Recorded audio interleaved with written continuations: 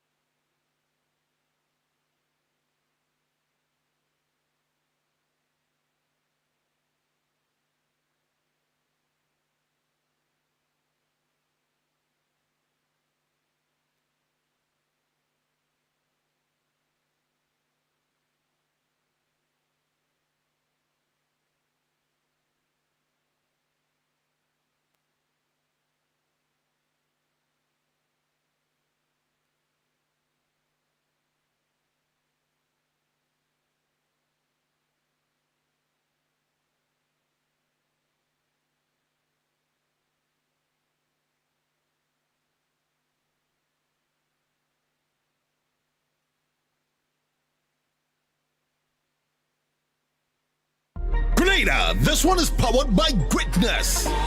The Classic Lighting Communal Credit Union Invitational Games hits the Kirani James Athletic Stadium this April 25th and 26th. And it's all made possible by our incredible sponsors. Big respect to Sonova Inc., GBN, Holy Natural Spring Water, DG Flow, Hubbard's, Tropical Catering, D's Sporting Goods, GIDC, Gators Tasty Foods, Nawasa, Grenada Paper Products, MTV, Informer, Star Printers, Go to Fat, Just School Creative Media, T&R Communication, Louison Creation, Grenada National Stadium, Huggins, WeFM, GTC Radio, Choice Bakery, Blue Bubbles PA Rentals, and Defense Supplies Company, Nexio, Grenada Athletics Association, Ambigram, Creative Studio, Party Grenada, Things Local Grenada, and Better Call Sean Services. And a special thank you to the Communal Credit Union, powering the vision. We support you at every stage of your life.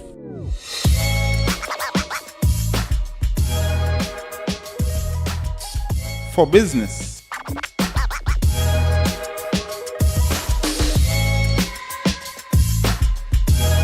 for your education, for your financial freedom,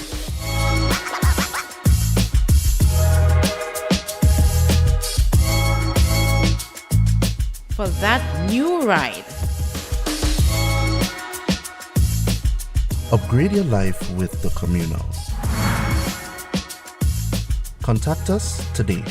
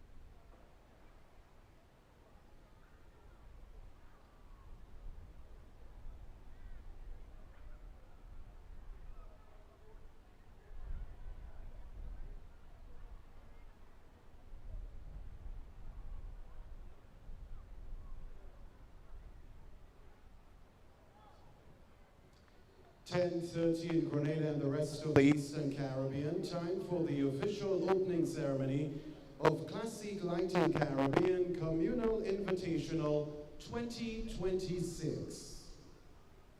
Ladies and gentlemen, your chair for this morning's official opening, please welcome Mr. Russell John.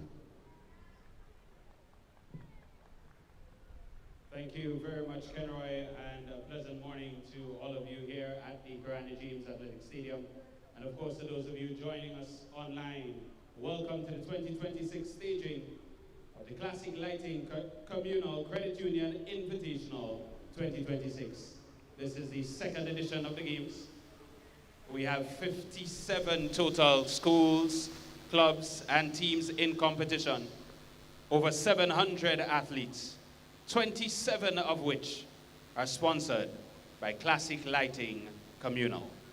Thank you so much for being here this morning as we prepare to welcome our schools, clubs, teams, and business associates on parade.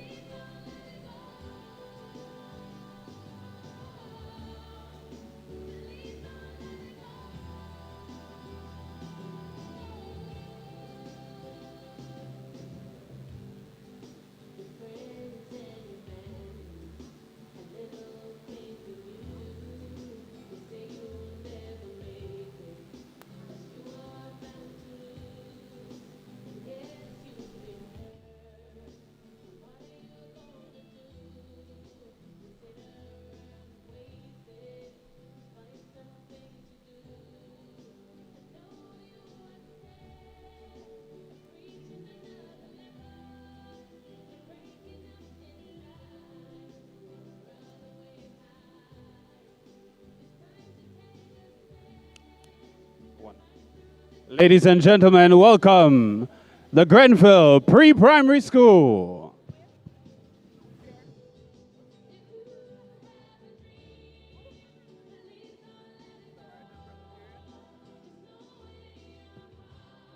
Samaritan Presbyterian.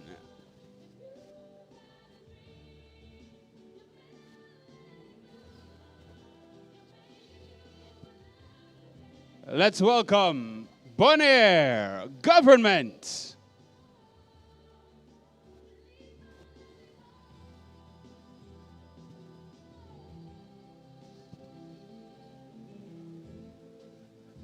Now entering the straightaway, First Choice Junior School.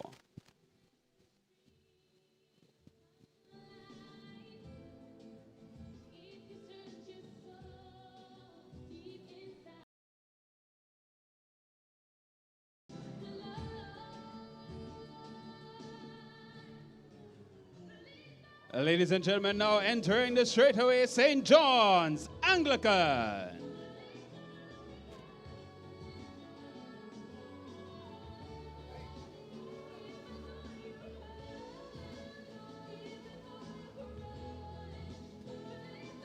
Following St. John's in the green and white, welcome Classique Government School. Decked in blue, red and white.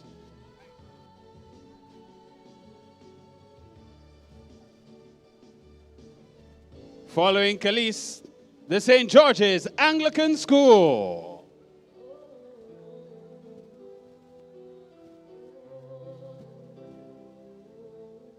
Donned in green and white, welcome Alpha Junior School.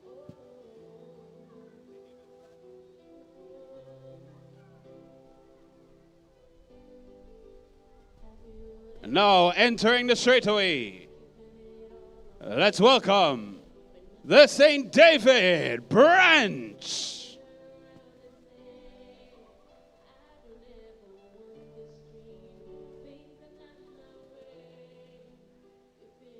Donned in yellow and black, St. David Branch, followed by St. Martin de Porres.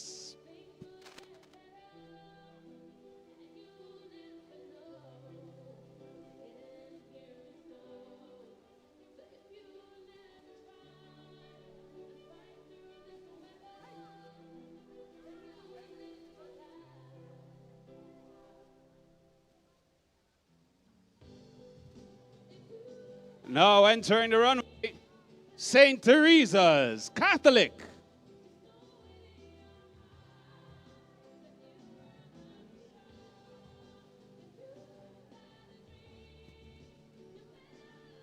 Next up, Uganda Martyrs.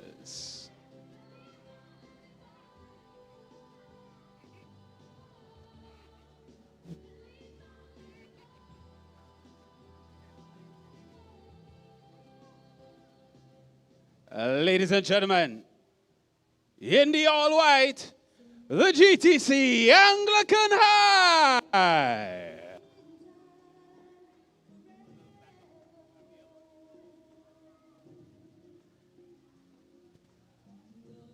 Following Anglican High, Classic Lighting, Happy Hill, Secondary.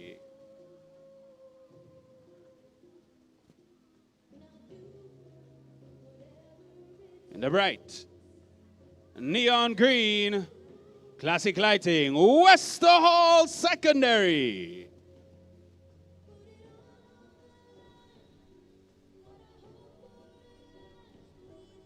Please welcome Classic Lighting, Runners Athletics Club.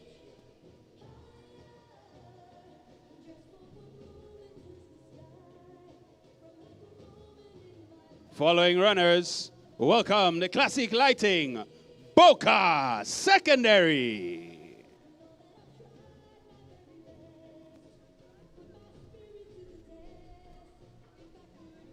Welcome, Classic Lighting, Finish Line Sports Club. Now entering the straightaway, decked in pink and black, Ace Track Club.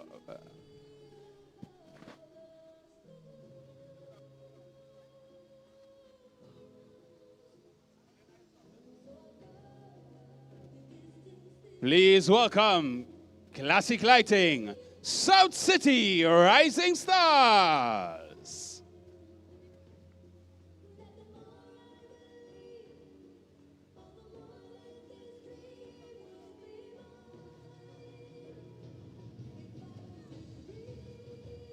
Small School, Big Impact, Classic Lighting, J.W. Fletcher, Catholic Secondary.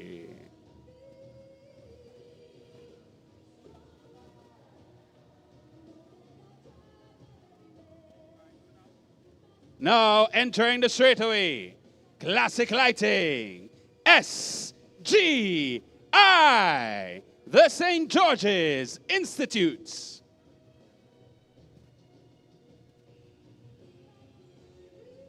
Representing our first corporate club of the day, decked in red and white, bigger, better, stronger, Team Digicel.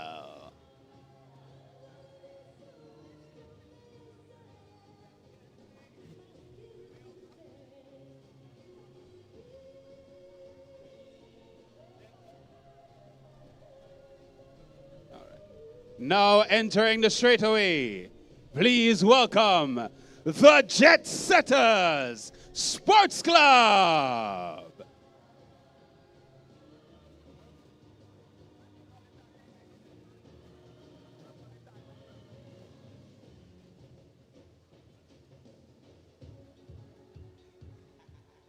Ladies and gentlemen, entering the runway, proud sponsors of St. John's Christian Secondary, Team Hubbards.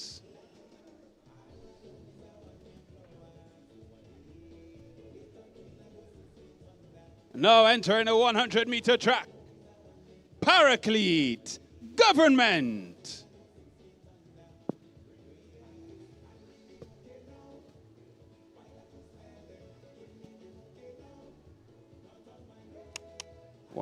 One.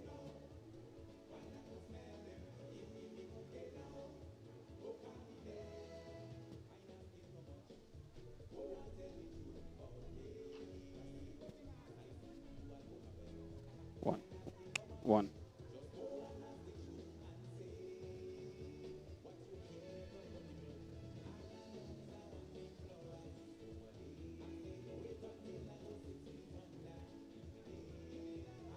57 teams, clubs, schools, and business associations in competition. Over the next 2 days, ladies and gentlemen, this is the 2026 edition of the Classique Lighting Communal Credit Union Invitational.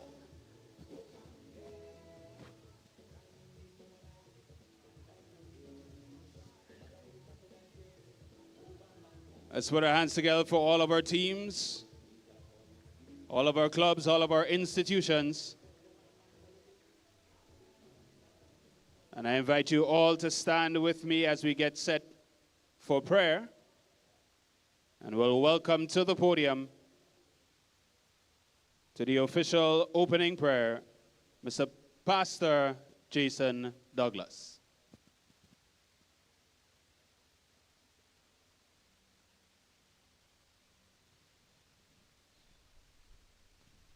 Good morning to everyone here present and those online. Let's get ourselves in readiness for prayer as we acknowledge God. Father, we thank you today for your goodness. Your word declares that this is the day that the Lord has made. We will rejoice and be glad in it. And so we rejoice today, O God, for this opportunity to be here at the Grenada James Athletic Stadium. We thank you, O God, for the sponsors of this event, providing yet another platform, O God, for our youth to showcase their abilities and for opportunity for growth. Father, we thank you for all the managers, the coaches, the clubs, the schools present, the business entities. We pray, God, that you continue to bless them, continue to give vision, and continue to help them, O God, to reach beyond, see what's possible. We thank you, O God, for how you have been helping us as a nation, as you continue, O God, to consolidate Grenada as a force to be reckoned with, regionally and internationally. We thank you, O God, for this day. And we pray, Father, that with every stride, with every jump, with every throw, we will glorify you, O God. And we will give you praise for the abilities you have blessed our youth with. Lord, as they engage in this positive activity, when so many may seek to engage in negative activities. So we bless you for this activity. We bless you for the sponsors. We bless you for these next 2 days. We pray that you are going to protect our athletes, that you are going to keep them safe from injuries, from harm, that you are going to keep the patrons, oh God, as we travel to and from this venue. Keep us safe, Father, on the roads and as we attend this event. So we thank you, oh God, and we give you all the praise, all the honor, and all the glory for what you are going to do over these next 2 days. In Jesus' name we pray. And everybody say, amen. Amen. And please remain standing for the national anthem. which will be sung by Miss Ariel Brown of Possibilities Hands Incorporated, the national anthem.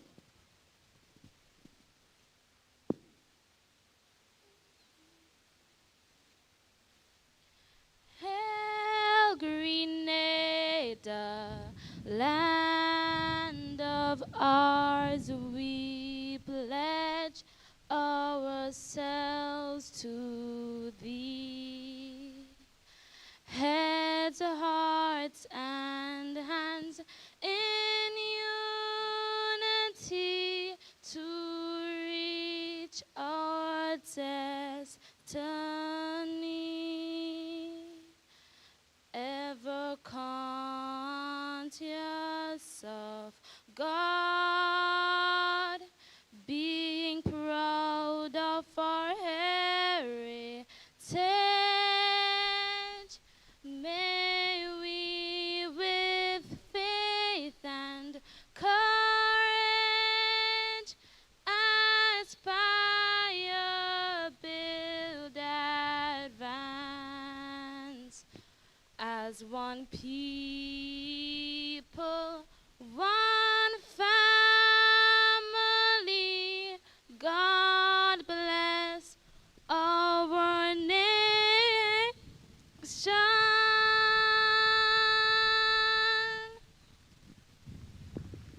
Thank you very much, Miss Ariel Brown, ladies and gentlemen. Possibilities Hands Incorporated.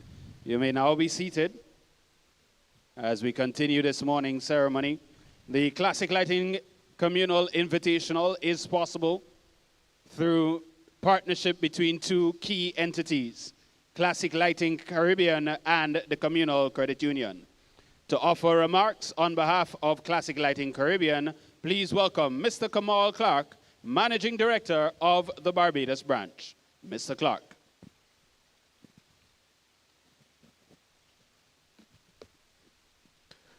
Good morning, all.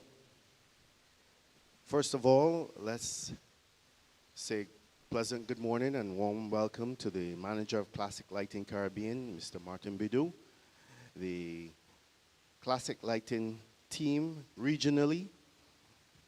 We also give to the management and staff of the Communal Credit Union, platinum sponsor, corporate sponsors, management and staff of the Grenada Trade Center, Pastor Jason Douglas, Director of the Games, Mr. Junior and Brave Boy, ministry officials, special invitees, members of the RGPF and medical team, principal, teachers, coach, officials, volunteers, athletes, of course, parents, media representatives, friends, and well-wishers, and yes, to those online viewers. Classic Lighting Communal Credit Union Invitational 26. We are here, and we are about to get this thing going. Of course, we have to give you a little bit more about Classic Lighting Caribbean, and we're going to start first with who we are. From 2012, Classic Lighting Caribbean has emerged as a leader in our solar energy systems, lighting up one home at a time.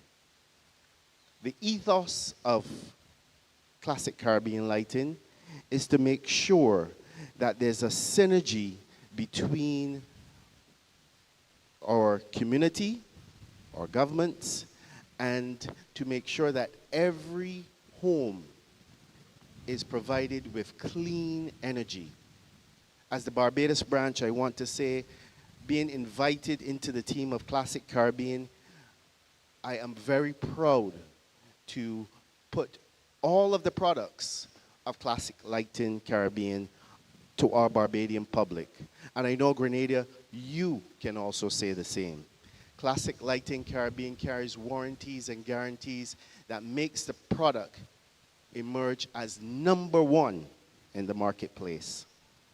Customer service is key for Classic Lighting Caribbean, and I'm sure every one of you here know that you can pick up the phone and say, Brother B, I have a need.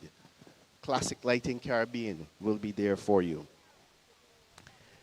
Beyond our business objectives, we want to make sure that the initiative, schools, families, athletes, Classic Lighting Caribbean will continue to lead and be in every community, in every home, but not only in lighting or in our solar products, but because Classic Lighting regionally, starting here in the Tri-Island State, Classic Lighting cares, and we are here for the big picture.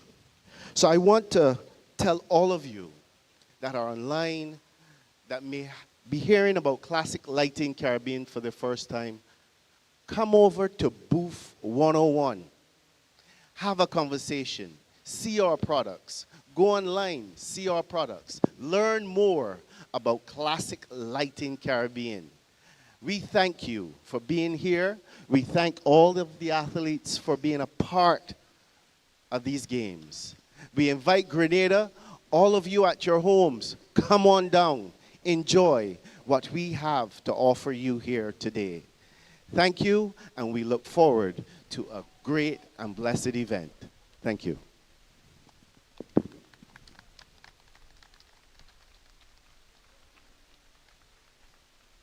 Thank you very much, ladies and gentlemen. Mr. Kamal Clark, Managing Director of the Barbados branch of Classic Lighting Caribbean. I did mention that the games are possible through partnership, and so our second key partner, Communal Credit Union, will offer some remarks. And to do so, please welcome Ms. Abigail Wellington.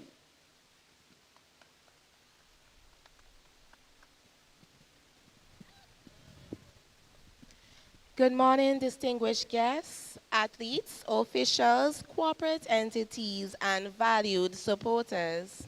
On behalf of the Communal Cooperative Credit Union, it is a privilege to bring remarks as the title sponsor of the second annual Classic Lightning Communal Credit Union Limited Invitational. We are truly proud to be associated with this exceptional event, an initiative that brings together talent, discipline, and community spirit in such a powerful way. This invitational is more than a sporting competition. It is a platform that inspires excellence, fosters youth development, and promotes healthy, active lifestyles across our communities. At the Communal Cooperative Credit Union, our mission extends beyond financial services. We are deeply committed to investing in people, especially our youth, because we recognize that they are the foundation of a stronger, more resilient future. Supporting events like this invitational, it reflects our belief in creating opportunities where potential can be discovered, nurtured, and celebrated. To the athletes, your dedication, perseverance, and passion are commendable.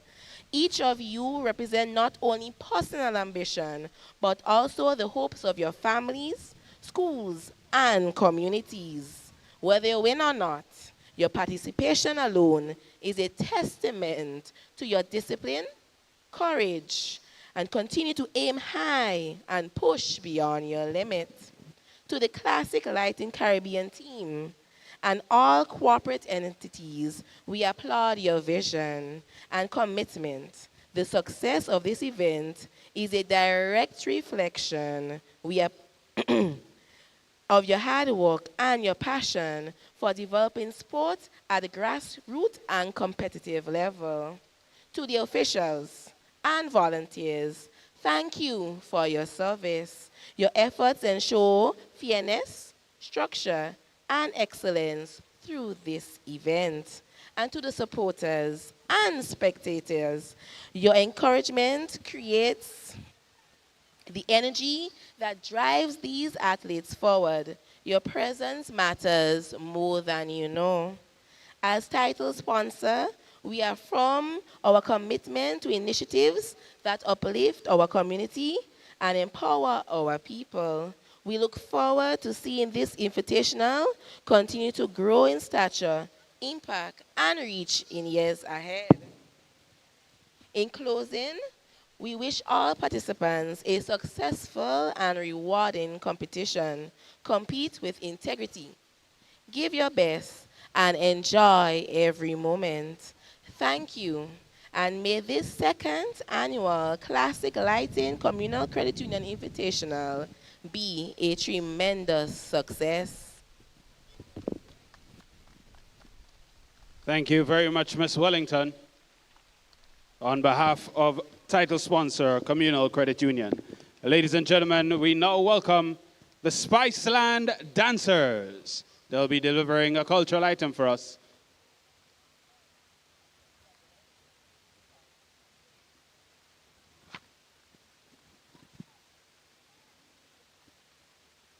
Please put your hands together for the Spiceland Dancers.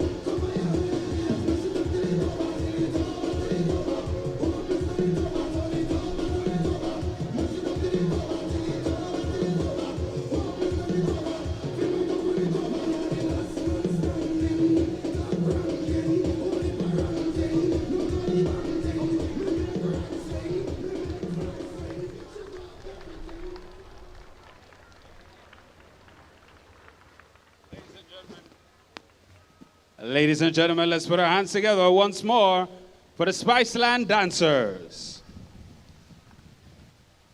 We now welcome to the podium to deliver the athlete's oath, Carifta silver medalist, Joshua Telesford.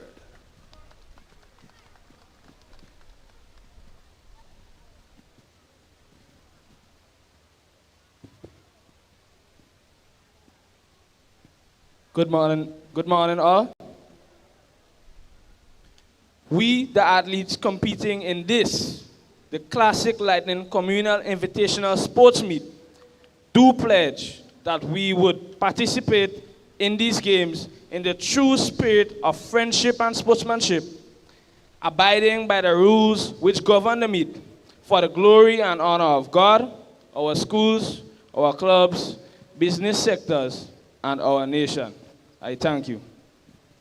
Thank you very much, Mr. Telesford. And to do likewise for our officials, please welcome Mr. Jamar Mitchell. He'll deliver the official's oath.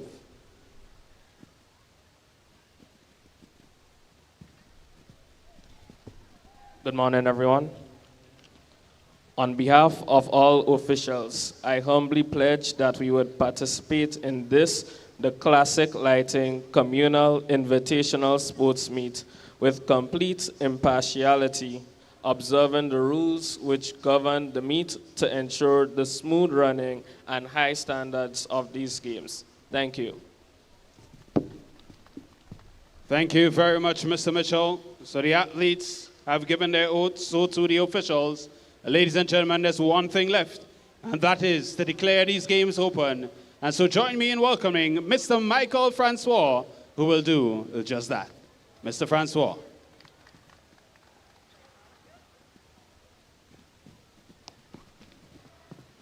Pleasant good morning again to the officiating party here. And ladies and gentlemen, it is indeed a pleasure to witness the second Classic Lighting Communal Invitational Games, which was first successfully launched last year, 2025, at this National Athletic Stadium. Last year's games was a major success, and this year promises to be bigger and better as the activity continues to grow. Beyond these business objectives, Classic Lighting Caribbean remains deeply rooted in its ethos of community empowerment and social responsibility through initiatives that support schools and sporting events.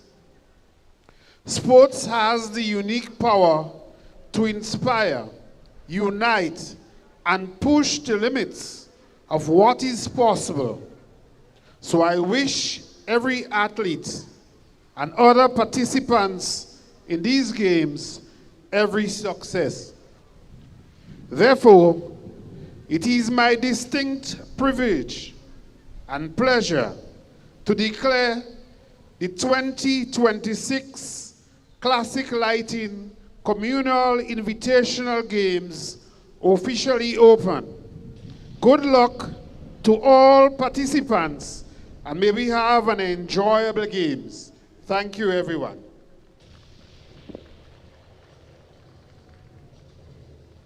Thank you very much, Mr. Francois. Ladies and gentlemen, it's time for the 2026 edition of the Classic Lighting Communal Invitational. Thank you very much to our opening delegation. We now head to our team announcers, Mr. Roland Antoine and Mr. Ken Robertis, who will take you throughout the day. Thank you for joining us. And it's time for Classic Lighting Invitational 2026.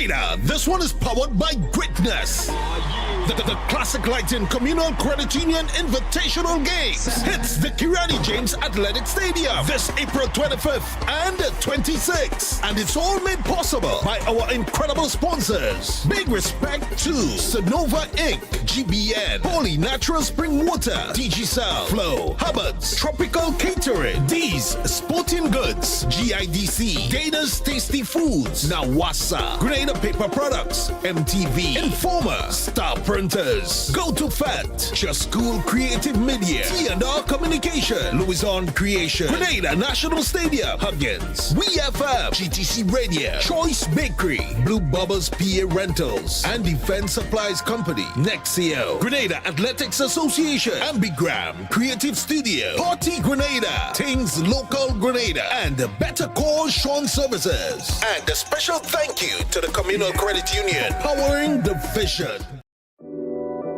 We support you at every stage of your life.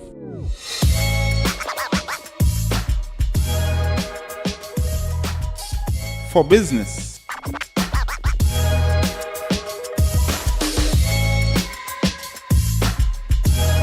For your education. for your financial freedom.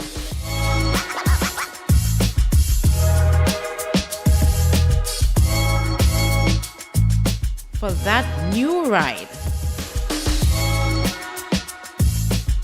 Upgrade your life with the Communal.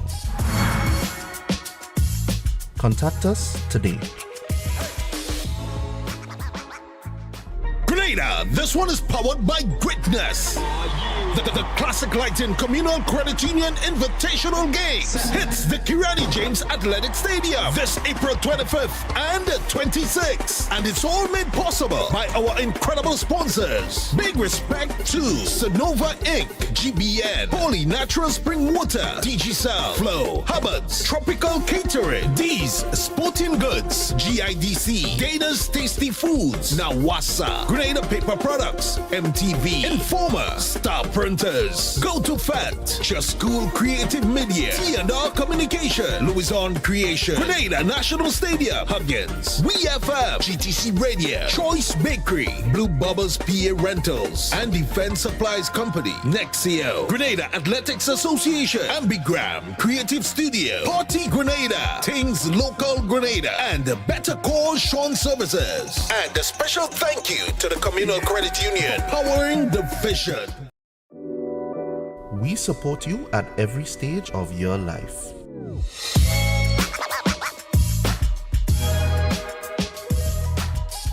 For business,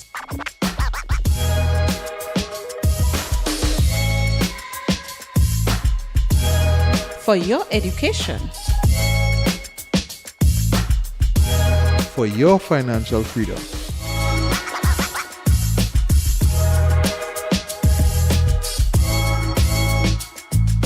For that new ride. Upgrade your life with the Communal.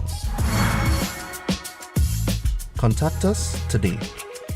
And welcome wherever you are as you join the broadcast, the live broadcast of the Classic Lighting Communal Credit Union Invitational 2026.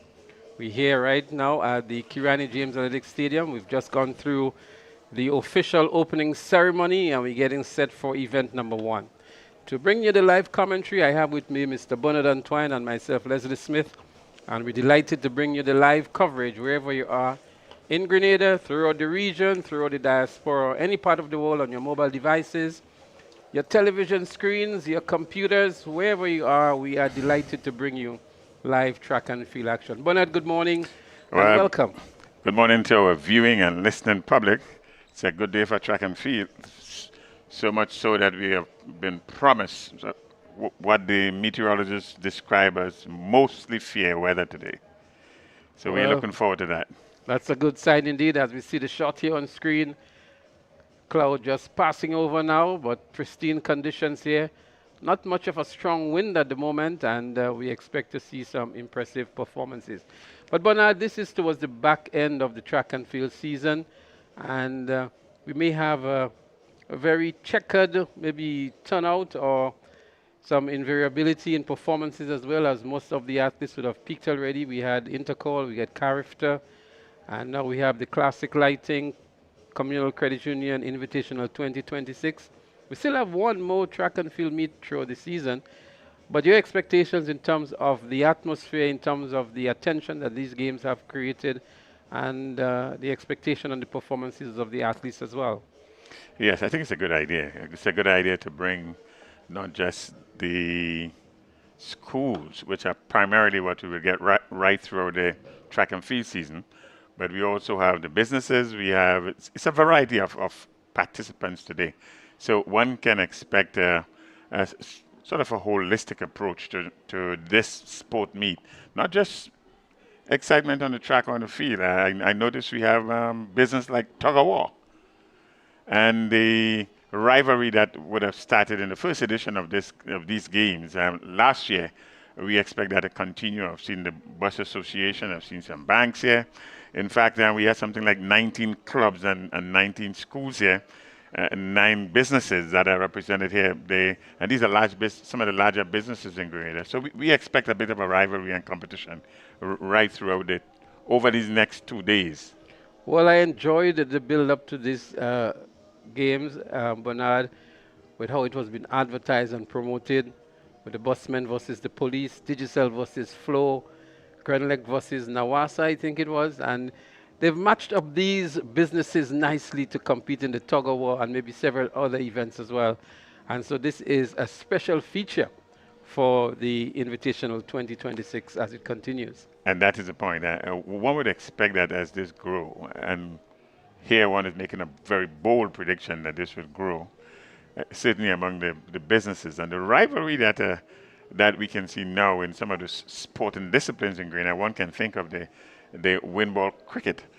That has become very fierce rivals. And so if that can be duplicated in any form in the track or on the field, these games, I think it'd be something to look forward to. Well, we recall in one of the sports meets earlier on that was sponsored by one of the corporate entities, just the divisional competition among that business place created a lot of excitement, much less now we have businesses going up against each other. But we do have some 60 schools, clubs, and businesses registered for the games. It's an unprecedented amount, Bernard, not too very often. We see 59 different entities registering for a track and field meet, and that's what we have today.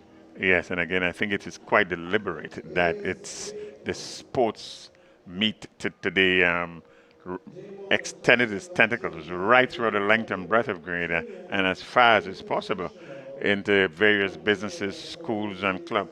What's significant, though, is that many of the clubs that are here, in fact, they are clubs that are being sponsored by Classic Lightning. So you will see some familiar names. You'll hear some new names as well. We have a number of primary schools, secondary schools, and corporate entities that are participating. The first event that we have scheduled here this morning is the Girls Long Jump Invitational, and we'll also have the Men High Jump Invitational Open, and then the Girls 400-meter dash on the 13. These are the top three. These are the first 3 events that would be happening this morning. And so we're getting set for that.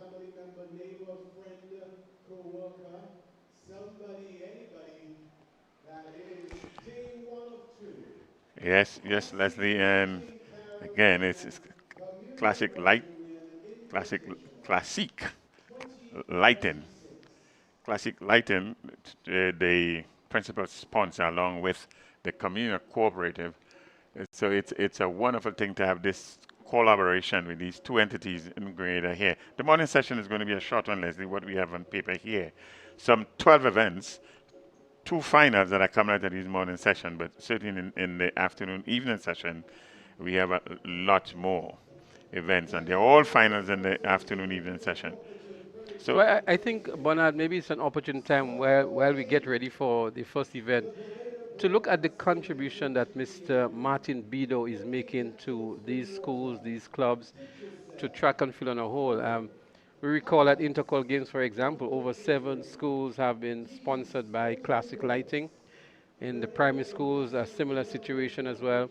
And now there is the Classic Lighting Grenada Communal Credit Union Games, another step forward. The sponsorship of the March Past competition for both boys and girls at Intercol is another contribution that he's making to track and field and to sports. And that goes beyond his other corporate responsibilities and his contributions in other sectors and other areas of the society. Absolutely. And I think it's a fair thing to say that Classic Lighting has certainly become a standard in terms of sports paraphernalia, the dress, the outfits. So much so that now that has become a common feature at our games, just about all the games. You would see the distinctive colors. One can associate a color with the school, the type of uniforms with the school, and Classic Lighting has been behind that to a significant extent. So just to mention a few of the schools and clubs that are sponsored by Classic Lighting today, we have the Classic Lighting Alpha Junior School, Classic Lighting Finish Line, Classic Lighting Wester Hall, Classic Lighting 473 MVP, Classic Lighting South City Rising Stars, Classic Lighting South St. George, and there are a host of others that is not mentioned here.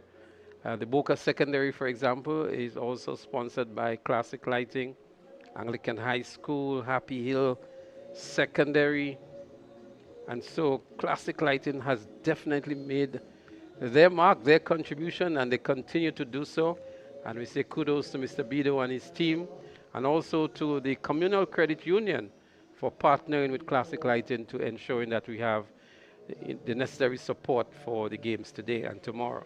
Yes, so right at the top, when you have this sorts of collaboration with entities like Communal, Cooperative, and Classic Lighting, it says a lot. It says the message that is sent is that the business sector, the corporate sector, they're into development of youth and young people in general, certainly in the sporting arena, and in particular in this instance, track and field arena. We also want to recognize some of the other sponsors who have contributed towards today's track and field meet as well.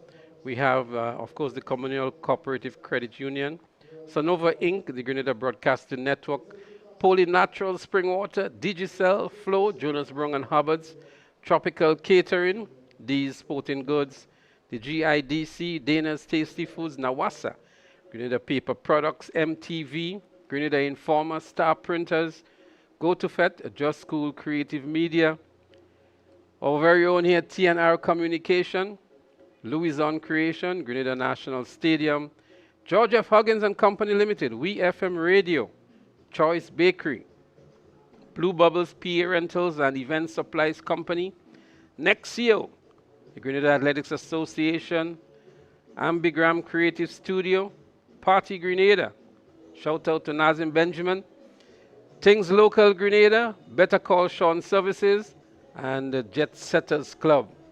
Some 32 sponsors and contributors in addition to Classic Lighting and the Grenada Trade Center. And again, this really is a statement. These corporate sponsors in whatever form that they are extending to success of this meet today, it says a lot. It says that we are interested in really contributing to the growth and development of young people, and we are doing this in this particular fashion, track and field meet over 2 days.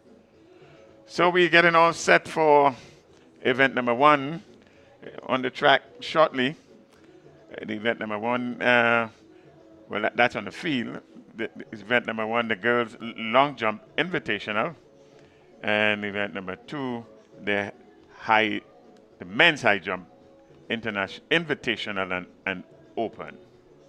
Well, what I know for sure, Bernard, is that the Grenadian public has a huge appetite for track and field. And so no matter what time of the year, what time of the day as well, we expect them to be showing some keen interest, either whether or not they come on down here at the National Stadium, whether or not they remain at home, whether or not they're on work and they have the devices. We expect the usual hunger and the usual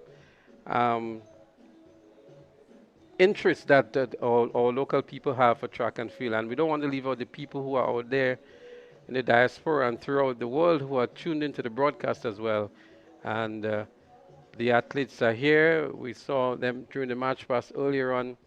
And as we mentioned, some 59 different clubs, schools, organizations participating. It is expected to be a very thrilling and exciting encounter as well. A lot of novelty events, not the traditional track and field as we know. The tug of war is here as well. And there are some other special events that are put on by the organizers just to pique the interest and to sustain that as well for the persons who will be either here or viewing from their various mobile devices. Yes, and speaking about the local support for track and field, what a very, very, very interesting development, and it just concluded. Carifta Games right here at Kirani James Track and Field Stadium here in Grenada. When the rains started, drizzle you can say, people were scrambling, the people that was sitting in the bleachers and so forth.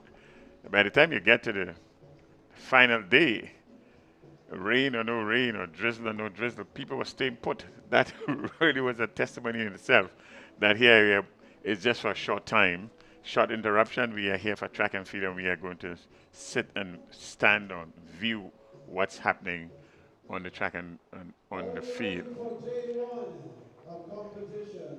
So you're not missing any action on the track nor on the field. We're just about cranking things up, so to speak. Where the first event on the track will be the 400 meters under 13 girls. So stay with us. We're going to be here to bring you the live action as soon as it starts. And we want to again say welcome to the live broadcast from TNR Communications. And TNR Communications, Bernard, have proven themselves. They've gone global now. They have international repute now, having covered the Carifta Games and delivering a quality broadcast for the entire world to enjoy. Yeah, but wonderful coverage. Well, this was a testimony of persons online, and certainly persons who were viewing whatever station they were viewing at. You would have seen those very, very positive commentary. The coverage in of itself, but certainly the images that have been broadcasted, was a remarkable job that was done, and very well done. So TNR Communication will continue to do this coverage over these next 2 days, and one can expect the same or similar high standards that have been portrayed right throughout this track and field season. And viewers, listeners, those of you who, whatever device you are tuned into, the promise is that you are going to get a good professional coverage over these next 2 days. So what we're going to do, Bernard, we're going to again pay homage to our sponsors and contributors. And our man Nazim is going to line up some of the commercials for us, and then we're going to come back with some more discussion and live track and field action right here at the Kirani James Athletic Stadium. It's the Classic Lighting Commercial Credit Union Invitational 2026 right here in downtown St. George's.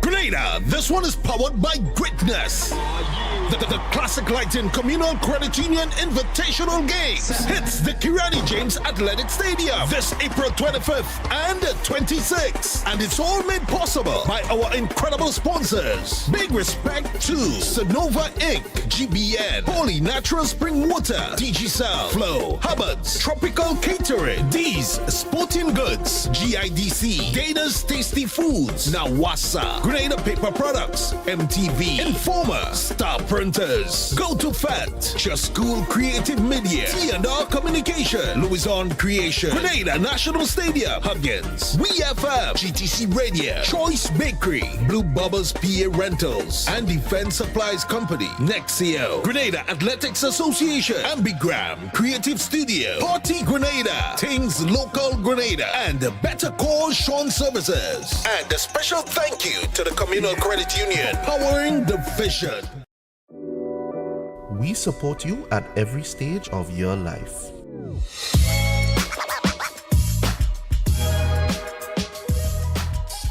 For business.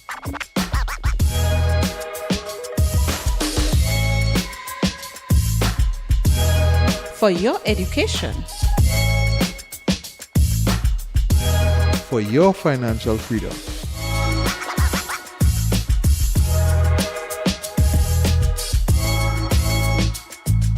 For that new ride. Upgrade your life with the Communal. Contact us today.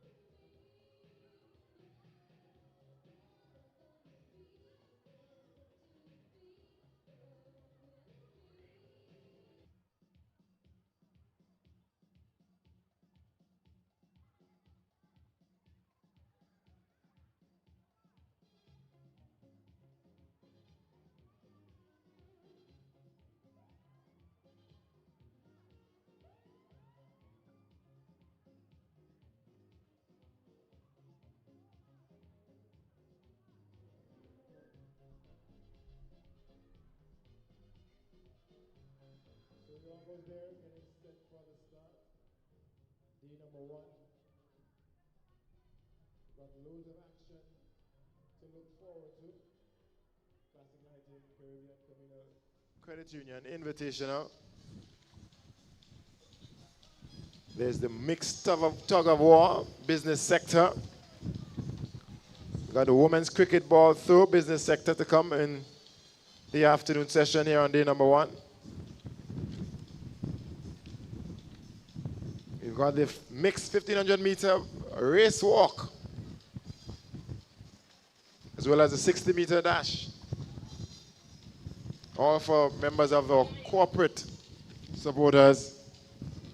12 teams represented corporate Grenada this time around. Got the likes of ACB Grenada, Boxology, the Bus Association, Communal Credit Union, Digicel Grenada, Jonas Brown and Hubbard's Grenada Limited, George F. Huggins and Company Grenada Limited, the Jet Setters Sports Club, Nawasa, Nexa Credit Union, Police Sports Club. The prisons are represented. And you'll see them take to the track and the field over the course of the next 2 days. We've also got quite a few of our junior athletes or primary schoolers represented as young as the under 7s. We're looking forward to the big clash, private versus public primary schools. The prep sports champions taking on the national primary schools champions.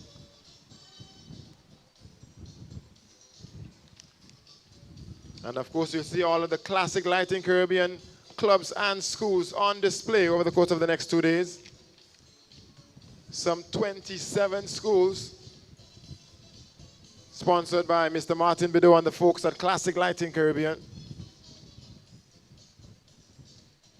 Alpha Junior School, Blessed Sacrament Roman Catholic School, Bonaire Government School, Samaritan Presbyterian, Caliste Government School, Constantine Methodist, First Choice Junior School, Paraclete Government, Pomrose RC, P.T. Martinique RC, South St. George Government, St. George's Anglican, St. John's Anglican, St. Martin de Porres, and the Westmoreland Junior School. 15 primary schools here on the mainland, sponsored by Classique Lighting Caribbean.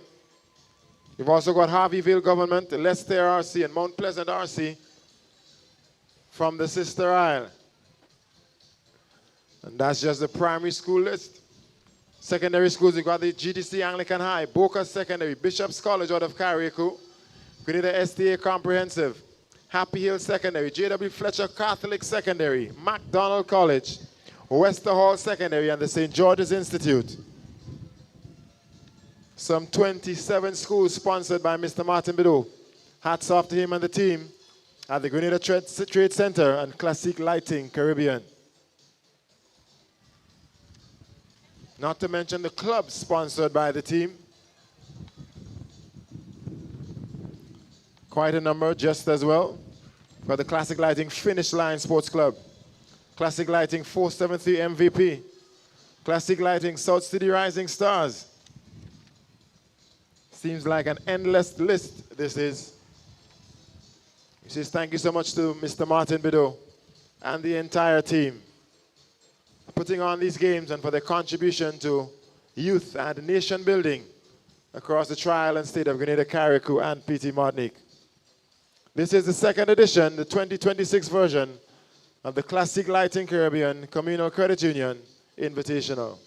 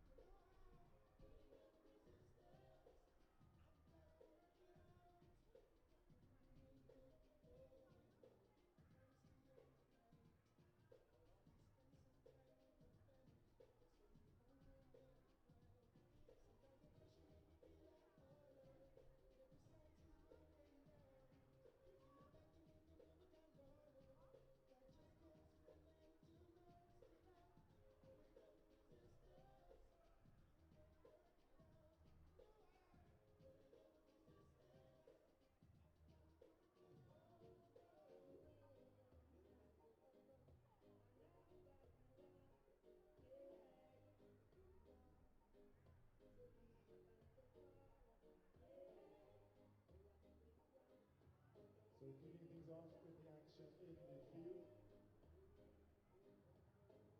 Men's high jump invitational open.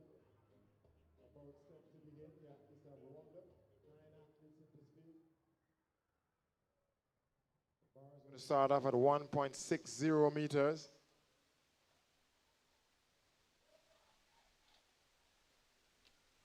Classic Lighting Westerhall secondary. He kicks things off with a red flag. Steron Batiste.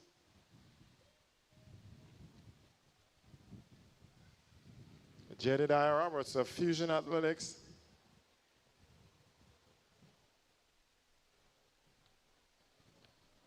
All right, so we are here for action on day one of the Classic Lighting Communal Credit Union Invitational.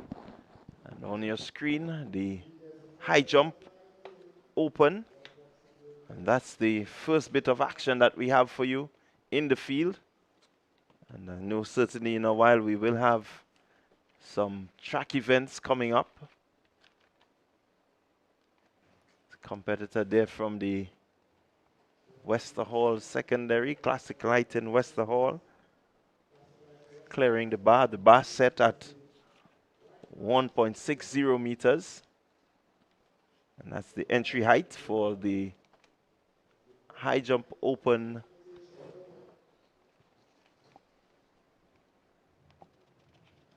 Next up will be the athlete there from Fusion Athletic.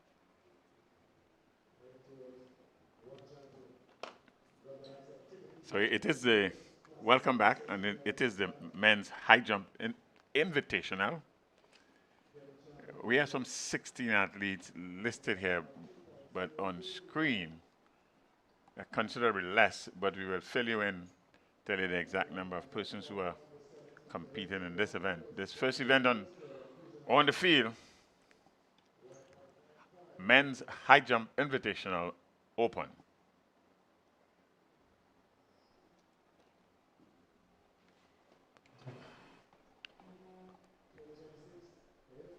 The official just ensuring that the bar is at the correct height. So shortly we should see Jedediah Roberts. He's carrying 363. That's his number from Fusion Athletic. So it's Dwight Antwine. That's Antwine there, failed attempt. Westerhall Secondary School, that's Classic Lightning Westerhall Secondary School. Athletes from Fusion is up next.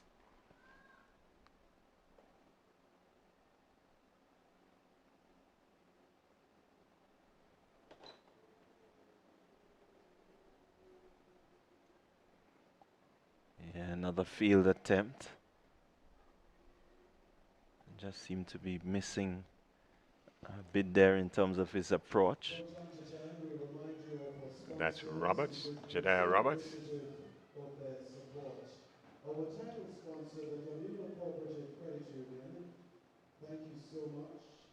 Thanks as well to So these are this is the opening height. So it's these two athletes trying to get over the opening height. So Antoine is on his next attempt. And this is a successful attempt. The white flag indicates that.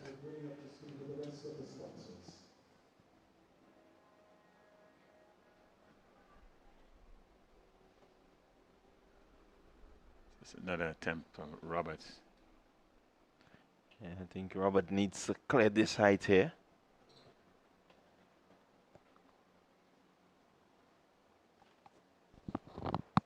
See as he sets himself.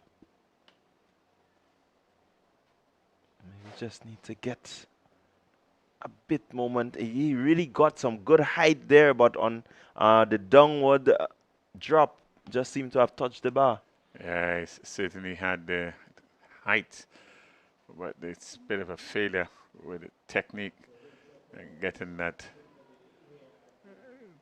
foot out of the way on his way down. Yeah, I was just about to say, I think he needs a little bit more speed into the approach. And Right, that would help him to clear the bar a bit with a bit more distance. This is his final attempt.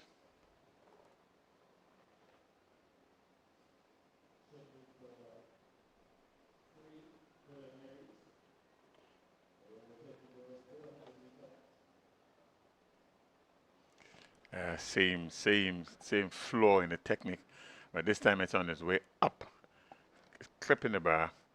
So he would have failed to advance into the second round. He would have failed on this opening height. Yeah, really got some good height in there, but unfortunately the trailing leg just clipping the bar on his way up. We see some preparations there in advance of this start of the 400 meters dash under 13 for girls. Athletes here in lanes 4, 5, 6, and 7.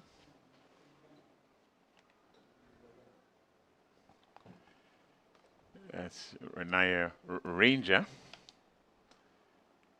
Jamie Smith, Classic Lightning finish line.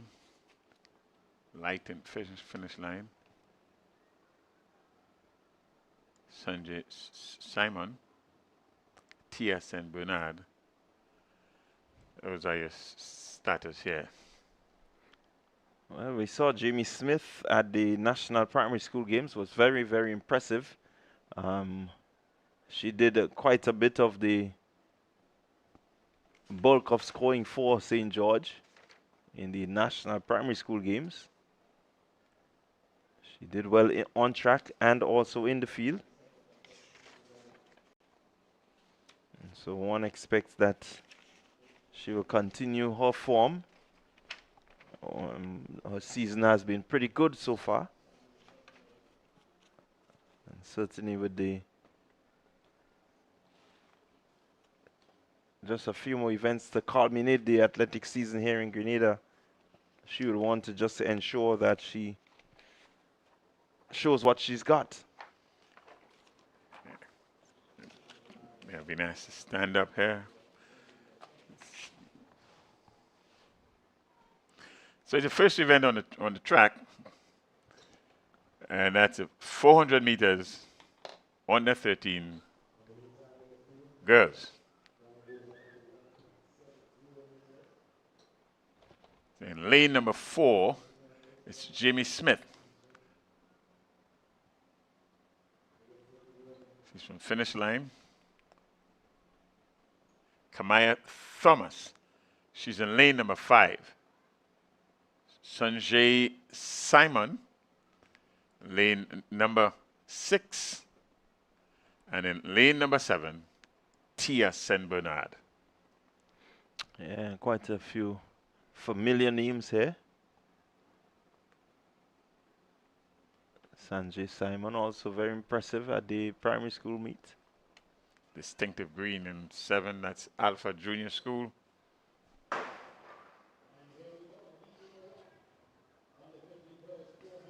So here they are, and Smith looking to make early running. And she's up on the other athletes on her outside. She's looking a bit stronger than the other competitors in this one. She looks to get herself into the lead. As they go up the back street and heading for the 200-meter mark, Jamie Smith now asserts her dominance here. She's moving away from the pack. She's striding pretty confidently here, Jamie Smith. She's looking good, looking strong. Is Smith as she comes around the bend and will head into the final 100 meters. Here she is pouring her way through. Jamie Smith, she's pushing herself. She's really giving it her all here. She's by her lone self. And will cross the line just about now. Flash time 1:05. We are with the official timing. But certainly Smith doing well. Yeah, she would have completed this 400 meters here in rather easy run. In fact, she took over the lead about just about 20 meters in the race, caught the leaders in front of her based on the stagger quite easily. And in the end, she was winning there in a time of 1 minute 05.15 seconds, some clear distance ahead of the second place finisher, Sanjay Simon, 1 minute 10.99 seconds. And in third position was Tia San Bernard in position number 3 from the Alpha Junior School. So the first event on the track is in the books, heat number 1. There are 3 heats. So heat number 2 is up next. And the top 2 in each heat will go through. And then we will find the next 2 best times.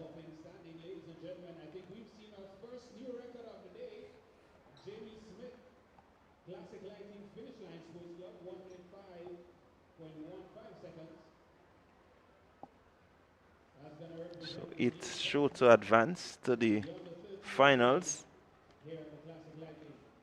So it's the first prelim as we get ready for heat number 2 in the 400-meter dash under 13. Yes, it seems to be indication here is that must have been some shuffling of the pack. There seems to be just 2 heats that will be contested. And this heat number 2, Elia Francis, she's in lane number 2. Lane number 3, Taraji Williams. Lane number 4,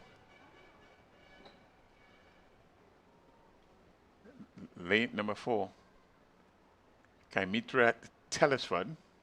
And Nika St. Louis, she's in lane number 5. Pierre in 6 and Alexis in 7. And the gun is off and they are off and running. So here we go. Early runnings seem to be coming from the athlete there in lane number 5.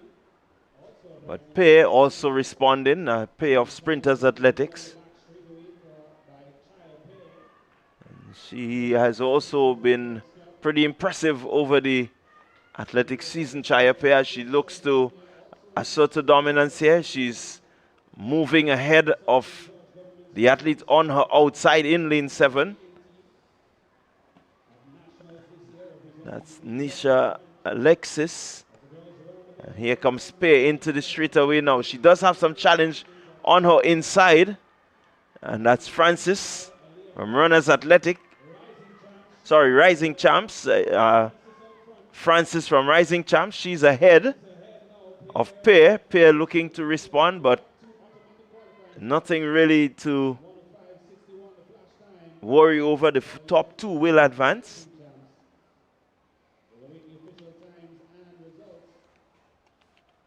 Good run there. Again, it seems to be a rather controlled run. So that's Nisha Alexis. That's some Rising Champs. Rising Champs. Fairly new outfit on the scene.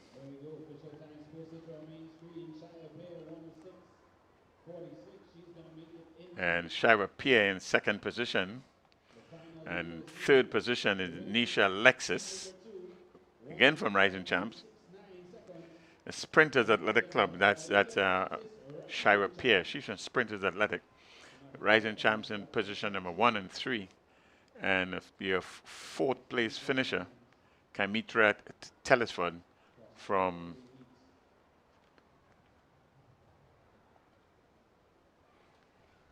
finish line, is this?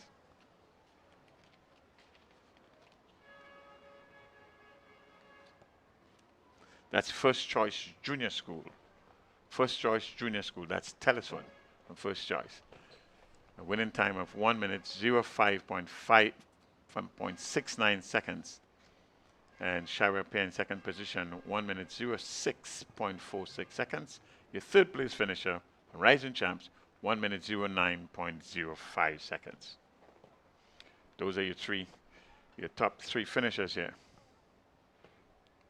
So the high jump is still taking place. We also have the long jump happening simultaneously.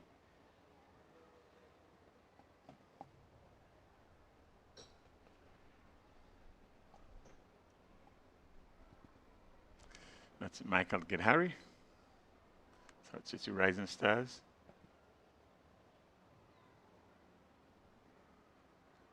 That's Classic Lightning, South City Rising Stars. Gidhari it is.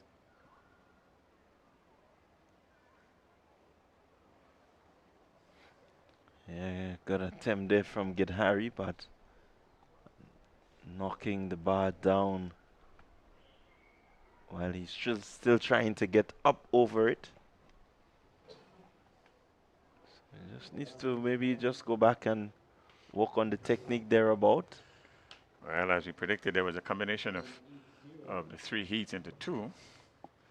As now on the track, we'll be witnessing the start of 400 meters for under 13 boys.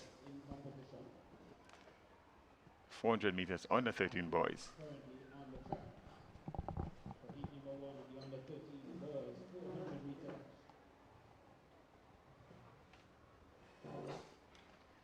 And lane number 2, that's Christian Samuel. That's Classic Lightning finish line. Dion Forrester, he's in lane number 3. Lane number 4, Ziomar Albert. Lane number 5, Zadrine Forsyth from Alpha Junior School. Lane number 6, that's Devon Charles.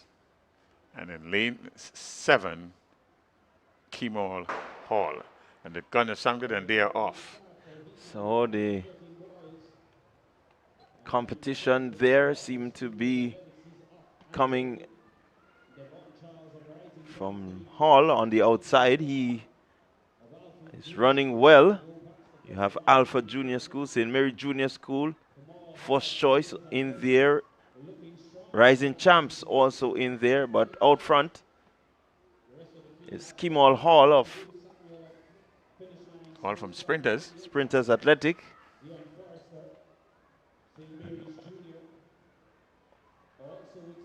On his inside, Deron Charles looking strong from Rising Champs. And here comes the athlete from Finish Line. Way inside.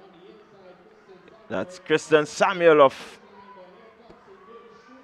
Here comes St. Mary's Junior looking to run away with it now. That's Dion Forrester. Forrester and Hall. Forrester will take it over Hall. Oh, what we see here is a well-timed and well-calculated run in there by the winner there from St. Mary's Junior School. That's Dion Forrester. He was nowhere in the lead at the halfway back. And at the 200-meter mark, he really put on the burners. And in the end, he's cruising, you might add, onto the finish line. Bit of a competition there with the leader from the start. But in the end, it was Forrester. Forrester, your winner. That's Dion Forrester. 1 minute 05.83 seconds. The second place finisher is Hall. And third place finisher, Christian Samuel from Finish Line. Second place finisher, 1 minute 06.05 seconds. And the third place finisher, that is Samuel. His time was 1 minute 07.18.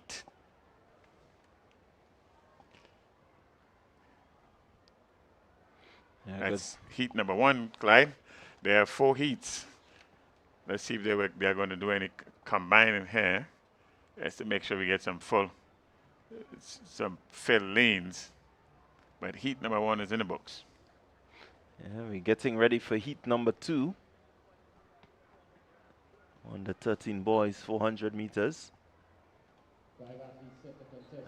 Lane number 2, it's Nelson. That's Javed Nelson, lane number 2. And lane number 3, Tyrone Alexis. Eric Antoine, he's in lane 4. Raylan Hall in lane 5. And Isron Purcell in lane number 6. Under the starters' orders. Clean start. Let's see how they go. You have to keep your eyes on the athletes there out front. Seems to be Purcell. Purcell looking good. And he's ahead of the pack as they go up the back straight. Just about heading into the 200-meter mark now. Purcell looking good, looking strong. He does have some competition from the athlete Javid Nelson of altitude. No, that looks like Alexis. Yeah, that seems to be Alexis of Rising Champs. Alexis from Rising Champs looking pretty good and strong. So Tyrone Alexis rather, he takes this one. And second position.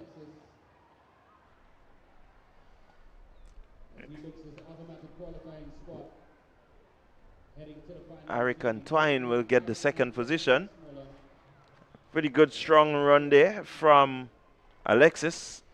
1 minute 01.83 seconds. So really a very fast heat.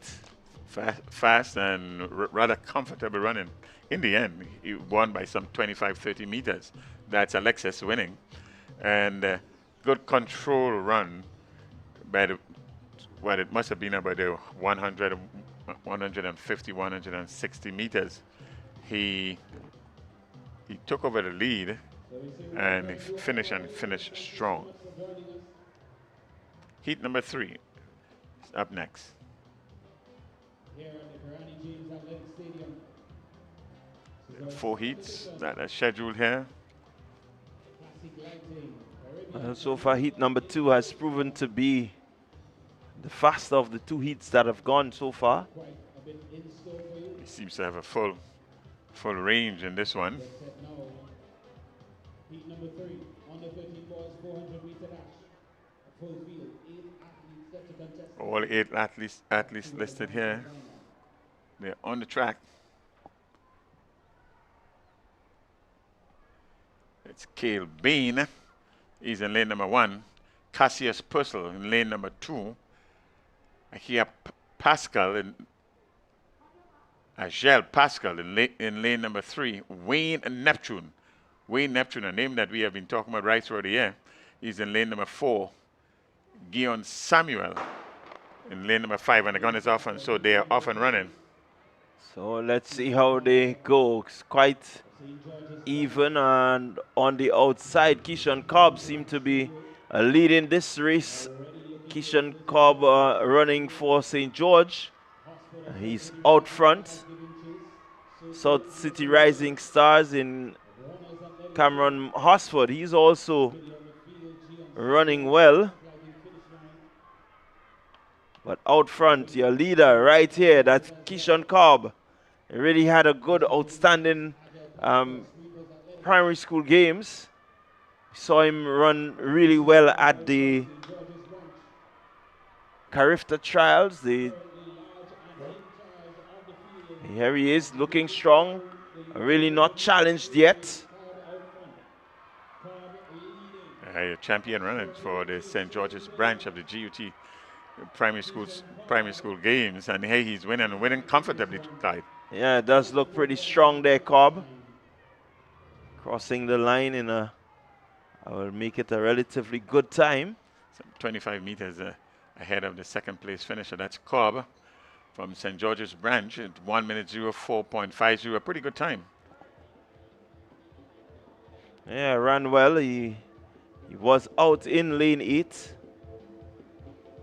And he did all the running in that lane. And it was Hosford in the second position, 1 minute 07.76. Anderson Williams, racers, is in third position, 1 minute 08.53 seconds. And Cassius Paul, Isaiah Pascal, Cale Bean, Samuel, and Neptune in minor positions. That was heat number 3 of 4. Heat number 4 is up next. These look like the bigger boys, so they must have combined the last two heats on paper here. Certainly, these are not under 13. No, that seem to be your under 15 boys.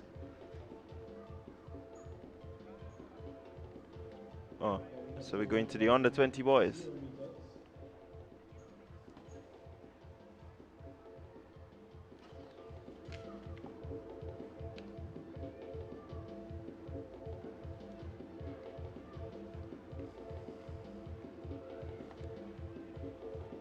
On the track, there are some 4 athletes, 6 athletes in fact, getting ready to face the starters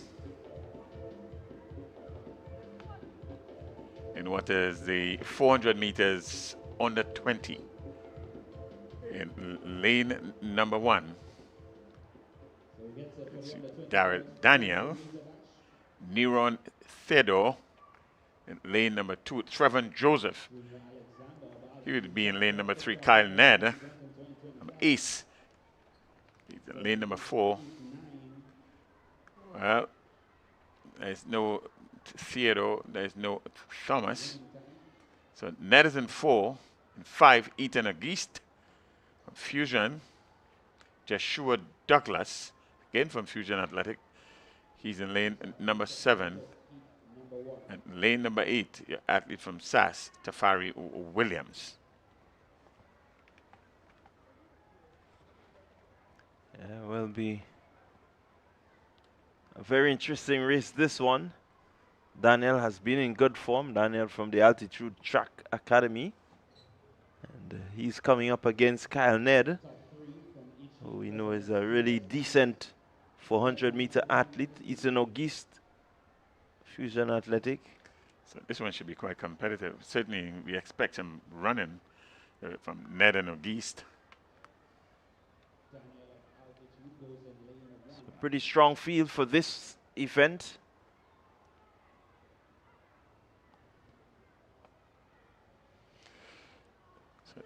So it's Darrell Daniel from Altitude. It's Joseph in lane number 3. Finish line. The athlete from Ace, that's Ned, is in 4. Fusion, Ethan Auguste is in 5. Joshua Douglas, again from Fusion Athletic, he's in 7. And in lane 8, Tafari Williams, representing SAS.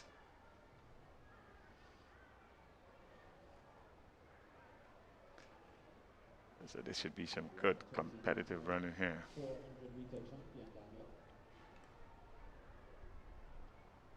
Under 20 boys, 400 meters.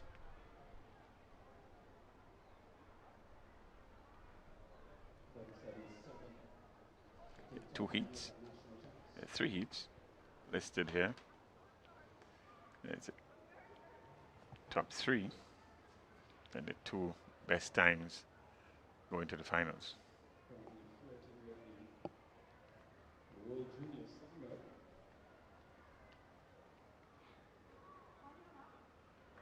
So they get starters instructions. Get on their mark. It's going to be interesting to see the time that they return here.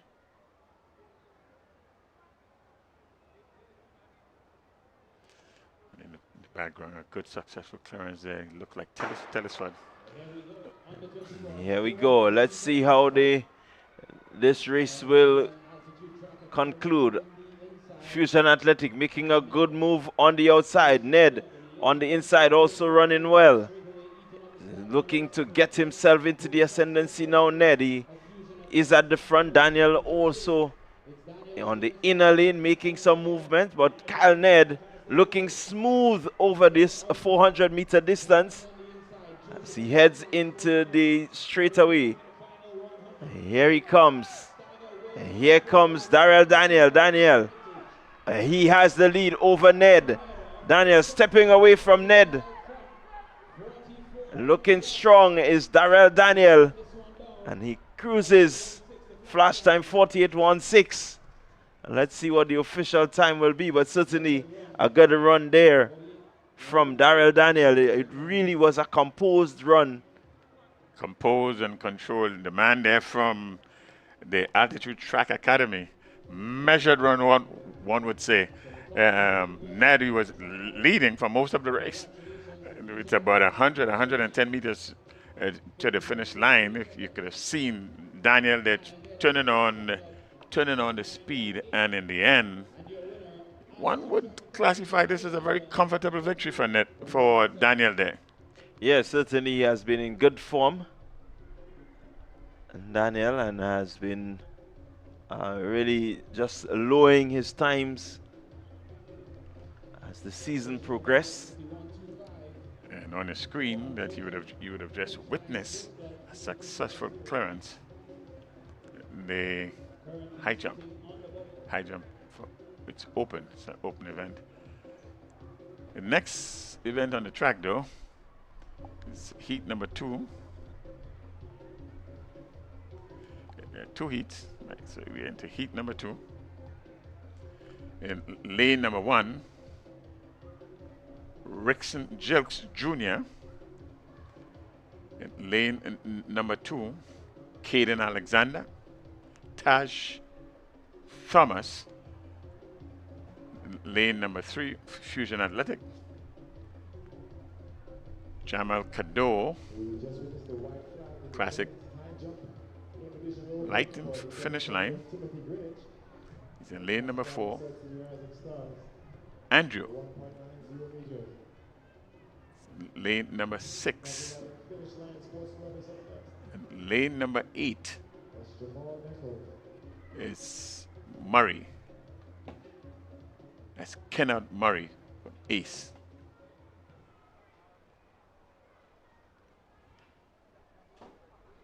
So again, another race that we expect to be keenly contested. So we get set for heat number 2, the under 20 boys, 400 meter dash. Top 3 will advance automatically to the final. Yeah, we can expect some good running coming there out of seeded athletes here. Coming with a time from Fusion Athletic, that's Tash Thomas. He's running at the lane number 3. Lane number 6. Right, that's Andrew. Seeded time at 48.96 seconds. And running out of lane number 8, the man from Ace Academy, 49.50 seconds. That's Kimmel Murray, and the gun is off, and so they are off and running. So here we go, heat number 2. Let's see. And the man from Fusion Athletic on the inside, just looking to assert his dominance. As we keep our eyes on our 2 leaders there, heading down the back straight into the 200 meter now. They're neck and neck and looking good, looking strong. On the inside is Fusion Athletic. Fusion Athletics, that's Joshua Douglas.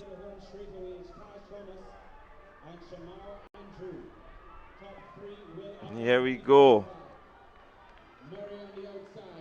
It seems to be a pretty measured run. The top 3 from each heat will go through, so no one really looking to expend too much energy. They just settle into their positions, and they're saying we're going to wait for the finals. Yeah, it seems as though it was designed. Let's qualify, let's get this out of the way, and let's wait for the finals a little later on. It's your top 3 finishers there. That's Tash Thomas from Fusion Athletics, 50.03 seconds. Shamu Andrew in position number 2, 50.20 seconds. And in 3rd position, that's Kimmel Murray from Ace. Ace at the time of 50.93 seconds.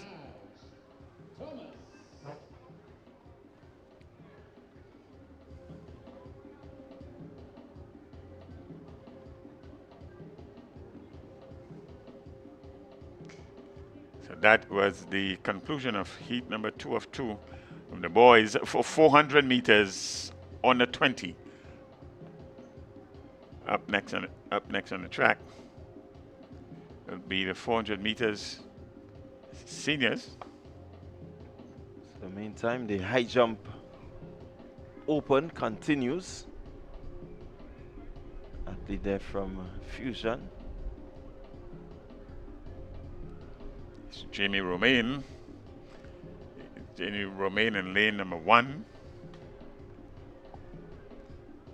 I just had a missed clearance there. The bar set at 1.95 meters. So certainly you're getting down to the business end for the high jump open. I guess anything beyond 1.9 has been a challenge for most of these athletes entered here this year.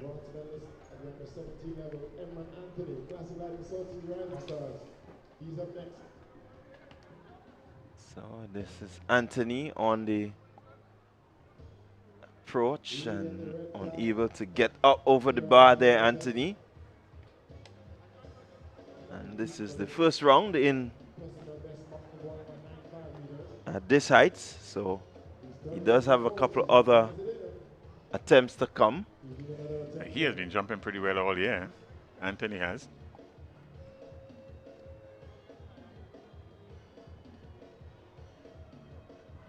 Next up is the former character bronze medalist, Fusion analyst Joshua Tellisford. Tellisford is up next from Fusion Athletics.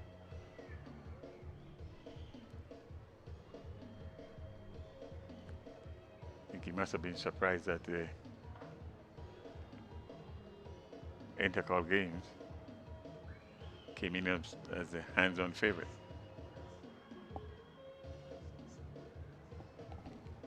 Yeah, he certainly has been jumping well. Did get the silver medal at the Carifta Games held right here. In style too. And so one expects 1.95. He should clear it and clear it pretty easily.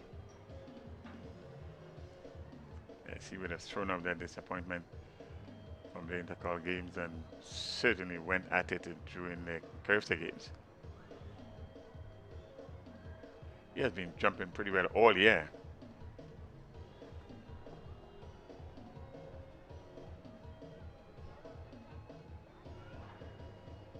And just looking to set himself.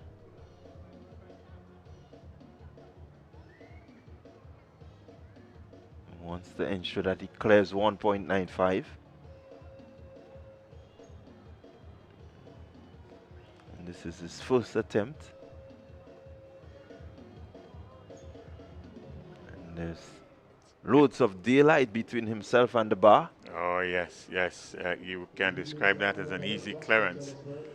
That's the man from Fusion there and the Presentation Brothers College.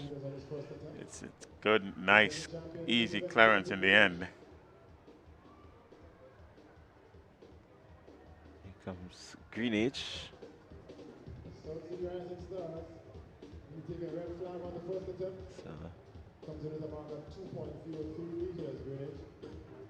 Greenage unable to get over 1.95 on his first attempt. Has already cleared 2.03 meters, his personal best. He's not been in too much good jumping form this year.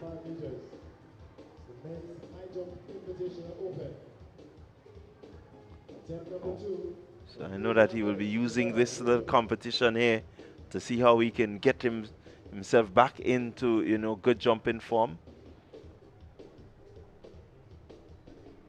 That's the benefit of meets like these. You get to work hard even if you didn't get to the ascendancy of where you want to go. You can always use it as a sharpening tool.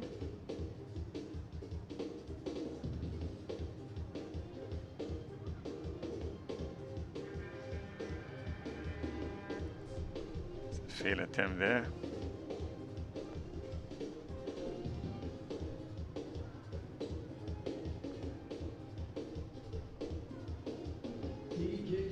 That's Trevor Woodruff.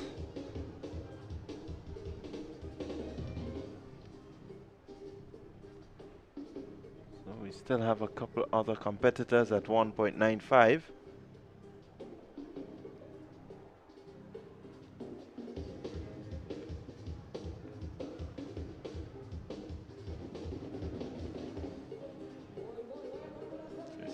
Anthony, he's up next. It's Anthony. Season's best 1.95, Anthony, so he's right around his season best. He needs to clear this just to give himself an opportunity to go higher. Oh, and it's a failed attempt. So he will want to challenge himself. He has another attempt to come. This is Greenwich. Again, Greenwich unable to clear that bar. His leg is heavily strapped. If that's an indication of his challenges, certainly at this height.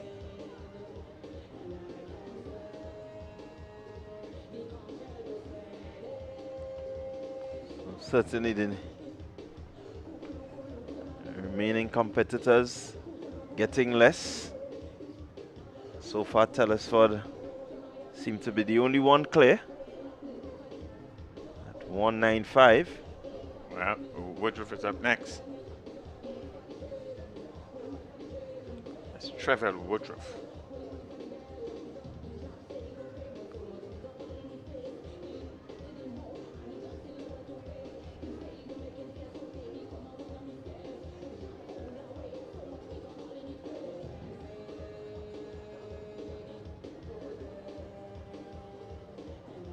Settles and serve.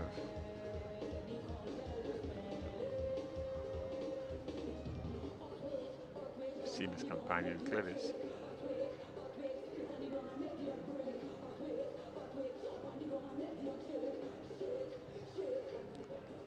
He looked indecisive, and in the end, it was a failed attempt. And that was his third and final attempt at this height. So here comes, that's Emron Anthony with his third and final attempt at this height. Will want to get over this height, Anthony. Just to get. This height is proven to be a challenge.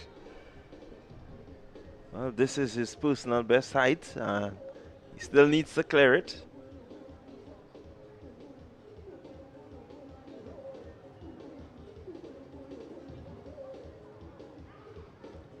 He didn't have a sufficient lift in the legs. So it's a failed attempt. So Anthony will be out at this height.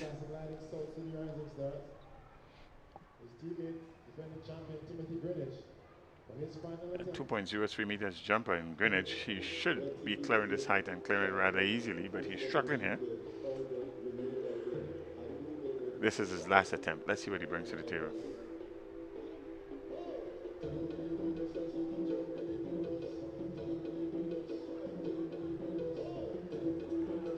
Again, you can see a bit of a hesitation there, and so it's a failed attempt. So he's out at this height.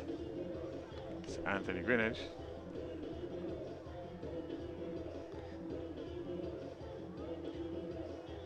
Remaining athletes in this field: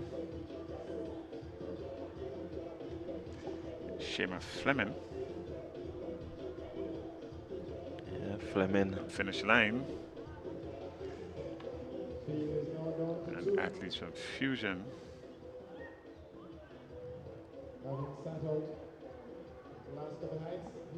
Telesford.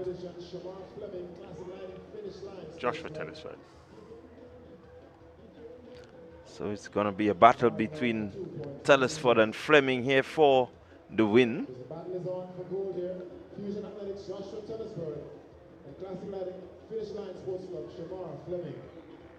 And that's your last and final two competitors. So for it is last man standing.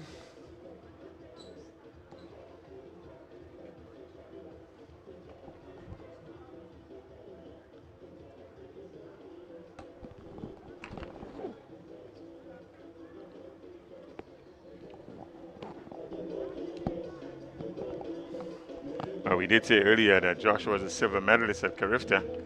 In fact, the height was rather impressive, so we sort of upgraded to silver. But in fact, he was in 4th position at Carifta. But a height at 2 meters anywhere is a good height. Under 20, that's good jumping.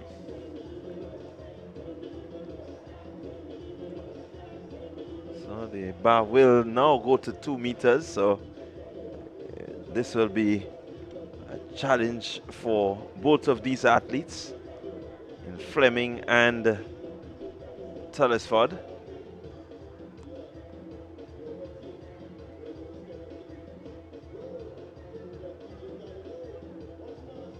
Telesford, his previous jump, there was loads of daylight between himself and the bar. So we know that he can get up to at least that 2 meter height. Bar just going up by 5 centimeters. And we have been tracking Telesford all year. He had challenges at a 2 meter height, but in fact he caused that hurdle at the Carifta. So this is something to build on here.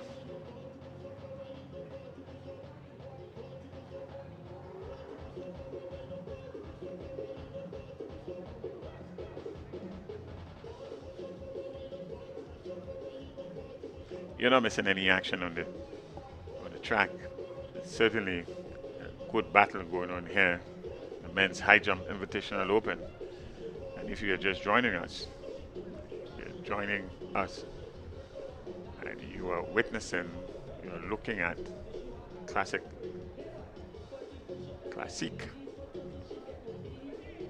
Lighting, and Communal Cooperative Credit Union Sport Meet 2026, Invitational 2026.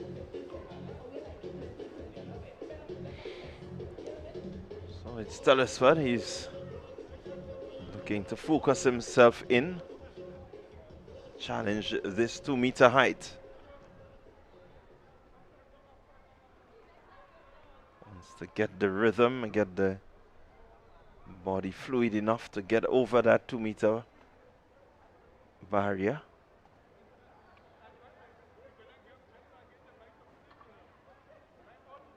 This is Telesford getting himself all psyched and ready. The bars are 2 meters.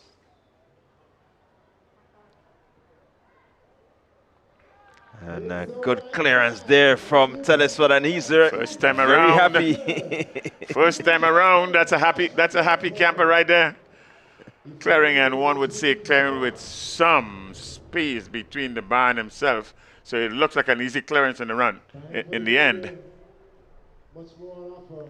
there you go. There was some daylight, significant daylight. Yeah, the technique, the speed was just enough.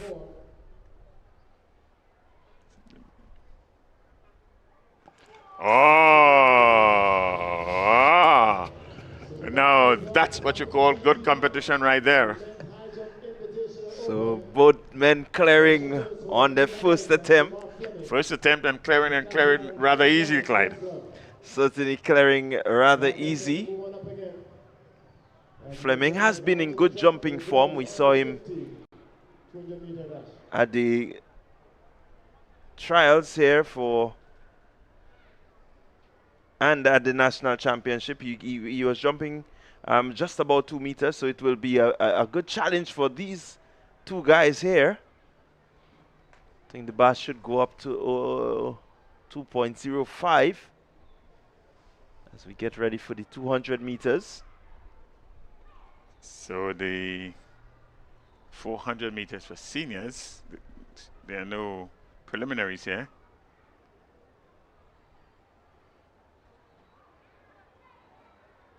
So up next on the track, so 200 meters for girls under 15. In lane number 1 is Panchu. Lane number 2 is Charles. 3 Romaine. Charles is in 3. 4 is Romaine, and 5 is Mitchell. Cyrus is in lane number 6. Pierre is in 7. The girls on the 15, 200 meters, your next event on the track. Well, it's good to see Nicola Pear on the track.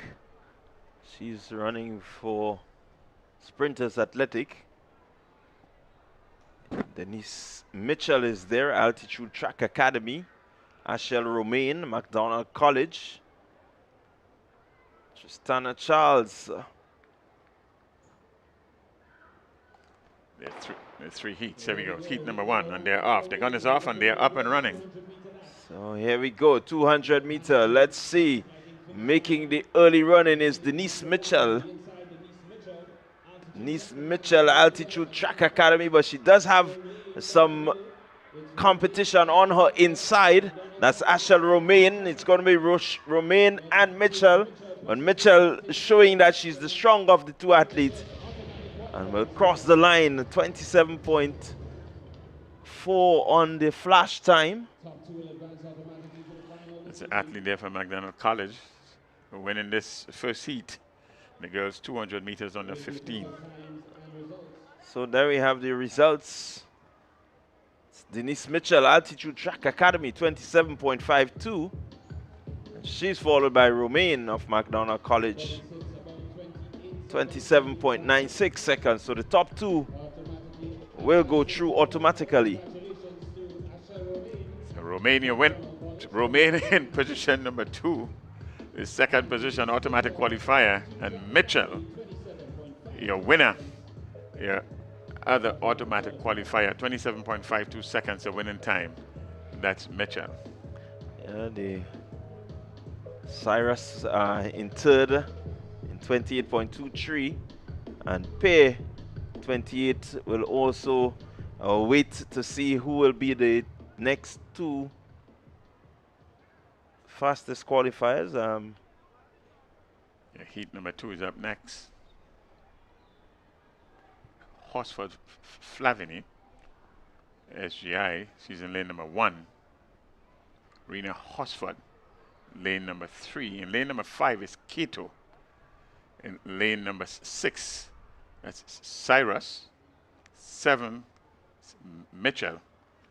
And these are your starters for heat number 2. Automatic qualifiers, the first 2 place finishers. Well, we got to keep our eyes on Keto and Horsford. Flavini has been running good from SGI. So it makes for a very interesting 200 meter. The odds and favorite here. It's coming from lane number 3, that's Horsford.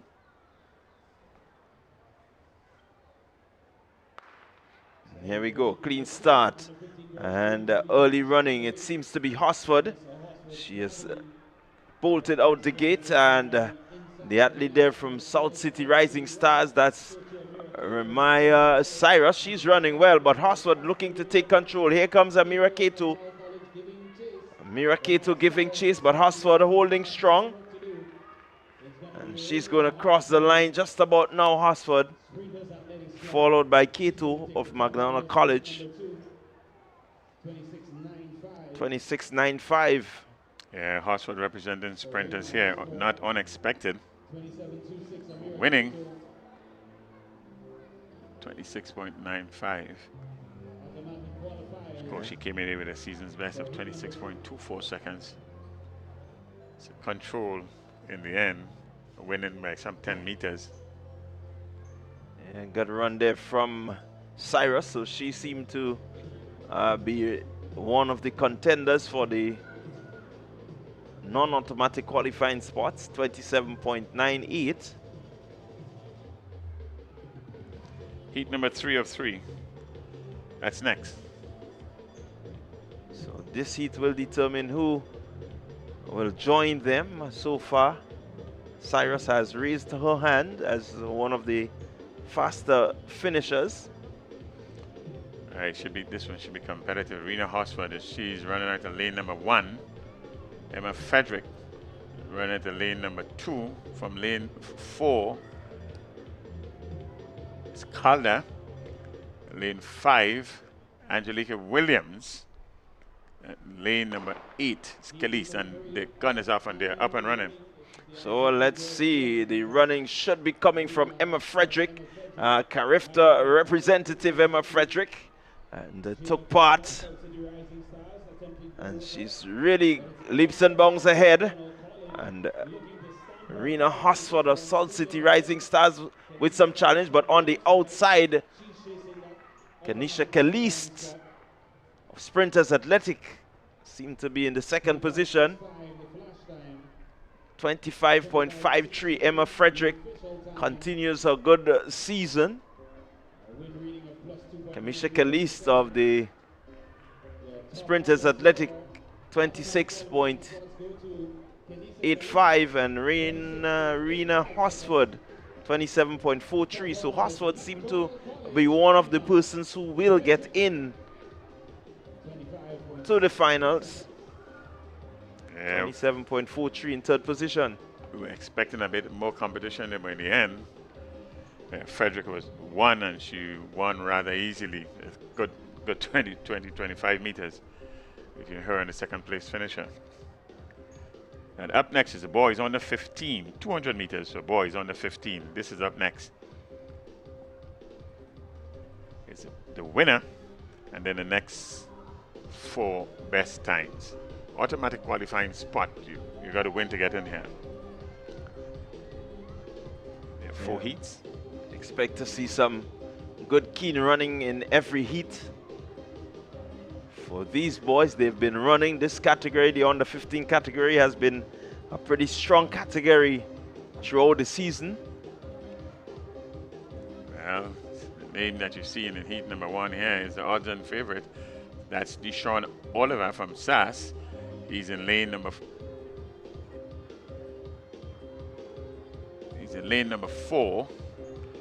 In lane number 2 from Westerholt Secondary School, that's Williams. Charles is in lane number 3. The aforementioned Oliver, he's in 4.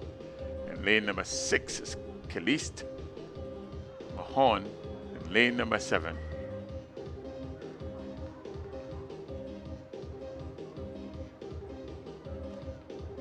Yes, Oliver has been very impressive on the track and in the field. Intercall games, he was the man to beat. I think everything he did was really outstanding. Good. You're absolutely correct. He was a class in any field that in all events that he participated in, almost. Certainly a standard athlete. So keep your eyes on lane number 4.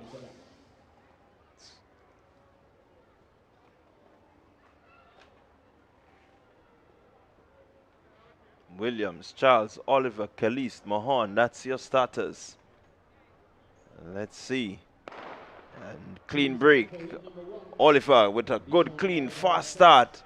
And looking to get into his running now. He's running well. So too is Kalist on his outside, but it's Oliver taking charge of this one. Here comes Kalist of the Altitude Track Academy. And Oliver looking comfortable, will cross the line. 25.56 is the flash time. We wait for the official timings. Well, you can actually easily describe this as a very controlled, easy run. But that my man there, Oliver, running to qualify, and he did just that. 20 minutes into the race, he would have made up the stagger, and then 20 minutes to the end, he turned it off. So there you had it. The line. When I had Oliver 23.28, Kalist 23.93. That's your 2 automatic qualifiers. Westerholt Secondary in Williams, 25.96. Clyde is really the winner. Only the winner gets through automatic. So the bubble time. The bubble guy who's on the bubble is the second place finisher. Kalist of the Altitude Track Academy, 23.93.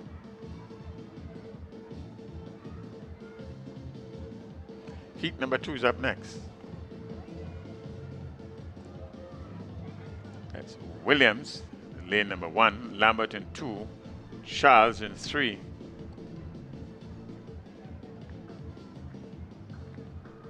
Well, there's no Charles here. So in 5 is St. Louis, 6 Coutine.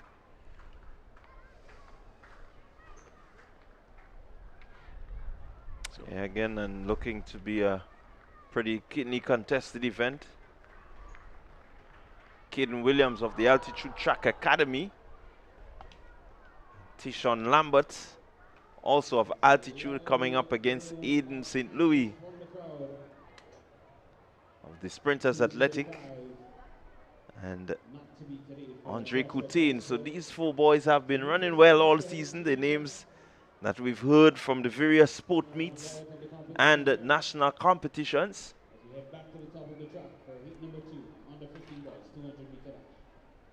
Let's see how they go on the status orders. And with the early running, seems to be Coutine. Coutine running well. Keep your eyes on the inside on Lambert. It's Coutine and Lambert going head to head. Coutine seemed to have the edge over Lambert, but here comes Lambert. He's pushing, he's looking for it. Coutine responding. It's going to be Coutine taking this one.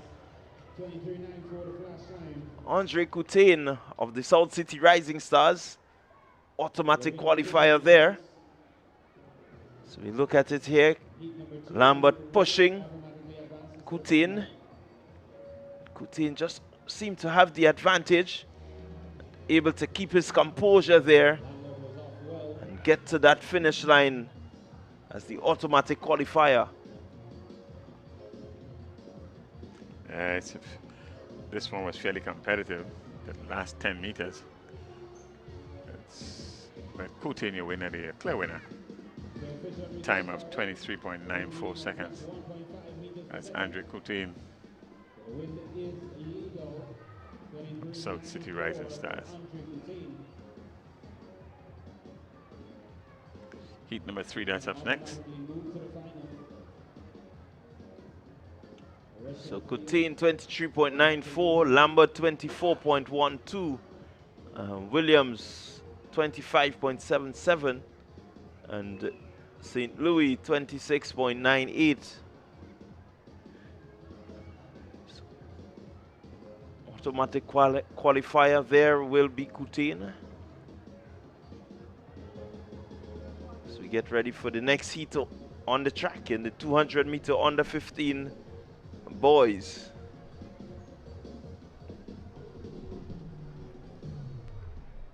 So the bar goes to 2.10 meters. The men's open high jump. We still have the long jump going on.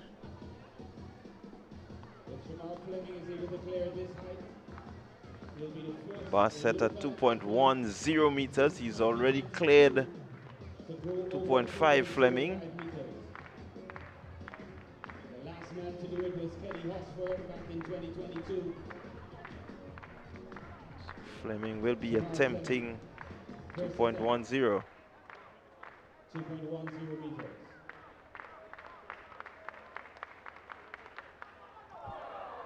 And he's unable to get up there. It's the last man standing, Fleming. He's got 2 more attempts. First attempt at 2.10.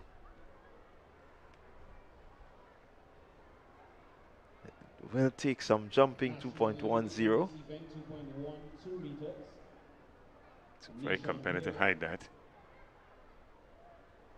The best jump for 2026. He has had the best jump in the event for the last few years. Change of footwear. See whether or not Fleming will be able to challenge that. Yes, sportsmen have a lot of idiosyncrasies and a lot of little things that they touch and don't touch, do and don't do.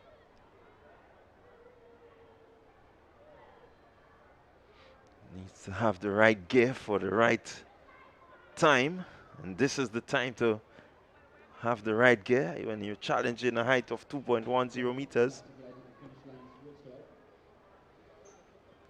Haven't seen much of our jumpers getting into that range this year. So heat number 3 is up next. Giovanni Charles. He's in lane number 1. In lane number 2 is Labari. That's Jonathan Labari. In lane number 3, Ganis. In lane number 4, Briggs.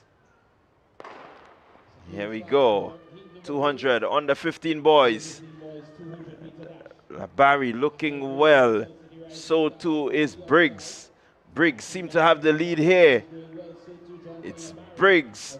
He's been challenged there a bit, but he has the composure and he's pulling himself away now, Briggs. And he's going to cross the line. Very composed run from Akel Briggs. It's a good run there by Briggs. Looked really comfortable, 23.99 his time. He led most of the way, if not all of the way. And in the end, he had sufficient to slow it down. Not turn off fully, but slow it down. And winning by, what, 10, 15 meters in the end. Looking good is Briggs. Kazim Ganes in second position.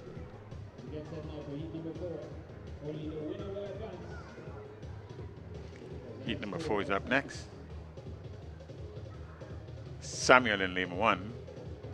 Christopher in lane 2. Cumberbatch in lane 3. Ben in lane number 4. Otway in 5. And Klein in lane number 6.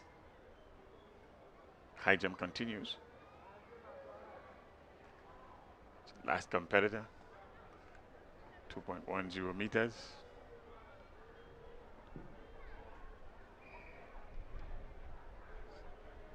Second attempt for Fleming. Attempt number 2. Men high jump. Now Fleming on the runway. Classic lighting. Finish line. Sports club. He's your winner. He's looking to get a better height. Calls for the support. Let's give him the support, ladies and gentlemen.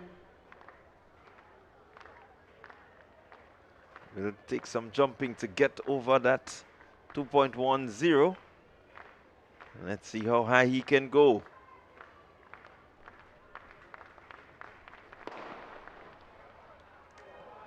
And unable to get there, but we do have the start of heat number 4.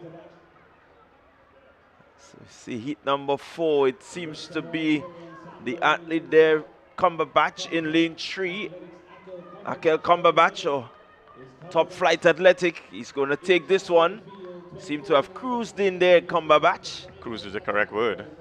It looked rather easy, 24.12. So not really exerting too much energy, not expending himself. Kept it composed, just kept the lead there. Yeah, he didn't have much of a competition, so he conserved the energy. So the time would not reflect what was happening in the race. Compared to the other times, 24.12. So 25.38, Aiden Klein. We'll have to look to see what happens. So that was heat 4. And next up on the track, with the under 17 girls 200 meters under 17. 8 will advance. So you got 2 heats. You gotta get 8 advancing out of this. So the top 3 and then the next 2 best times.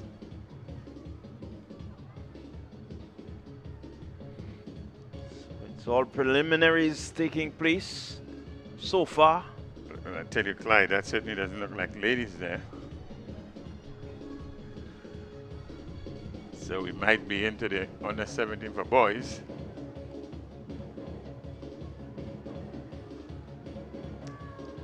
Yeah, the adjustment will be made shortly. So it seems like the preliminaries will not happen and just may have a straight final for the under 17 girls. So the boys are being lined up. And there are 2 heats, the under 17 boys. 8 would advance. So the top 2 finisher. One will expect that sort of turnout from that category. The CXC exams have started, so you know a number of them will be focused on their examinations. In fact, there are 3 heats. Top 2 finisher, then the next 2 best finishing times. Under 17 boys, 200 meters. That's up next.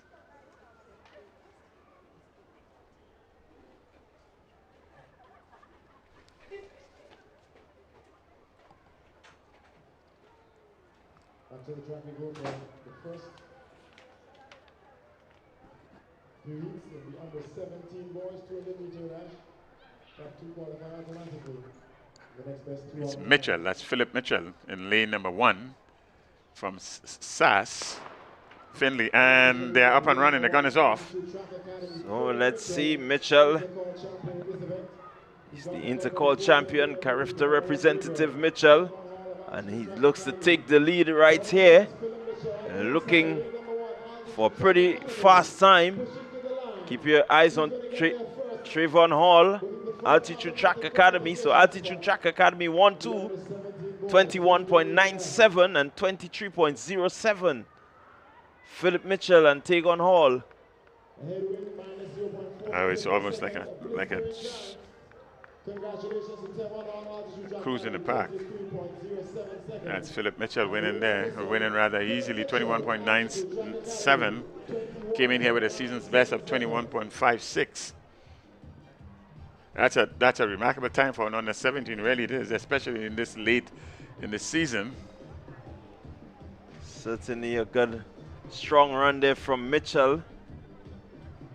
Tavon Hall, bronze at the Carifta Games, and certainly have been left by Mitchell. Yeah, it's very easy running by Mitchell, and I tell you something, Clyde, he would have, that's Mitchell, he would have turned this off with a time of 21.97 and turning off the speed, if you wish, with some 25 meters to go. Yeah, certainly. See if this suggests there's a lot in store for in the finals. Yeah, he wants to make a statement in the finals. Just maybe look to dip under that 21.5 personal best. If there's a good time to do it, it's certainly here in the Classic Lighting Communal Credit Union Invitational 2026. He can make this a meet to remember.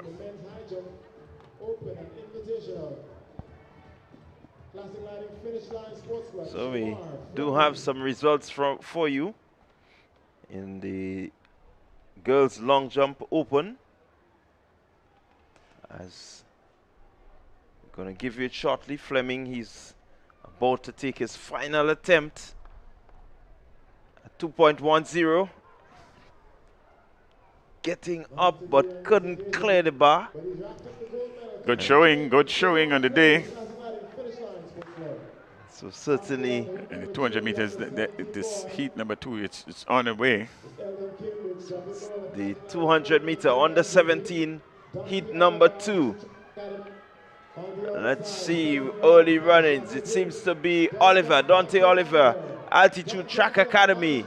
He's moving away from the field. He's going to take this one, followed there by Javid Noel, Classic Lighting MVP. Yes, it is Oliver. Dante Oliver, he has been doing this all year. Running and running well. Much more competitive second heat. In fact, they were competitive right to the last 20 meters. So your winner here, Dante Oliver, 23.11. Javid Noel, 23.39 in second position. Oliver came in here with a season's best of 23.01. So he's right there and there about what he has been doing all year. So to give you the results of the long jump open, the first position going to Christina Charles of the Altitude Track Academy. Distance of 5.41 meters.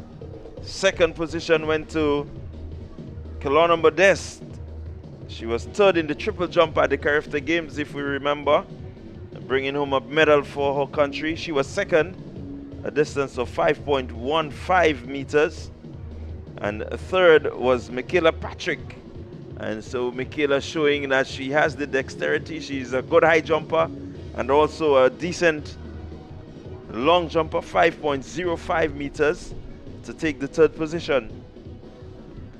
So congratulations to these top three females in the long jump. So that's one of the events that is final.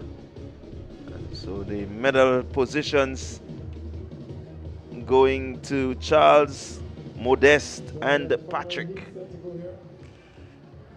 Heat number 3 is up next, and at the end of this heat, you are going to hear a different voice. In your commentary, Leslie is just gearing and ready to go. So heat number 3 is up next. The boys 200 meters on the 17s. This should be an interesting competitive one. This final really should be some mouth-watering. In this heat here, we have in the lineup Green, that's Giovanni Green, Anthony Phillip. We should see some good, keener, competitive running in this heat here.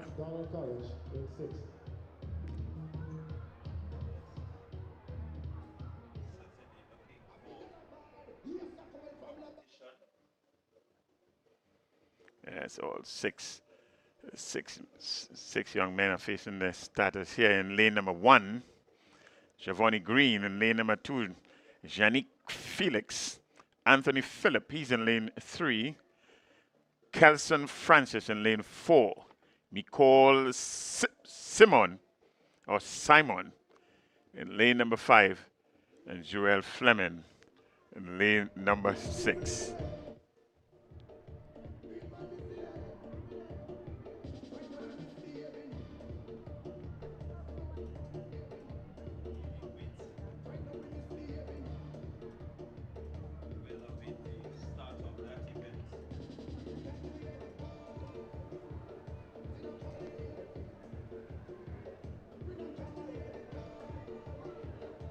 So the high jump has been completed. The high jump open meal has been completed.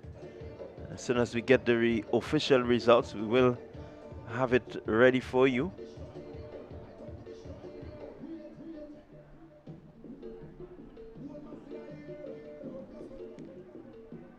Heat number 3 of 3, the boys 200 meters on the 17. That'll be your next event on the track.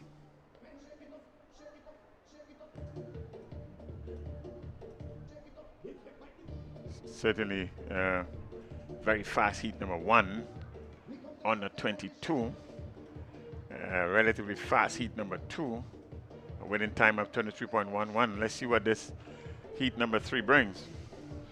Well, it's a pretty interesting event, the under 17 boys, because we just saw Philip Mitchell run 21.97, and so this heat here is expected to be a fast heat also.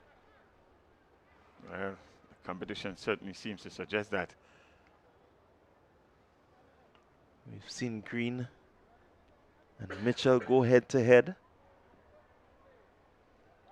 For this heat, the eyes would certainly be on in lane number 1.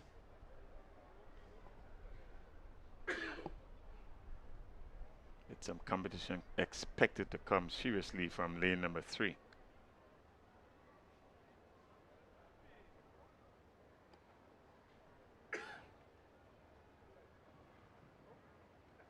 focus your attention on the track for the start of the next event. Boys, 200 Boys just keeping themselves warm.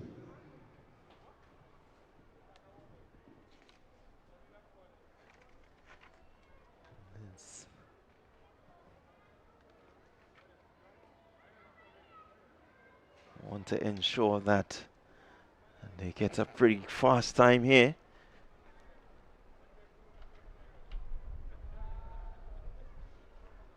So it's the final prelim of the 200 meter under 17s. And then we'll get ready for some 100 meter sprinting. Yeah, you're not missing any action. It's just preparation for this final heat. And you are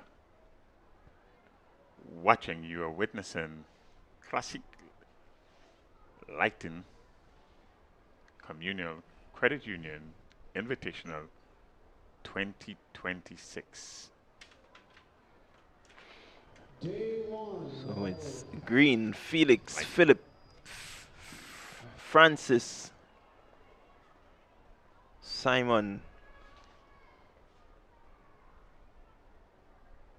and Fleming to round out the field.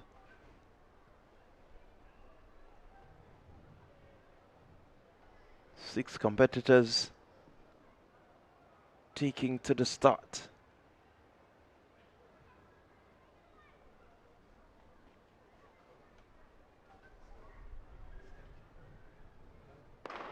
Let's see how they go. Still a bit even. Green looking to make his move on the inside. He's in lane one. Keep your eyes on Green.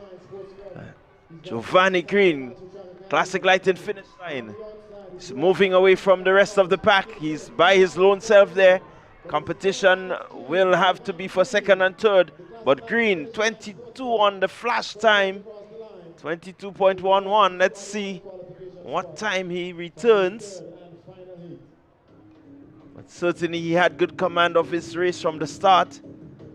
Left them in the block and went on his way. 22.14 for Giovanni Green. The second fastest time in these three heats, 22.14. But on strict comparison, compared to the heat number one, when there was a lot of easing up, Green ran and he ran right through. 22.14, good time, very good time. With very little competition in the end, winning by 25-30 meters. Yeah. The second place finisher in Nelson. That's Kelson, sorry, Kelson Francis. Kelson Francis in 23.25, and the third place finisher Anthony Phillip from Fusion, 23.28. So we will get the final results from these so that you'll get your top 8 competitors. But, some good 200 meter sprinting on display here at the Classique Lighting Communal Credit Union Invitational 2026.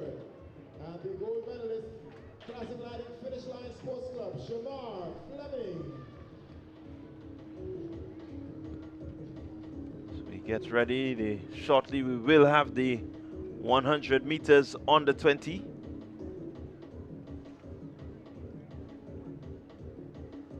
That will be event number 14.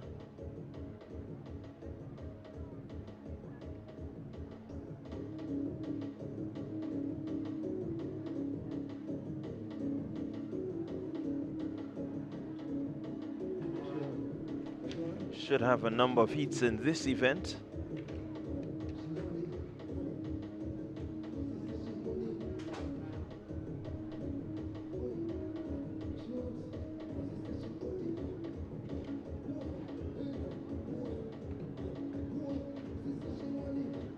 So heat 1 promises to be a good one as we get ready.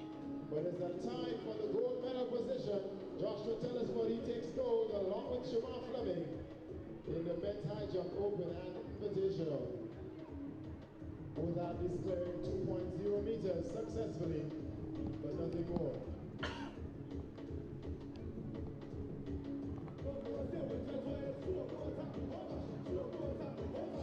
short while we will have the first prelim for the 100 meters under 20.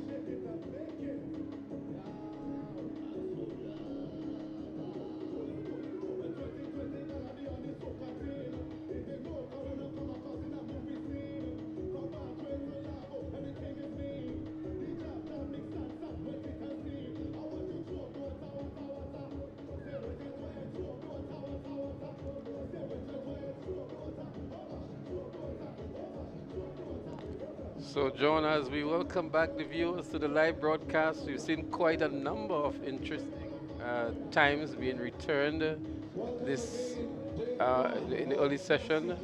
Today, Philip Mitchell, Giovanni Green, we saw a record-breaking performance in the very first event in the preliminaries on the under 13 girls 400 meters. And it's good to see so many of the athletes that participated in the Intercall Games, the Character Games, back here at the National Stadium, participating again in this, the Classic Lighting Communal Credit Union Invitational Meet. The preliminaries are set up nicely for an intriguing finals later on this evening. And I'm sure many of us, those of us who are here at the stadium, those of you who are looking online, in great anticipation for the finals in the under 17 boys 200, the under 20 boys 400, and now we're getting into the preliminaries of the under 20 boys 100 meters. We expect some firecrackers here as well. Yes, certainly these athletes have been putting on a good show for us all season.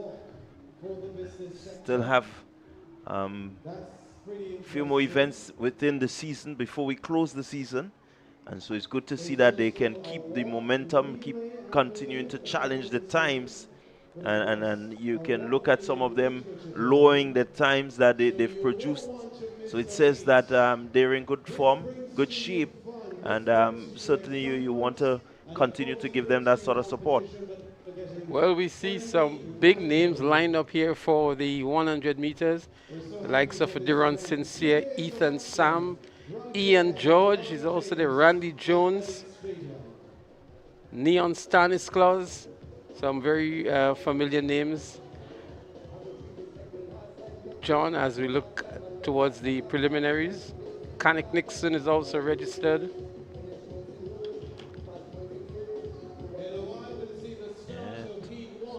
Four heats set up there, Leslie.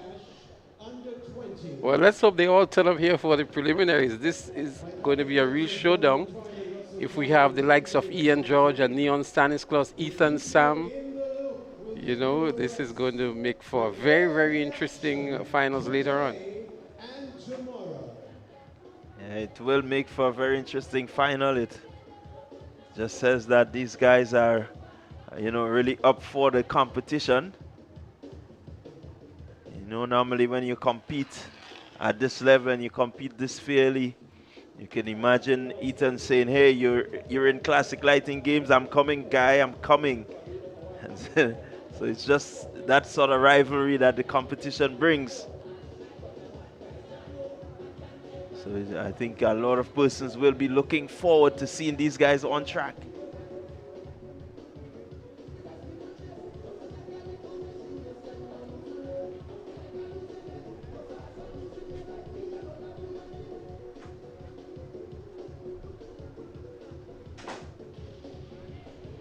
So you're not missing any of the action as yet. Getting ready for the 100 meters. Is its inclusivity. You're talking clubs, you're talking schools, you're talking the business sector. Its inclusivity stands out relative to what this is all about. And so we invite you to keep encouraging this two-day event.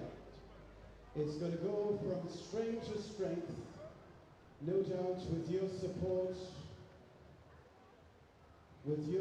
Shortly we are going to have also, I think, on schedule the high jump open for females. That should be coming up shortly.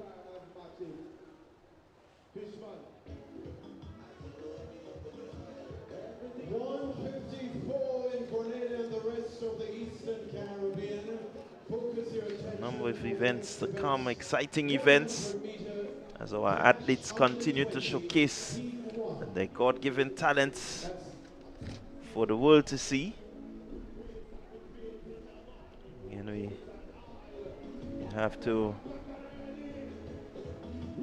give kudos to Mr. Bido and his team for trying to ensure that there's enough competition throughout this season for athletes. So if you miss an opportunity in one, you certainly get a chance to redeem yourself in the other.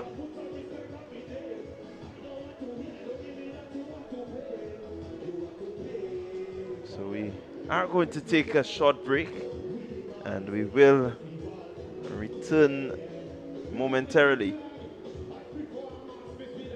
Grenada, this one is powered by greatness.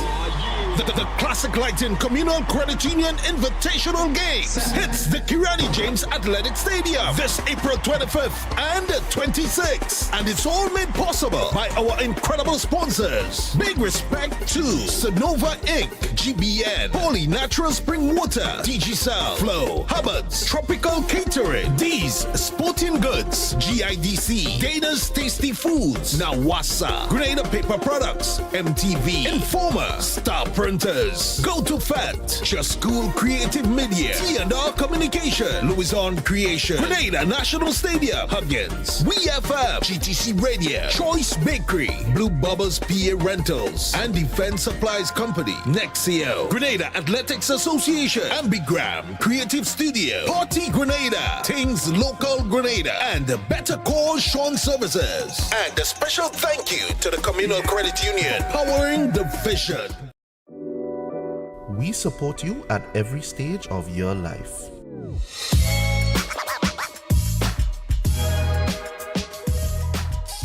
For business,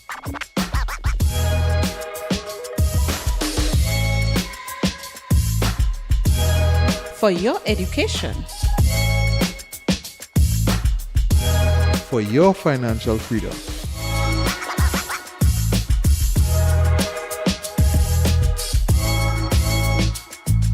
For that new ride. Upgrade your life with the Communal. Contact us today.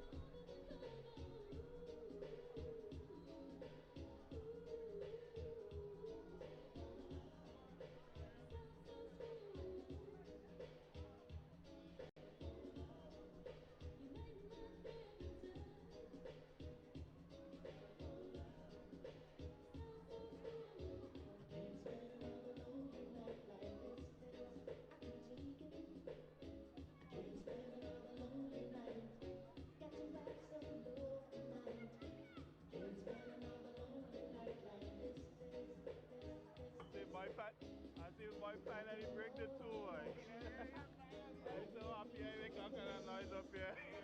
He could have go. Yes, he could have go. Just so he can have feel different being of this, I know. So he has to adjust mentally and everything. And then the body go follow.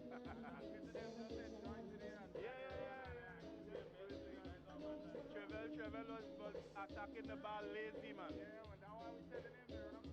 lazy. Seen it from quite a...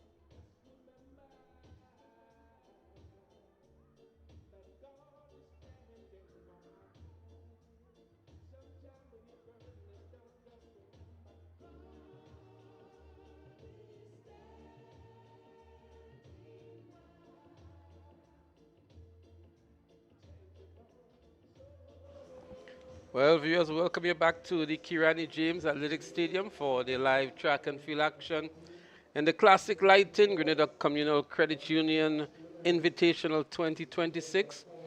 We had a short break a moment ago, and now we're getting ready for the preliminaries, I beg your pardon, of the boys under 2100 meters. There are going to be 4 preliminaries. We have some big names lined up for this one. In lane 1, we have Diron Sincere of Altitude Track Academy. Nathan Noel of South City Rising Stars, he's in 2. Rishon Charles of Top Flight in 3. Kevin Renault of Fusion Athletics in 4. Lyndon Samuel, he is in 5. Kasai Moody of South City Rising Stars in 6. And Ethan Sam of MVP 473. He's scheduled here to be in lane 7. So Ethan Sam is there. So too is Diron Sincere.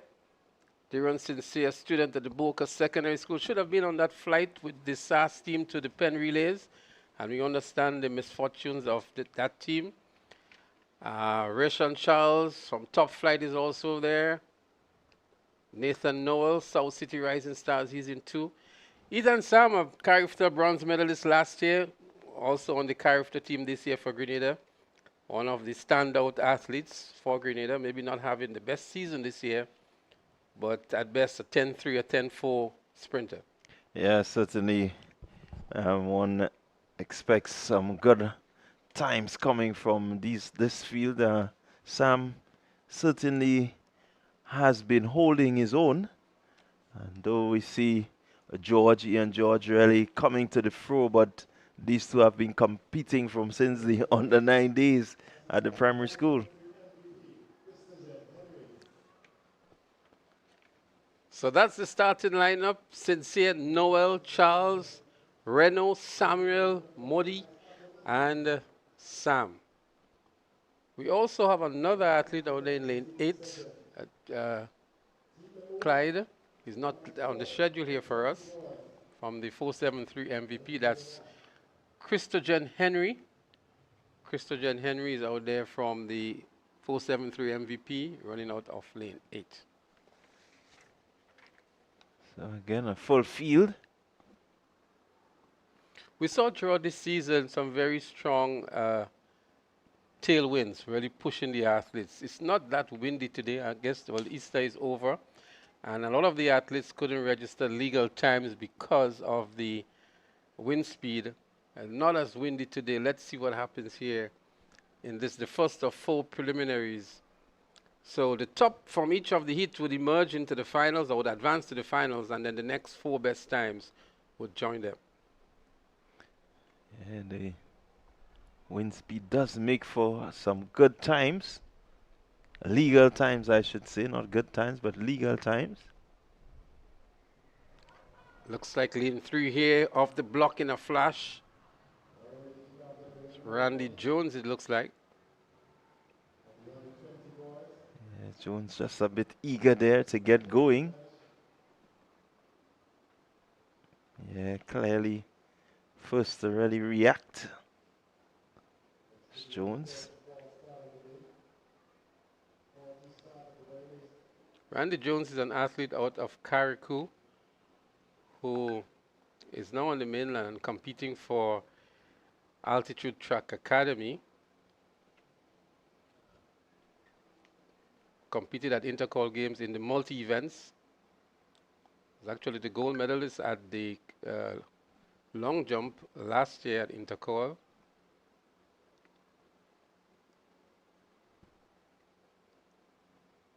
The starters are having a conversation. See him having a chat with the entire field here. It was very obvious to us that Randy Jones was out before the rest of the field, but it seems as though it was just a faulty start and not a false start. So they're going to have a next go at it, the first of 4 preliminaries in the 100 meters under 20 boys. It seems like they're allowed one. I don't know if they, what sort of rules, but it seems like they're allowed one.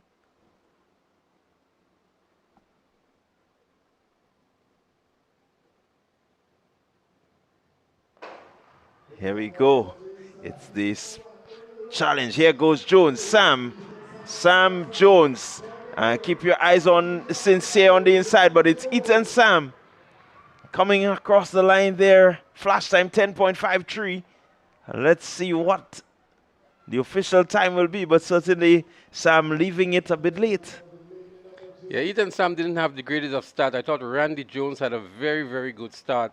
But by the time they got to 85 meters, Sam glanced over his left shoulder and then took control of the race. As we look back here, Randy Jones, even Sincere on the inside in lane 1 was off in a flash. And here is where Ethan Sam made his mark, looked over to his left and just eased into the tip to secure his spot into the finals.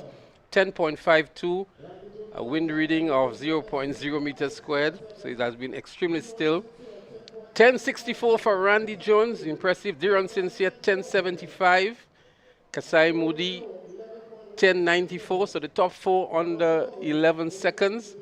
And the time here, 10.5 by Ethan Sam, 10.52.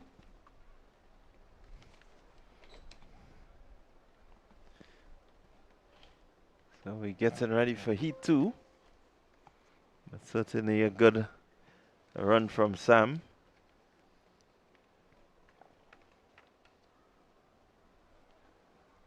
We'll want to try to get under his personal best of 10.4. Well, Heat 2 have some gunners in it as well. If they turn up, we expect to see Ian George. Well, he's not here. Ian George just been awarded a scholarship.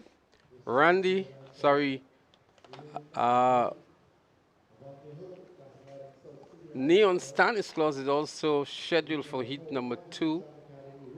Well, we're going to have Devontae Hood in 3, Rick Cadet in 4, Kanik Nixon in 5, Daryl Lambert is going to be in 6, Nathaniel Jeremiah in 7. These are the athletes that are here. So many of the athletes that are registered have not turned up for this particular heat. And we see an integration of some of the preliminaries as well. But we're going to have Hood, Cadet, Nixon, Lambert, and Jeremiah. Kanik Nixon, a familiar name, campaigned previously for the Presentation Brothers College. Maybe one of the favorites in this one, together with maybe a Rick Cadet of Altitude Track Academy. Yeah. And I'm sure the money is on Kanik Nixon going into this preliminary. I think it will be on Kanik Nixon. Rick Cadet has been running some good times, but Nixon will certainly be the favorite.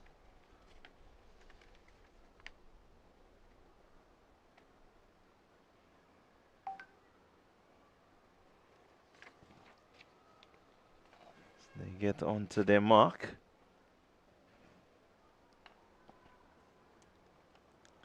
Again, Hood, Cadet, Nixon, Lambert, and Jeremiah. 5 in this heat, the second of 4 heats. Nice, clean start. There they go. Who makes it up all year? Cadet looks good. Here comes Nixon now. Nixon is beginning to pull away from the rest of the field. It's going to be an easy victory indeed for Kanik Nixon of Fusion Athletics. And he really pulled himself away from the field here for a very easy win and going into the finals. As we look back here, John. Yeah, got a good start and went into the dry phase, got up really nicely through the acceleration and was able to power home. Flash time just coming up 10.64 and the official 10.65, 0.03 meters per second headwind. Well, Rick Cadet was second, 11.16. So already we see the second, third, and fourth from heat 1 would be ahead of Rick Cadet as automatic qualifiers going into the finals. The next set of preliminaries would feature Michael Gidhari. Well, we're not sure he's there. He looks as Delron John.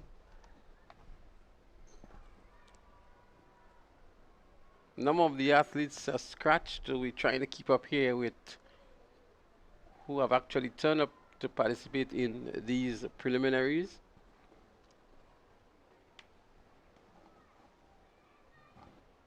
Yeah, we're looking to see. So we should see in lane 1, Kazim Dubiset of Ace. Lane 2, Christophe Callis of Altitude. Yeah, that's Christophe Callis there in the blue top. Lane 3, Nathaniel Douglas of Fusion Athletics. Lane 4, Karim Sampson, Top Flight. Lane 5, Javier Bowen of Fusion. Lane 6, Kenton Polidor of South City Rising Stars. These are the 6 athletes in lane 3. The boys 100 meters under 20. Well, I'm seeing, I've noticed, Leslie, that Full Throttle, they've had an athletes in every event so far, every heat in the 100 so far. So it's Dubiset, Callis, Douglas, Sampson, Bowen, Polidor. And looks as though it was lane 5 that was out in a flash. Javier Bowen. He was out ahead of the gun. But Christophe Callis is an athlete that is well known for his long jump and triple jump skills, but we saw him on the Carifta relay team as well. Did 10.9 last year. Let's see what he can do here now. Nathaniel Douglas, another one to look out for. Yeah, I was rather happy to see Christophe return at 10.9. While he's known for the triple jump, he does show that he has exceptional speed. So the yellow card been given to Javier Bowen.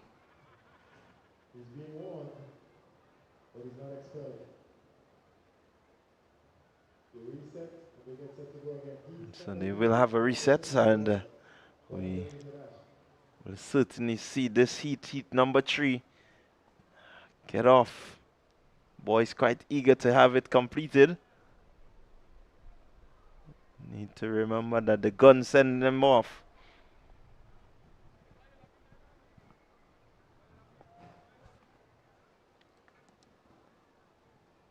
On the starters orders again. This time it's a clean start. Let's see with the early running. Callis looking to assert himself. And here he is, Christophe Callis, Altitude Track Academy. He's going to win this one. Flash time 10.84. An impressive run by Christophe Callis, John. We spoke about him doing a 10.9 last year. Look at him here, getting up early and establishing his dominance on this race. He had some challenge to his left there from Dubiset, but Callis really using a lot of strength and muscle and power here. 10.84 on the flash time, adjusted to 10.86. Nathaniel Douglas, 11.09. Karim Sampson, 11.10. And I'm very doubtful that Sampson and others would make it through to the finals based on the times that we've seen so far in the other 2 preliminaries. But a good run by Christophe Callis to establish himself at 10.86 going into the finals. Yeah, 10.86 says it's a good run. Do believe he will have to go a bit faster if he wants to get into the medals. But certainly 10.86 securing him into the finals later. Well, 10.86 does not look like a medal from what we've seen so far. We've seen a 10.5, 10.6, 10.7. And so Christophe would have to do a lot more going into the finals to be on the medal podium. We're going to be getting ready for heat. Number 4, we will see the likes of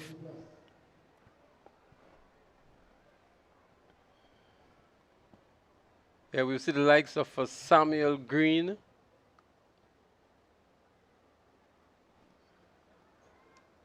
He will be in lane 1. In 3, we should see Kellon Lett And lane 7, Joel Moraine. Only 3 athletes competing in heat 4.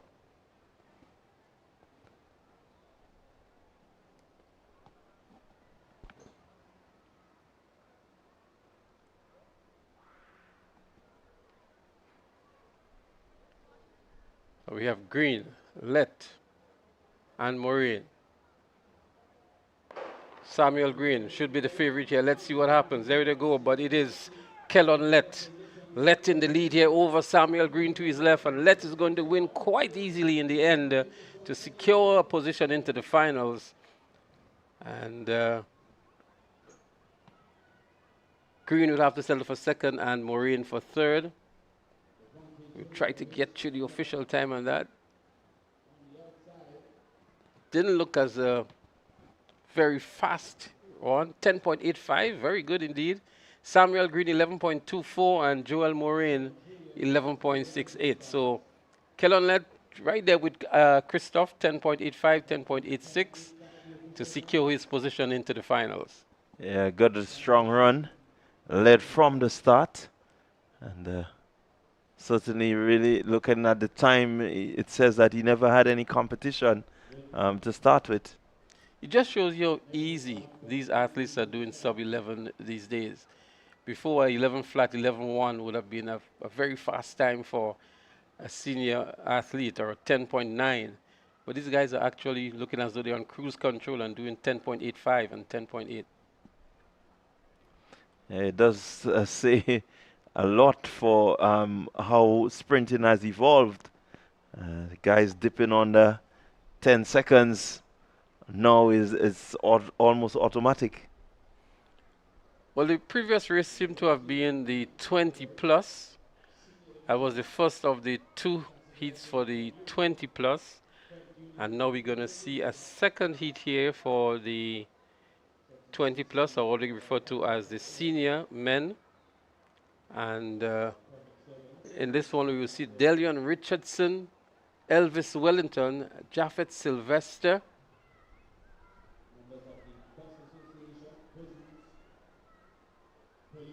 So Elvis Wellington will be in lane 2, Japheth Sylvester in 3, Deshante Thomas in 4, DeAndre Andel in 5, and in 6, Shem Julian. So this Elvis Wellington, he will be representing, I think it seems to be the Bus Association, if I may. Yes, the Bus Association. Then we have Japheth from Huggins, Deshante. Representing the Police Sports Club. Shem Julian, South City Rising Stars. He's in 6. So DeAndre Andel from Ace. He is in 5. Deshante Thomas, Police. He's in 4. Japheth from George F. Huggins. If we get it correct here, he's in 3. Seems to be a bit of change. Seems to be a bit because we've seen a finish line athlete here. Are they in lane 1? Richardson is in lane 8, so there seems to be a bit of a mix-up here.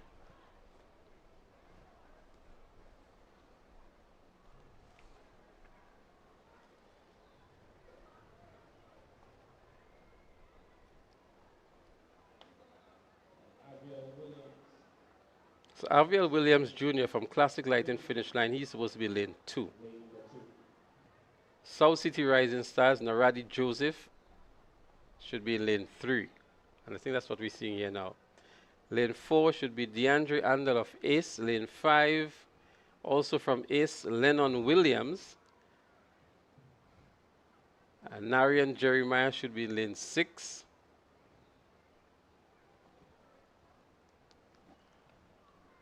So the scoreboard needs to make some adjustments.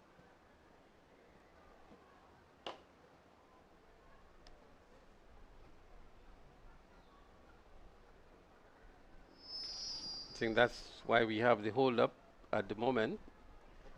The meet manager would need to be corrected.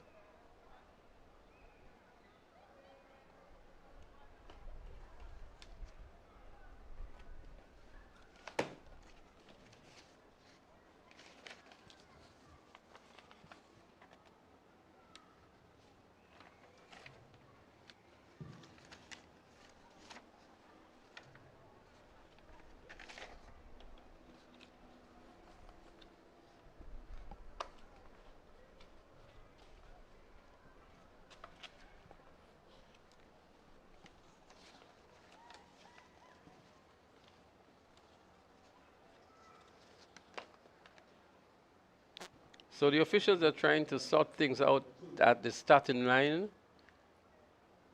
And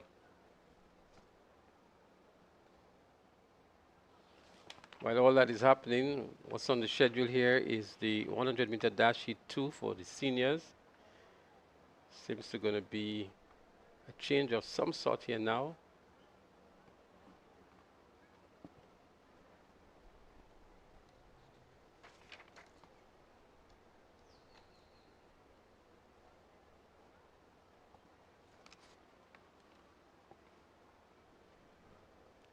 So now we see like it's Dillian Richardson unattached. He's there in lane 1.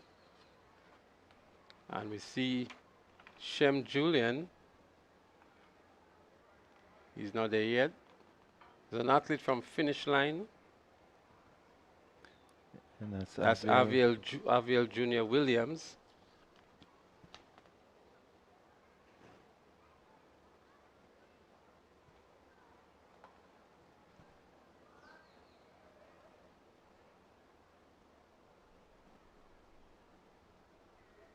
In 5 is DeAndre Andel of Ace Track Club.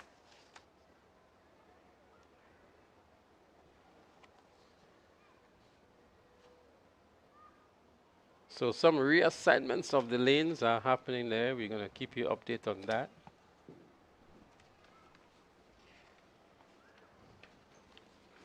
We should see Dillian Richardson in 1, Elvis Wellington in 2, Japheth Sylvester 3, Deshaunte Thomas 4, DeAndre Andel 5, Shem Julian 6, and Avril Junior Williams should be there in 7.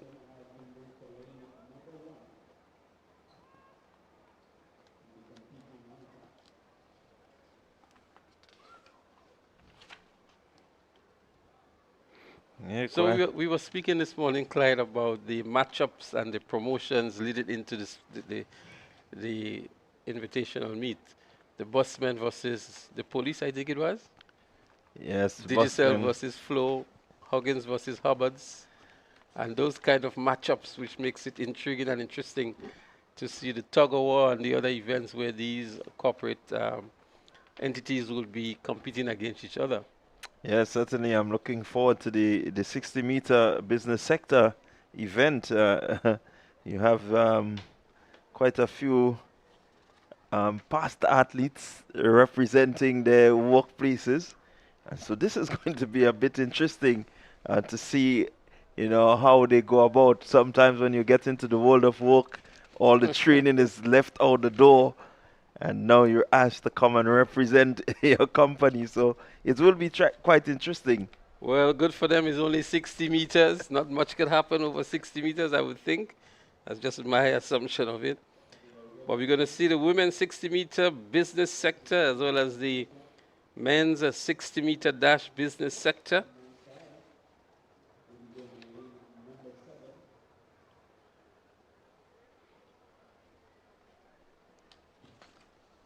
Going to be quite a number of timed finals for these events. We still have the 1,500-meter race walk for the business sector as well. No, this event for me will be interesting because it means that we have to have the officials out on the track to ensure that there is no running and that you're actually race walking. So that will be a very interesting event. The race walk has some rules. 1,500 meters race walk. The Mexicans are very good at it. Let's see if we have any locals who have mastered the art of race walking. I remember completing the IWF course and having to do the race walk as part of my training and preparation for my certification, and you had to be so technical in terms of that foot movement and ensuring that the feet is rolled in terms of your walk, and so it could be very technical. You can't lift it too high as you get disqualified. I think you've just qualified yourself to be in the race next year, Clyde. Or maybe do some coaching as well. It's a very technical event. I think at least one of your feet must be on the track at any point in time. Yep. The feet have to ensure that it's in constant contact, so it's a sort of roll from ankle onto toe, and you get that movement. Yeah, so what I like is the artistry of it. You know, it's not just an ordinary walk. It has its own flair and its own attitude as well, you know, to see these athletes compete in the race walk. It's something that we've not really seen at a competitive level here in Grenada, but in other parts of the world, I know it's a big event for many persons. So we still await the officials to get ready the starters for the final preliminary in the 100-meter dash for the seniors.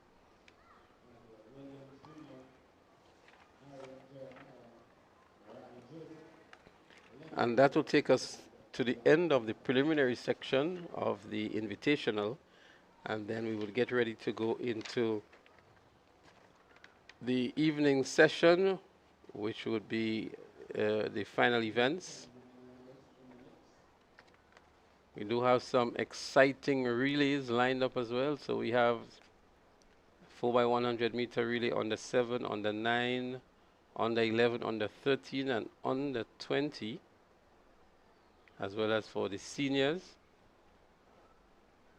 And then there is the mixed 4x100 meter relay for corporate, Grenada. A mixed tug-of-war business sector. Cricket ball throw for the business sector. 1500 meter run open. Number of 60 meter and 80 meter dash events. Quite a number of events remaining, John. Some exciting events as well. So we encourage you to stay with us throughout the course of the afternoon. We're going to bring it to you wherever you are. It's the Classic Lighting Communal Credit Union Invitational 2026, right here at the Kirani James Athletic Stadium.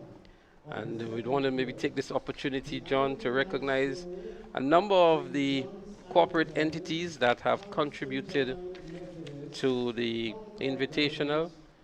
Of course, the Communal Cooperative Credit Union, Sonover Inc., Grenada Broadcasting Network, Poly Natural Spring Water, Digicel, Flow, Jonas Brown and Hubbards, Tropical Catering, D's Sporting Goods, GIDC, Dana's Tasty Foods, Nawasa, Grenada Paper Products, MTV, Grenada Informer, Star Printers, GoToFet, Just School Creative Media, TNR Communications, Louis on Creation, Grenada National Stadium, George F. Huggins, We FM Radio, Choice Bakery, Blue Bubbles PA Rentals and Event Supplies Company, Nexio, Grenada Athletics Association, Ambigram Creative Studio, Party Grenada, Things Local Grenada, Better Call Sean Services, and the Jet Setters Club. So I want to recognize those corporate entities that have contributed. We see a special big up to TNR Communications and the Party Grenada, members of the family here, John, making their contributions as well. Yes, certainly making their contribution, and it's good to see that there's so much support from the business sector for these games. And really will hope that these games can find its niche and maybe build from here, just as an opportunity for the working class people to get to relive the days of the intercall games and maybe just keep that flame, that athletic flame alive. And of course, we cannot leave out Classic Lighting, Mr. Martin Bido and his entire team down there at the Grenada Trade Center, title sponsors, sponsor of over 20 schools in National Schools Championships, and quite a number of clubs as well.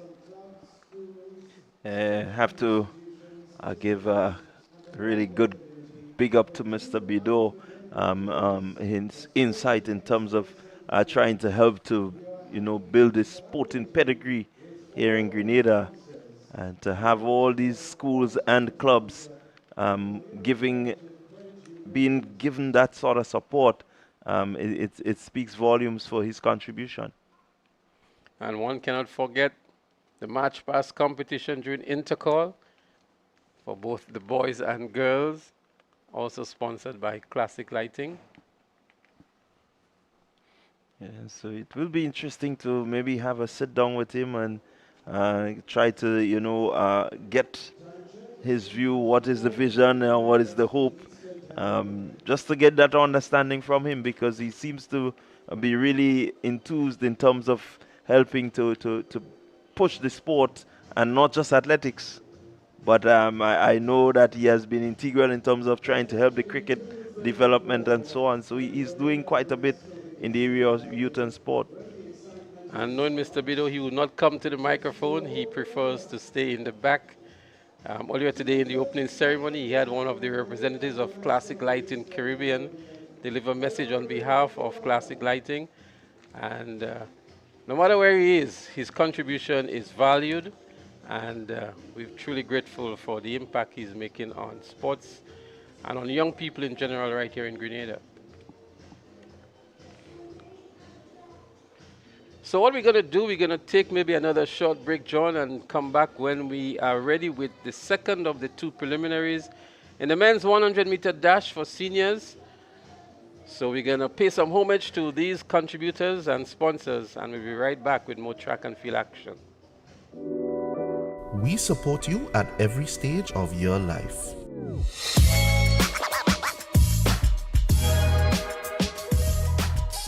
For business,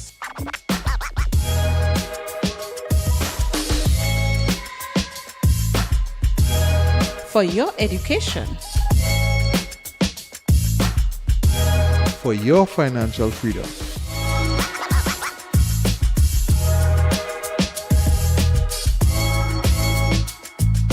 For that new ride.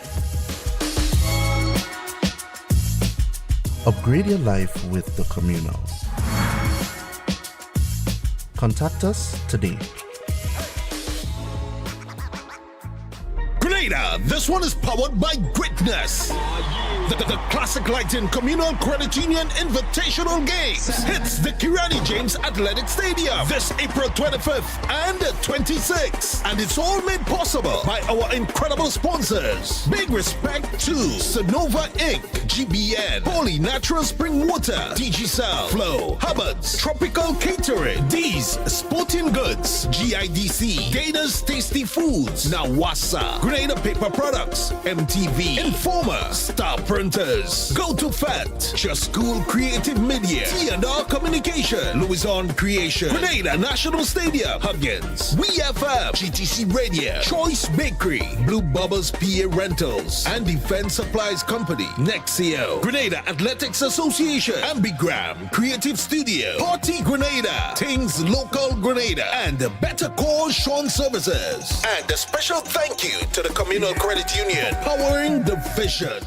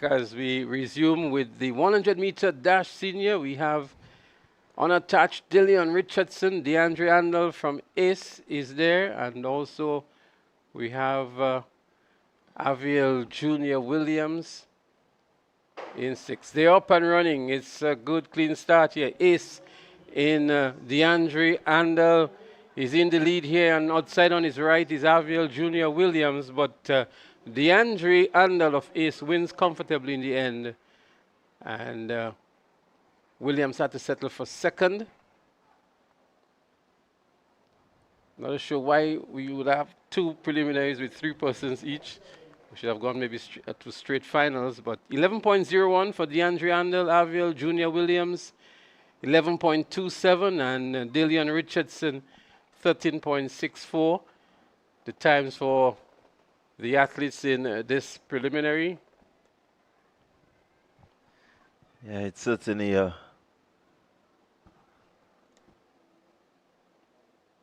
there seemed to be another heat.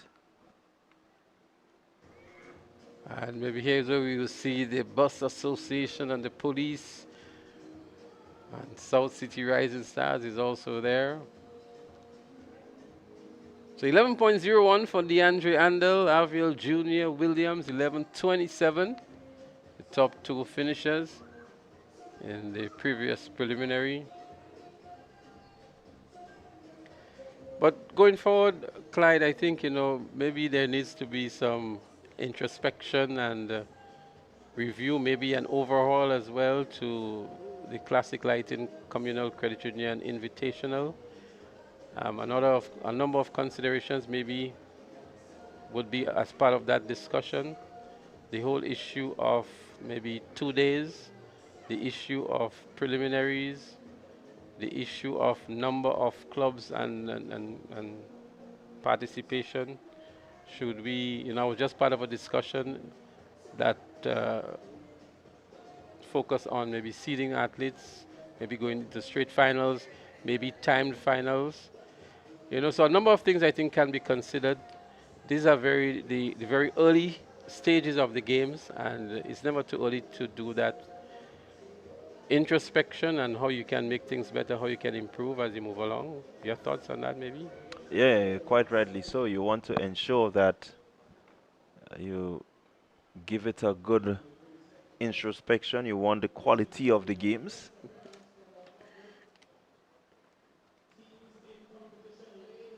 This is going to be an interesting one. I like the attitude of Randy Benjamin of Huggins there.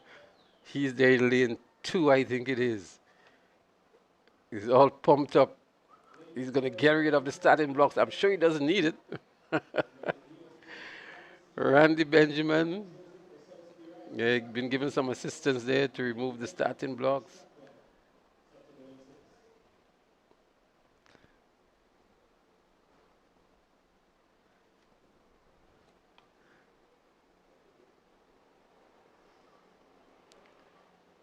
Nerian Jeremiah, he's also there.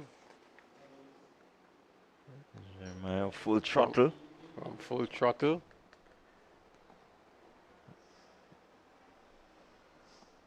Nadi Joseph of South City Rising Stars. And Lennon Williams of ACE.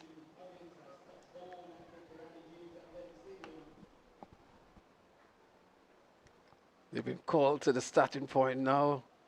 Look at Benjamin, he's ready to go. Clyde. I can almost predict how much he's going to come in this race, Clyde. It's going to be your call. I don't think there's a prediction here. Look at his hands. His hands are way above the line as well. He's brought them back now.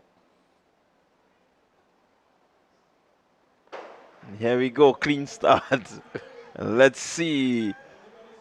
It seems to be Jeremiah Joseph, Nadi Joseph, running away with that one. Jeremiah full throttle in second. Here comes Randy Benjamin. Randy Benjamin has completed his race in third. So he actually did one better than I expected. 11.09 for Nadi Joseph of South City Rising Stars. And second was Narian Jeremiah in 11.80. But Nahadi Joseph of South City Rising Stars, 11.09, not a bad time at all. And Randy Benjamin of Huggins, 15.56. He'll be proud of himself, I'm sure. Yeah, the beauty of these games is that Randy has an opportunity to go back and train and come back again and lower his time. What I like, he really enjoyed himself. His arms were up, you know, at the end of the race. He was eager to go from the start. And that's what this is about. So it's not all about competition, but it's about enjoying the moment as well. And Randy Benjamin certainly had his moment on the track a moment ago. Many times the athletes that get onto the track, they will tell you it's just a blessing to be healthy and to compete. And so Jones, he has competed, and so he certainly has a lot to be proud of.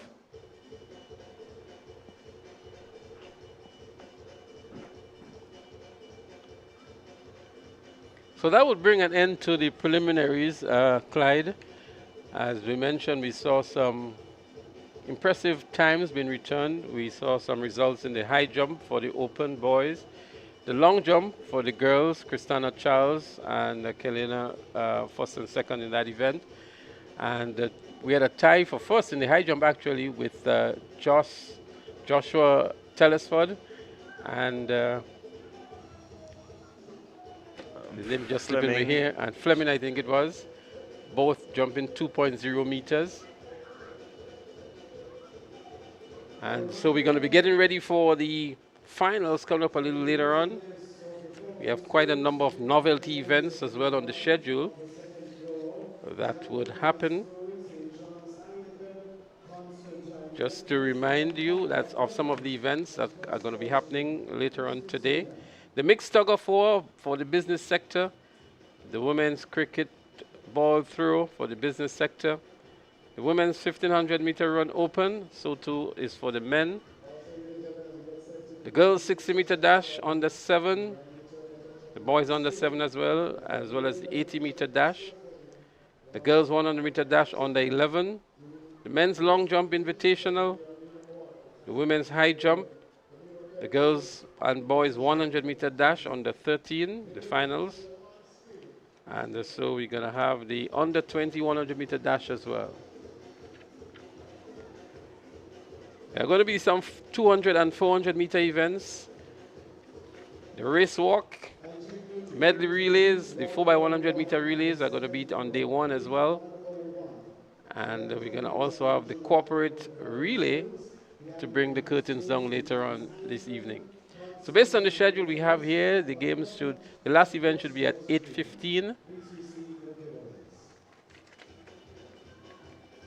We're pretty much maybe 15 minutes behind the schedule now. The mixed tug of war should have been at 2:30. And we're just about 13 minutes to 3 at the moment.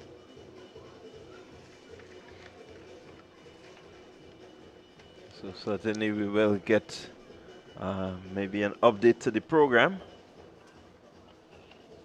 There's nothing really much happening in the field or on the track. And so we see Nazim Benjamin, the man handling the audio. Nazim, we're going to take a short commercial break and we're going to hear from our sponsors and return momentarily with more live track and field action at the Classic Lighting Communal Credit Union Invitational 2026. Grenada, this one is powered by greatness. The Classic Lighting Communal Credit Union Invitational Games hits the Kirani James Athletic Stadium this April 25th and 26th. And it's all made possible by our incredible sponsors. Big respect to Sonova Inc., GBN, Holy Natural Spring Water, DG Flow, Hubbard's, Tropical Catering, D's Sporting Goods, GIDC, Dana's Tasty Foods, Nawasa, Grenada Grenada Paper Products, MTV, Informer, Star Printers, Go to Fat, Just School Creative Media, T&R Communication, Louison Creation, Grenada National Stadium, Huggins, WeFM, GTC Radio, Choice Bakery, Blue Bubbles PA Rentals, and Defense Supplies Company, Nexio, Grenada Athletics Association, Ambigram, Creative Studio, Party Grenada, Things Local Grenada, and the Better Call Sean Services. And a special thank you to the Communal Credit Union, powering the vision. We support you at every stage of your life.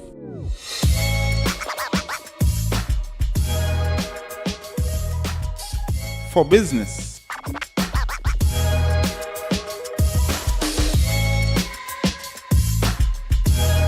For your education.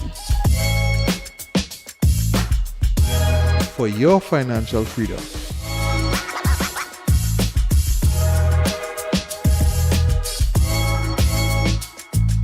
For that new ride.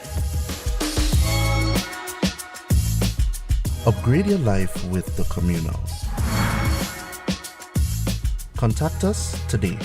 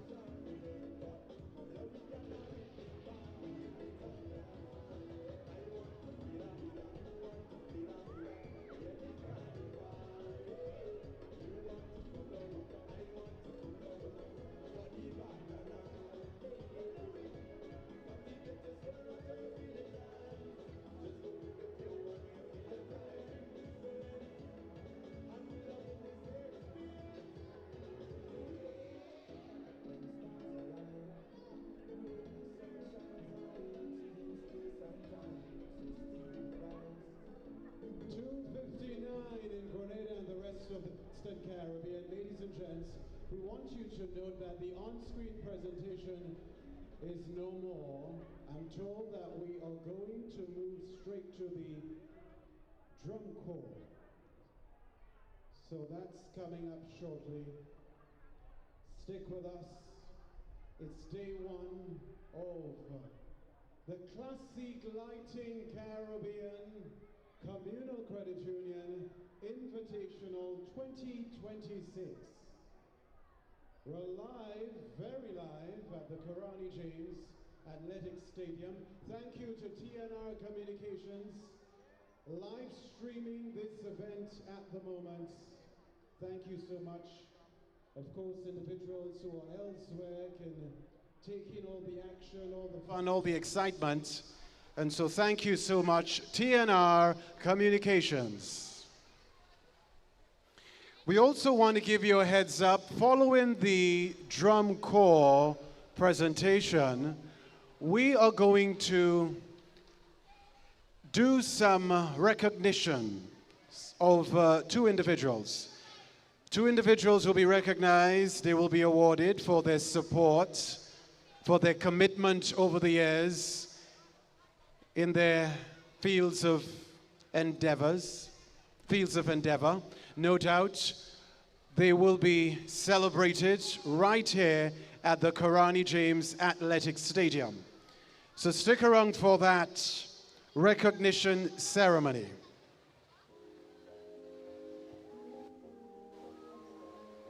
We are ready to present to you a drum corps presentation by the Boca Secondary School Drum Corps.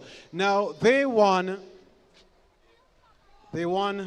drums on 3 consecutive occasions.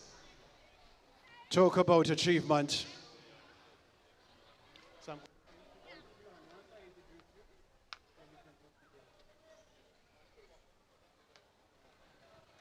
Ladies and gentlemen, put your hands together for the Boca Secondary School Drum Corps!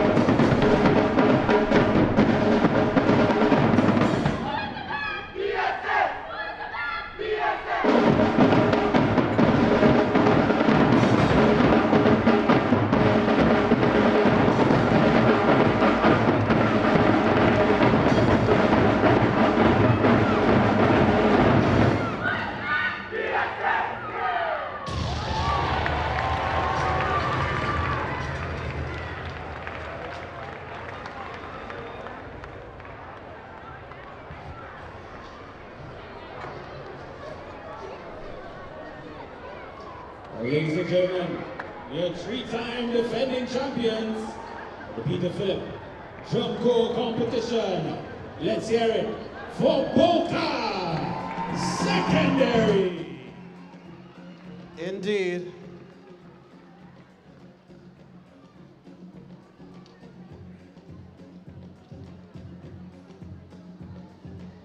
Make some noise for Boca Secondary School Drum Corps.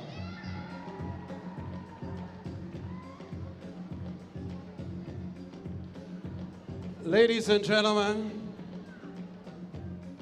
all right, so here's what's going to happen. We have an award ceremony at this time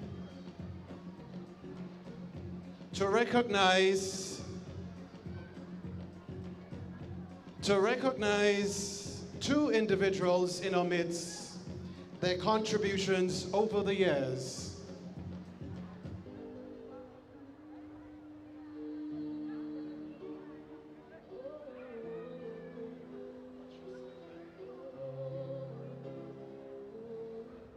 Please welcome Mr. Martin Bidor. He's the manager of Classique Lighting Caribbean. He joins us. He's going to present the awards to two individuals who have been absolutely outstanding over the years. The very first individual is Mr. Cordell Halley. He has been so committed to the drum culture over the years, very humble, very modest, but he does a lot for this sort of development. Ladies and gents, a round of applause for the one and only Cordell Halley. Cordell has been at it for a very long time. I remember him at the GBSS, of course, my schoolmates, always passionate about the drums, harnessing development in our young people.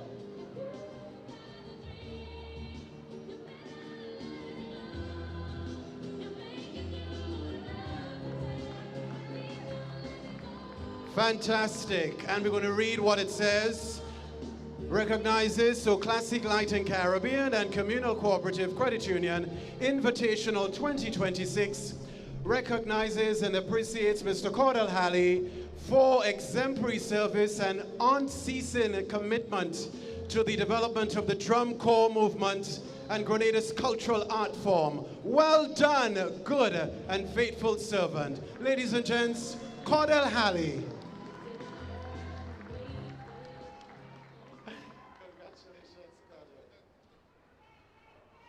All right, now it's time to invite forward Mr. Finbar Andrews, short pre. There he is, one short pre, never two.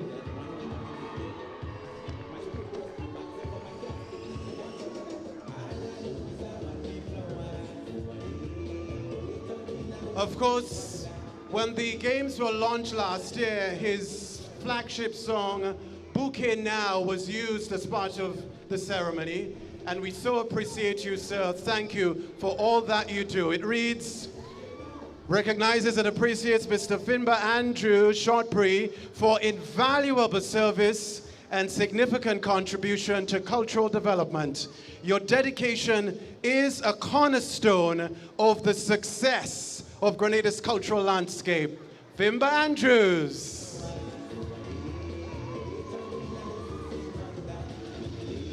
Thank you very much, ladies and gents. And of course, the man himself, Mr. Bidor. Y'all, Mr. Bidor is a pioneer, a visionary, right here within the Grenada context, and we celebrate him as well.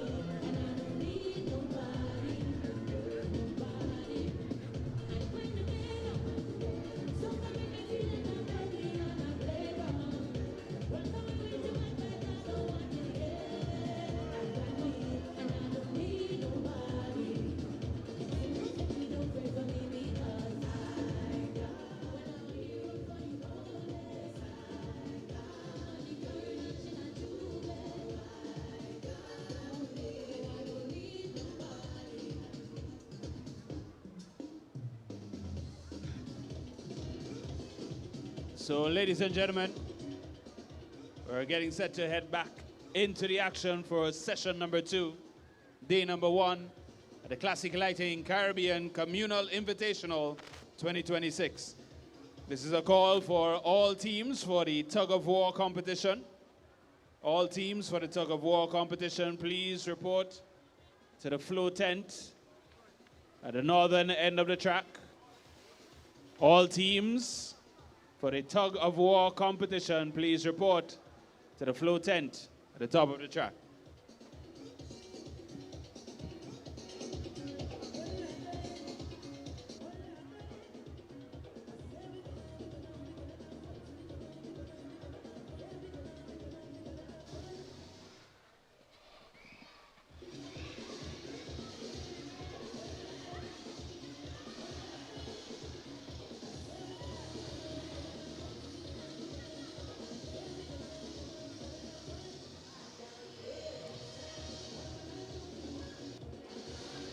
.319 in Grenada and the rest of the Eastern Caribbean. This is a call for representatives of Huggins and Digicel. You're up next. Feel free, of course, to get your giveaways across to the spectators. So now is your moment, ladies and gents. Huggins and Digicel.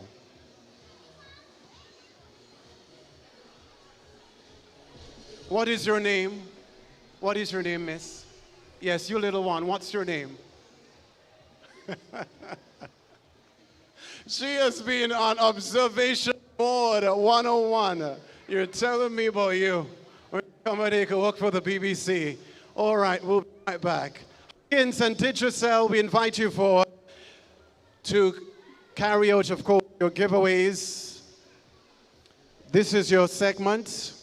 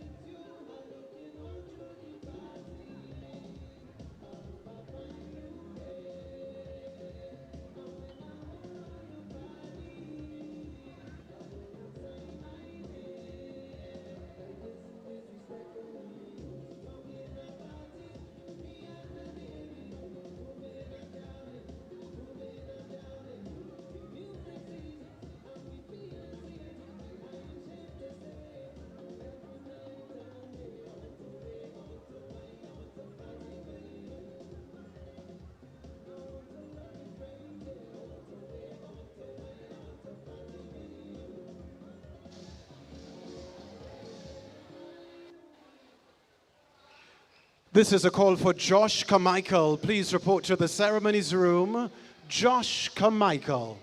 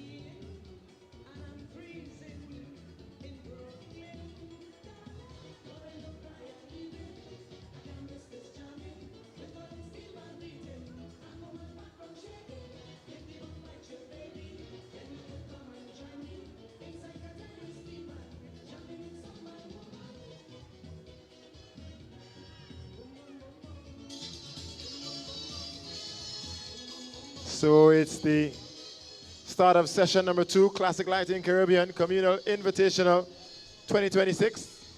The Women's Open Invitational High Jump about set to kick off. The Men's Long Jump Open Invitational. And we get set for the mixed tug of war business sector as they make their way out onto the field. Start of session number 2 here on day number 1 of the Classic Games 2026.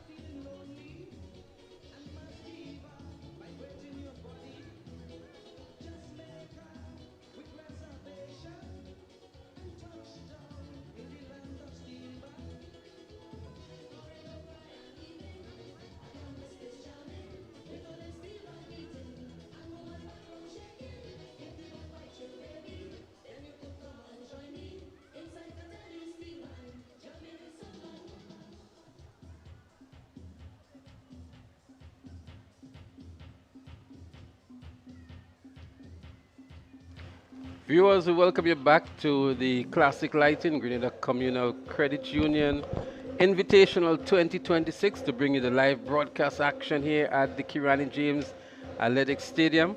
We're going to resume with the Men's Long Jump Invitational Open and the Women's High Jump Invitational Open. Quite a very long list here scheduled for the Men's Long Jump, and a much shorter one for the High Jump. And with me is Bernard Antoine. And Clyde will join us a little later on as we bring you the commentary wherever you are. So we did have a very lengthy break during the intermission, so to speak.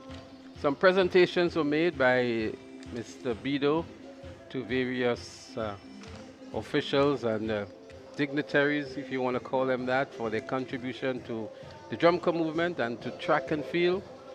And now we're about to resume with some action in the field, and then to continue with some more track action. So the Women's High Jump Invitational, we have here Josiah Mitchell, Jemiah Knight, Dominic Joseph, one to definitely look out for, Natalia Strawn, Michaelia Patrick, another one to look out for, and Jamie Smith. These are the athletes that are registered for the Women's High Jump Invitational, and of course we have 29 athletes registered for the men's long jump.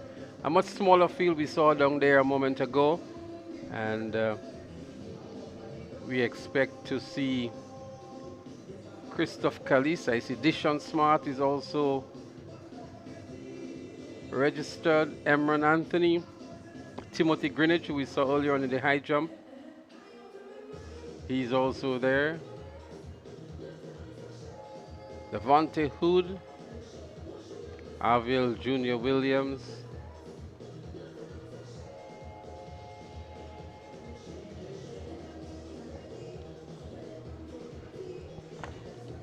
Good afternoon to all our viewers, listeners.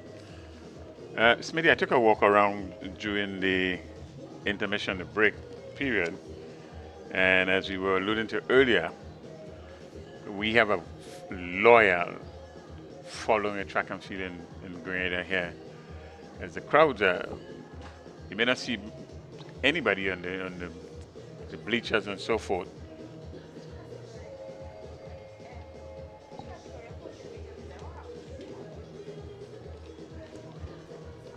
But we do have a good showing.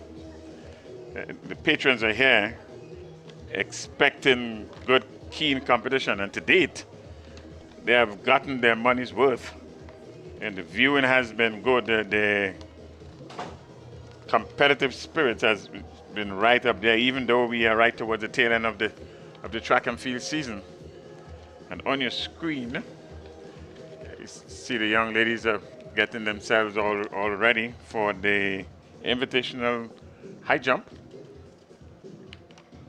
So the two athletes from the South City Rising Stars, that's the Classic Lighting South City Rising Stars, Makaya Knight and Natalia Strawn.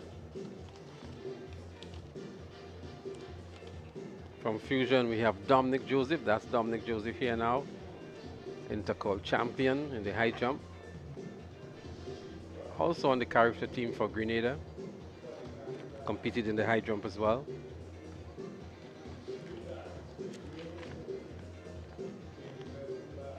What we can tell you further is that we have a number of events before this first day is concluded, including some relays.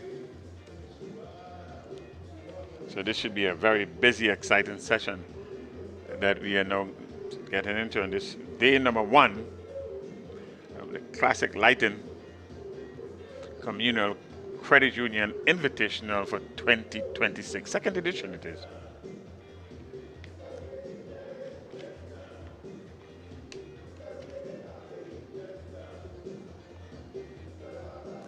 We do have a number we have some 6 ladies registered here, but what we get in a preview here is 3, seems to be actually 4 actually participating.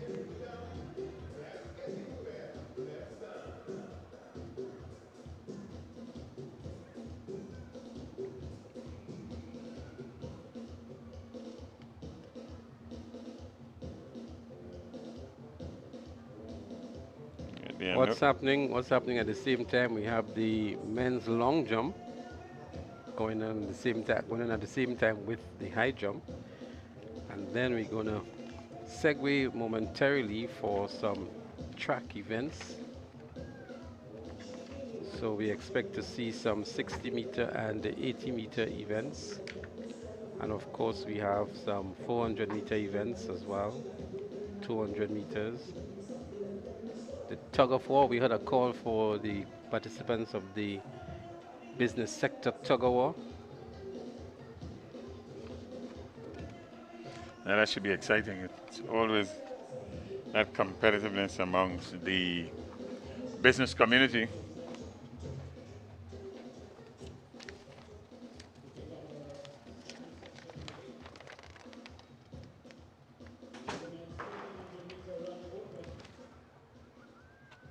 Oh, and the gun has just sounded, so we are off and running.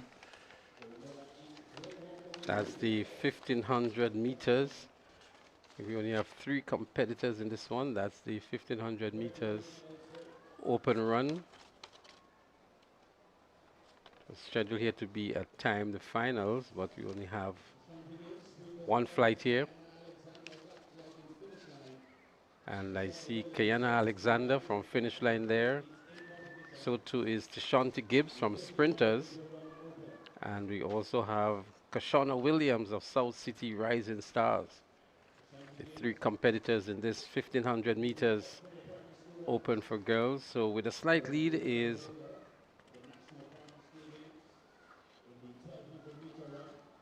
Kayana Alexander.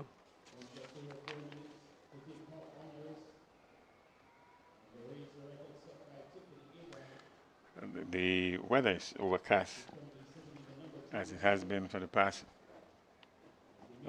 hour.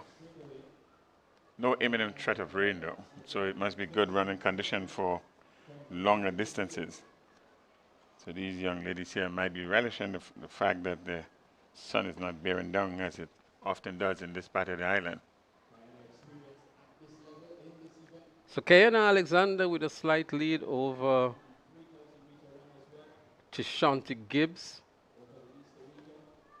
And the 1500 meters open for females.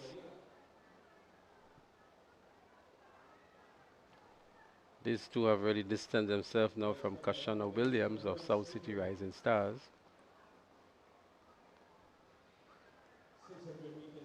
Yeah, they're neck and neck.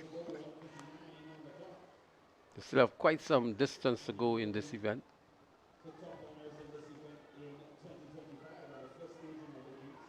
It's Gibbs and Alexander, they're keeping each other's company.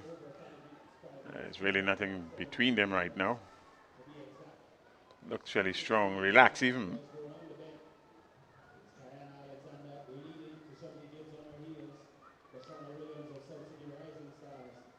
So they're running for positions here, the top three positions. So it's going to be decided by three of them for sure. And they're all medalists.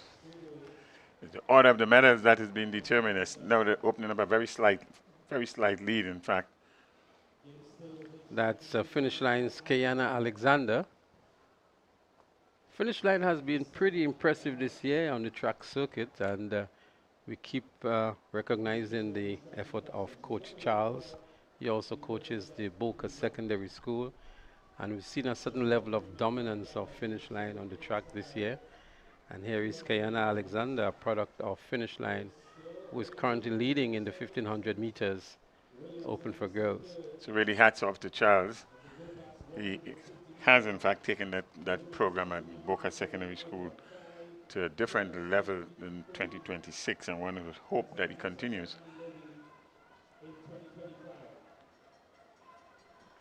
So it's still Alexander that's leading by just a mere whisker. Well, the bell has sounded for the final lap. They're just coming up to the final lap now. 400 meters thereabout remaining in this one. 3:45 on the clock. Kayana Alexander of Classic Lighting finish line with a 20-meter lead over sprinters Tashanti Gibbs.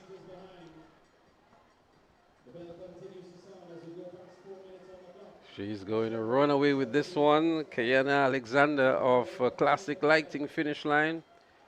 She's establishing a bigger and bigger lead over Tashanti Gibbs of sprinters. Sprinters been coached by Fimba Andrew Shotpree. We saw him receiving an award during the break earlier on today. Very much so. Well-deserving, one would add. But in the spotlight now is Kayana Alexander of Classic Lighting finish line. She's leading the field here in the 1500 meters open for women. And coming up just around the 200 meter mark, just under 200 meters. Kayana Alexander is entering the home straight here now with a 60-meter lead over Tashanti Gibbs. And she's beginning to accelerate as well. She has her eyes on the finish line and is going to power through to the finish line. Kayana Alexander, Classic Lighting finish line. And a good run indeed. 5.078 on the flash time here for Kayana Alexander of Classic Lighting finish line. Picking up the silver medal is going to be Tashanti Gibbs of Sprinters Athletics Club. just about to cross the finish line now. And still in the event is Kashona Williams of South City Rising Stars. Only 3 competitors in this event, and here is Williams of South City Rising Stars. She's going to pick up the bronze medal for sure. It's an open event, but these are all very young ladies. So one would say that they would have done quite well at times, but the age group is not bad. Kiara Alexander, South City, off finish line, 5 minutes, 7.83 seconds. Deshaunte Gibbs in second, 5 minutes, 22.53 seconds. And Kashona Williams of South City Rising Stars, 5:49.14. The top 3 are the bronze, silver, and gold medalists in the 1500 meter run open for women. So we just heard on the stadium microphone a new record established here by Kayana Alexander of Classic Lighting Finish Line as we look back here to her final moments in her record-breaking performance in the 1500 meters open for women. And a good steady run in here as she comes to the finish line. It's obviously have sufficient strength to accelerate to 20, 25 meters to the end and winning quite easily at the end there. It's Kiana Alexander from Classic Lighting Finish Line. Good run, and we just learned it's a record-breaking run. 5 minutes, 7.83 seconds. That's a new time. Well, these records are new records, considering that we're only into the second day of competition. So we expect as the years roll by, a number of these records will be broken. The high jump is still going on as the high jump open. We have 4 competitors there. But up next on the track will be the 1500 meters open for men. Certainly we have a larger field registered here. Well, they're on the starters orders as well, so we're going to segue from the high jump as we see a failed attempt here and go back to the 1500 meters that is about to be started for the men. There they are, the men already. We have a very long lineup here. I see there Mikel Moses of South City Rising Stars. The 1500 meters, not his favorite event, but he has impressed us so much here at the National Stadium over Intercall, over national championships, and had a very good performance even at Carifta in the 3000 meters. Yes. There they go, the start of the 1500 meters open. See, we also have a Tyrese Brave Boy. These are very, very young men. So Fusion Athletics kicks off in the lead here. That could be Adriel Mitchell. It looks like Adriel Mitchell of Fusion Athletics. He has won this event many a times here at the National Stadium. Member of Grenada's Carifta team as well in the 800 and 1500 meters. We also see that Noah, that's Noah Coutain, South City Rising Stars. He's currently in the 2nd position. But Adriel Mitchell in the lead. Noah Coutain is there for 2nd.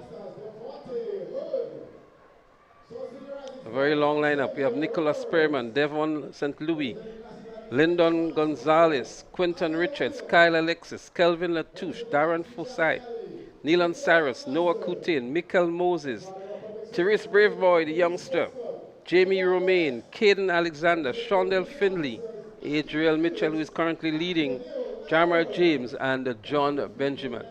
So Adriel Mitchell leads over Noah Coutain. Coutain being an Intercall champion, so a member of the Grenada Carifta team as well. An interesting injection in this race, Smith, with John Benjamin, the Bus Association. Yeah, we look to see what position John Benjamin is here. Let's see how good he's at the 1500 meters. Adriel Mitchell, the PBC record holder. Noah Coutain, the Intercall champion from GVSS, running for South City Rising Stars.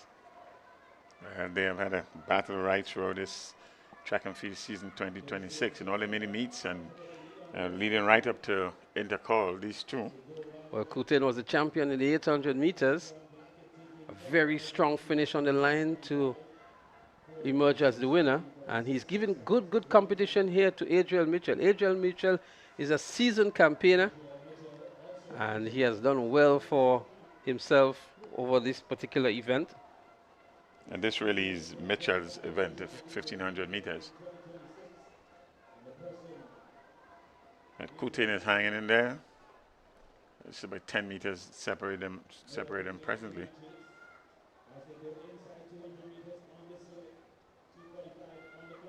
Adriel Mitchell of Fusion Athletics. Noah Kutain, South City Rising Stars, the top two in the 1500 meters open for men. As they come up to the bell lap now, we can see Adriel Mitchell looking around to see where the competition is coming from. He's going to kick into another gear shortly. He still has a lot more in the tank. He's pulling away from Noah Kutain. Kutain kept up well with him for quite a considerable amount of time, but now Adriel Mitchell is really separating himself from the rest of the field. With just over 300 meters to go, Mitchell is really pushing hard now. He goes down the back straight for the final time. Can see the momentum picking up definitely from Adriel Mitchell. He's looking for a good time here as well. The back end of the track and field season. Michael Moses making a move as well. Yeah, there's a competition in third position with Moses, and it seems it's Kyle Alexis. Well, here goes Adriel Mitchell. He kicks into another gear now with 120 meters to go. It's Adriel Mitchell of the Fusion Athletics Club. He enters into the home straight now with a commanding lead, and the legs begin to pump. The legs begin to raise a little higher. He's pushing for all he's got here now, looking for a good time.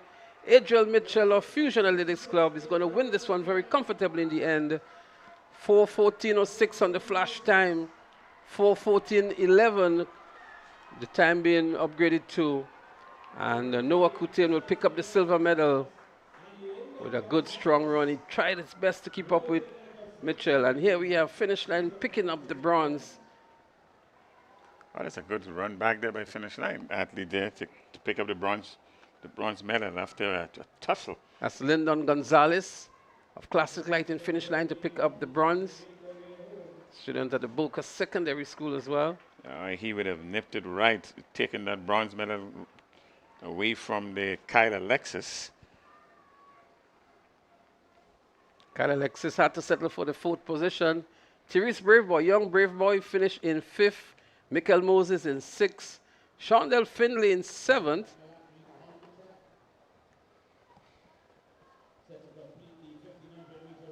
Devon St. Louis 9th, Caden Alexander 10th, Jamie Romaine 11th from the Bus Association. Oh, I think the busman has something to talk about. As we look at the final athlete coming through here now, that's Darren Forsyth of Sprinters Athletics Club. It's a very young man, obviously. The fans are giving him a good cheer home as well. Yeah, this is good experience for the young man. Darren Forsyth of the Sprinters Athletics Club, all the primary school athletes in this event as well. Ladies and gents, the field of competitors for the women's cricket ball throw, business sector, there they are. So long jump in progress, high jump in progress. The cricket ball for the business sector is about to be started, and these are the competitors. Let's take in the introductions. Leah John Huggins, Magdalene Steele, the Communal. Kenisha Mitchell, the Bus Association. Delia McDonald Hubbards. Kalisha Dominic, also representing Hubbards. Cheryl McEwen Huggins.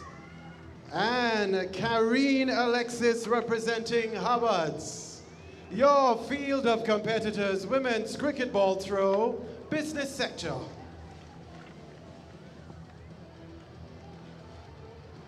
So there you have it, the competitors for the women's cricket ball throw. I'm sure Magdalene Steele from the Communal Credit Union would fancy your chances here. Glenisha Williams, Linda Lewis, Nadine Henry, Kenisha Mitchell, Delia McDonald, Kristen Frank, Kalisha Dominic, Cheryl McEwen. One of the specialty event introduced. Hubbard is surely represented here. What, four competitors from Hubbard's here. The Bus Association is there as well in Kenisha Mitchell. As we go over now to the 60 meters for the under 7 category, I think it is.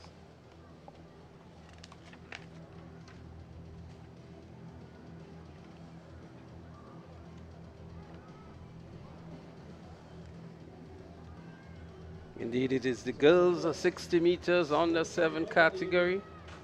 The girls 60 meter dash invitational under 7. In lane 1, we have Malia Adomako. Lane 2, Onika Luis Obike.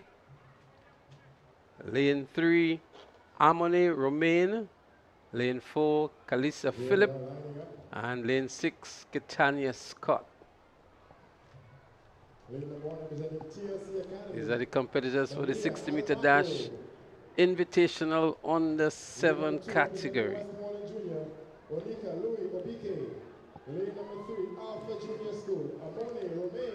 It's a good representation from this under 7 here.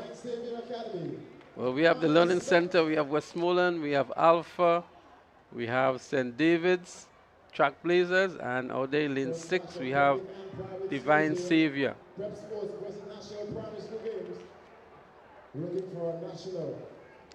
There they go. Udomako, Luis Obiki, Romain, Philip, and Scott. Already we see Onika Luis Obiki in the running spikes from the Westmoreland Junior School. She looks like one of the favorites here. They're up and running. There they go. Looking good. St. David's Trackblazers, Kalisha Philip. What a run here by Kalisha Philip of St. David's Trackblazers. A comfortable and runaway winner is Philip. An impressive performance indeed from Kalisha Philip of St. David's Trackblazers.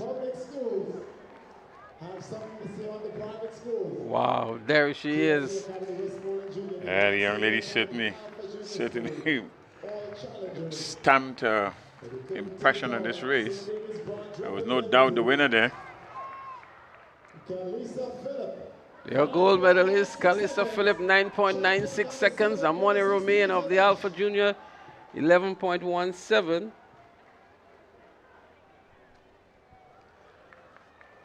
And Kalisa today is running for the St. David's GUT branch, not Trackblazers. And an impressive 9.96 here for her. Oh, she looked all business. She looked all business. She took it right at the start and right to the end. One to look out for in the future for sure. And we've just heard on the stadium microphone a new record for Kalisa Philip. Look at the determination on her face. She knew she was in front and she just coasted in the end right through. Grit and determination, winning and winning easily. She's going to remember this for a long time. She's only 7. Well, under 7. Alpha Juniors, Onika Luis Obike picked up the silver medal. As we look at the boys' edition of the 60-meter dash, we have in lane 1, or in lane 2, we have Ashaki Shepherd of Divine Savior. In lane 4, Ajari Jones of Grandance Academy. Lane 5, Leonardo Alexander of St. David's GUT branch. Lane 6, Massimo Langain, rising champs. Massimo Langain is one to look out for. He's not wearing the headband today. He's from the western side, Massimo Langain. And then we also have Zayden Dikoto Pierre. He's there in lane 7 from St. Mary's Junior. And in lane 8, Giovanni Bartholomew of the Beacon Junior School. Yeah, Langain there, a little showman he is. Wearing the headband today is Jerry Jones of the Grand Dance Academy. Comes in with a seeded time of 10.37. Massimo Langain comes in with a seeded time of 10.21. So Massimo Langain, one of the favorites here, running from Rising Champs today.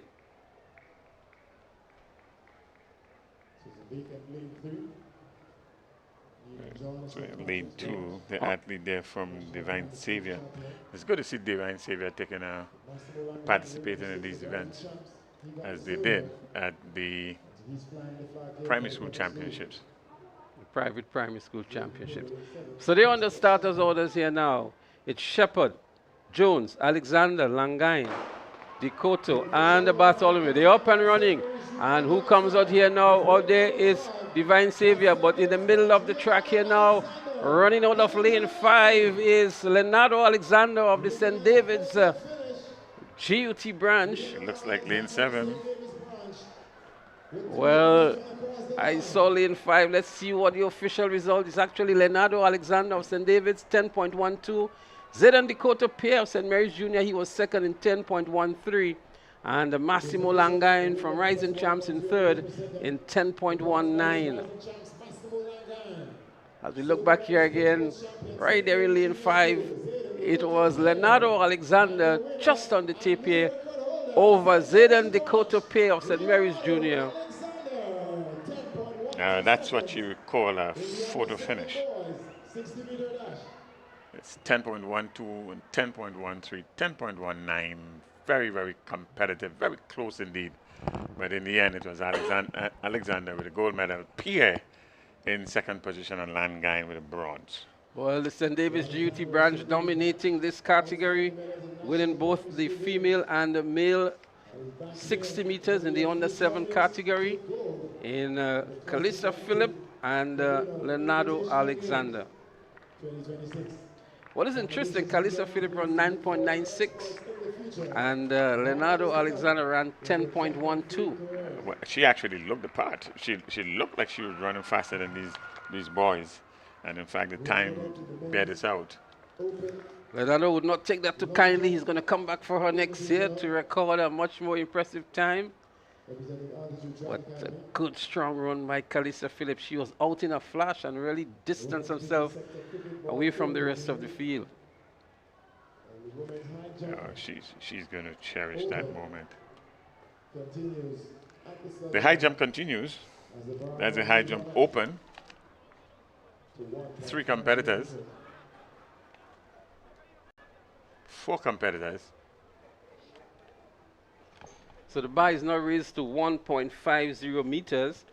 And from the information we have here, the only person who have done this height before would have been Dominic Joseph and Natalia Strawn. Dominic Joseph, the Intercol champion. She is competing here for Fusion Athletics. She's the one in the white and red. And would fancy your chances. We saw Gavia Walker earlier on today. She's in the stands. She's having no part of this competition. She said to me she wants to enjoy it from the stands and she'll be back for Whitsuntide Games. And she was second to Dominic Joseph at Intercol. It's not a bad thing. It has been a long season. Long season for these young people.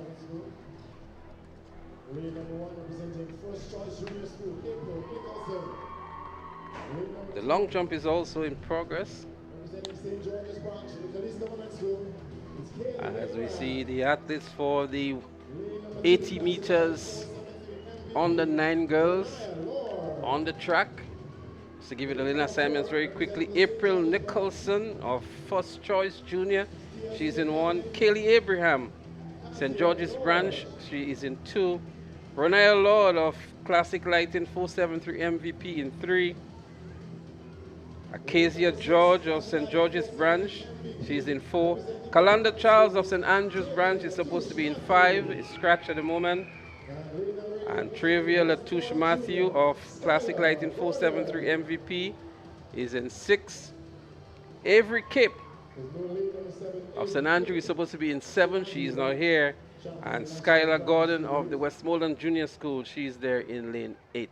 Well, the athlete in lane number 6, that's Latouche Matthew, seems to be all eager and ready to go. She certainly come in here with a seated time of 13.79.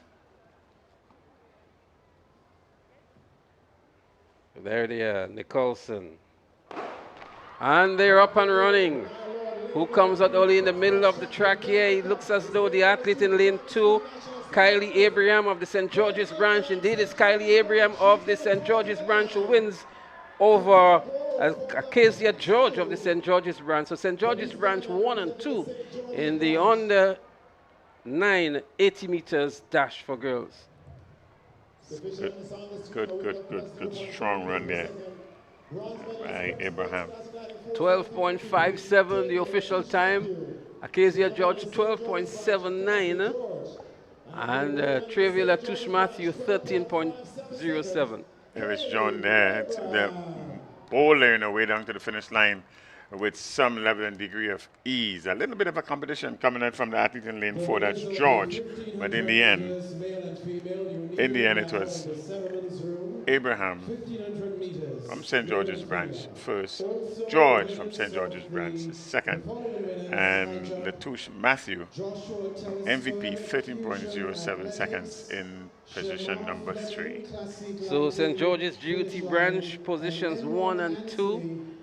And Classic Lighting 473 MVP picking up the bronze medal in Tavia Latouche Matthew, the top 3 finishers in the under 9 girls 80-meter dash. The boys are getting themselves ready, and we're going to see Noah Charles from Classic Lighting 473 MVP in lane 1. Kaniel Telesford of the GCA, he'll be in 2. Alfonso Douglas of St. David's GUT branch, he'll be in 3. Demary Paul, one to definitely look out for from sprinters. He's a national champion. He's in lane 4. Tyler Bain, also of sprinters, is in 5. Nelson Wilson Louison, the familiar name of Nelson Wilson Louison. I had a chat with his mom during the Carifta weekend, and they are very, very strong and big supporters of their kids. Kalen St. Louis, Classic Lighting 473 MVP, he's in lane 7. And Amari Lucas of the BCA, he's in lane 8. But Amari Paul is one to look out for sure in lane 4. Let's see how this one emerges. Here comes the Mary Paul now, but on the inside is also looking good 473. But here comes the Mary Paul. The Mary Paul wins it nicely over Tyler Bain of sprinters as well. And on the inside, Noah Charles of 473 MVP had another very impressive run. 11.72 for Damari Paul. Tyler Bain 11.83. And Alfonso Douglas of St. David's GUT picked up the bronze in 11.97. Right, to sprinters all the way. Sprinters 1, sprinters 2. And St. David's branch in position number 3. 11.72 seconds is the winning time for Paul. Well, not surprisingly though. Paul just established a new record. Remember, he was the national primary school champion. He was the national champion as well. Has established several records over the season and establishing another one here today. 11.72 seconds to win the boys 80-meter dash under 9. For one so young, he certainly has a good presence. You could see the difference on the starting line, that he had a presence, and he went into that full of confidence, and in the end, 11.72 was enough for a new record and to win the gold medal. Well, Damari Paul is also one of the Blue Bubbles Gold Spikes awardee as well. And we say congratulations to this young man. A lot of promise is in him. Continues to do well here in the track and field. Shout out to Mark Paul. We're getting set for medal ceremony. All the winners of And the so events, we invite you to the ceremony we're going to have ASAP. medal presentation ceremony. Please report to And the ceremonies room. we're going to come back with some more track action. We're going to have the 80-meter dash for the boys. Sorry, the 100 meters for the under 11 girls and boys. These are the events that will be scheduled right after the medal presentation ceremony. So what we're going to do now, we're going to take a short break, get ready for the ceremony, and as soon as the ceremony is completed, we'll be back here to bring you the live track and field action. But to remind you, the high jump is still in progress, so too is the long jump. Seems as though the 100 meters for the under 11 girls will take place before the medal presentation ceremony. The girls are on the track at the moment. So the gun is off, so they're on their way. That's the under 11 100 meters for girls. And looking good is out there in, that's Gibbs Latouche, Tanaya Gibbs Latouche from Sprinters Athletics Club. The winner here comes from a very rich sporting family as well. Tanaya Gibbs Latouche, Sprinters Athletics Club, 13.95. Abriel Fortune of the St. Patrick's GUT, 14.14. And Nadira Filbert of the St. Mark's GUT, 14.41. The top three finishers here. But a good run here for Tanaya Gibbs Latouche, our Sprinters Athletics Club, to win. She came in with a seeded time of 13.86 and returned 13.95. In fact, we are going to witness the 100 meters under 11 boys before we get into these medals presentation also.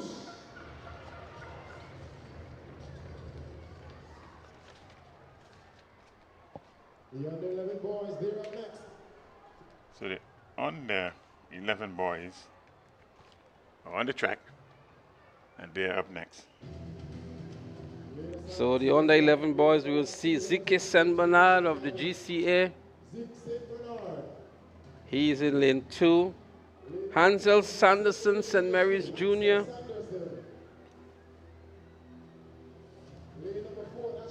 He's in 3. Khalil Howell is in 4. Winston Church, South City Rising Stars in 5. Jace Mitchell of St. Andrews GUT is in 6. Amir Rene of the St. Mary's Junior, he's in 7. And Shequan Stephen of the Grenada Junior Academy is scheduled here to be in lane 8, but lane 8 is scratched at the moment. So we have St. Bernard, Hansel, Khalil, Church, Mitchell, Rennie, Stephen, and they're up and running.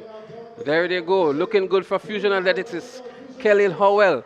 Howell in the middle of the track here with a slight lead over the rest of the field. He extends the lead now. That's Khalil Howell. He slows down for the tip and shot balls to the crowd as well.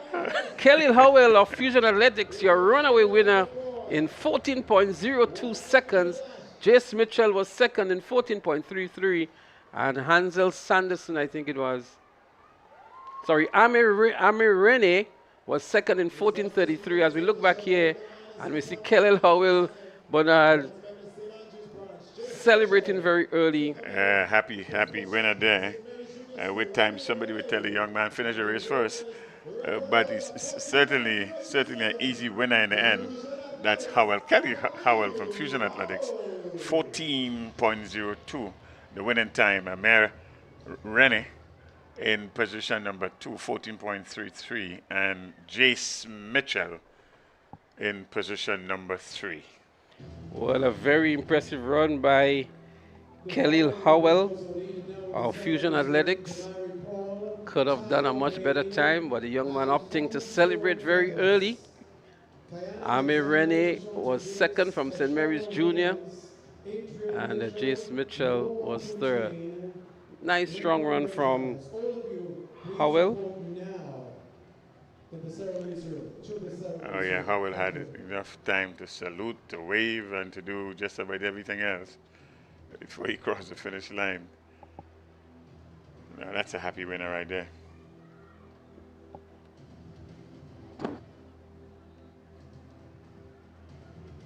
Well, the long jump continues, as does the high jump. Height now at 1.55 meters. So too is the cricket ball in action. If you look towards the left of screen, we saw the competitors for the cricket ball being introduced.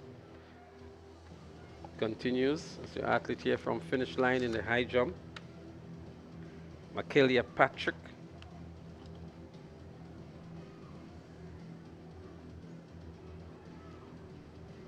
She's attempting 1.55.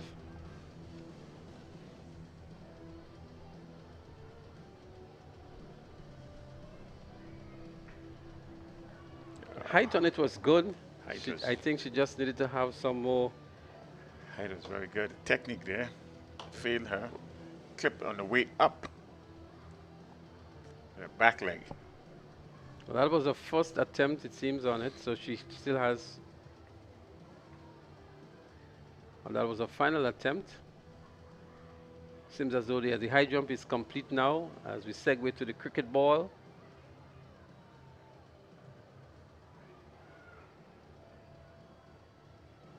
Just to remind you, this is one of the specialty events.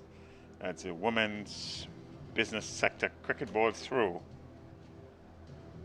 We have some 11 participants in this one, representing Huggins. That's Georgia of Huggins, representing Hubbard's Bus Association, Communal Credit Union, and there are 2 unattached persons. Well, I'm not sure if you saw what happened a while ago, but the throw that was measured seems to be a very good throw with the cricket ball. The tip was really, really stretched here, Bernard. Not sure who the thrower was. Oh, so we may have to get a steel tape here. Well, I don't think it would have been record breaking, but it was a very good throw. As we see another throw here, not as long as the previous one. That was Dahlia McDonald we saw with a very long throw earlier on. Not this throw, the one before that was actually Dahlia McDonald of Hubbard's. I'm sure she's attached to the lumber yard or somewhere there, Bernard. Oh, might be around a lot of mango trees. She's the supermarket at food fair. I was just told she works at the food fair, so she must be throwing some apples around the food fair.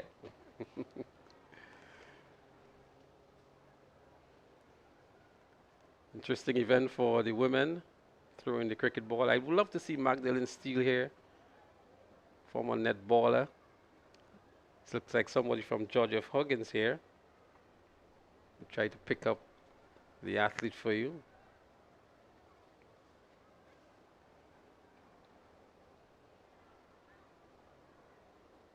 From Huggins, we have Cheryl McEwen. That could have been her.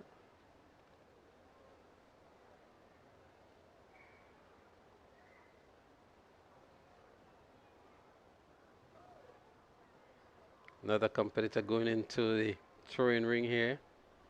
This is from Hubbard's. There she goes, makes a good throw. Officials scampering out of the way. Certainly have the spotlight on them. Clyde, you might be looking for some potential cricketers here for the national women's cricket team. Dahlia used to play cricket? Ah. So Clyde John is just letting us know that Dahlia is a cricketer herself, and maybe that's why she's so good at throwing the cricket ball.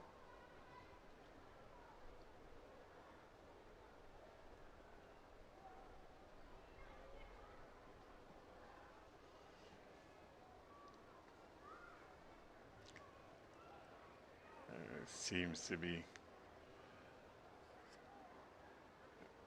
finishing, if not finished. Somebody has their bags, getting ready to go. Seems to be the conclusion of this event. Well, from the little that we've seen there, that throw by Dahlia McDonald of Hubbard's, we saw on screen a while ago. That's her there with the bag on her back. She may very well be the winner of the cricket ball throw.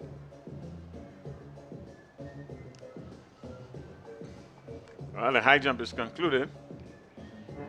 And from the high jump, it seems as though it was Michaelia Patrick. So the Hubbard's crew, they're celebrating from the cricket ball. Looks as though they have maybe more than one top position there. Yes, it is Patrick indeed who would have won the high jump. That looked like Strawn in second position.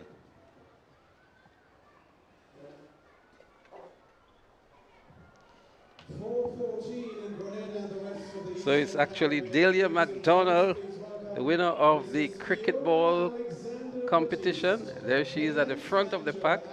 Magdalene Steele seems to have picked up the silver medal. As we get set for the first medal presentation today. And so what we're going to do, we're going to go over to the house microphone and to Kenroy Batiste for the medal presentation ceremony.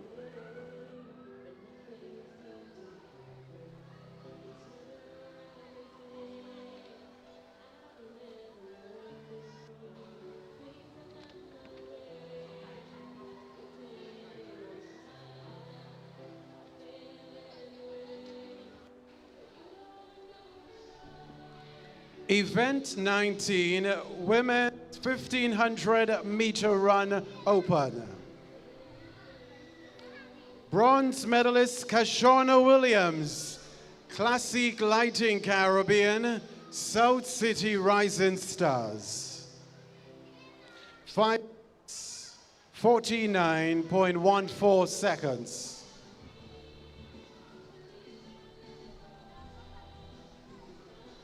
Silver medalist Tashonta Gibbs, Sprinters Athletic Club, 5 minutes 22.53 seconds. And your gold medalist Kayana Alexander, Classique Lighting Caribbean finish line. 5 minutes 07.83 seconds.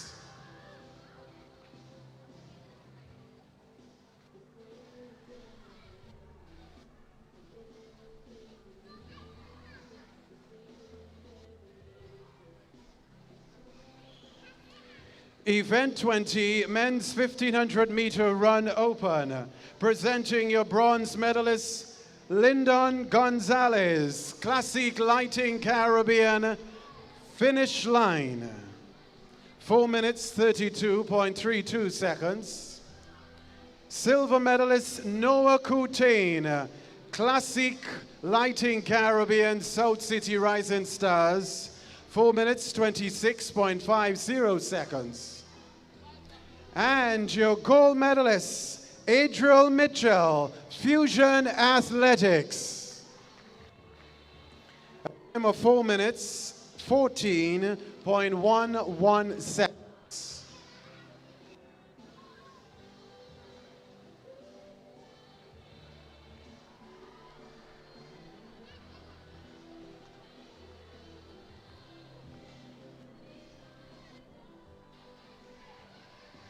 Event 21, Girls 60 meter dash, Invitational under 7. Bronze medalist, Onika Lewis Obike, Westmoreland. 11.57 seconds. Silver medalist, Amone Romain, Alpha Junior.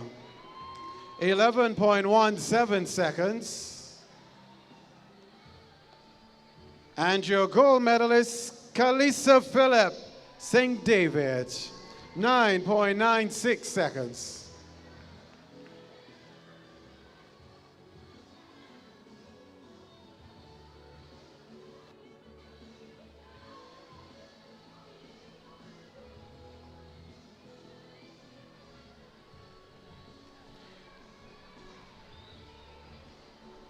Event 22, boys 60 meter dash, Invitational, under 7.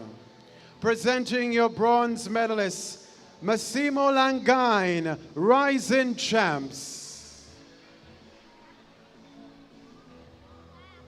Silver medalist, Zayden Dikoto St. Mary's Jr. And your gold medalist, Leonardo Alexander, St. David. 10.12 seconds.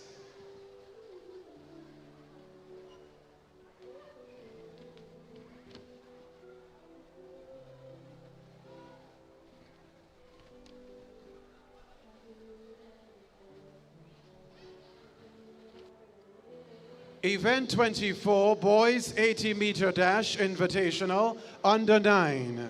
Presenting your bronze medalist, Alfonso Douglas, St. David, 11.97 seconds.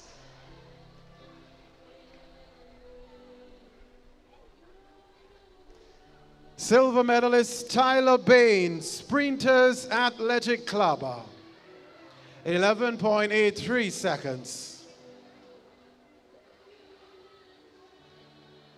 And your gold medalist, Damari Paul, also representing Sprinters Athletic Club, a time of 11.72 seconds.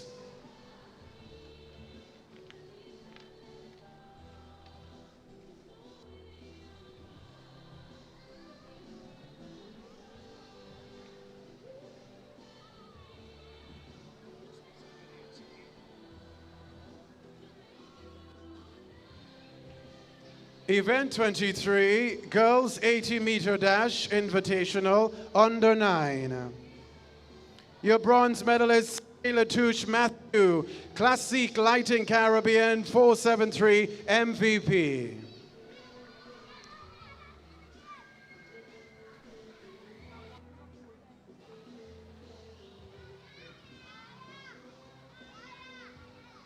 Silver medalist, Acacia George, St. George's, Anglican.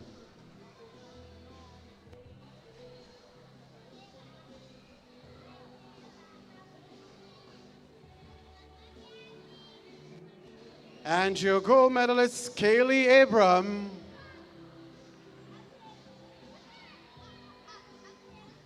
So I believe this is St. George's, Anglican. My apologies, it isn't on the script at the moment.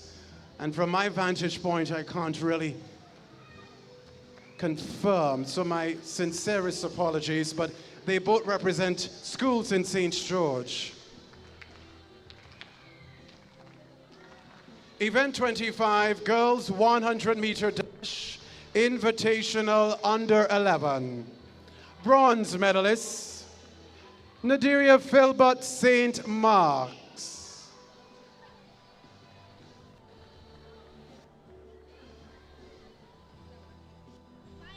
14.41 seconds.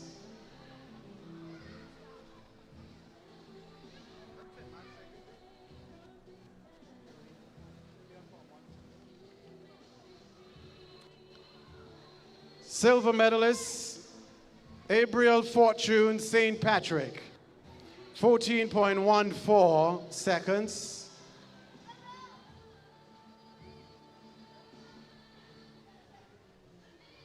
And your gold medalist, Tanaya Gibbs Latouche, Sprinters Athletic Club, 13.95 seconds.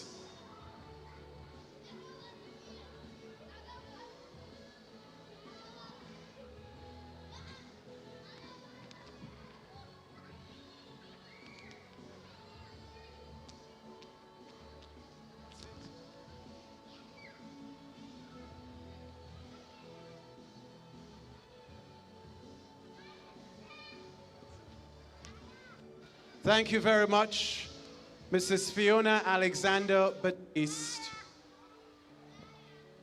Finance Manager at Communal Cooperative Credit Union Limited. Thank you so much.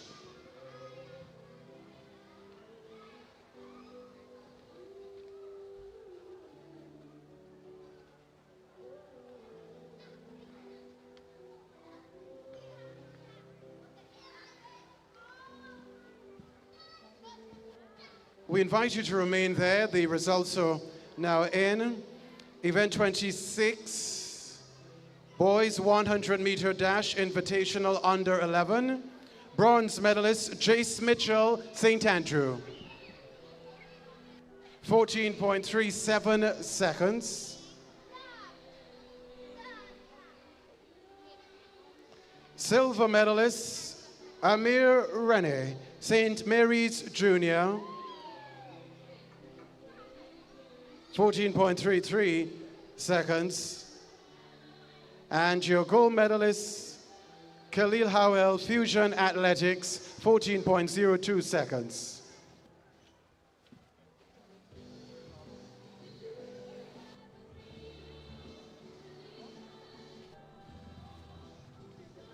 Thank you very much, Mrs. Fiona Alexander Batiste, Finance Manager at the Communal Cooperative Credit Union Limited.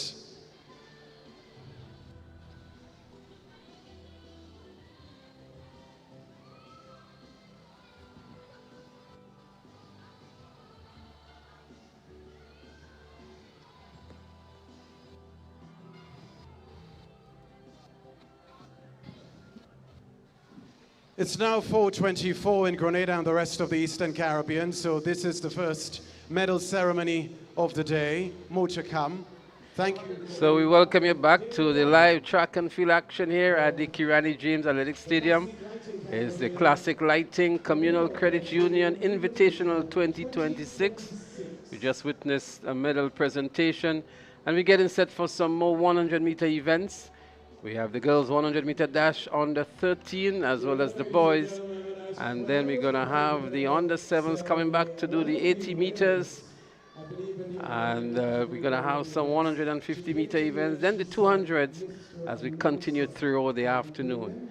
So wherever you are, we thank you for staying with us. We thank you for sticking with the Invitational. That's the Classic Lighting Communal Credit Union Invitational. And the excitement continues, the action continues as we segue into the final events. Number of events completed already in the field. We had the long jump for the Women Open. We had the high jump as well. We also had the cricket ball throw and the high jump for the men, all completed so far. Bernard, it's been a day in which we took a little while to get started, and then we saw some very exciting races from the athletes that participated so far. And the expectation is that we're going to have much more competitive races coming into the late evening session here at the National Stadium. Oh, yes, we have a slew of events, starting with, as you rightly said, some short sprints. And then we also have a number of relays to be run off today, this first day. And that will continue right up to the last relay of the day that we have would be the mixed 4x100 meters relay. In fact, this is a fairly new event on the international scene, the 4x100 meters mixed relay. So we are going to have that. That's for corporate Grenada, and that should be really exciting. This should bring the houses down. So if you have the time, you should stick around, because this is going to be a really exciting. We are going to start though with the 100 meters invitational under 13 girls. Well, we have the lane assignment here. Jamie Smith is going to be in lane 1 from Classic Lighting finish line. Jazian Johnson from the Alpha Junior. She was a standout athlete in the private primary school games. Sanjay Simon, Westmoreland Junior, is in 3. Kamaya Joseph of St. David's GUT in 4. Tia St. Bernard of Alpha Junior, she is in 6. And Chanik Reno of Westmoreland in 7. Carissa St. Clair, St. George's in 8.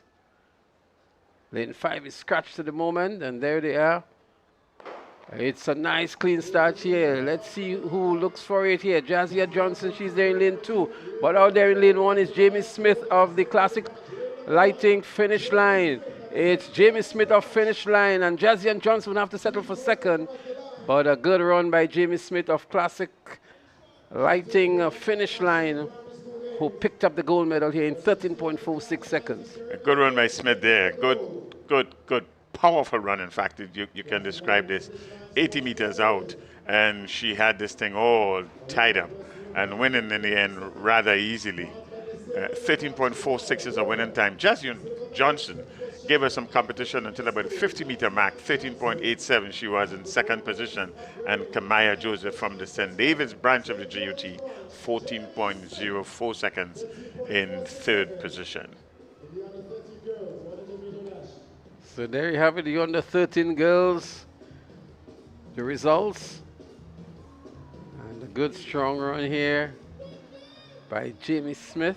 The boys are getting themselves ready. They're on to the track now. And we should see 8 boys here. We should see Kai Kado of St. Mark. Should be in lane 1. Eric Antwine of Westmoreland in 2. A very popular name right throughout the season, Eric. Chamorro Alert of the first choice in 3. Ronan Leslie from St. David's, a name we get used to over the years as well. Yes, another popular name for the season. JDL Andrew, the favorite, I would think, from Sprinters Athletics Club. He was the champion at the primary school games. He has come in here with a time of 12.63. His seeded time, as is Leslie. Kishan Cobb from St. George's branch of the GUT. He's in 6. Tyler Clark, St. Mary's Jr. in 7. And also from St. Mary's Jr., Dion Forrester. He's in lane 8. This is going to be an interesting one. We're looking for some speed in here. So it's 100 meters under 13. It's young boys. And you see two of the competitors here have chosen to use starting blocks. It could be a little bit intimidating for the others who have never used starting blocks. Well, I don't know if you remember the name JDL Andrew Bernard from the National Primary School Games representing St. Andrew. Certainly he did. was a very dominating athlete there.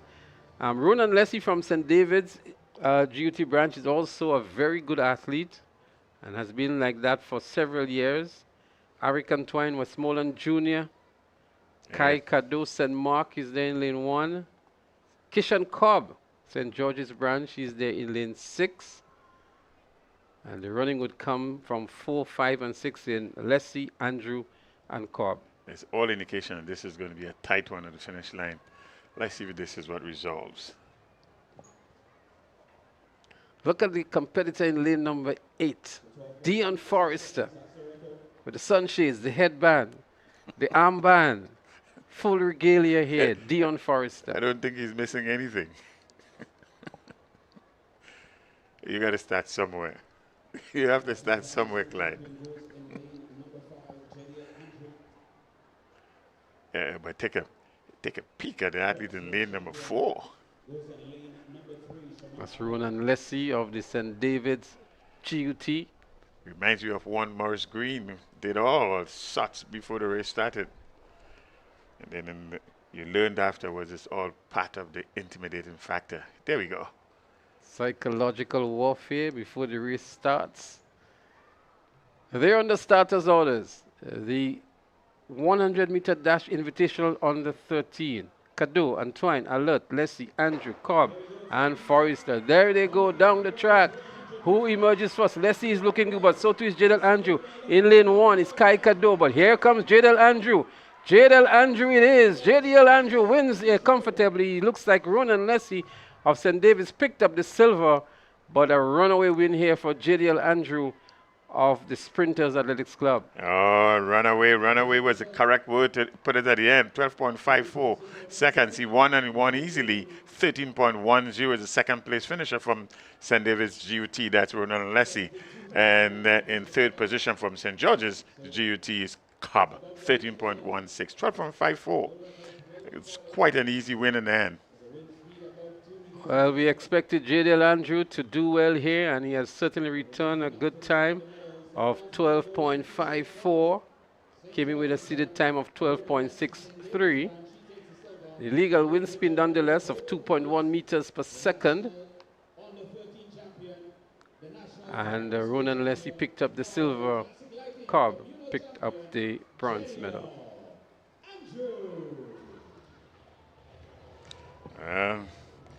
We said it was going to be close, but it was close only for the second, third, and fourth positions.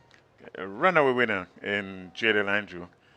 And the boys, 100 meters, invitational under 13. Next on the track could be the girls' 80-meter dash under 7. Certainly these girls don't look like under 7. I don't think they are even close to under 7. We have the second in the series of giveaways. So it's going to be the under 20 girls 100 meter actually. These are the girls that are getting themselves ready on the track. Arisha Telesford, Jamil Williams, Shania Thomas. Uganda Motors, first choice. Well, a number of lanes are scratched here. Only 3 competitors. Shania Thomas of Ace, Angel Mark of South City Rising Stars, and Kamea Alexander of Altitude Track Academy out there in lane 8. Your 3 competitors. So in lane 2, Arisha Telesford, she's unattached. And we have in lane 6, Angel Mark of South City Rising Stars. And out there in lane 8, Kemaya Alexander of Altitude Track Academy. So the 3 ladies are about to face the starters. Let's see the time. Well, there are only 3 athletes here. Lanes 1, 6, and 8.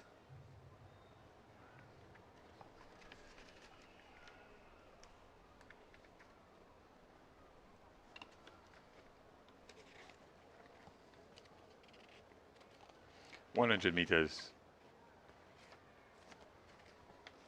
Your under 20 girls into a straight finals.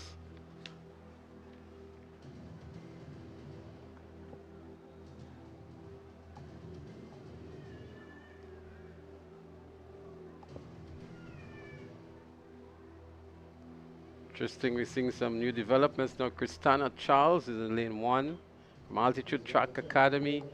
In 6 is Angel Mark, and in 4 is Shania Thomas of Ace. There they go, up and running here. Christina Charles it is from Altitude Track Academy out there in lane 1.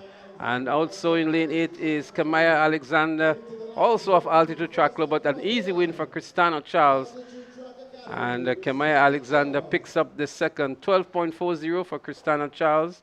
Kamaya Alexander 13.31, and Angel Mark 17.43. We have it here that presents as under 20. Christina Charles was entered earlier, senior.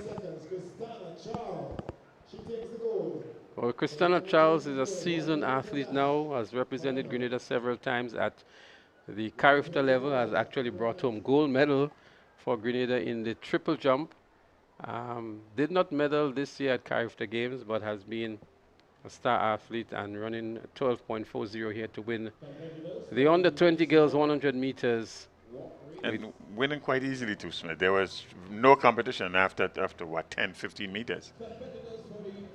So Altitude Track Academy 1 and 2, and Angel Mark of the South City Rising Stars picked up the bronze medal. And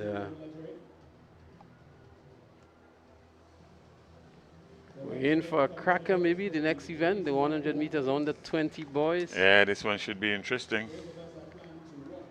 Always is. It's until very, very recently, this was the premier event.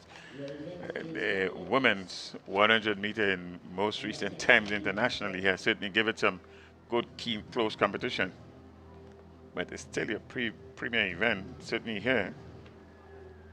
There they are, the boys are getting themselves ready. The under 20 competition.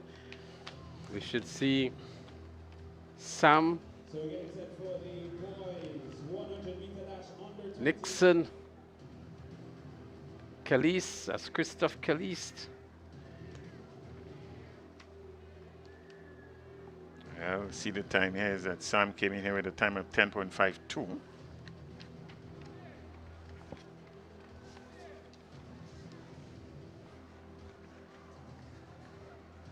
He's in lane number 5. Next best time coming into these finals here is in lane number 6.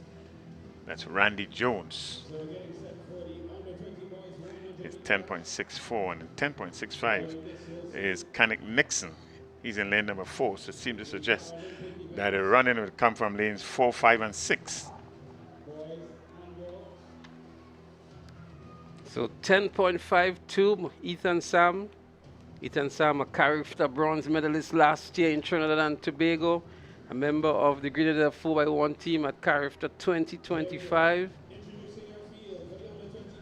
Randy Jones, a member of the Carifta team as well, participated in the long jump.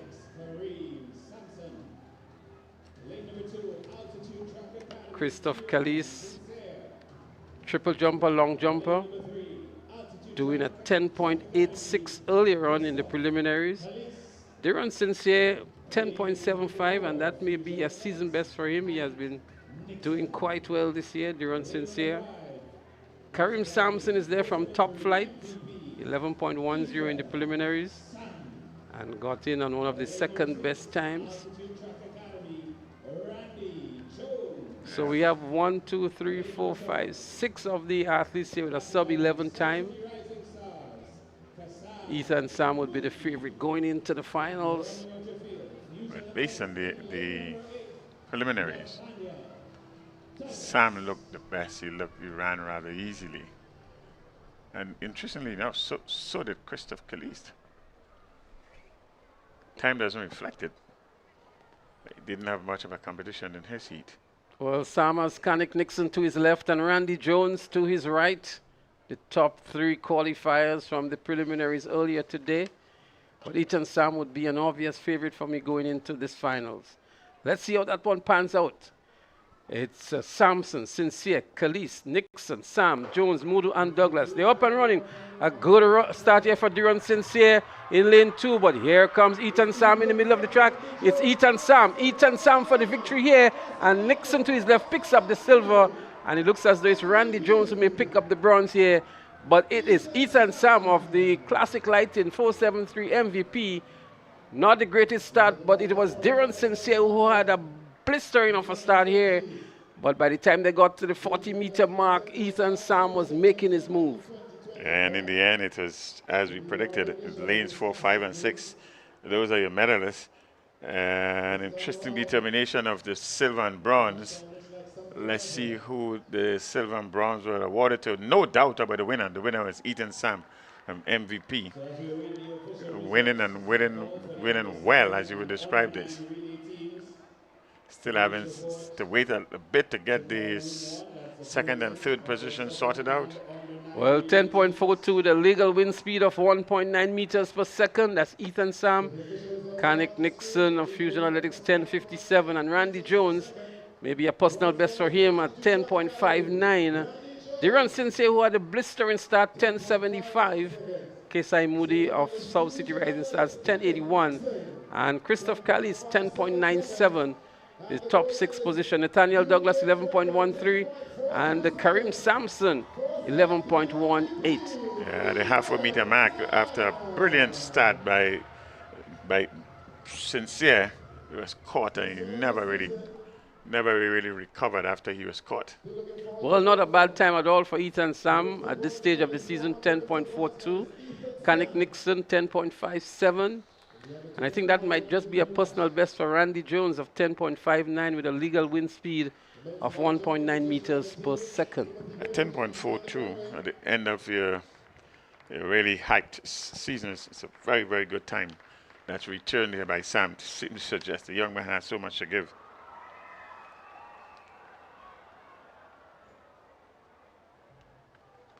Up next on the track, though, is 100 meters for seniors. That's women.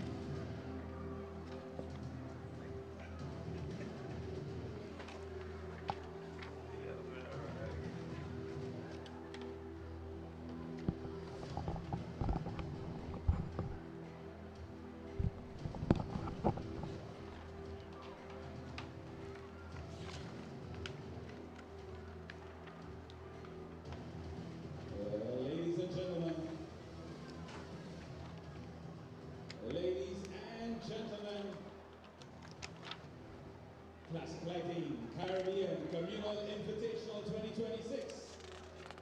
It's time. It's time. It's time for our first corporate sprint of the evening. Well, one of the specialty events about to make an entrance here.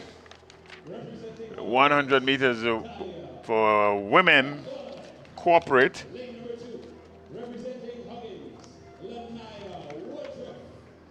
Lane number 3, also representing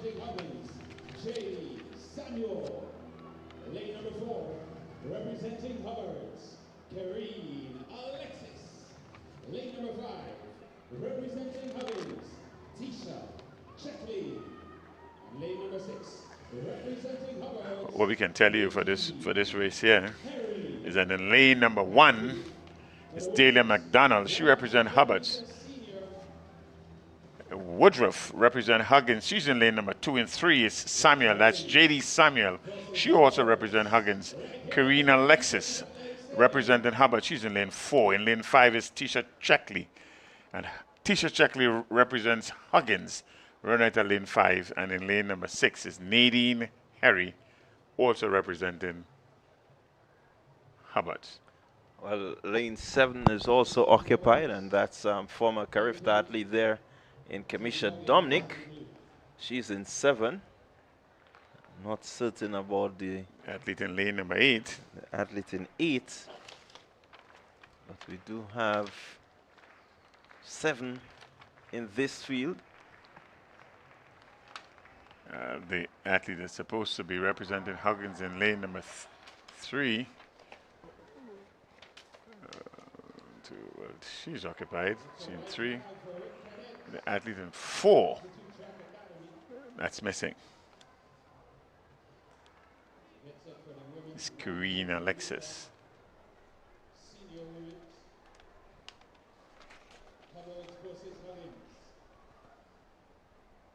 So that's Christian Frank, the athlete there in lane 8.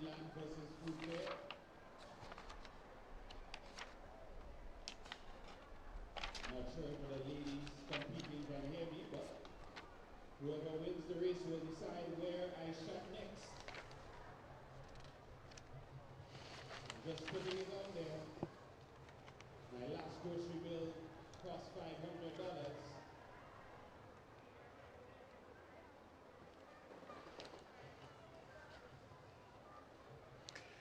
So it's 100 meters for ladies. It's a specialty event. It's representing the corporate Grenada here. Bit of a changing around in terms of the lane assignments.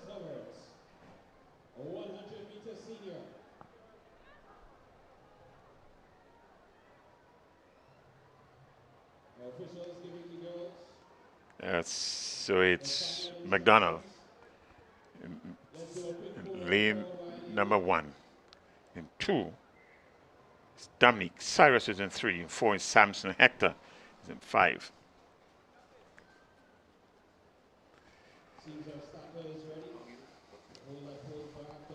Yeah, so it's Huggins versus Hubbards. That's the battle that is on here. Certainly is. Huggins. Hubbards boasting some very prominent athletes.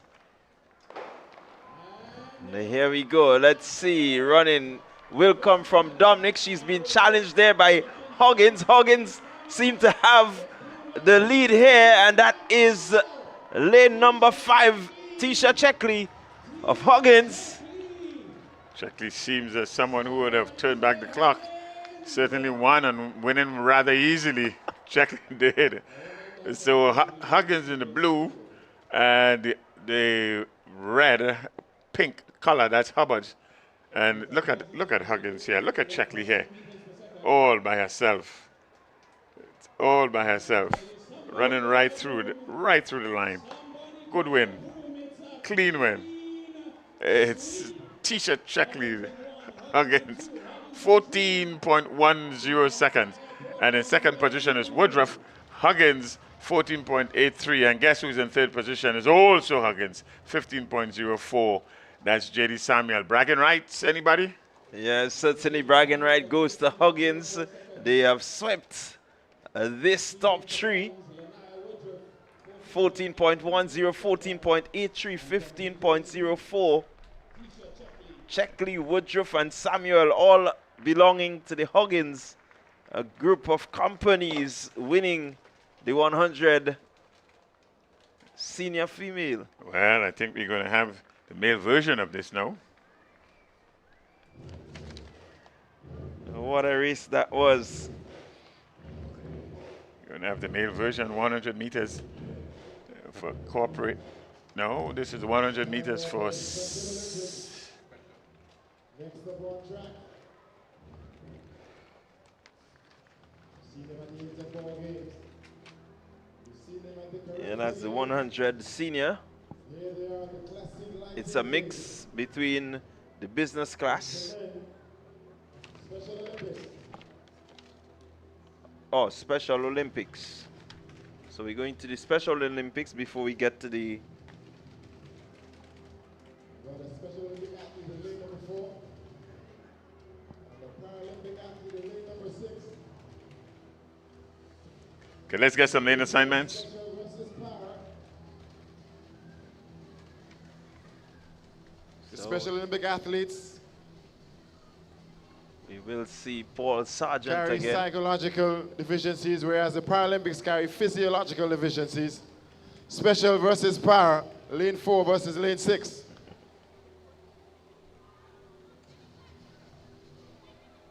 So that's the race on, as you heard. Special versus para. Special Olympics, you have a special category. So Sargent there will represent the Special Olympics.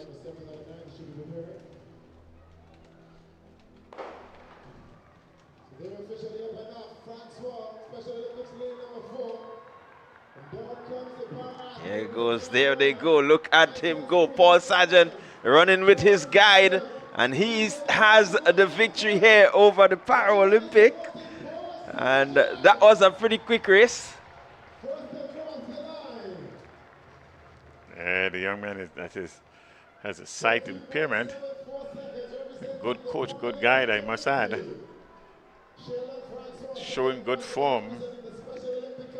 Showing good form, he did.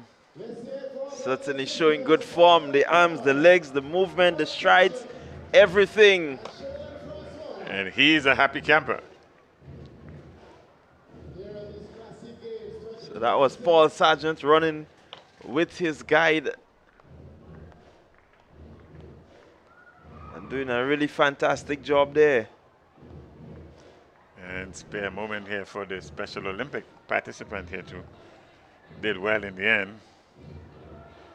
Finishing strong. There's two athletes.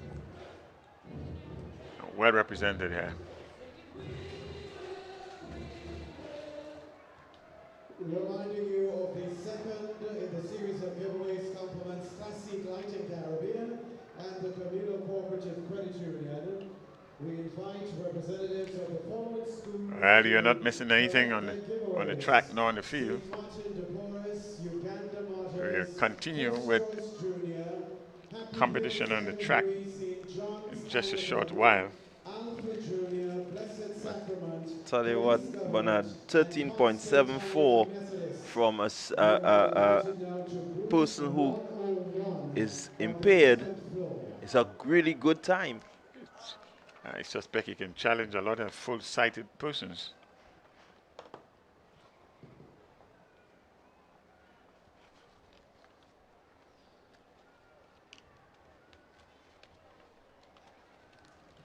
So congratulations there to Paul Sargent. A really good, outstanding run from him.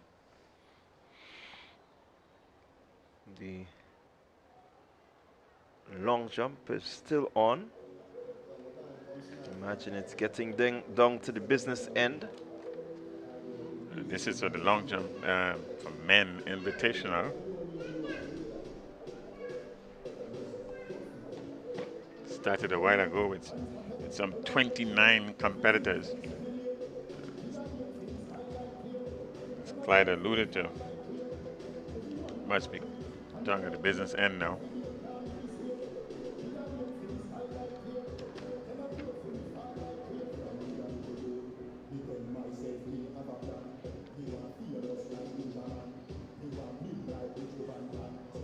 The systems are being ready to continue competition on the track.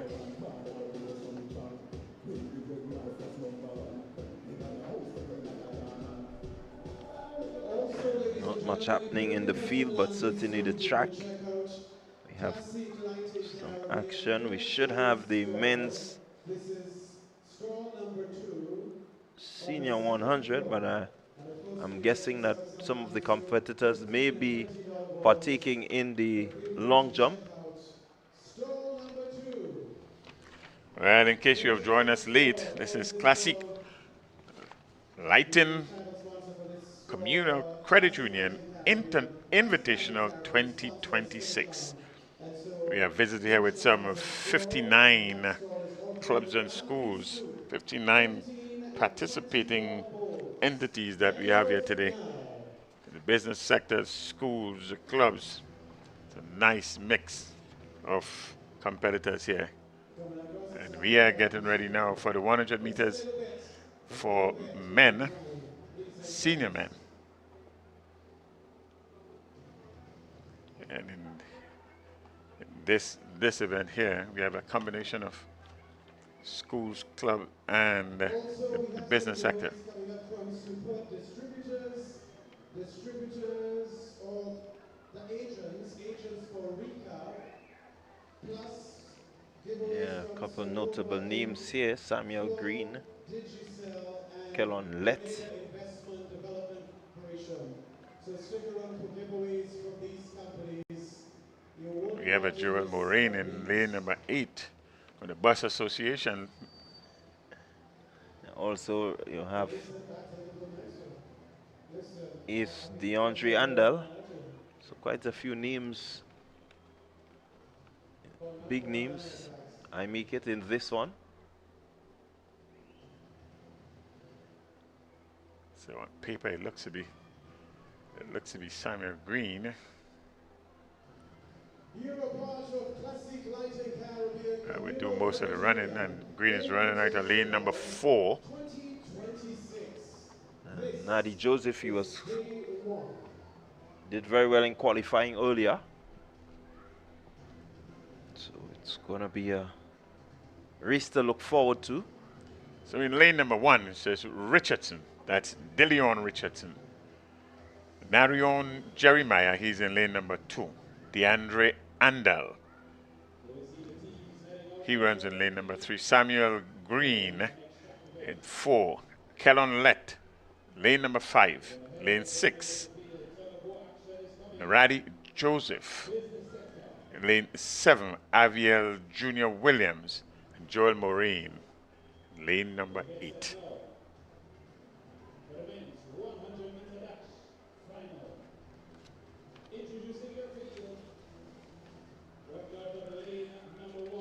Green, certainly one of the favorites here. Representing Full Throttle, Narion Jeremiah. Lane number 3, representing Ace Track Club, DeAndre Andel. Lane number 4, from Fusion Athletics, Samuel Green. Lane number 5, representing Police Sports Club, Kellon Lett. Lane number 6, Classic Lighting, South City Rising Stars, Naradi Joseph. Lane number 7, Classic Lighting, Finish Line Sports Club, Aviel Jr. Williams. And lane number 8, representing the Bus Association, Joel Moray. So it's a good mix of the business sector as well as the clubs and schools. The Bus Association and the police are well represented here in Moraine in lane 8. And from the police, Lett in lane number 5. We expect most of the run to come from lane number 4. From Fusion Athletic, representing Fusion Athletic, that's Samuel Green.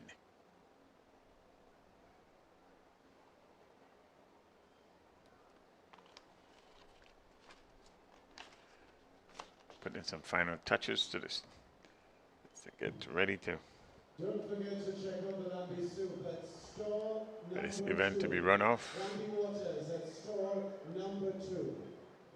$15 and $20 bowls. So the turkey soup already done? Or you have turkey as well? So they will get onto their mark shortly. Then we will have the runoff.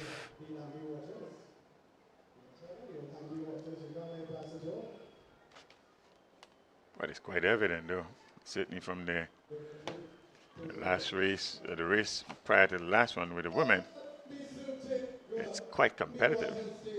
Although Huggins ended in top and winning the first, they were in the ascendancy in the first 3 places. The Hubbard's competitors, they were all very closely bunched. And I'm sure it's like a competition within a competition. Who amongst the club members do better? And they're getting ready to face the starters now.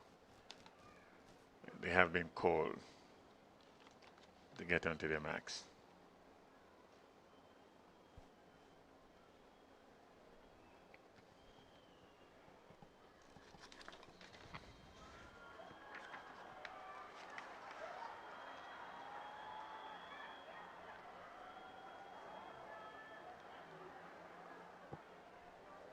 So they're on their marks. A clean start. Let's see how they go. Seems to be Green taking control of this one. Does have some challenge on the inside, but he moves away quickly. He's going to take it. Pretty strong, smooth run there from Samuel Green. 10.60 seconds. 10.60 without much competition. Green seems to be smiling about 30 meters into the race, and in the end, he did put in a little kick at the end there, maybe being very conscious of what time that he would post. So it is Green from Fusion Athletics, 10.60. Kellon Lett from the Police Sports Club, 10.93, and DeAndre Andal from Ace, 11.01. With a legal win of 1.2 meters per second, we have a new record for this meet record of 10.60. Samuel Green, your winner. Yeah, well, a new meet record for Samuel Green in the 100 senior dash. Really good, strong run there from Green. This looked like a preparation for tug of war, Clyde. Yeah, it suggests the tug of war.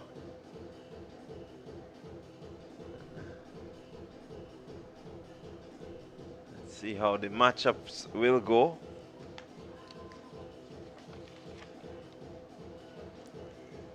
Always have some interesting sidelines and story within a story with these specialty events. There's a lot of bragging before the event.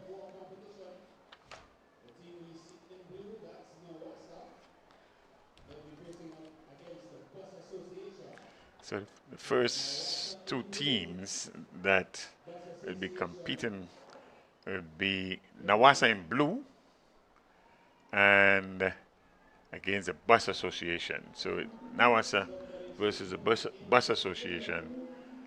That's the first series of competition here in this tug of war.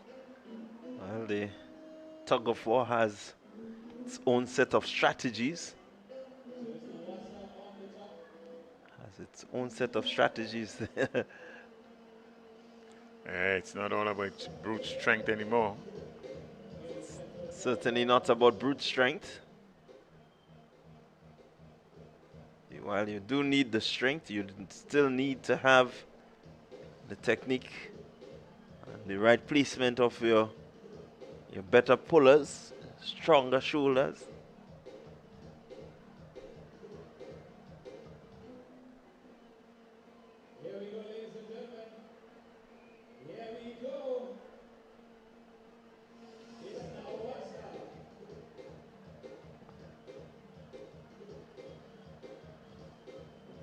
Nawasa versus the Bus Association.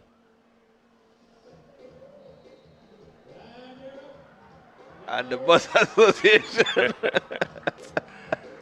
And no contest there, Bernard. The bus men are weak. Certainly on this first effort. No resistance whatsoever.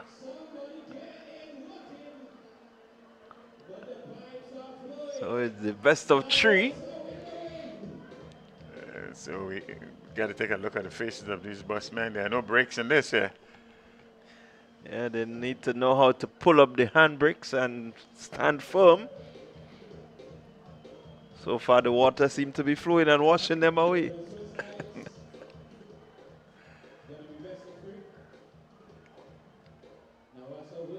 But this is a nice mix of male and female on the teams. Seems to be 9 competitors each.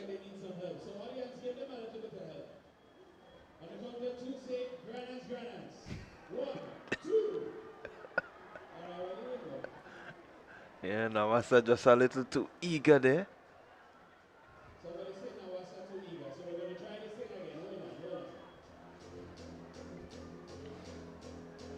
There only seems to be 7 persons on for the bus.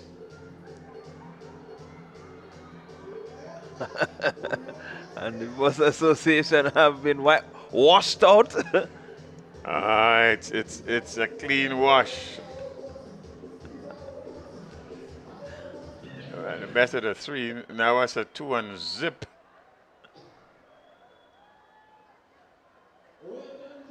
Over and out. Yeah.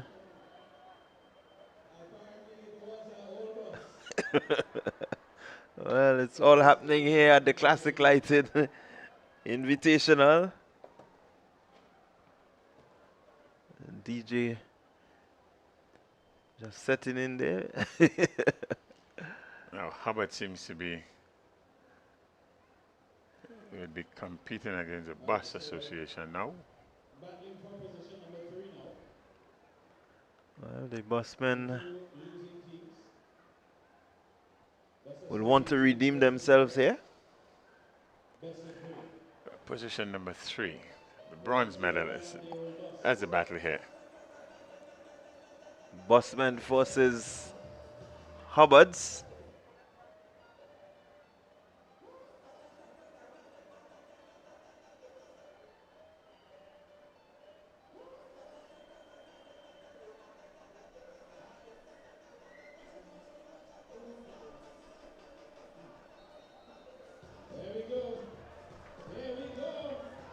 Busmen just seem to be slipping them, and busmen they go down to Hubbards.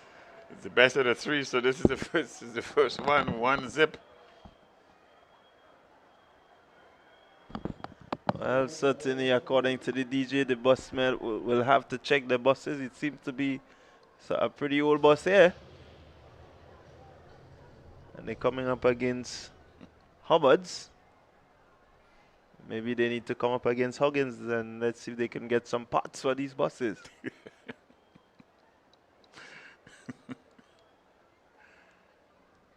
It seems to be very low in numbers. It's 7 participants here. And Hubbard seems to be, right, 7 or 8? Oh, it's 7. So it's good. It's all even. 7 versus 7. This seemed to be a better effort by the busmen. They seem to have gotten the strategy, but here comes Hubbards. Hubbards is pulling away. Hubbards have swept the boards. The busmen will need to check the tires. We may just have to call the officers to get a little inspection on these busmen. Seems to be a question of numbers too. I don't know if they're moving with faulty equipment, but they don't have the bricks to hold off. That seems to have decided their bronze medals. And back on the track. Back on the track, it's the 80 meters. That is Calissa Phillip representing this in David Branch. Oh, she won earlier and she won easily, and there she did a repeat here. Yeah, she won the 60-meter dash in record time.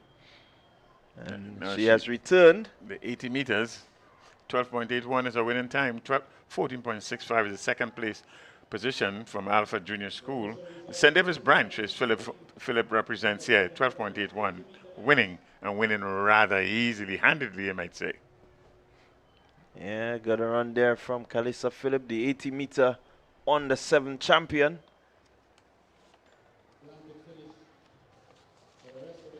Positive 2.4 meters per second wind.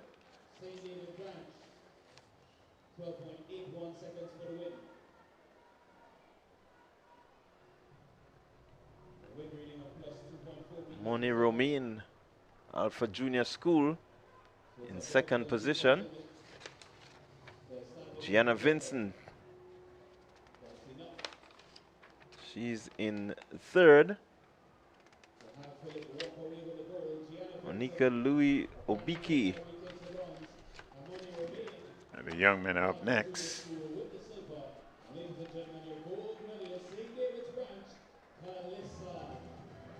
Gianna Vincent was third, 14.99 on the 18. On the 9, 80 meters.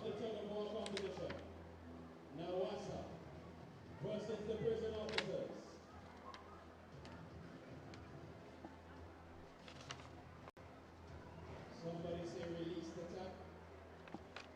Somebody say hold them in. Prison officers.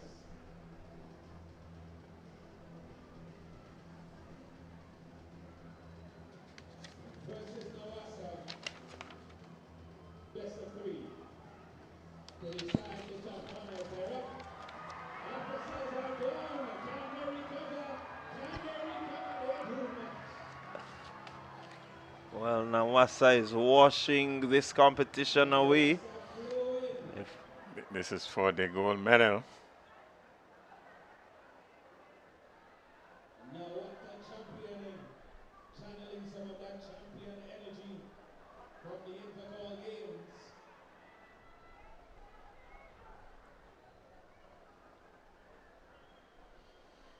At the same time, we have the boys, 80 meters. Lanes 1, 2, 4, 5, 6, and 7. And they're off. It's the 80 meter on the 7. Let's see, the running seems to be coming from Kaden Dakota Pair. And he's going to take this one. 13.39. A negative 1.5 meters per second wind. So good strong run from Dakota Pair. As Nawasa and the prison officers continue to battle in the tug of war. Nawasa has the strong hold on them. So Nawasa 2, prison officers 0, means that Nawasa will take the gold medal.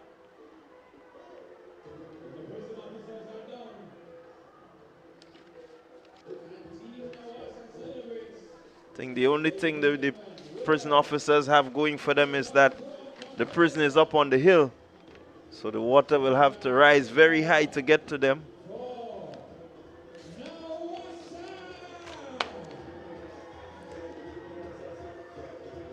The results is posted here for the 80 meters on the 7. That's Pierre winning, 13.39. Langain in second position, 14.11. And Joshua Reddard in bronze medalist position, 14.35. Yeah, so that's your top 3 in the boys 80 meter dash. Invitational on the 7.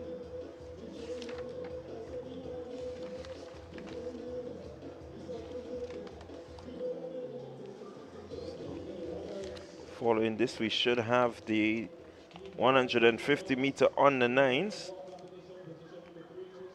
That will be followed by some 200 meter action.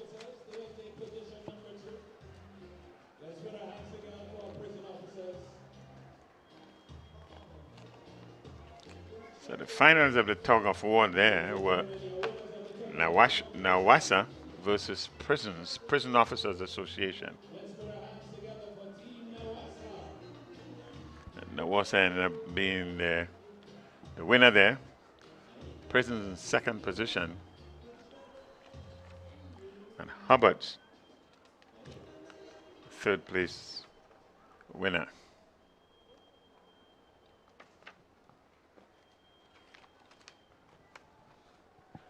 So it's the Classic Lighting Communal Cooperative Credit Union Invitational 2026. Coming to you right here from the Sakirani James Athletic Stadium. It's day number 1 of 2. A lot more action to come tomorrow. It's a full exciting day it has been, Clyde. It's some 59 teams represented here. Clubs, and schools, and businesses, and even 2 unattached persons.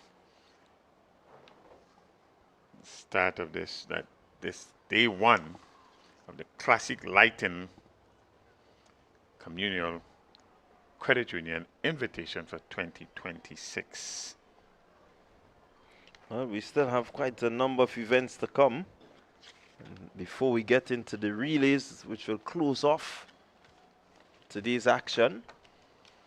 Title sponsors a Communal Cooperative Credit Union, Sunvia Incorporated, Grenada Broadcasting Network, Poly Natural Spring Water, Digicel, Flow, Jonas Brown and Hubbard's, Tropical Catering, These Sporting Goods, GIDC Daniel's Tasty Food, Nawasa, Grenada Paper Products, MTV Grenada Informer, Star Printers, Go to Fat, Just Schools Creative Media, TNR Communications, Louison Creation, Grenada National Stadium, GOF Huggins, WeFM Radio, Choice Bakery, Blue Bubbles, Nexio, Grenada Athletics Association, Ambigram Creative Studio, Party Grenada, Things Local Grenada, Better Call Sean Service, Jet Setters Club, your sponsors for today's event.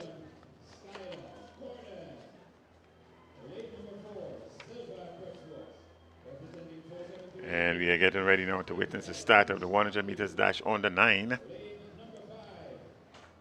On the 9 for girls. Zanaya Sylvester in lane number 1, Avery Cape in lane number 2, and 3 is Skylar Gordon. 4, Latouche, that's Tevia Latouche. Ronaya Lord in 5, Rachel Gilbert in 6, Azura Charles in 7, Kaylee Abraham in lane number 8. Well, we have a scratch in lane number 7 and lanes number 1, 2, and 3. 1 and 2, sorry. So it's 3, 4, 5, and 6, and 8. We'll face the starters in this one here. 150 meters, invitational girls, under 9.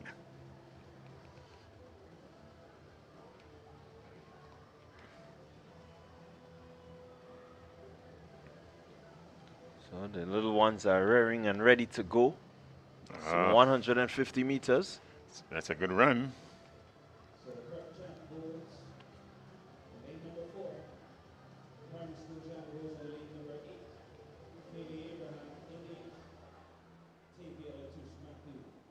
Here, lane number 4 is already, she's keeping herself warm.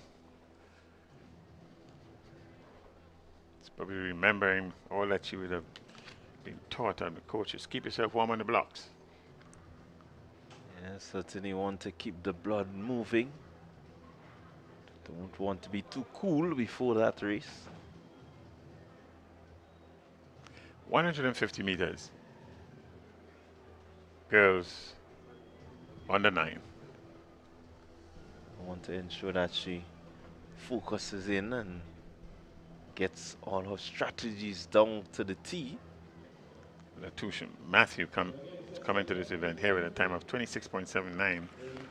one of the two seeded athletes here, and Lord in lane number 5. It's the other seeded athlete here in 27.19.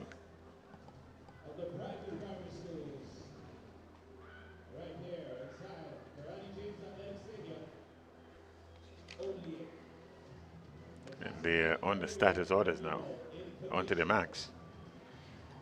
So here they go, they're off and running. Let's see.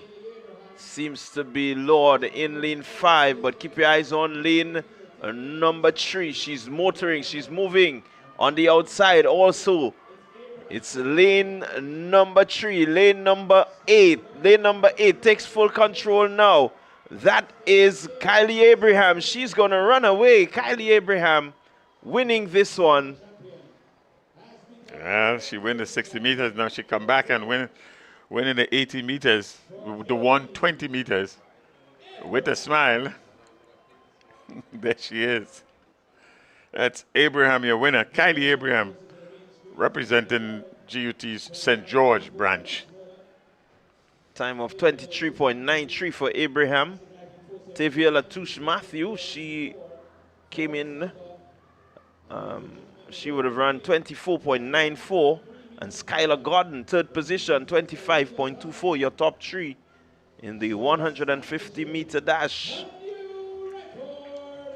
And what you would have just learned with a time, with a wind reading of 1.3 meters per second, 23.93 is a new record, new meet record. That's Kylie Abraham, St. George branch. A good strong run from her. Ran from lane 8 and really did an awesome job getting ready for the boys. 150 Invitational under 9 boys.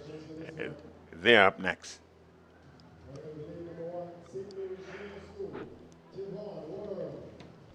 Coming into this event here, one of the seeded athletes here is Demari Paul at 21.32 seconds. Best time on paper by a lot. Yeah, Paul. And he's in lane number 4. Paul has been running well all season. Lane number 1 is Tivon Worm. And number 2, lane number 2 is Canil Telesford.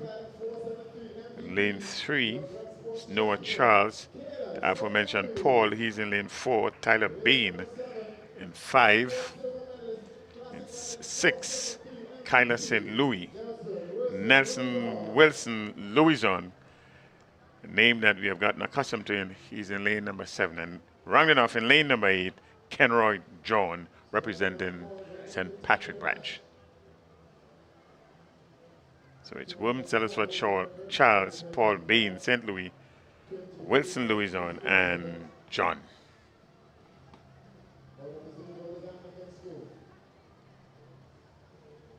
So again, the athletes are just getting themselves ready. You can see Paul there, just trying to ensure that he keeps warm.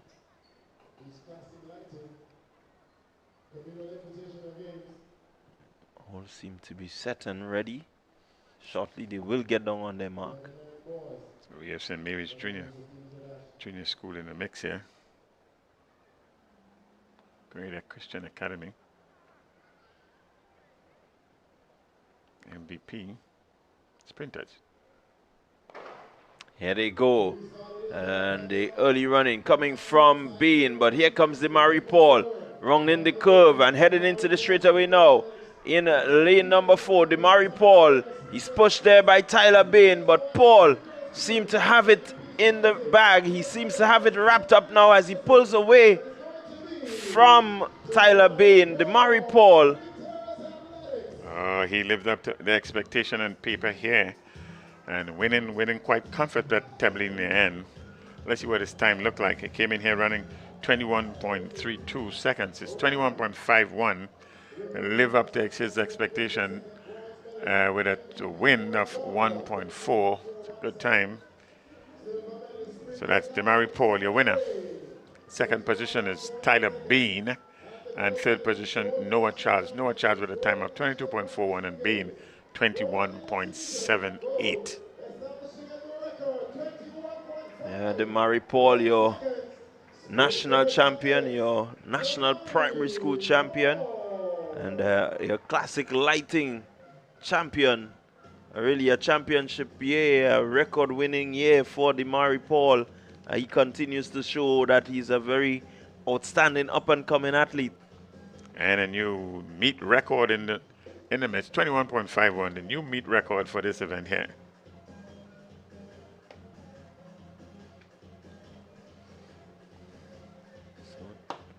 Tyler Bean, second position, 21.78. Another good run by him.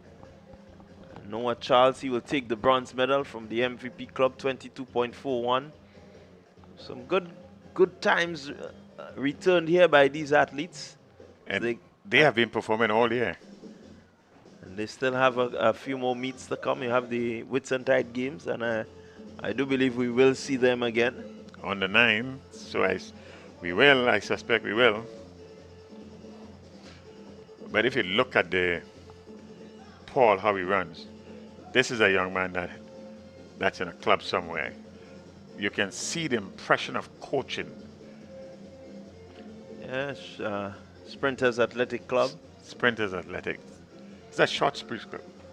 Yes, that's the club that short pre-runs. You can see the impression of coaching here. Nice upright stance, full throttle, legs, knees held high, arms moving in synchrony with his legs. Good run from by the young man. Good technical run too. Yeah, certainly good running, good outstanding running from Paul, Bean, Charles, Louison, St. Louis, Telesford, Worm.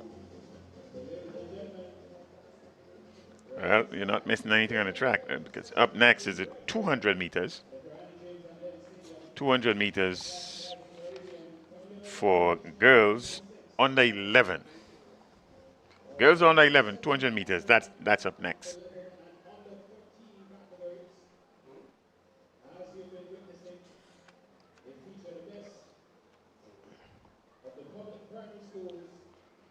So the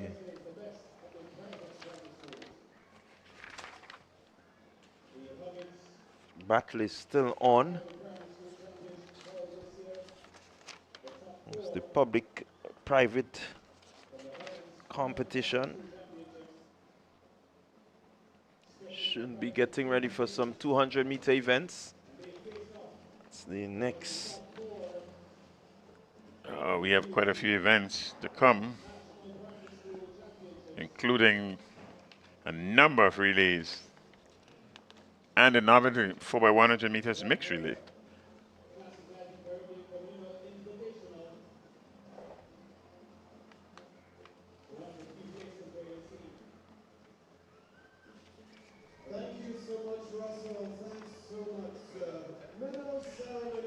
So we are going to have a medal ceremony now. So we are going to take a slight break and witness the medal ceremony viewing.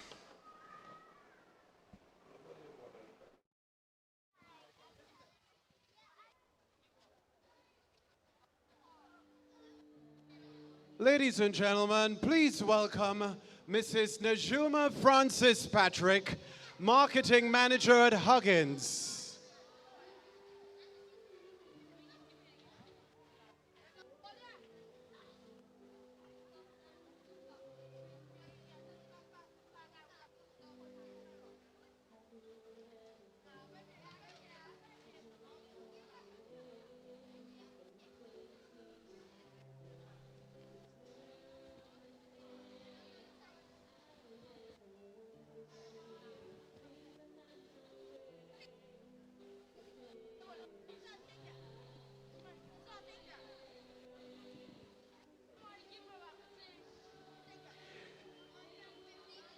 Event 28, Women's High Jump Invitational Open.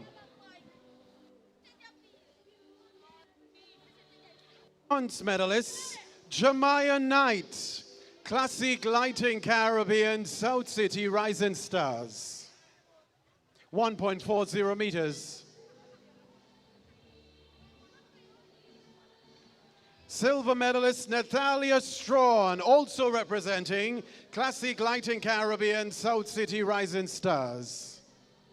1.45 meters.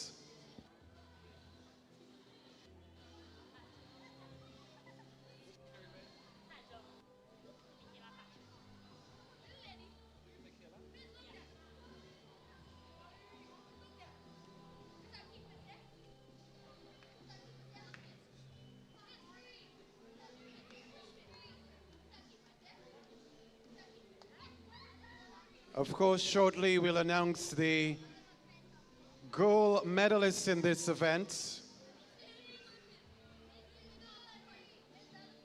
Here she comes.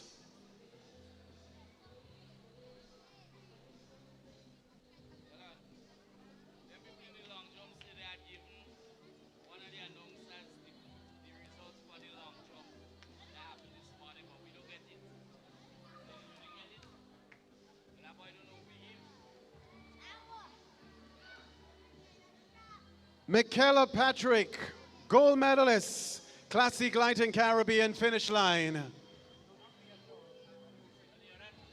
1.50 meters.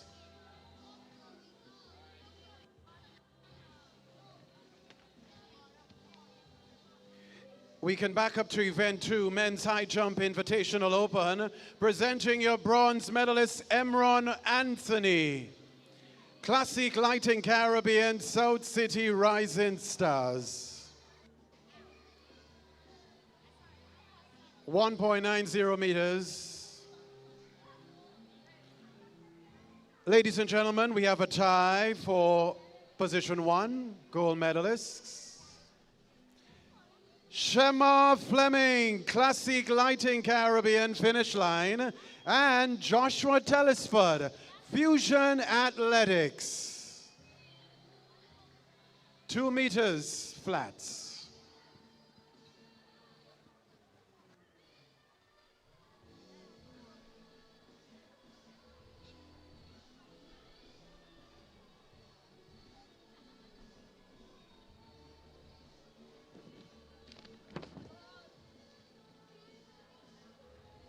Event 13, girls 100-meter dash, under 20. Presenting your bronze medalist, Angel Mark, Classique Lighting Caribbean, South City Rising Stars. 17.43 seconds. Silver medalist, Kimaya Alexander, Altitude Track Academy. 13.31 seconds. And your gold medalist, Christina Charles, Altitude Track Academy.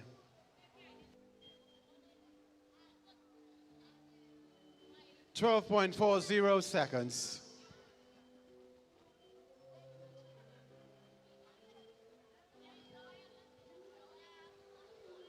Event 14, boys 100-meter dash, under 20. Presenting your bronze medalist, Randy Jones, Altitude Track Academy. 10.59 seconds. Silver medalist, Kanik Nixon, representing Fusion Athletics. 10.57 seconds. Ladies and gentlemen, your gold medalist in this event, Ethan Sam, Classique Lighting Caribbean, 473 MVP. 10.42 seconds.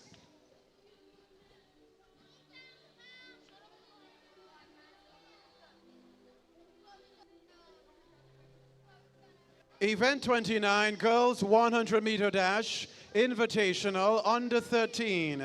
Presenting your bronze medalist, Kimaya Joseph St. David, 14.04 seconds. Silver medalist Jazion Johnson, Alpha Junior, 13.87 seconds. And your gold medalist in this event, Jamie Smith, Classique Lighting Caribbean, finish line. 13.46 seconds.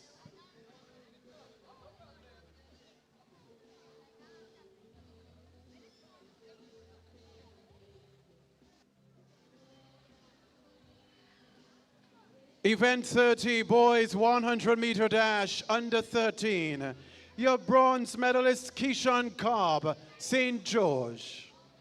13.16 seconds. Silver medalist, Ronan Lessie, St. David, 13.10 seconds. And your gold medalist, Chediel Andrew, Sprinters Athletic Club, 12.54 seconds. Congratulations. We only have the bronze medalists on the podium. Thank you so much. We move on now to the event involving Paralympic athletes, 100 meters. Well, your bronze, not bronze, but your silver medalist is Sheldon Francois. Silver medalist, Sheldon Francois.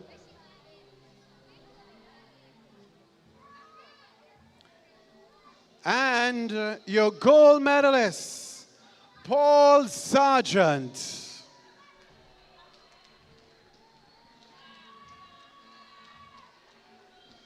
He's accompanied by Ethan Edwards, his guide in this event.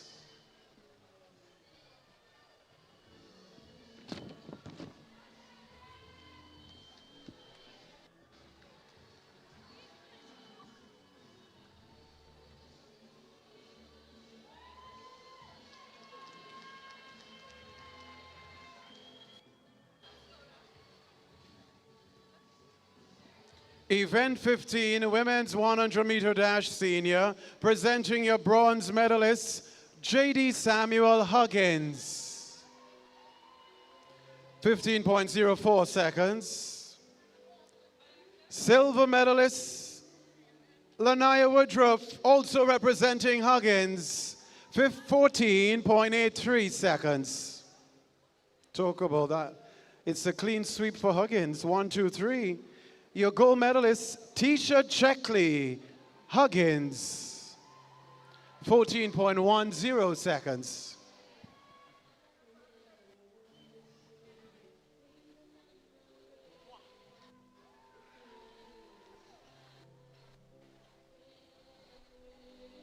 Event 16, men's 100-meter dash senior, presenting your bronze medalist, DeAndre Andal, ace. 11.01 seconds. Silver medalist Kellon Lett, Police Sports Club, 10.93 seconds. And your gold medalist Samuel Green, Fusion Athletics, 10.60 seconds.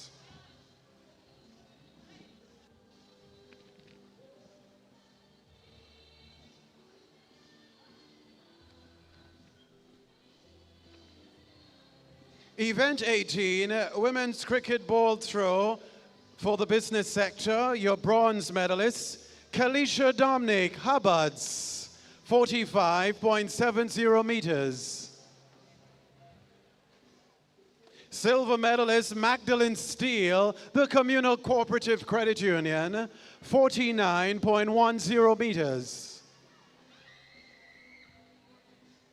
And your gold medalist in this event, Delia McDonald, Hubbards, 50.09 meters.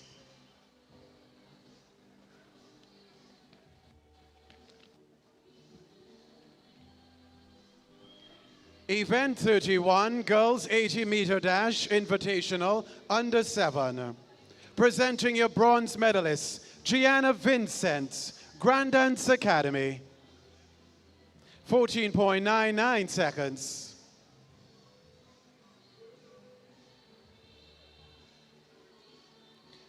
Silver medalist Amone Romain, Alpha Junior, 14.65 seconds.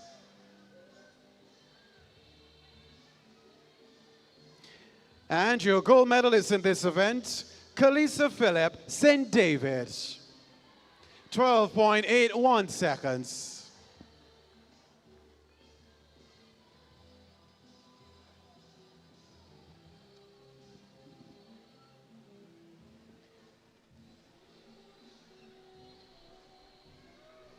Event 32, boys 80-meter dash invitational under 7. Your bronze medalist, Joshua Redhead, Blessed Sacrament Catholic School, 14.35 seconds. Silver medalist, Massimo Langain, Rising Champs, 14.11 seconds. And your gold medalist in this event, Zayden Decoto Pair, representing Alpha Junior, 13.39 seconds.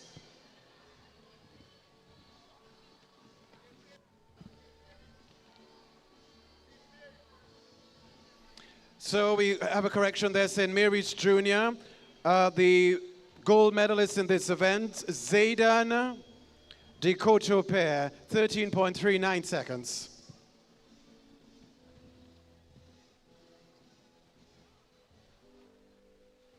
We move now to event 33, girls 150-meter dash, invitational under 9.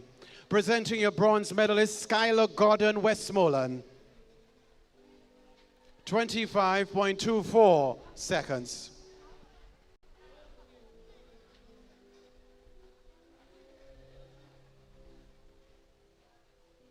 Silver medalist, Tyler Touche Matthew, Classique 473, MVP. Classique Lighting Caribbean 473 MVP, 24.94 seconds. And your gold medalist in this event, Kaylee Abram St. George, 23.93 seconds.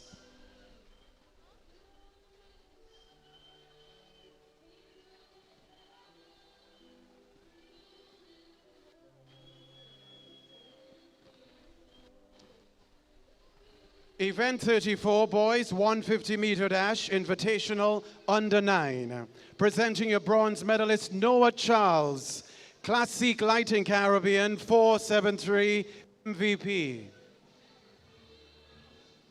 473 MVP, 22.41 seconds.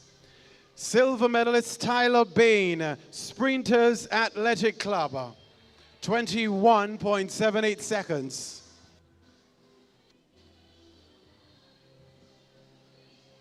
And your gold medalist in this event, Damari Paul, also representing Sprinters Athletic Club, 21.51 seconds.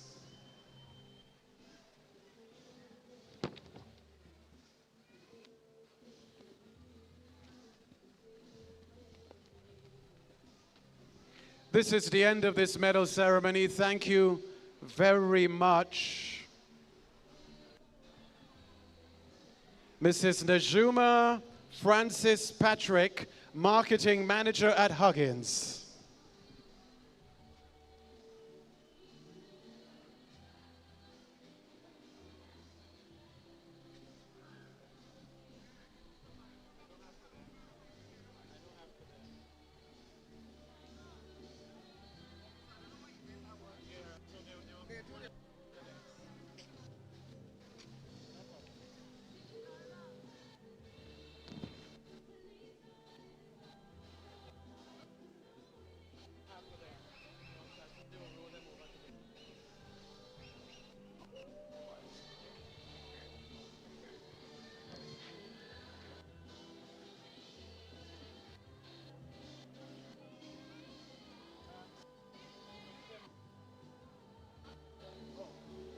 All right, well, we're back with you, and that was the medal ceremony.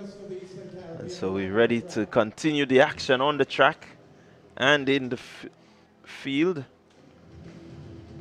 So we bring you the coverage of the Classic Lighting Communal Credit Union Invitational 2026, right here from the Kirani James Athletic Stadium. And this is day one of a two-day event.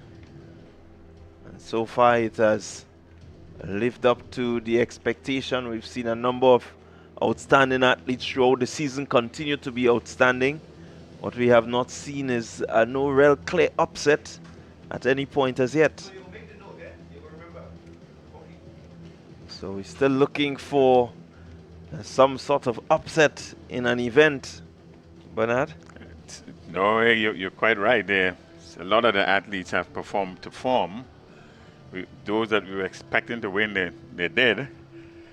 What has been rather interesting, and I suspect will continue to be until tomorrow, is the rivalry among the business community. I thought the throwing of the cricket ball with the women, that was a rather interesting one, and so was the tug of war. What we have next on the track, though, is a 200 meters. We have a series of 200 meters, so we are going to start with 200 meters invitational on the 11 girls, and they are off. And here they go, 200 meter on the 11 girls. Early run-ins, let's see. Still even Stevens as they head into the straightaway. No real clear-cut winner, but look at Tashanti Tanya Gibbs-Latouche in the middle of the track. She's taking command of this one right now. Gibbs-Latouche, she's going to run away with this one, crossing the line just about now. Flash time 28.97 and rounded to 28.96. So Sprinters Athletic, Tania Gibbs-Latouche, the winner here. Gabriel Fortune St. Patrick, she comes in second, and Faye Augustine of Altitude Track Academy, 30.02. It gives Latouche, look, as she comes to the finish line, nice upright stance, real composed as she gets to the line. Again, a description of one who is prepared and putting the training into effect. Good run there by the young lady, Gibbs Latouche, winning in 28.96 seconds. It's something to be proud of, I would imagine, at 200 meters under 11 girls. The timing in itself, it's a good time. Yeah, good time. And it's pretty good when you can see the athletes at this age, and we can track them as their career continues. You look at her there and you think about some of the more outstanding career athletes that we've seen right here at the Sakirani James Athletic Stadium at the 2026 games. Yes, it would have started here. It started at that age. Up next, though, is the 200 meters for boys under 11. 200 meters for boys under 11, and we see here the competition continues with some names that we have seen right throughout the year. In lane number 2, is Amir Rene. That's lane number 2. St. Mary's Junior School. In lane number 4, is Howell.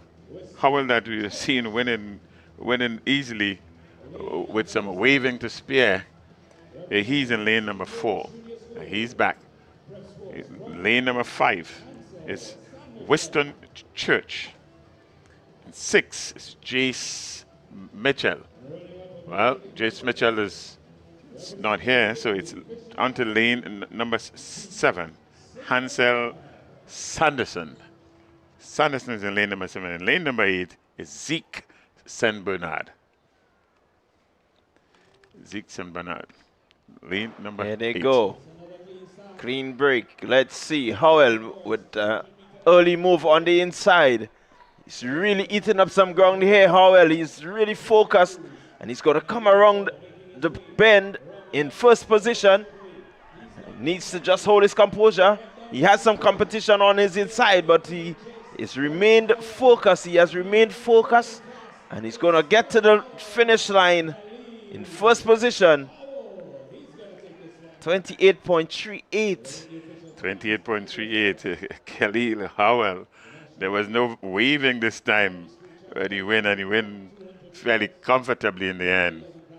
Again, the young man is he is running with some level of degree of certainty here. He knew that what he can do, what he had in the bag, and it's Howell, your winner, 28.40. 28.40. Your winner.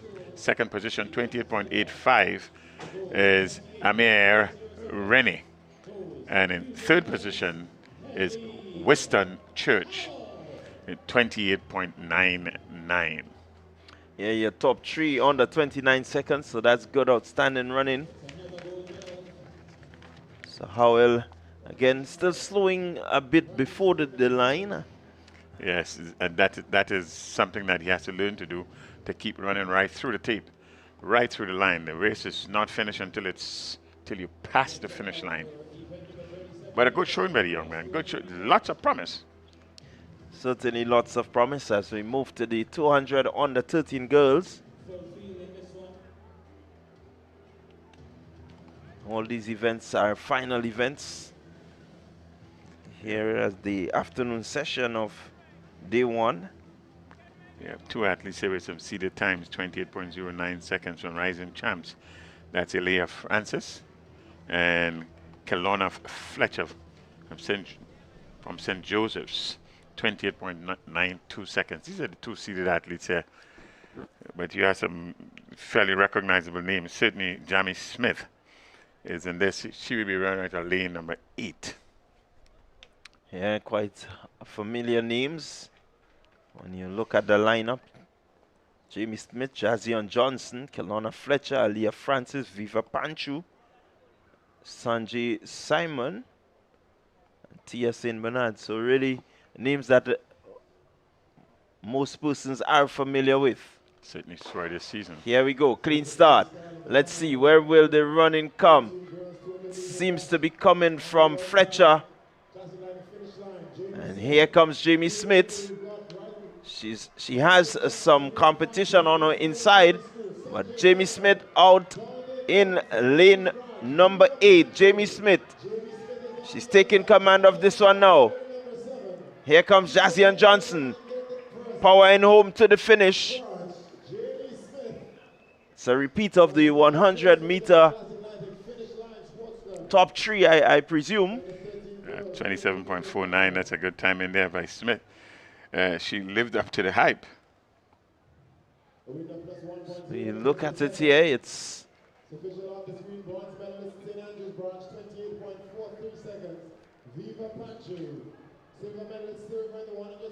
yeah, so Smith taking the 100.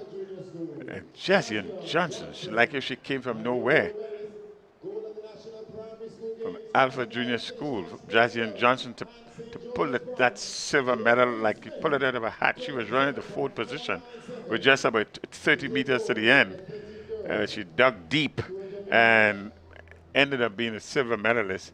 And Viva Panchu in position number 3, 28.43 seconds. A good run by Panchu there to hold on to the bronze medal. At one time she looked like a silver medalist. Yes, Smith continuing to show her dominance here at the Classic Lighting Games. She's been very impressive at the primary school games. We saw her at the national championship. She was impressive. And so she continues to have a really good season. Up next on the track, though, is the 200 meters for boys under 13. Seems to have a reduced lineup to face the starters here.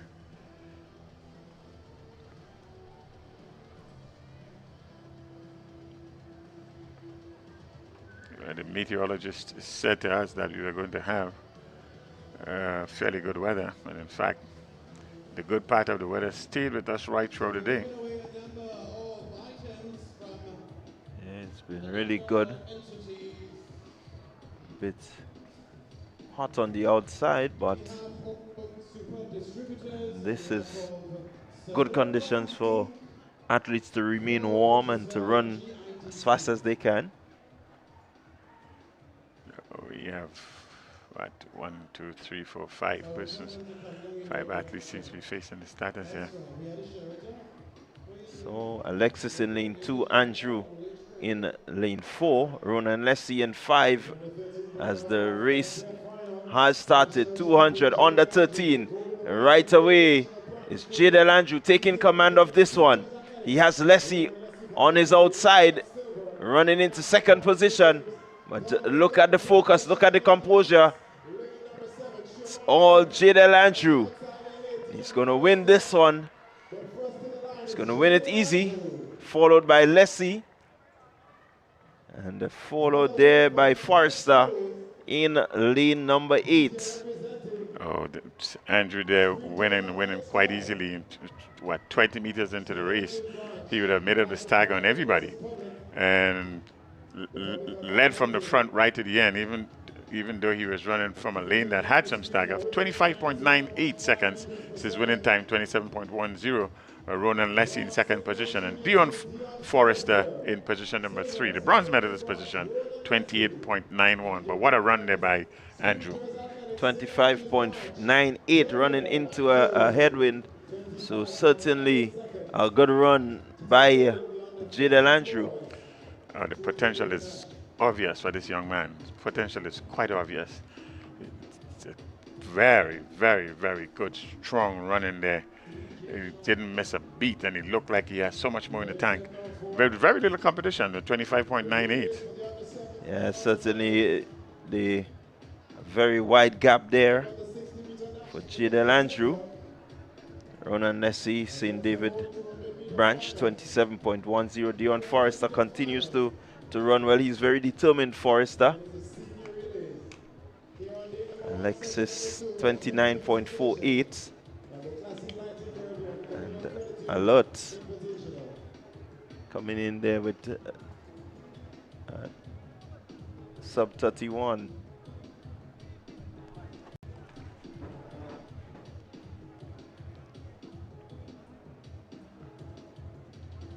You're not missing any action. Slight pause. But the action get going once more. Yeah, we should have a number of 200 events to come still. The under 15 boys, girls, the under 17s.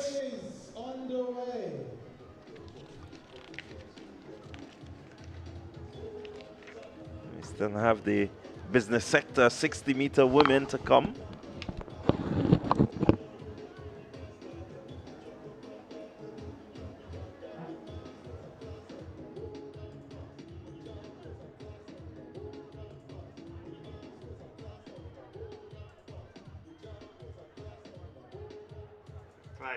It has been a rather exciting and interesting day for a number of multi-event, not multi-event, but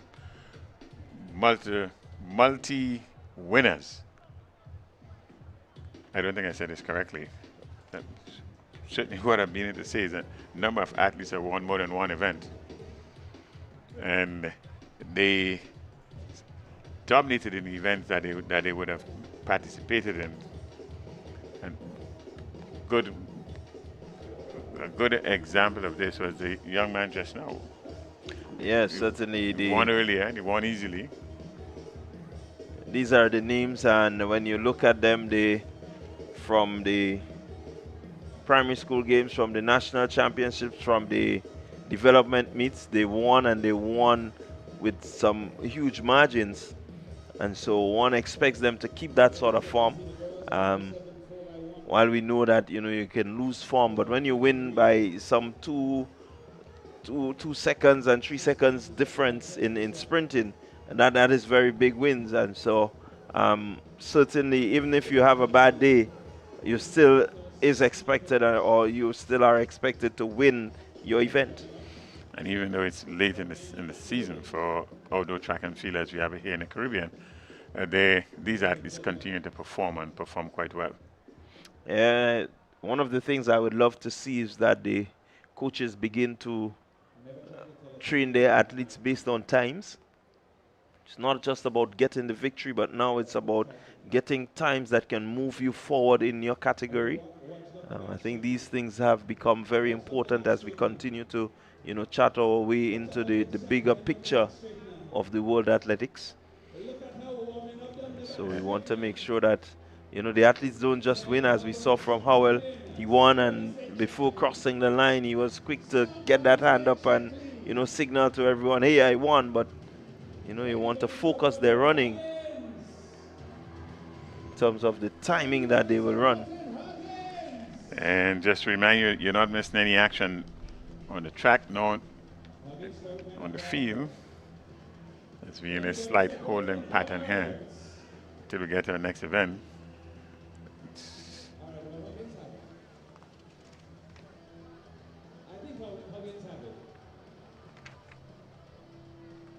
If we get into the relays, this is where our broadcasting relay specialist is just about waiting to take over. Yes.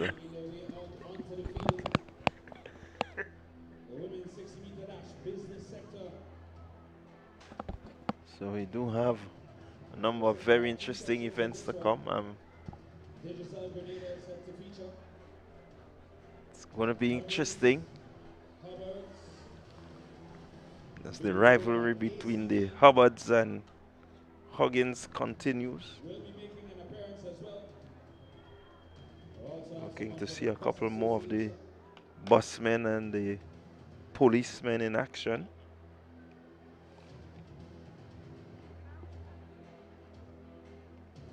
Before we get started, I want to give a trial of we are in that. fact Come on, somebody, I'm looking for a trial. Getting ready for action of over 100 meters on the 7 relay. Okay, so I'm going to come over and give you one of them.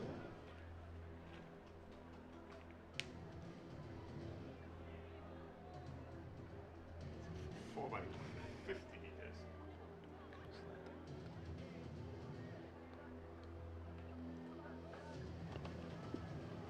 So we into the relays on day one.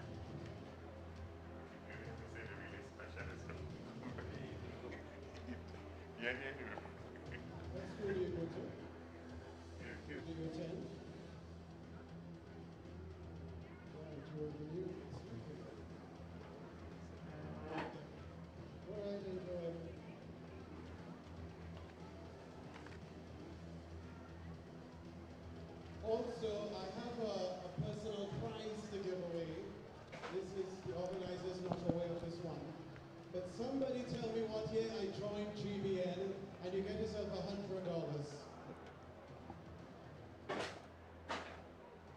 Just tell me, once you have the answer, call me and I'll come to you. All right, Ken Roy, come upstairs. Russell, don't even try that, you're not eligible. But for real, tell me the year, and you win yourself $100 cash. So Clyde, the action continues here at the Kirani James Athletic Stadium. It's the Classic Lighting Communal Credit Union Invitational 2026. The youngsters on the track are the girls in the under-7 category, and they're getting ready for their 4x50 relay. So it's going to be 50 meters on each leg. It's a 200-meter relay actually, and they're there and ready to go. We have St. Joseph's Catholic Primary in 2, St. David's GUT branch in 3, Classic Lighting South St. George in 4, in 5 and waving is the athlete from the First Choice Junior School. 6 is the Blessed Sacrament Catholic, and the Rising Champs in 7. And these are the tiny tots of the athletics field. Most of these will be 5- and 6-year-old. They're getting the opportunity to showcase the talent that they have been blessed with. You know, Clyde, for some years in that particular category on the 7, we've seen some interesting things happen in these relay events. The switching of the baton between different teammates. So for example, you see one school or one club handing it over to another school, another club. But we've seen, maybe in recent times, a lot of improvement in that, and they get to understand now that they look for their teammates, they give it to their teammates. But we've seen a lot of interesting things like that happen in the past with this particular category under 7. Yeah, certainly I've looked I've looked at the under 7 category, and as you say, interesting. You saw fellas turn and go the other way. There has been really some good drama, but eventually I think with the onset of the clubs and the coaching that they get, they tend to be a bit more focused. At this age, they get confused because they know they're excited to run, and that's the important thing for them. So sometimes you just have to allow them to have their fun and try to make the corrections without being too harsh on them. I've seen others receive the baton and just refuse to run as well. You know, all things happen at this age category, the under 7s. Let's hope they get it right here. The colors are matched nicely, the lanes are well defined, and we're hoping that they can get it right. St. David's Catholic Primary, St. David's GUT, Classic Lighting, South St. George, First Choice Junior School, Blessed Sacrament Catholic, and Rising Stars. The teams line up here for the 4x50 meters in the under 7 girls category. So they're getting ready to go.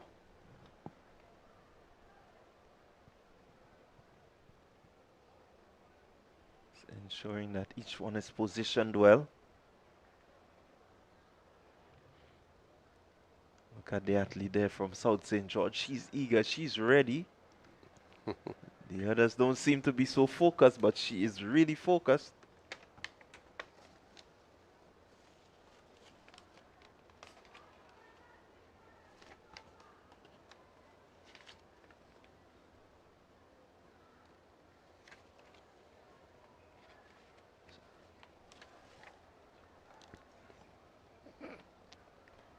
South St. George.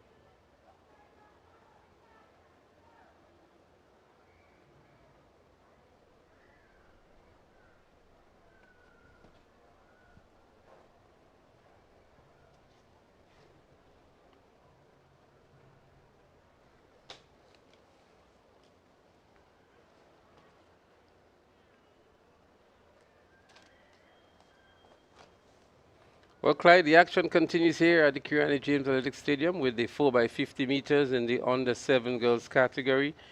From the schedule we have here, there's supposed to be 2 sections. It's going to be a timed finals.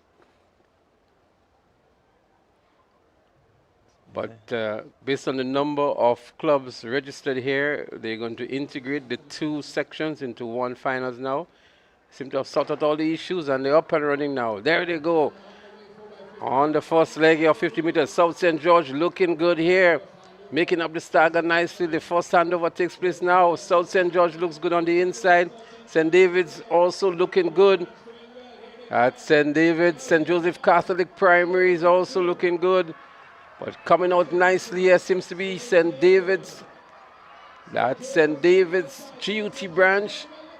And South St. George on the outside here. The final handover. St. David's, there they go. South St. George in second and St. Joseph Catholic Primary in third. But it is St. David's GUT branch who wins over South St. George. And it looks like St. Joseph Catholic to pick up the third position. Yeah, good run there. Good showing by these youngsters. And the batter passing went well. They didn't pass to the wrong team. And certainly that makes for a good finish.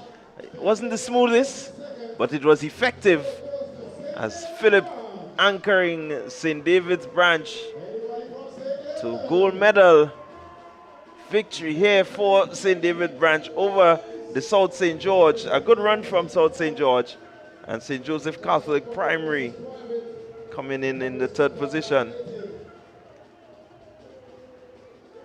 Well, the youngsters got the stick around the park, so to speak, and there were no mishaps there with that.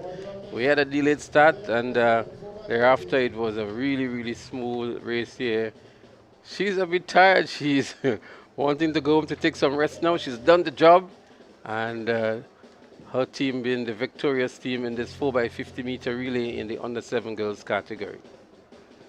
So congratulations to young Calissa Phillip anchoring her team to victory as we get ready for the second of two. The boys are up in this the under 7 category.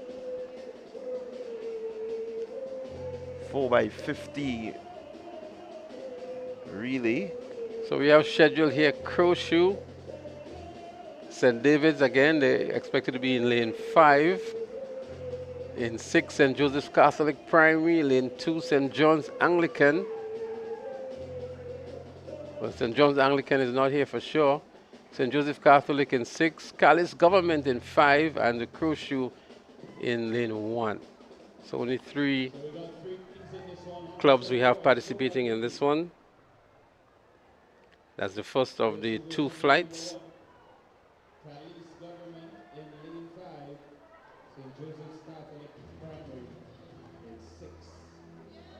I do believe that the number of teams here, they will not have 2 flights.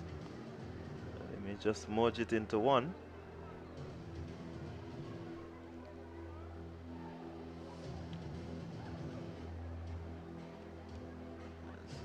See another team here in Rising Champs, I make it.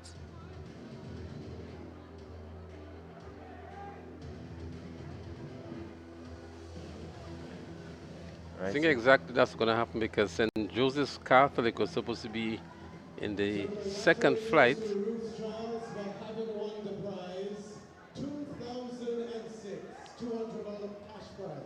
actually going to be a finals. Just 1 flight here. So we have Crowshoe in 1, Callis Government in 5, St. Joseph Catholic in 6, St. John's Anglican. They're not here, but we also see Rising Champs. They've just moved into lane 3.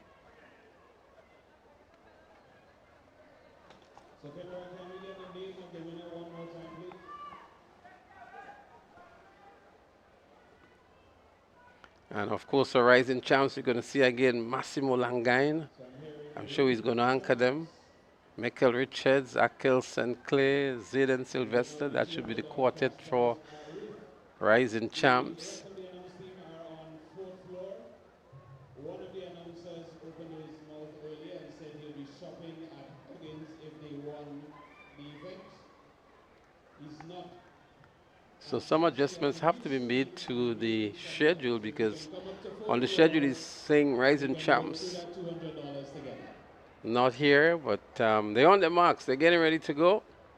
Or it's just some of the eager athletes getting on their marks before time. Under 7, we expect any and everything to happen while they're on the track. Yeah, the boys are sending out the message, we're ready to run. Exactly so. There are a few of them who just really focused and ready to go. Look at the athlete there in lane 1, he's ready. Rising Champs is ready. St. Joseph's Catholic Primary lane 6, formerly Munjan Warsi. Lane 5. Joseph Catholic, that's in the yellow and black. Rising Champs in lane number 3. Still no adjustment to the lineup, so I do believe that the starters will wait for the adjustment.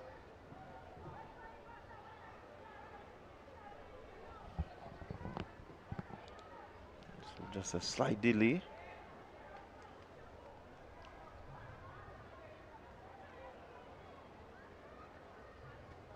So far, the girls ran well. So we expect the boys to follow suit. So event number 39, the women's 60-meter dash business sector.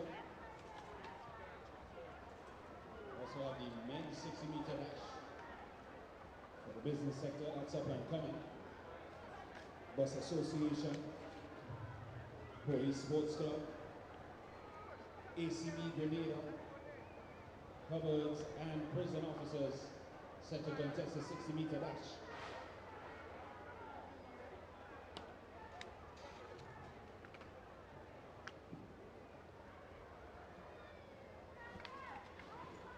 So we presume the reason why the race has not yet started is because some adjustments has to be made. I think the adjustment is made now. Rising Stars have been upgraded from did not start to being assigned to lane 3. Calais is in 5. And the St. Joseph Catholic in 6. So there they go. Here we go. Early running. It seemed to be the team from Calais making the first change, but look at Crowshoe on the inside. They are running well. Crowshoe taking the lead as they go for the handover. Crowshoe is gone, and they are followed by Calais Government. Crowshoe is moving. Crowshoe out front by I make it 20 meters. 38.42, the flash time. But certainly, Crowshoe has been very clinical in this one. Well, they led from start to finish. A good quartet of athletes here. They really dominated this one, winning by some measure. Happy faces from the St. Martin de Porres Crowshoe RC School. And what a good run by these 4 youngsters. Look at the amount of lead here. Good 20, 30 meters lead going into the tape. And a comfortable win. That's what you call a commanding victory indeed by the Crowshoe RC School. 36.45 on the time for the Crowshoe. Rising Champs 37.99 and Calais Government 38.03. That's your top 3 in the 4x50 on the 7 boys relay. So feel free to join us for day 2, the second and final day.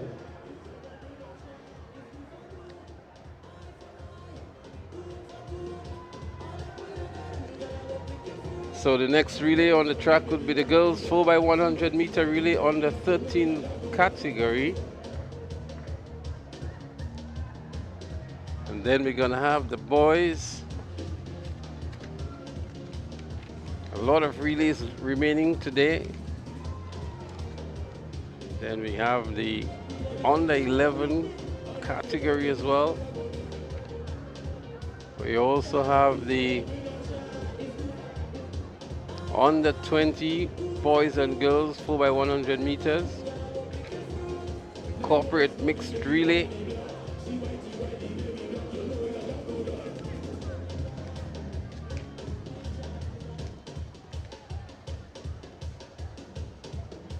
So I had a visit downstairs, Clyde, check out the amount of persons here. Not a bad turnout today considering all the circumstances, all the competing interests, the back end of the track and field season and all that's been happening, you know. Still an appreciable crowd coming here to the Classic Lighting Communal Credit Union Invitational 2026. Yeah, I think the event has the ability to grow. Maybe just need to look at a few of the areas, make some adjustments.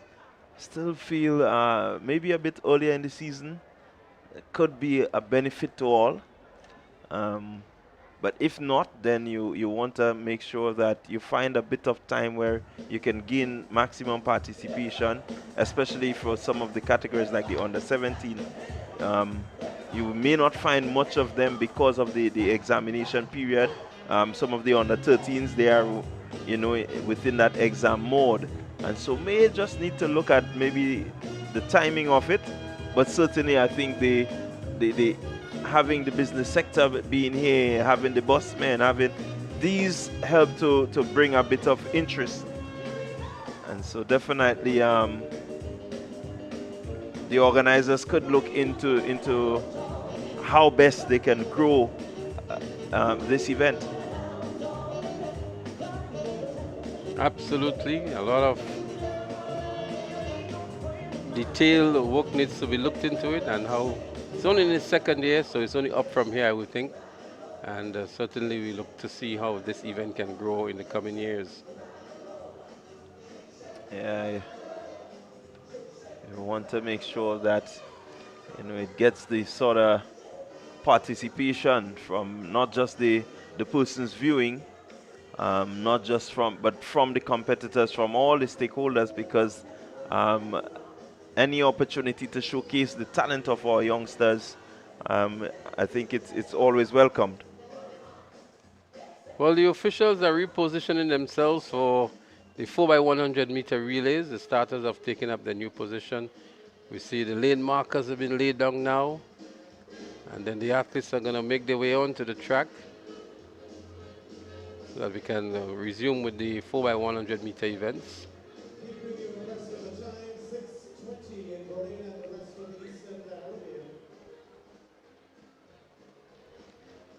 And I want to agree with you. The turnout has been good. Number of events happening simultaneously during this day, and so to get that sort of turnout, it's good. It's a good start. And besides happening today, there are things happening tonight, tomorrow. Major events online as well, that people are maybe switching between different streams, to see what's happening. And all these things put together, the combination of all of these factors can affect the turnout of the physical turnout at the games as well. Yeah, I quite agree with you. I know many persons will be glued to their screens with the pen relays happening. And there is a major cultural event happening tonight as well. I'm sure some people are prepping for that too. Then tomorrow there is something happening on the netball court for the people who are interested in steel pan. Yeah, so quite a number of things happening in Grenada on the weekend that could have implications for how people view their time and how they, which events they choose to attend as well. So we're getting ready for the 4x1. It's going to be Classique's government in lane number 1. 4x1 under 9 girls. 473 MVP in lane number 3. Runners Athletics Club in lane 4. Westmoreland lane number 5. Seem to have a full field here. So just to quickly give you the lane assignments for the 4x100 meters under 9. Cali's Government School will run out of lane 1. Classic Lighting South St. George would run out of lane 2. Classic Lighting 473 MVP in lane 3. Runners Athletics Club in 4. Westmoreland in 5. St. Mary's Junior 6. Happy Hill Primary 7. And St. John's Anglican out there in lane 8.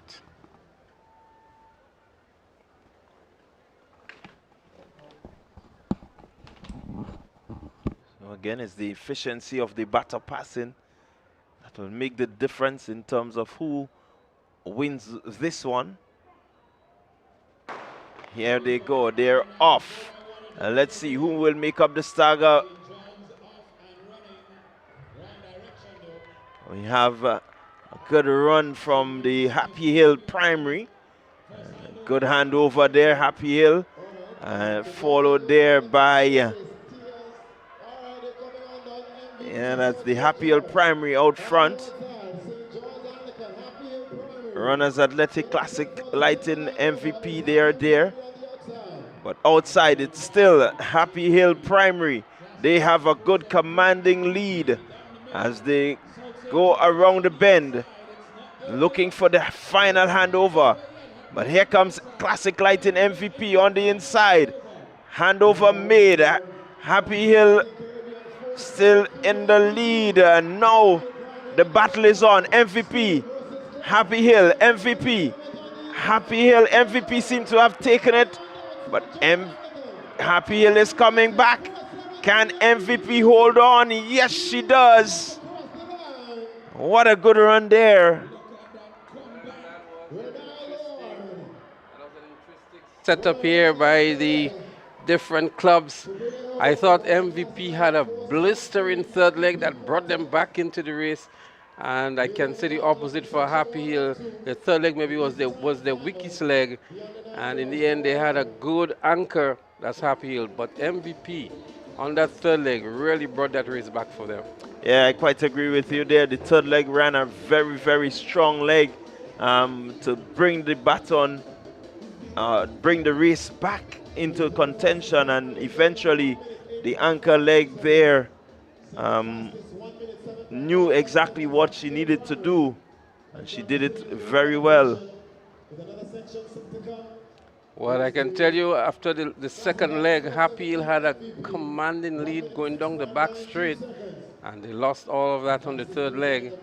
But the combination of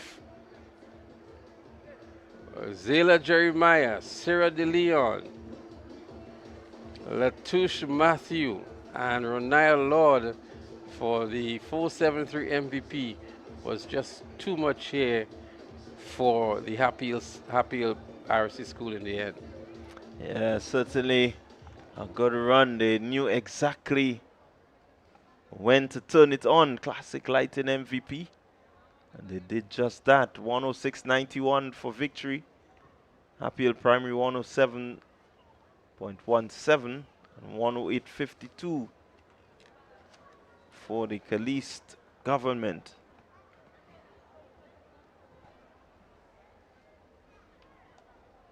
So we're getting ready for the next event on track. So it's the second section of the 4x1 on the 9. So there are actually two sections. It's going to be a timed finals. So the time to beat for the gold medal is 106.91. That's by 473 MVP.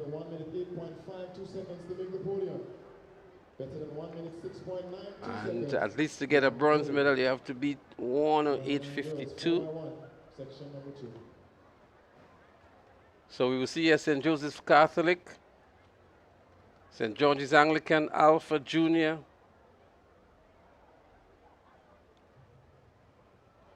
or they're in lane 5, the white and green. St. George's Anglican in 4, and we have St. Joseph's Catholic Primary in 3. They're up and running, and who wants it more? They're running against the clock here for a time to get a medal position. Alpha Junior in the green is up front. And Alpha Junior has been chased down here by St. George's Anglican. The first handover is made now. It is still Alpha. There seems to be a mix-up here with St. George's Anglican. And here comes St. Joseph's Catholic in the yellow and black on the inside. But it is Alpha Junior School up front. St. Joseph Catholic making a good run back here, but Alpha is gone. Alpha is out in a flash. Let's see what St. Joseph Catholic has. St. George's Anglican is trying to make a run back here. It's a very, very good one. Alpha is tying up here. St. Joseph Catholic is gaining good ground. So too is Alpha Junior. It's almost even now. Going into the final handover, it is St. Joseph Catholic with a good run back here. Alpha is struggling seemingly. St. George's Anglican is moving into second position now, but St. Joseph Catholic Primary are going to be the runaway winners here. With 20 meters to go, it is St. Joseph Catholic Primary, second St. George's Anglican, and Alpha Junior, who had a very good start, have to settle for the third position. We await the time to see how it stacks up. 1 minute 10.43 would give them maybe fourth position, and so the top 3 finishers, or the bronze, the silver, and the gold medal, will come from the first of the 2 sections, and so 473 MVP would win the gold medal in this event. Yeah, top 3 coming from the first heat. Certainly a bit of a mix-up between the South St. George and the St. Joseph Catholic, but St. Joseph recovering well to take victory in this one, 110-43. Unfortunately, it doesn't give them a medal. Well, I can tell you, based on what happened on that first exchange, St. Joseph Catholic Primary was out of the race at that stage. But they had a very good third leg as well. As a matter of fact, on the final and over, it was almost at the same time, maybe a little advantage for St. Joseph Primary. And by the time the athlete on the anchor leg got it, it was curtain's call as she brought home the bacon to win this heat. But unfortunately, the time was not good enough to land them at top 3 position, but a good run nonetheless from St. Joseph Catholic Primary School. Well, we're getting ready for the boys. The boys will have also 2 heat timed finals. So we've seen lane 2, First Choice Junior School. Community Club is in 3. Classic Light in South St. George in 4. St. George's Anglican in 5. St. Joseph Catholic Primary in 6. And in 7, Happy Hill Primary. Invitational 2026. We're live via TNR Communications. So the athletes are all down there on the track. That's section 1 of 2 in the 4x100 meter relay for the under 9 boys.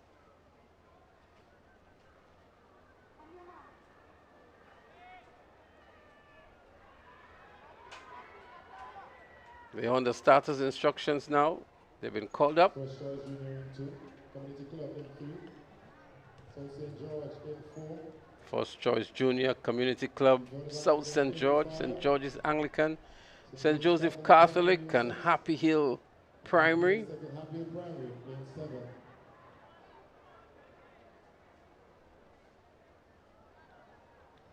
Section number 1 of 2, in these time finals, under 9 boys, 4x1. As the first of 2 sections.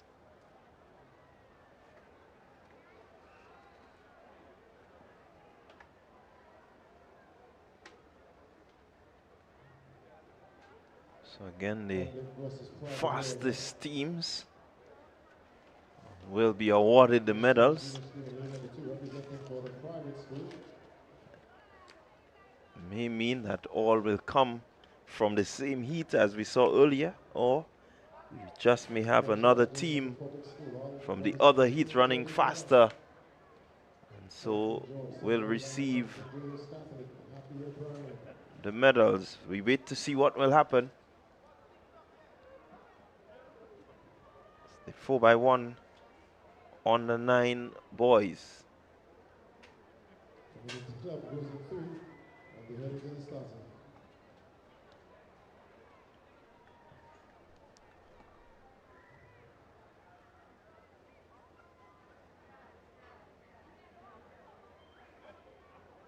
See a yellow flag on leg number 3.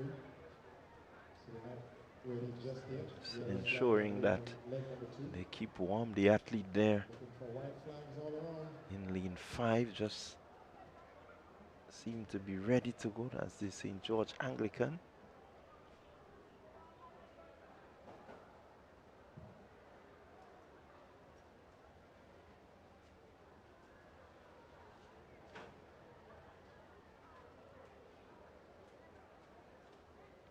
Four by 100 meter relay on the 9, flight 1 of 2. About to be started. First Choice Junior, Community Club, South St. George, St. George's Anglican, St. Joseph Catholic, and the Happy Hill Primary. They're on their mark one more time. The athlete in lane 3 seems to be ahead of the line here. The official doesn't seem to be able to pick that up at the moment. So let's see, they've been called up one more time. Seems to be an issue there in lane 7 with Happy Hill Primary. See the chief starter making his way now to lane 3. Must have picked up what we saw here in terms of the athlete being ahead of the line. The adjustment certainly been made. And they're up and running now. There they go. 4 by 100 meters, flight 1 of 2 in the under 9 boys category. South St. George looking good in the middle of the track and making up the stagger nicely on the outside of the St. George's Anglican. South St. George going down the back straight looking good. St. George's Anglican giving good chase, but it is South St. George on the stagger here in the lead. St. George's Anglican following him nicely. South St. George on the stagger as they make the second handover. It is South St. George first, then St. George's Anglican, and on the outside, St. Joseph Catholic and Happy Hill. But what a good run back here by St. George's Anglican. St. George's Anglican now moves into the lead here as they're about to make the final handover. It is St. George Anglican. But here comes South St. George one more time. South St. George back in the lead here, heading into the home straight, heading down towards the finish line. And on the inside, Community Club, our first choice junior looking to pick up the third position. But it is South St. George to take the win in the first flight of 2. St. George's Anglican for second. And it looks as though it's Happy Hill Primary to pick up the third position. Yeah, it seemed to be Happy Hill Primary with a good run back there. But certainly St. George, South St. George doing well to ensure that they got the baton around. The lead may have changed in the early parts, but I do believe that second leg really made the difference. Well, St. George's Anglican did give good chase on the third leg. And in the end, the anchor man for the South St. George did a marvelous job to take his team home in the first position in a time of 1:03.54. So that's the team we're looking to. That's the time they were looking to beat to go into the finals for the top position. And the third place Happy Hill Primary, 105.57. So for a medal position, at least they would have to beat 105.57, and for the gold medal, they'll have to beat 103.54. Yeah, certainly South St. George has laid down the gauntlet, let's put it that way, and so you have to come after them. 103.54. We look to see what the others can do. But they have already put one hand on the gold medal. They will wait eagerly to see what happens from the other teams. The Crow Shoe, St. Mary's Junior, St. John's Anglican, Alpha Junior, Classic Lighting, 473 MVP. Let's see what happens here. 4 teams, all chasing 103.54. St. Mary's in 4, St. John's Anglican in 5, Alpha Junior in 6, and the Classic Lighting 473 MVP in 7.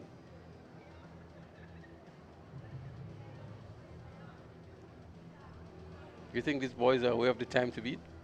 Do you think they have any knowledge at all of the time? I don't think so. All they know, they are out to run the relay, get the stick around, and you have a victory. Sometimes it's pretty tough to explain to them why they didn't win when they know that they crossed the line first.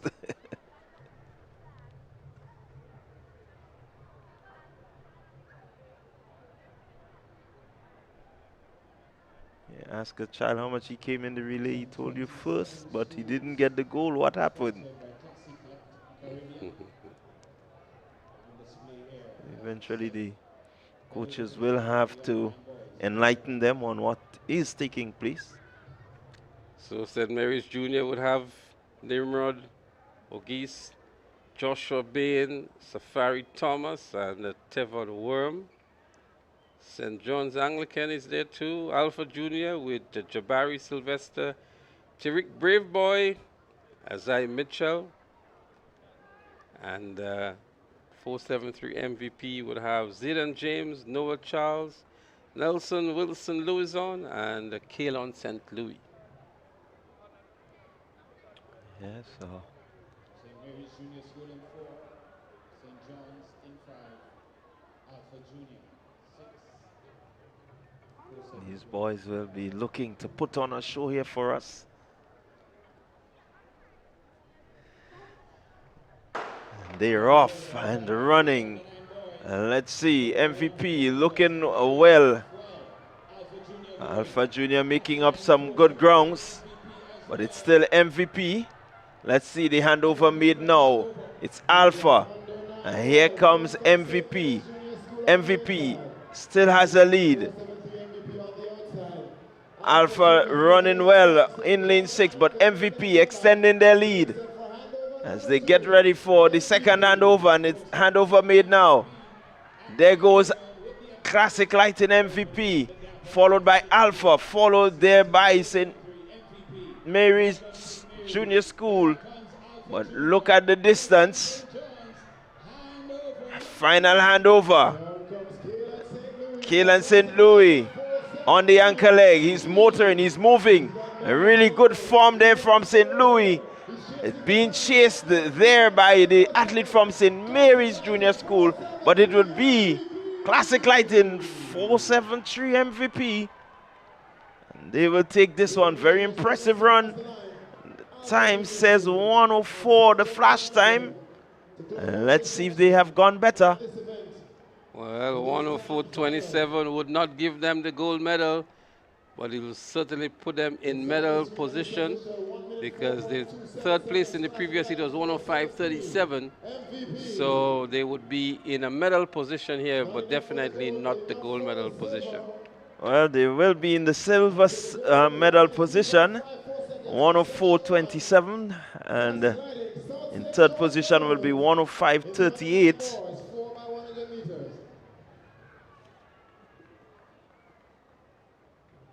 So certainly a good run from MVP, but not bringing them the gold medal. They will have to settle for the silver. Well, what I like about young Kaylan St. Louis, although he was some good distance ahead, he still dipped and leaned into the tape, looking for every opportunity here now for a good time to see if he could have secured the gold medal for his team. Unfortunately, the time was just outside of the faster time in the previous heat, and so they would have to settle for the second position. Yeah, I like that attitude. You run to the line, you give it your all. I think they understood that they were running against the time, so the faster they can finish, the better for them. It's just unfortunate that they were not able to get it around as fast as they would have liked. Again, based on the schedule here, the next relay would be the 4x100 meter on the 11.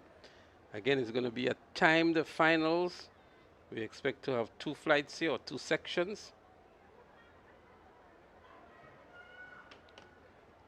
And the best times would be judged for the gold, silver, and bronze medals. Yeah, you have to put your all into it.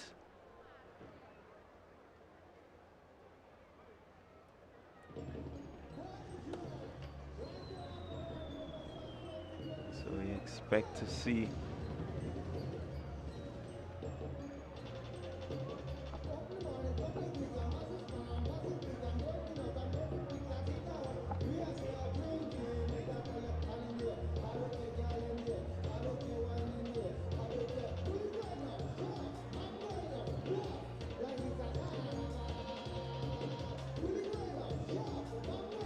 it's still day one of the Classic Lighting Caribbean Communal Invitational 2026. Certainly a lot of action over the day one. We still have day 2 to come.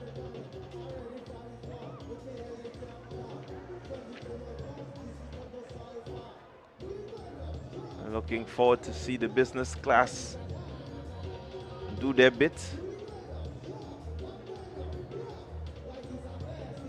Seem to be getting ready for some more 200-meter events.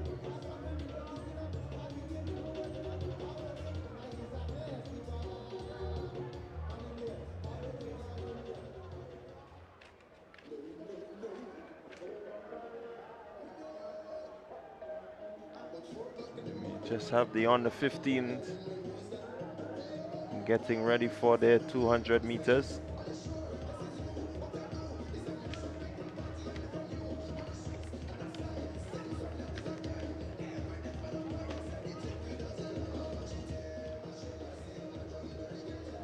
should be seeing the 200 under 15 girls, possibly the next event.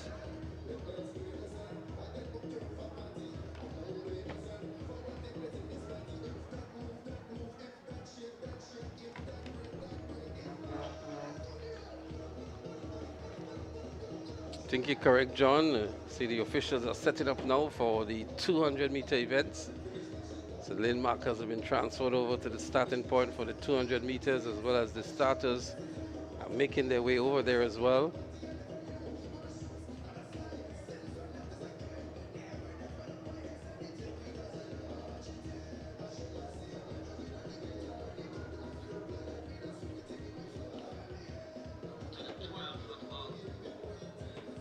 Yeah,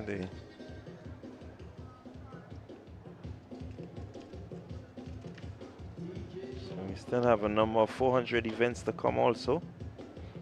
So quite a few events remaining.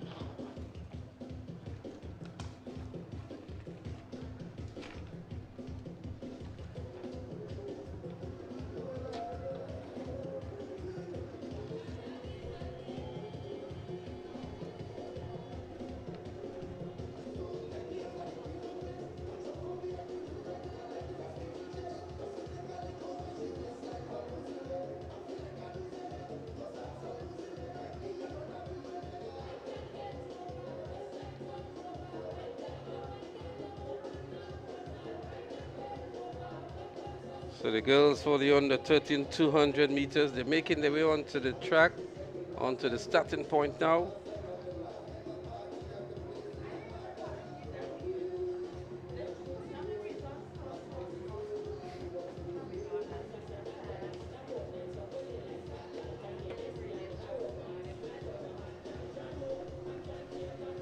So we're getting ready. It's the under 15 girls, 200 meters. We should see in lane 1, Tia St. Bernard of Alpha, Sanjay Simon of Westmoreland in 2, Viva Pantry of St. Andrew in 3, Aliyah Francis of Rising Champs in 4, Kelowna Fletcher of St. Joseph Catholic in 5, Shanik Reno of Westmoreland in 6, Jazian Johnson of Alpha in 7, and Jamie Smith is in 8.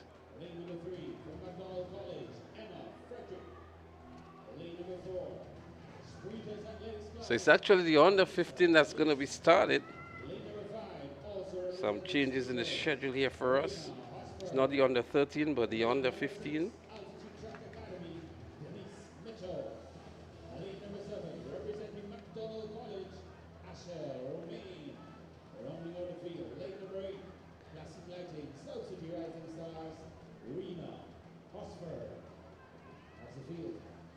Under 15 girls, 200 meter dash. 3 representatives from McDonald College. Can they complete the sweep to get over to the starter?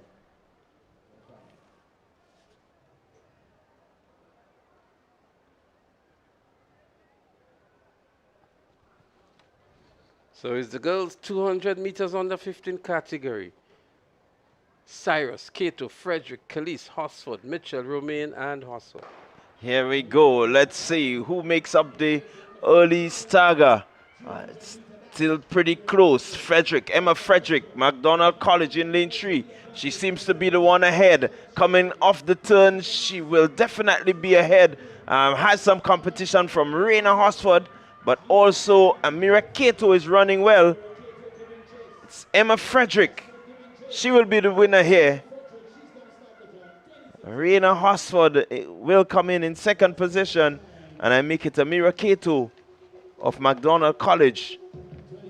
Emma Frederick, 26:03, your winner. Well, there you have it. A good run by Emma Frederick of McDonald College to win the 200 meters in the under 15 girls category. 26.03. Second was Rena Hosford, 26.89. And indeed, Amira Cato of McDonald College picked up the bronze in 27.17 seconds. So again, Emma Frederick continuing her dominance at the under 15 category. We saw her at the Carifta Games and really give a good account of herself. Well, we saw at Intercall as well, and she dominated a few of the events in that category. I think she also had a record-breaking performance in one of the events as well. So Emma Frederick continues to do well for herself from McDonald College and winning here at the Invitational in the 200 meters in the under 15 girls category. So the boys should be up next for their 200-meter dash.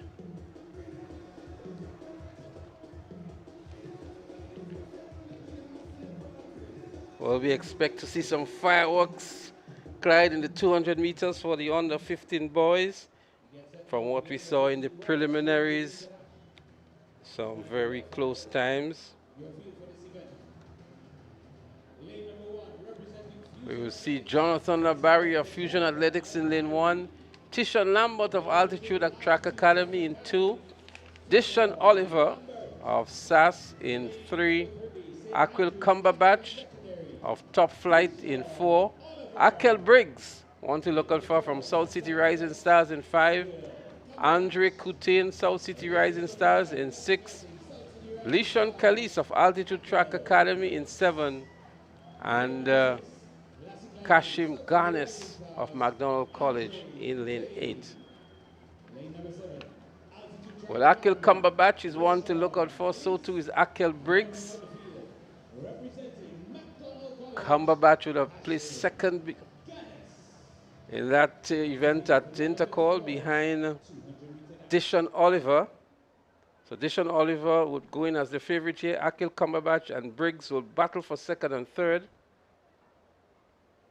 We saw Dishon Oliver really having a smooth and easy run in the preliminaries and winning by some distance as well. And he's expected to win this one here today. It's going to be Akel Briggs and Cumberbatch who's going to battle for second and third.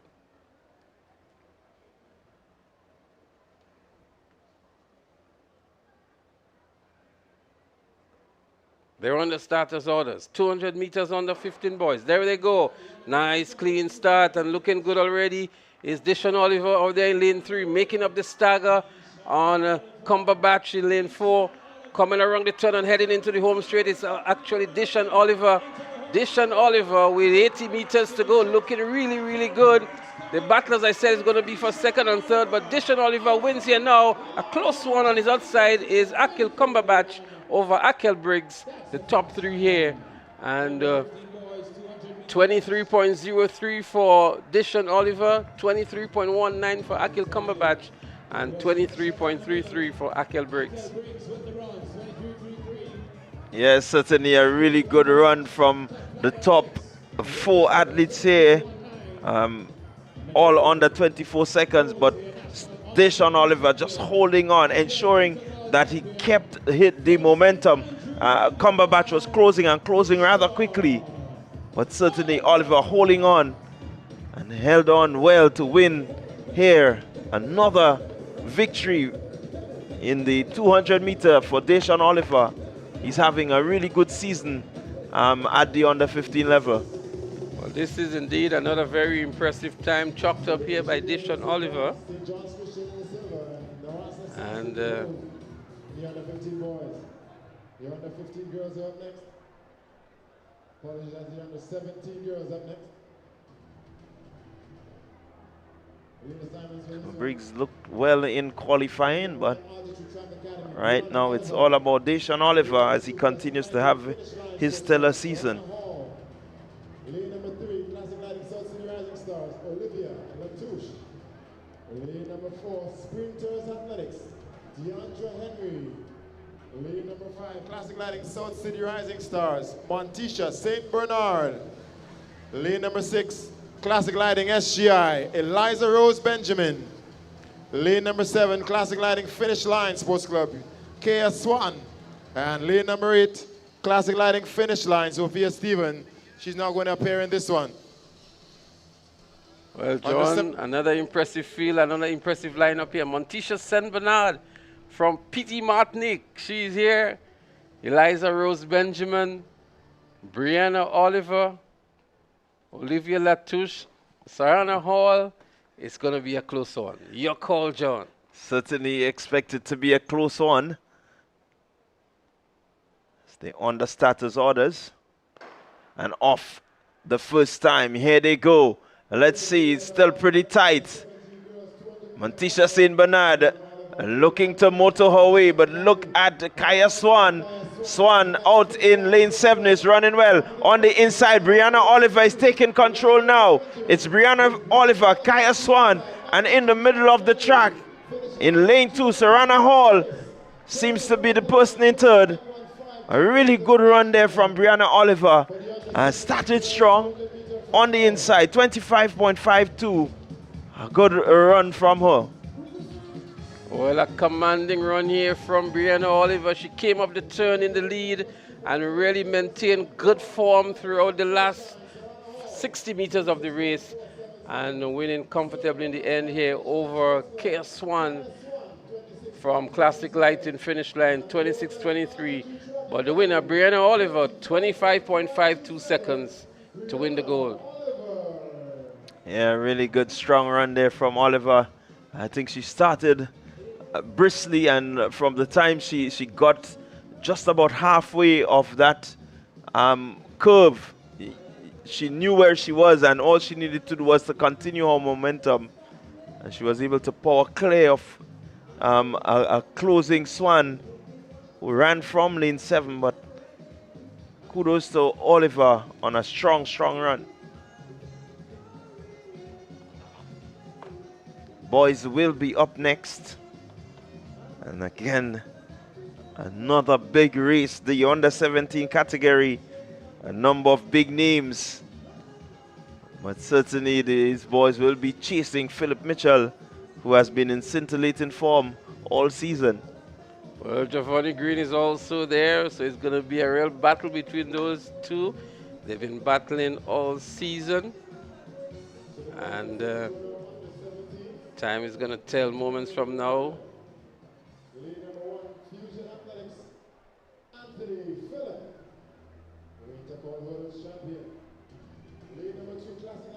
So the lineup in lane 1, Anthony Philippi is the hurdles champion at Intercol Games. Kelson Francis is in 2. Dante Oliver of Altitude Track Academy in 3. Philip Mitchell is in 4. Giovanni Green is in 6.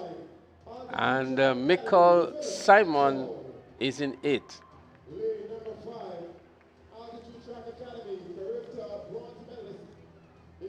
So we saw Tavon Hall in the prelims, but he seemed to have chosen not to start.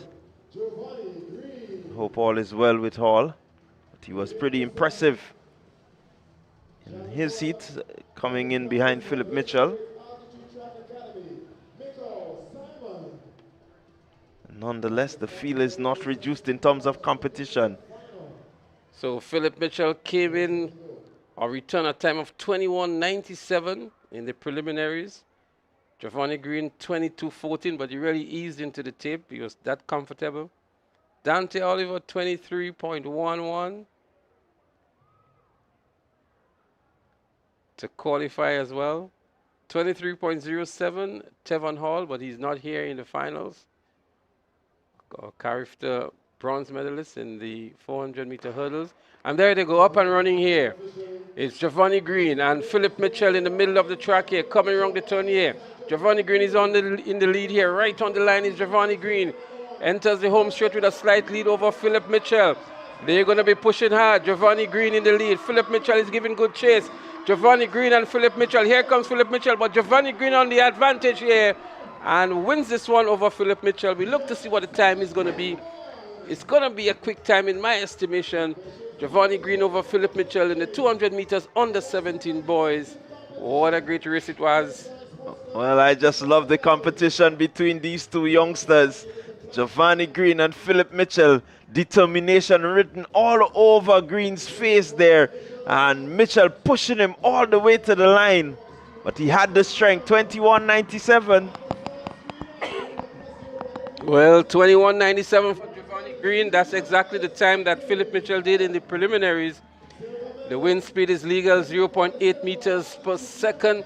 And Philip Mitchell, 22.02. Anthony Phillip, 23.38. Dante Oliver had to settle for fourth in 23.48, the top four finishers. But a good run by Giovanni Green, 21.97. Anything sub 22 is a good time for these youngsters. And Philip Mitchell having to settle for the silver medal on this occasion. Well, Giovanni Green, I think, got the better of him over the season. Philip Mitchell won the 100 meters at Intercall, but Giovanni Green has been dominating over the 200 and the 400 meters throughout the season.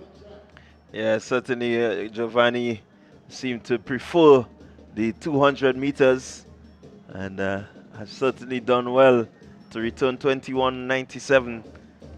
Philip Mitchell, 22.02. Really a race that I think most persons were looking forward to. And so the rivalry and the battle continues between Green and Mitchell. And let's hope that with a few more meets to come, we can continue to see that rivalry. Well, Philip Mitchell did a 21.98 to qualify for the finals at Intercall. He did a 21.97 earlier on today. Maybe he didn't have his best in the finals here, but kudos to Giovanni Green. He rose to the challenge, he rose to the occasion, and the time didn't really matter. It's who crossed the line first. Congratulations to Giovanni Green on a splendid performance. Yeah, certainly. So we get in there, we're continuing the action, and we're getting down to the business sector, 60 meter. So the athlete that was missing from that previous race would have been a Cache Stephen. But we know Cache is on overseas duties now at the Penn Relays. Well, they've completed their duties out there. And that would have been the other addition for the real battle between those three all season long. So it's the next up will be the 60 meter dash business sector.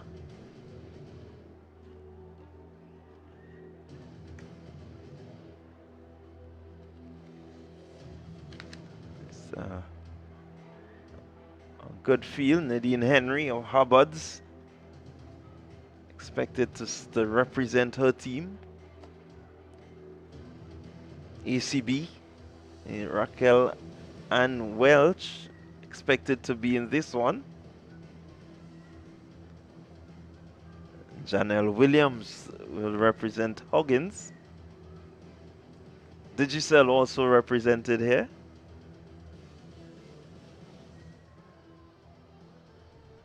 So let's see. We look forward to seeing these ladies come onto the track. 60 meter dash business sector, the next event on the track.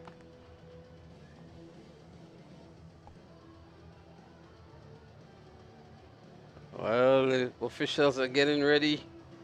The lane markers have been brought to the 60 meter line. The starters are already there.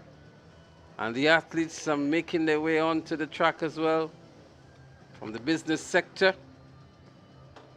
Whenever the business sector comes to the track, there's always some excitement. There's always something to look forward to.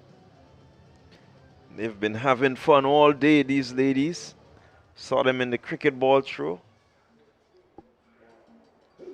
Alicia Prescott, Janelle Williams, Kalisha Dominic, Raquel Ann Welsh, and Nadine Harry. These are some of the athletes that will be competing in the 60 meters for the business sector. I'm sure Hubbers would want to redeem themselves. They were thoroughly trashed by Huggins in that Huggins versus Hubbard's race. Top 3 positions going to Huggins. I'll have to have a word with Mr. Henry about these young ladies and the athletes from Hubbard's. I'm sure Miss Menes would be very happy with what she's seen from Huggins. Quite agree with you there.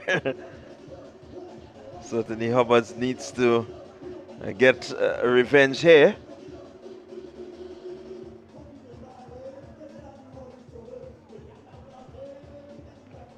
So one will be looking forward to see the ACB representative just coming in the middle of them. Maybe just displacing the rivalry somewhat.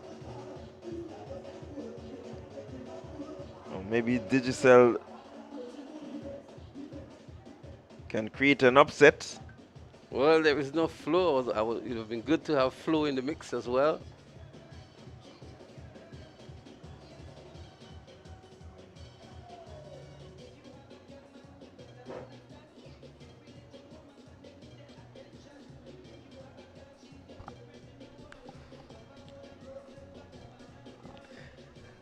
Yeah, Flo needed to be here to just to complete the rivalry.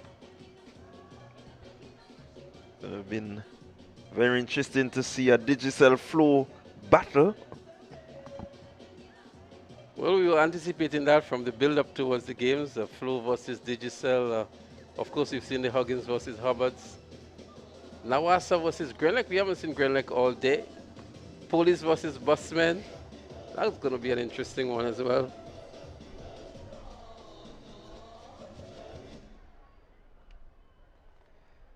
So we're getting ready. We have not seen the athletes take their position as yet.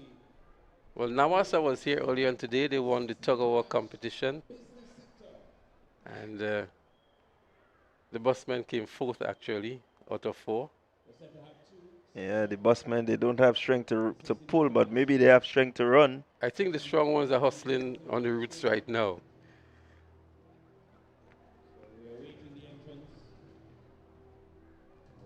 So we're getting set for the 60-meter dash business sector race. And the lineup that we have here, we have Digicel, we have Alicia Prescott, Janelle Williams, Huggins, Kalisha Dominic Hubbards, Raquel Ann Welsh of ACB, that's the Antigua Caribbean Bank, and Nathan Harry, I beg your pardon, also from Hubbards.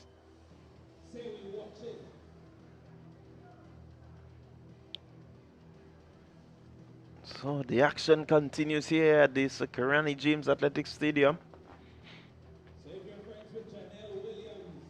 It's day 1 of the Classic Lighting Caribbean Communal Invitation.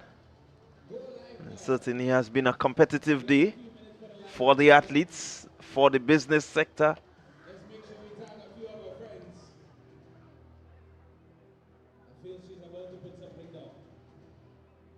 Well, from what we see here on the schedule, it's supposed to be a timed finals.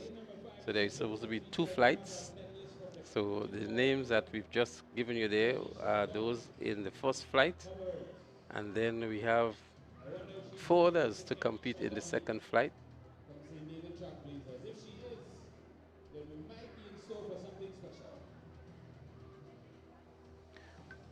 Well, we not certain who will be. Maybe the ladies are taking their time to get warmed up.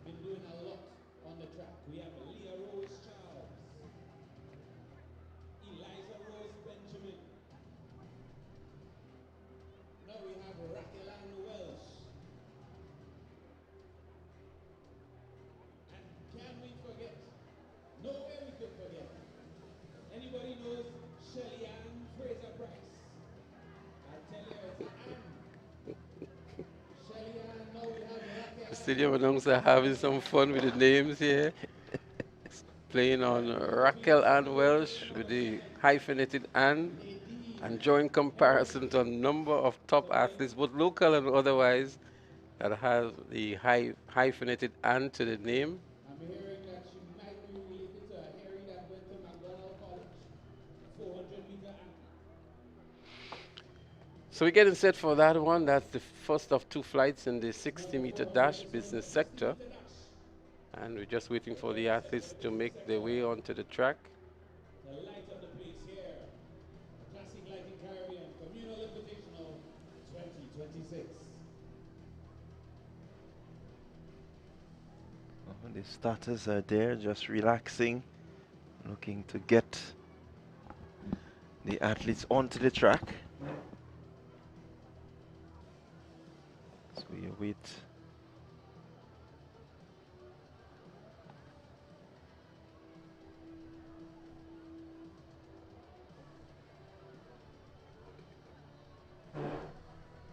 shortly we are going to see them in our picture. They're actually making their way onto the track now. A moment from now, we'll see them taking up their positions there on the lane markers.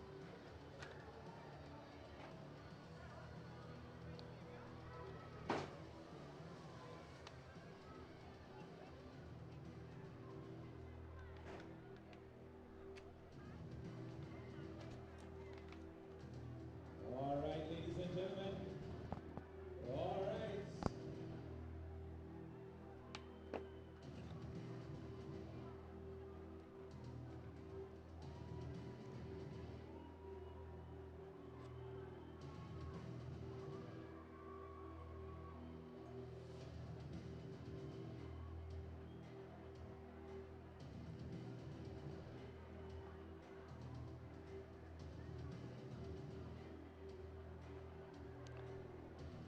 So the 60-meter dash, business sector, getting ready to get on the wing. So after the wait, it will be very interesting to see how these ladies will perform as they make their grand entrance. Well, they've kept us waiting for quite some time. So the expectation is that they will deliver a performance that is worth the wait. So let's see what's going to happen, the times that's going to be returned, as well as the level of competitiveness between those employees of the various business sectors that are competing in the women's 60-meter dash.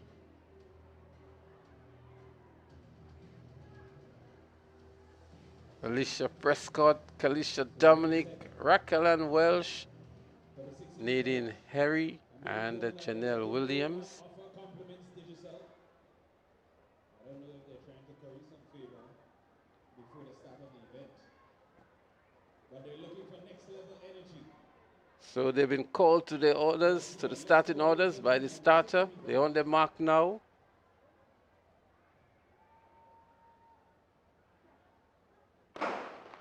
And there they go. Hubbard versus Huggins versus Digicel. And that looks like, I'm not sure who was there. It looks like Digicel, Alicia Prescott. Yeah, She's a happy camper. Alicia Prescott of Digicel 9.28. Raquel Ann Welsh of ACB was second in 9.46. And Kalisha Dominic of Hubbard was third. But there we see Alicia Prescott there, the winner of the 60 meters. And look at the run back here by Raquel Ann Welsh to pick up the silver medal. There they are. Yeah, good run there by Prescott. She got out early and she ensured that she remained at the front. It's still a pity that we couldn't see the Huggins representative here. So that should be flight 2 of 2 in the 60 meters for the business sector. So ladies and gentlemen, your field for the next one, chasing 928 for the goal. Lane number 2, representing the So we have in lane 3, Corinne Prokop of Digicel. Tisha Checkley of Huggins is there. She won an event earlier on today as well. She's a favorite going into this one. Vanessa Gills, she's from the Ministry of Finance. I know her very well. Dawn Noel, she's also there.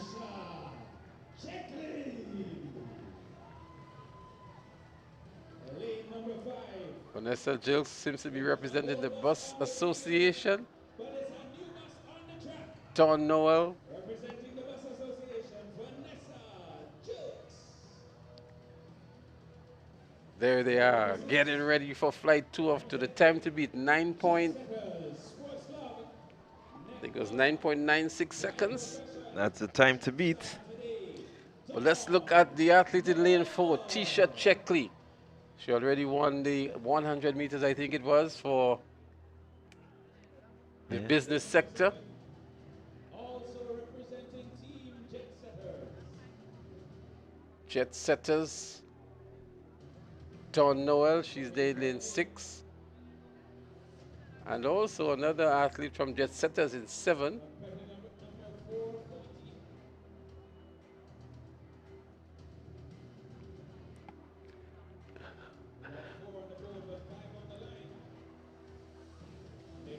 Digicel winning the first heat in Prescott.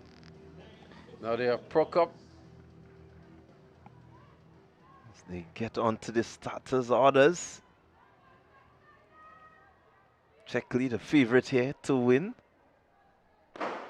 Let's see how she goes. And Checkley, focus. She's zoomed in. She's locked in. And she's using all her speed to get across the line. I do believe it is faster than 9.96. That was really quick. 8.88 on the flash time.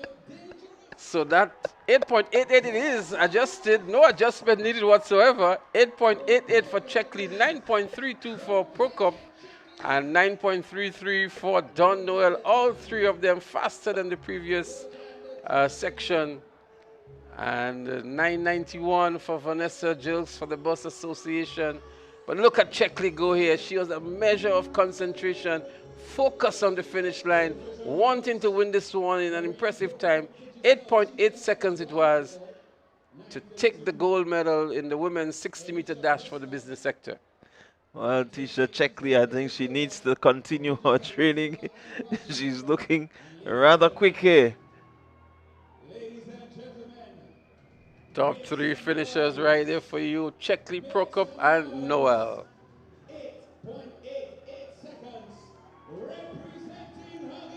Positive 1.4 meters per second wind. And so certainly Checkley has made a statement. I think all 3 should be your top 3 for this event. Second gold medal for Checkley at these games, representing George F. Huggins and Company Limited.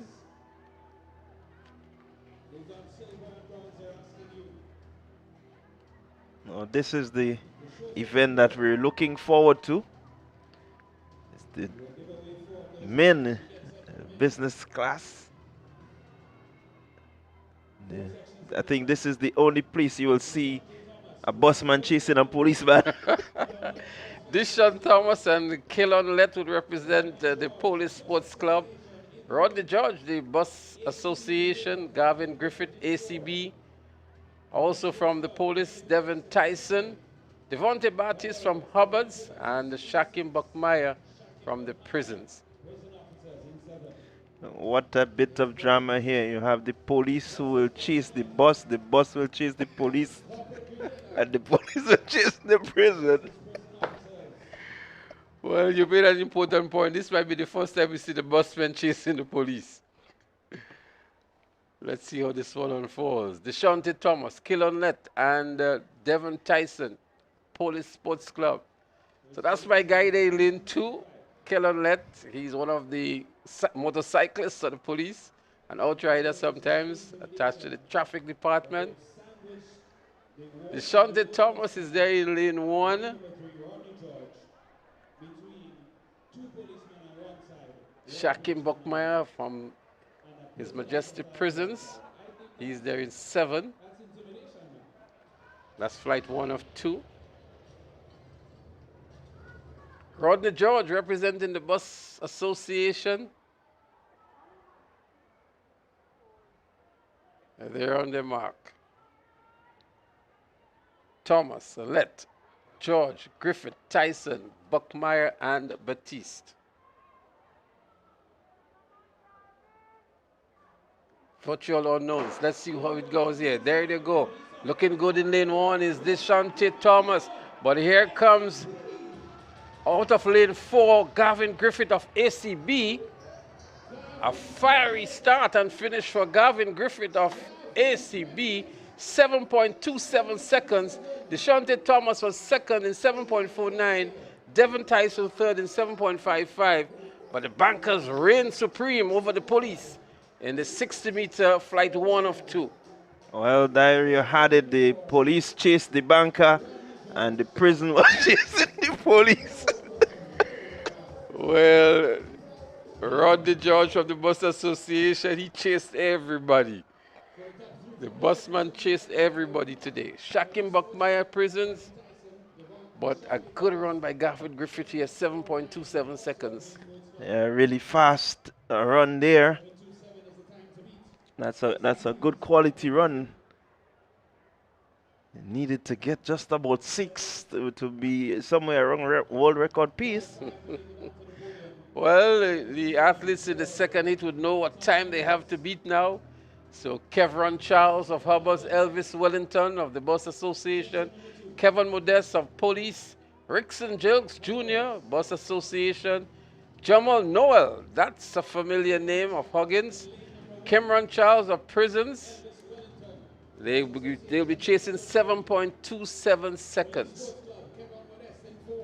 Jamal Noel, lane 6. He might definitely be one that can challenge the 7.27 seconds.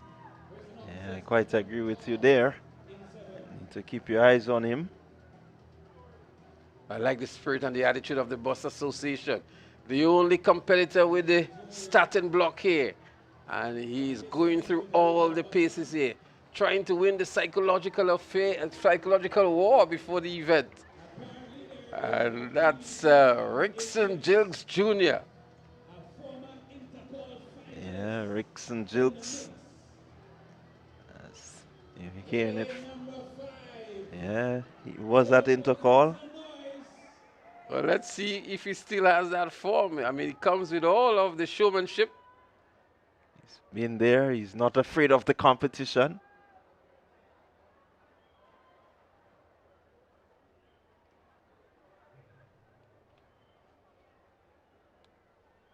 In this event, the police will have to chase the bus. These guys are anxious. I am betting that this is going to be faster than a 7.27. These guys are eager to go. They are just as determined for that gold medal. So I see Rickson Jilks Jr. there from the Bus Association. He's actually in 3.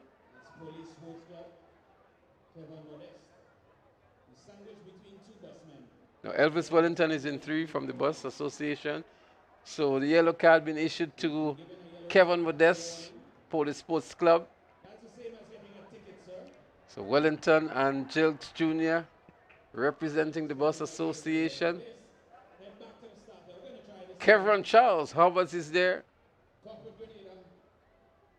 John Benjamin, he's there in lane, well, he's not here, but Cameron Charles of Prisons, he's there in lane 7. This is going to be an interesting one, John. Yeah, there seems to be some tension here. Everybody trying to keep their composure. It's actually going to be 4 timed finals, not just 2. For the men, it's going to be 4 timed finals. A lot of participation in this one. That's 60 meters for the business sector. Yeah, I think I see Chris Greenish. She will represent Nawasa in the next he's going to heat. be the next flight.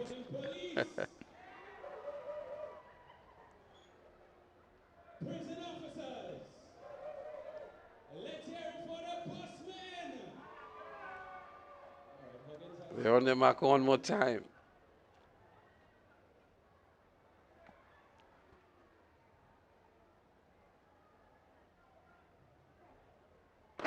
Clean start this time. Jilks with a slip. And here goes in lane number 4. Kevon Modest, Police Sports Club. Let's look to see what time. A terrible start there for Rickson. 7.39, still not going faster. So Modest 7.39.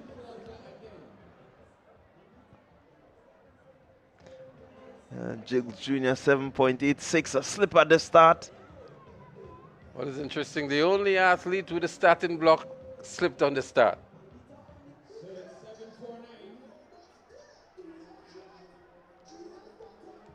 So 7.27, 7.39. That's the time to beat. The athletes for the third flight. So here we look back again. We'll see the slip here by Jilks Jr. again, right off the block. And he never recovered after that. Yeah, never recovered and just needed to get that block a bit more firm. So that's the lineup there for the third flight.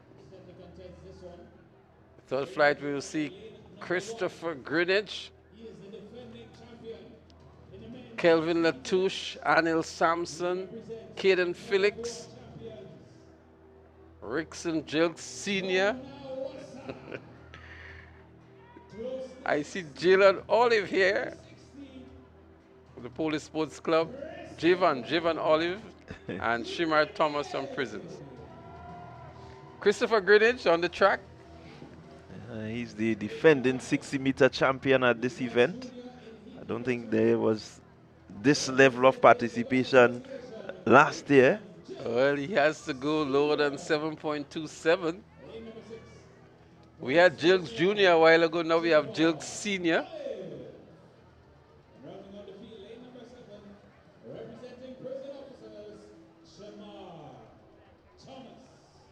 And same lane, lane 5. So the Jilks Jr. and Senior, lane 5. Kelvin Latouche. He's not here, he was scheduled to be in 2. Shimmer Thomas Prisons in 7. Javon Olive Police Sports Club in 6. These are the 4 competitors in this flight. Chris Greenwich again, the only competitor with the starting blocks. The defending champion in this event. 727 for the goal. 749 to make it onto the podium. Chris looks as though he's gonna condemn the starting block for now. So defending champion is going to set aside the starting blocks. Let's see if Chris can really defend his champion. Chris still plays his cricket, still very active. Yeah, he does look fit. Still does look fit.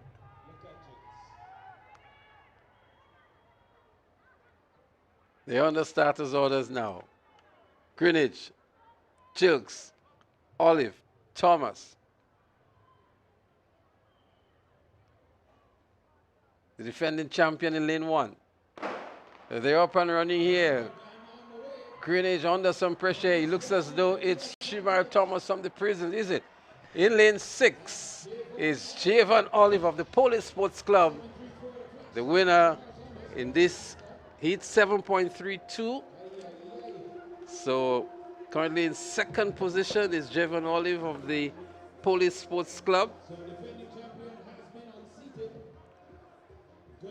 And he had a good start and really powered his way through to the finish line. Javon Olive, Police Sports Club, 7.32 seconds. Shimar Thomas of Prison, 7.82. Defending champion Greenwich, 9.16. Some very, very far away off. Jilks Senior, 9.74. So still no one getting on the 7.27. So we get ready for the final heat. So Gavin Griffith can breathe a little easier now. Still has one final hit to make that determination. And we will see Donnelly Blackman, Tariq Anthony, Larry Noel, Nike Batiste, Clint Paisady,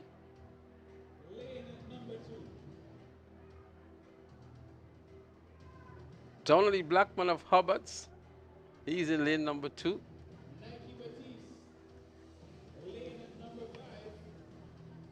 Prisons in lane number 5. You haven't seen them on the track yet.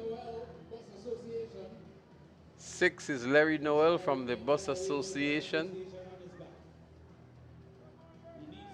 6.7, Clint Pisody from the Police Sports Club. So coming on the track now is Nike Batiste. Look at the attitude, look at the showmanship.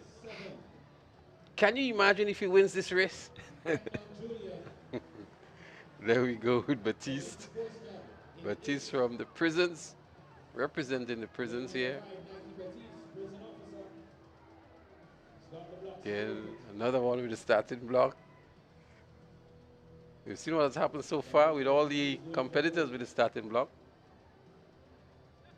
We saw what happened to Dilks Jr., we saw Greenwich. Let's see what happens here now with Batiste.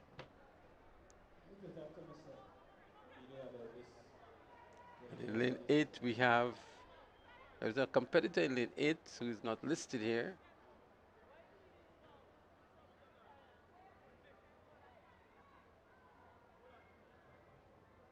On the starters order, Batiste taking some time to get settled in.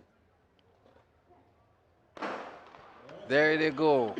Batiste struggling already. The bus association is looking good, and that looks like Larry Noel. But on the outside is the athlete who didn't have the name 4, and he won comfortably. It doesn't look like a sub 7.29.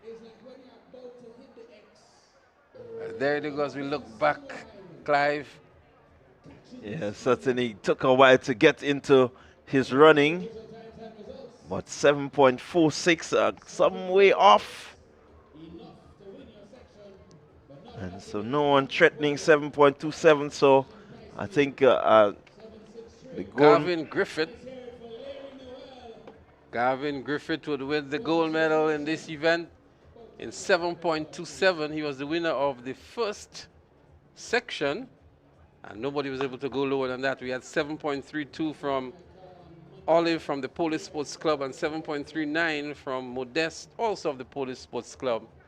But Gavin Griffith reigns supreme from the ACB, the champion of the 60 meters for the business sector. Yeah, really quick run there. And no one seemed to be able to get close to that time. 7.32 the closest. And certainly a good run. Time final, so eventually we will get the top 3 times. And winning this one, 7.27 seconds. ACB Grenada, Gavin Griffith. And Griffith doing the business there. Well, I'm wondering if Gavin Griffith has any relationship to Gavin Griffith, who used to run himself, if it's the same Gavin Griffith that went to St. Mary's Junior, who was an athlete for St. Mary's Junior. And that may very well tell the story of Gavin Griffith here for ACB Grenada. I think that's the same Gavin Griffith we were talking about. So he has kept himself rather fit over the years. So we get ready for another medal presentation.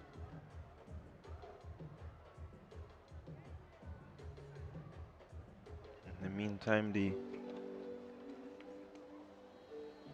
officials will set up for the 400 meters. Well, we still have the 1500 meter race walk as well. And then we have some 400 meter events. 7:33 in Grenada and the rest of the East. And then the relays to put the curtains down on day 1. Managing Director of Classique Lighting. So what we're going to do, we're going to go over to Kenroy now for the medal presentation ceremony. And as soon as the action resumes on the track, we'll be back here to bring it to you live. Grenada, this one is powered by Greatness.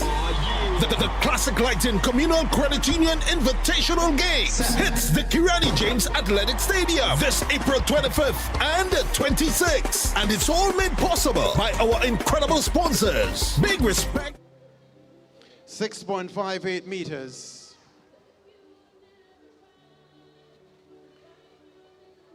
Silver medalist Anton Alexander, Classique Lighting Caribbean, South City Rising Stars. 6.67 meters. Your gold medalist in this event, Randy Jones, Altitude Track Academy.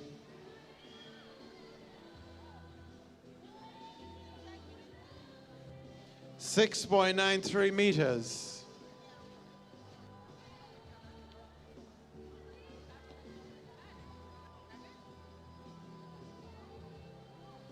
Event 37, girls, 200-meter dash, invitational, under 13. Bronze medalist, Kimaya Joseph, St. David, 28.43 seconds. Silver medalist, Jazion Johnson, Alpha Junior, 28.31 seconds. 20.31 seconds. And your gold medalist, Jamie Smith, Classique Lighting Caribbean, finish line.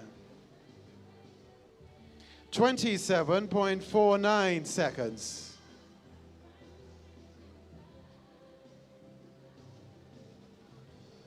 Event 38, boys 200-meter dash, invitational, under 13. Presenting your bronze medalist, Dion Forrester, St. Mary's Junior, 28.91 seconds. Silver medalist, Ronan Lessie, St. David, 27.10 seconds. And your gold medalist in this event, Jediel Andrew, Sprinsters Athletic Club, a time of 25.98 seconds.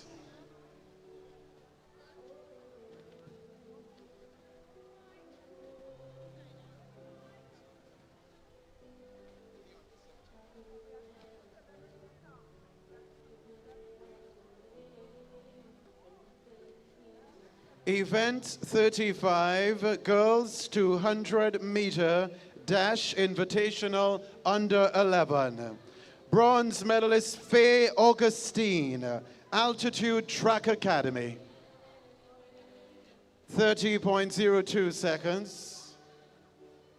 Silver medalist Abriel Fortune, St. Patrick, 29.78 seconds. And your gold medalist in this event, Tanaya Gibbs Latouche, Sprinters Athletic Club, 28.96 seconds.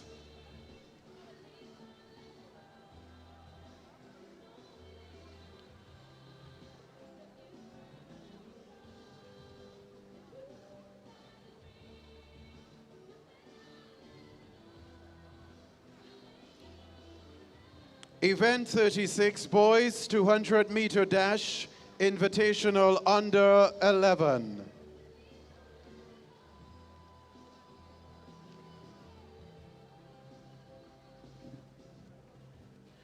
Bronze medalist, Winston Church, Classique Lighting Caribbean, South City Rising Stars, 28.99 seconds. Silver medalist Amir Renner, St. Mary's Junior, 28.85 seconds. And your gold medalist in this event, Khalil Howell, Fusion Athletics, 28.40 seconds.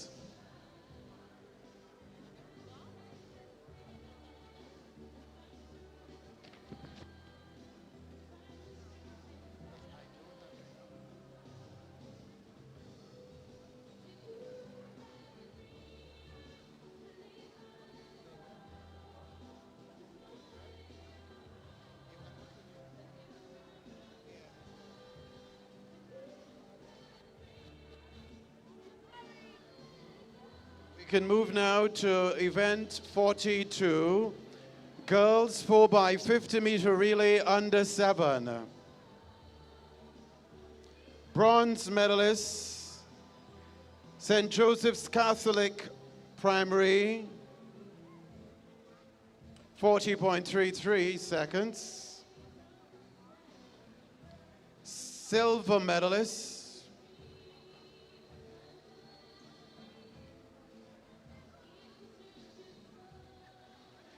Silver medalist, South St. George Government, 39.46 seconds.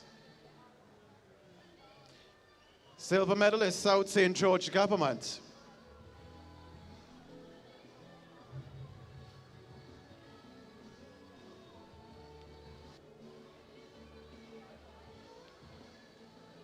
And your gold medalist in this event, St. David, 38.46 seconds.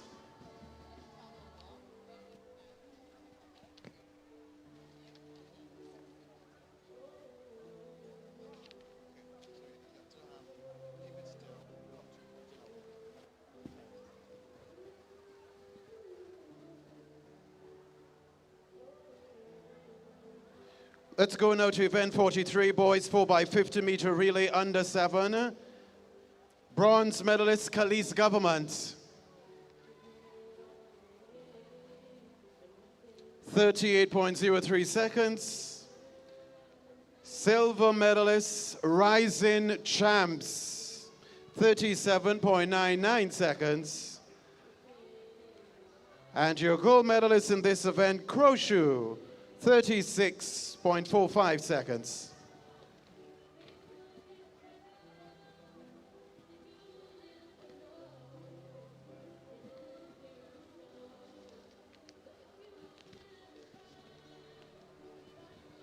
Event 44. Girls 4x50, 4x100 meter relay under 9. Bronze medalists, Calise Government, 1 minute 08.52 seconds. Silver medalist, Happy Hill, primary, 1 minute 07.17 seconds. And your gold medalist in this event, Classique Lighting Caribbean, 473 MVP, 1 minute 06.91 seconds.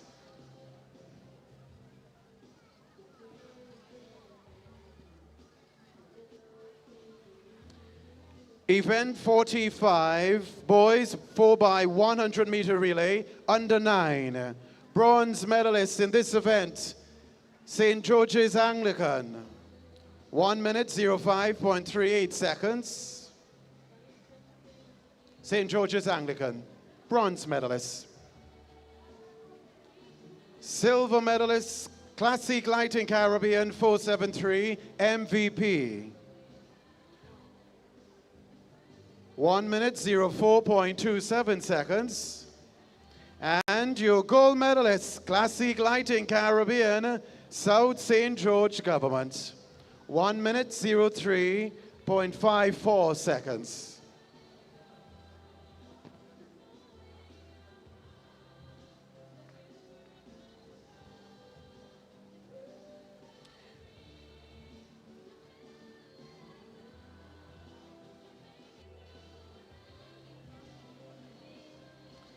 Let's back up to girls, 200 meter dash under 15, event number 9.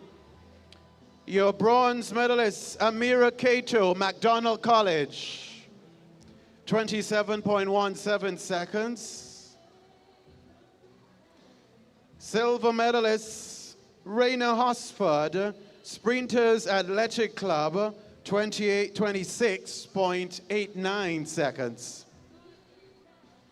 And your gold medalist in this event, Emma Frederick, representing McDonald College, a time of 26.03 seconds.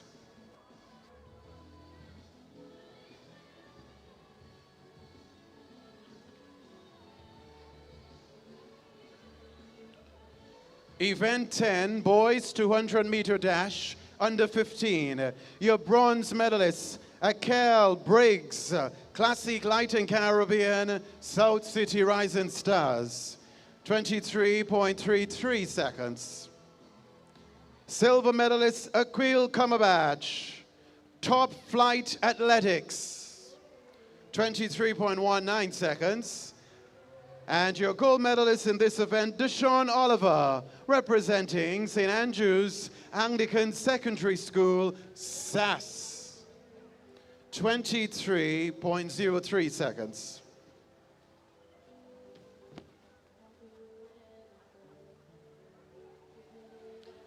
Event 11, girls 200-meter dash under 17.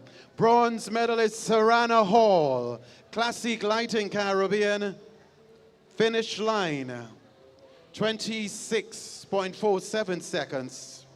Silver medalist Kaya Swan, Classique Lighting Caribbean, finish line, 26.23 seconds. And your gold medalist in this event, Brianna Oliver, representing Altitude Track Academy, a time of 25.52 seconds.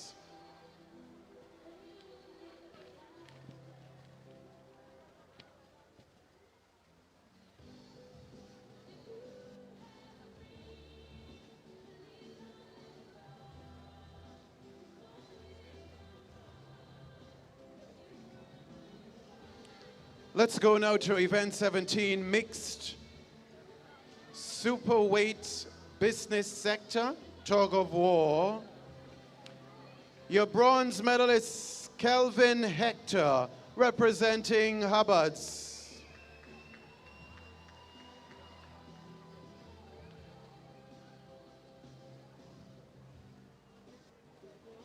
One meters. 1 meter flat.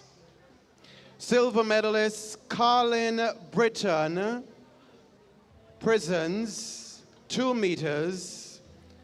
And your gold medalist Christopher Greenwich, Nawassa, 3 meters.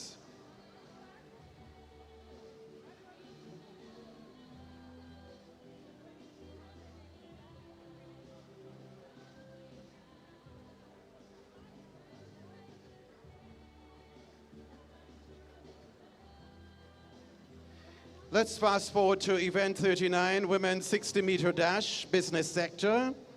Your bronze medalist, Corrine.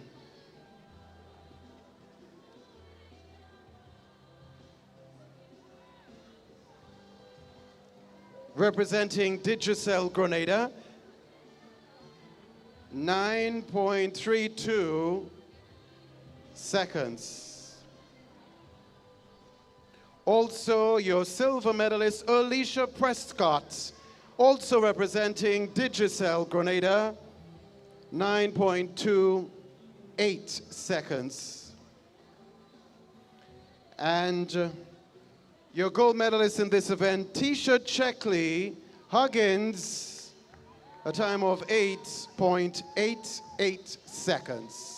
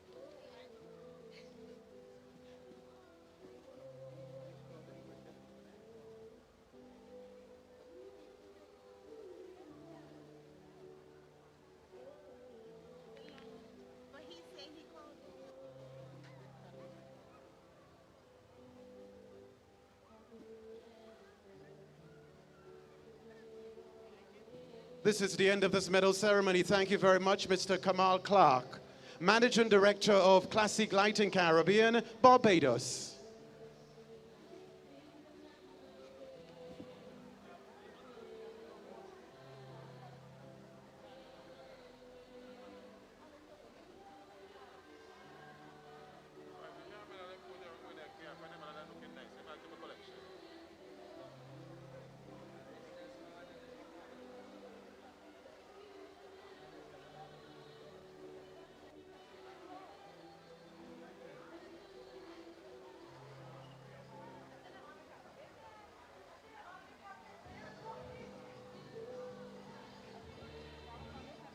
So we say congratulations to all of our medalists as we get set to head back onto the track for the final segment here on day number 1 of the 2026 edition Classic Lighting Caribbean and Communal Credit Union Invitational. We've got 4 giveaways here, compliments one of our chief sponsors, Digicel Grenada.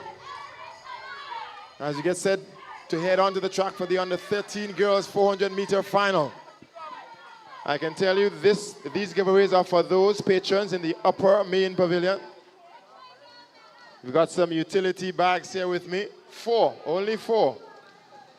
If you're a parent and you have a primary school child with you, and you're one of the first 4 persons to visit us here at the announcer's station, you can win yourself one of these announcer's bags, one of these utility bags, compliments Digicel Grenada. I'm not encouraging you to kidnap anybody's child, but if you're a parent, you've got a primary school child with you. All right. Well, we welcome you back to the Kirani James Athletic Stadium for the live track action in the Classic Lighting Communal Credit Union Invitational 2026. We're getting set for the 400-meter dash events in the under 13 category.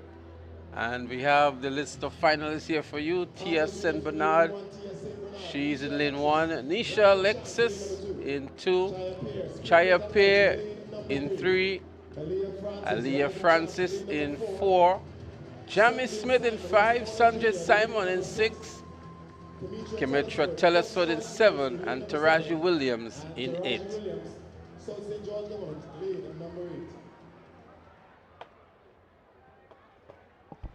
So we're getting ready for the 1-lap event.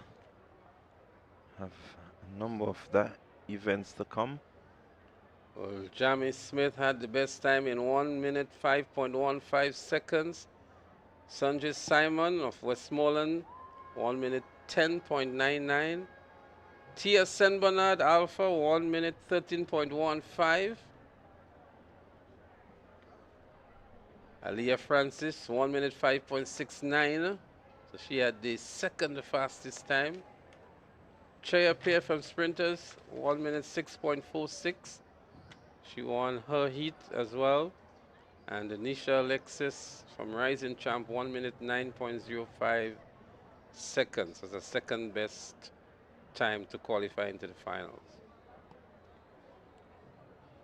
Jamie Smith will be one to look out for here. She's running in lane 5. And Aliyah Francis of Rising Champ would give us some really good competition. She's in lane 4 to her inside, the inside of Jamie Smith. I wouldn't be surprised if Chaya Pear from Sprinters is also going to offer some very good competition. Yeah, the running should come from 3, 4, 5.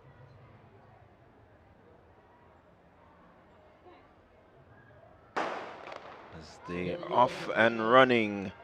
Let's see, Smith making up the stagger pretty early. So too is Francis. Smith, Francis out quickly. Chaya Pear not really seen as yet. On the stagger, it's still Smith. Smith and Francis, they are running. On her outside will be the athlete there from South City. But here goes Jamie Smith. She's looking to take command of this one. Francis seemed to be fading slightly. Jamie Smith, she's pushing. She's really pushing hard. Seemed to be slowing a bit, but she's not giving up. Here comes Chaya Pear moving into what I presume will be the second position, but she can't catch Jamie Smith. Jamie Smith will run away with this one. Crosses the line now. Pear in second. And Francis, Rising Champs, will have to settle for third. Well, we expected Jamie Smith to win this one, and she delivered the goods when it matters most here. Jamie Smith, the winner of the 400 meters in the under 13 girls category. The time of 1 minute 5.86 seconds. Chayape was second, running back nicely to get the silver medal in 1 minute 7.47 seconds, just edging out Aliyah Francis of runners in 1 minute 8.77 seconds. Interesting story for Aliyah Francis here, running without the spikes. I recall just moments ago, one of the spectators who is in the stands here asking me to get in contact with her, and he wants to sponsor her a pair of spikes. Such a kind gesture from the gentleman here. And so, Aliyah Francis, I can tell you there's a pair of spikes on the way to you, and we will certainly get in contact with you to ensure that that happens. Yeah, so it's good when persons can see the need and assist. So there you have it, the winners of the 400-meter dash under 13. Jamie Smith coming in with the best time and returning a 1 minute 5.86. She did 1 minute 5.15 in the preliminaries, just about the same time. And Kaya Pear coming in with a good time as well. She did 1 minute 6.46, a little bit slower in the finals here, but nonetheless enough to give her the silver medal. Yeah, so you had one change in terms of the timings. Well, the position changed, not the timing. So Chayape, who came in with the third fastest, she came second. So the boys are on the track now. We have Christian Samuel of Classic Lighting finish line in 1. Well, he's not here, so it's Cameron Horsford of South City Rising Stars in 2. Eric Antoine of Westmoreland in 3. Tyrone Alexis of Runners in 4. Kishan Korb of St. George's in 5. Dion Forrester, he's in 6 from St. Mary's Junior. Kimmel Hall from Sprinters, he is in 7. And Isran Purcell of St. Joseph's Catholic Primary, he's in lane 8. You need to keep your eyes on Alexis Antoine Cobb. Well, Tyrone Alexis of Rising Champ, 1 minute 1.83, the fastest qualifying time, coming into the finals. And then we have Eric Antoine from Westmoreland. Well, there they go. They're up and running here now. The 400-meter dash under 13 boys. And making up the stagger nicely here is the athlete from the St. George's GUT. That's Kishan Cobb. Kishan Cobb is looking good in lane 5. That's him there in the red. Going past St. Mary's and going past Sprinters, Kimmel Hall as well. That is Kishan Cobb of St. George's. And he has his Tyrone Alexis of Runners on the outside of him as well. But it is Kishan Cobb of St. George. Kishan Cobb of St. George rounding the turn here now and transitioning into the home straight. He's getting some challenge from his outside. That's Dion Forrester. Is it Dion Forrester or is it Kimmel Hall of Sprinters? But out there in lane 4, it looks as Tyrone Alexis of Runners celebrating very early. Tyrone Alexis is Kishan Cobb would have to settle for second. And in lane 3, Eric Antoine of Westmoreland picks up the bronze. So it was indeed Tyrone Alexis that did all the hard running up front. It was not Kishan Cobb at all. Kishan Cobb in the end having to settle for the silver medal. 1 minute 1.14 for Tyrone Alexis. Kishan Cobb 1 minute 3.24. And Eric Antoine of Westmoreland 1 minute 5.11 seconds. Yeah, really good run there from Alexis. Again, slowing down way before the tape. That time could have been a lot lower. Certainly doing the job, Tyrone Alexis.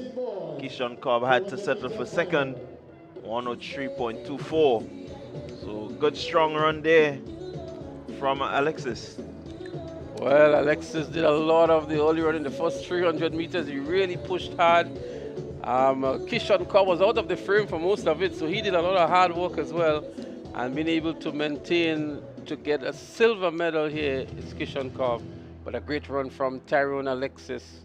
1 minute 1.14 seconds to win the gold medal. And Eric Antoine settling for the bronze. Games record 56.9. We're getting ready for the next 400-meter event. I can tell you, more competitors in the field who run faster Should be than seeing the this 400 on the 20s. 55.20 seconds is the mark. Well, the girls didn't have a preliminary, and we have not seen them here scheduled to do a finals. So that being the case, we are about to see. We're not going by road athletics in this meet. The girls are actually on the track for the 400 meter under 20. We will see Fiora Edwards of the Westerhall Secondary. Annie Logie, she's here. Annalisa Brown is also here. Soraya Phillip, Kemaya Alexander, Kayla Olive is not here. But we're going to have some very top class athletes in the 400 meters under 20. Annalisa Brown broke the record at Intercol Games, a 20-something-year-old record by Keshara George. She is in ripping form. She's just returned from bronze medal at the Carifta Games, Annalisa Brown, and she would be one of the favorites in this one for sure. Annie Logie is there, so too is Saraya Phillip, Kemaya Alexander, and Fiara Edwards of the Westerhall Secondary School. So the money is on Annalisa Brown, Saraya Phillip, Annie Logie, and Kemaya Alexander. I think would battle for second and third in the end. Yeah, I quite agree with you there. It'll have to be a very disastrous race. I think our record-breaking performance was 54.6 at Intercol. Yes, it was. Let's see what happens. Out early is Alexander, Altitude Track Academy. Soraya Phillip is also running well. Logie keeping pace with Annalisa Brown. But out front still, Maya Alexander of Altitude. As the gap is being closed now. Here goes Annalisa Brown looking to make her statement. Logie is moving with her, not letting up. Still not much distance between them as Brown will look to exert her dominance now. She's looking to power home. And Logie just keeping pace with her. But here goes Annalisa Brown moving away. The gap is widening. She does have the strength. So we see the flash time. Well, that flash time could never be true. It says 52.55. 56.56 the actual time. Annalisa Brown, Annie Logie 57.76, and Kemaya Alexander 1 minute 2.05 seconds, the top three finishers.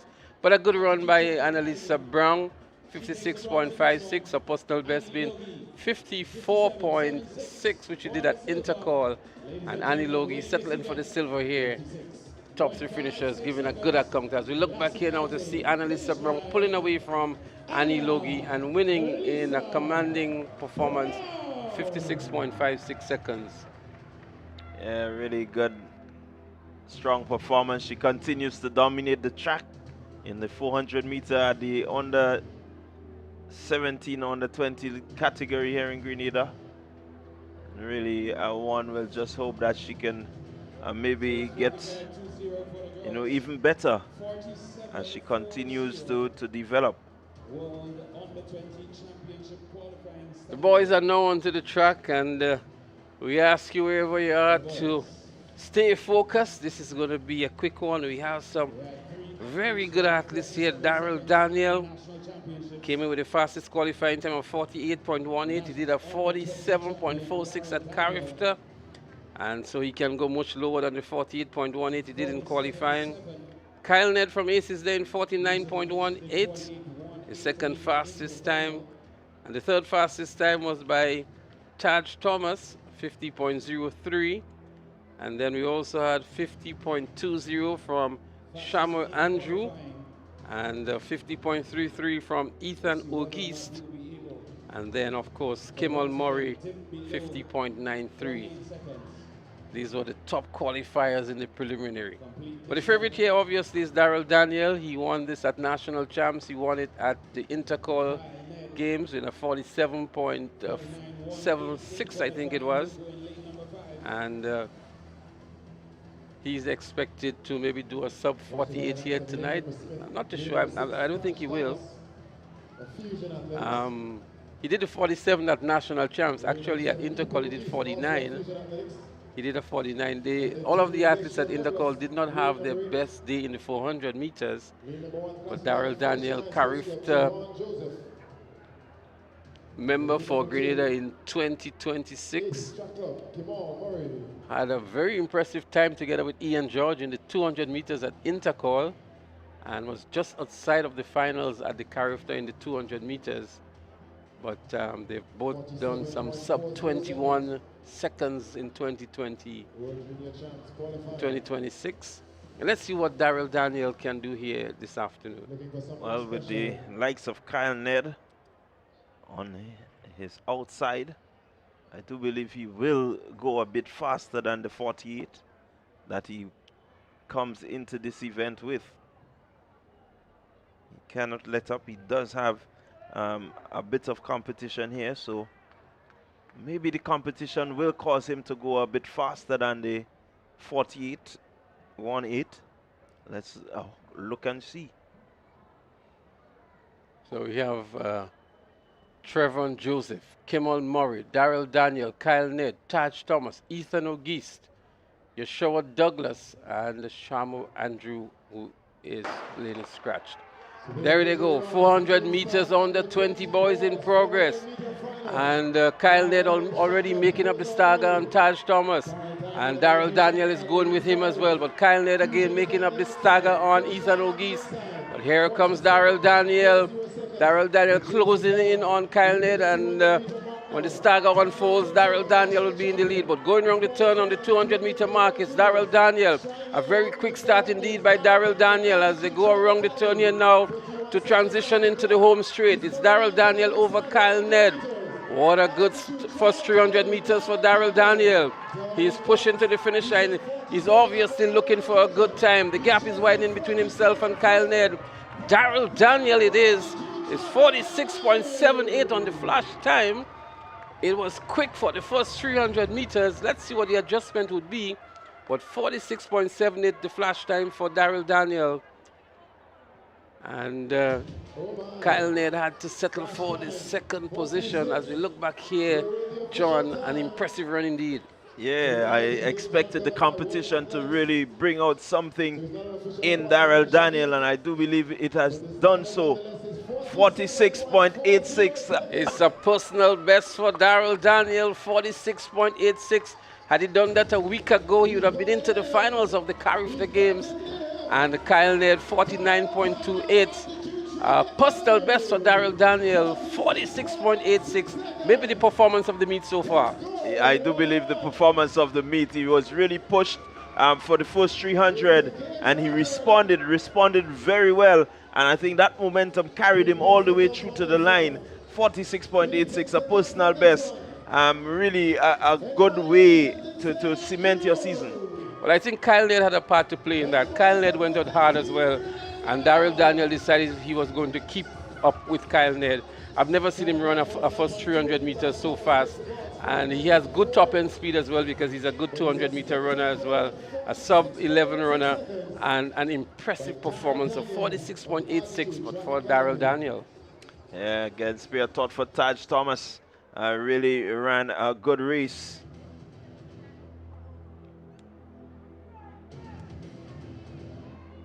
Thomas ran 50.03 and he came in, he lowered that time. And so again, the competition bringing out the best in these youngsters. So the 400-meter dash senior is the next event that is about to go down. We will see Romel Charles in 2, Junior Alexander from altitude, he's in 3. Michael Francois, one to definitely look out for from ACE. He has been doing well. He has done a 46 for the season already. I think it's a 45, a sub 46. Matthew Paul of ACE is also there. He's in lane 5. Lyndon Archibald of ACE, he's in 7. And we would also see, where I mentioned Romel Charles. So the ACE gunners are out now.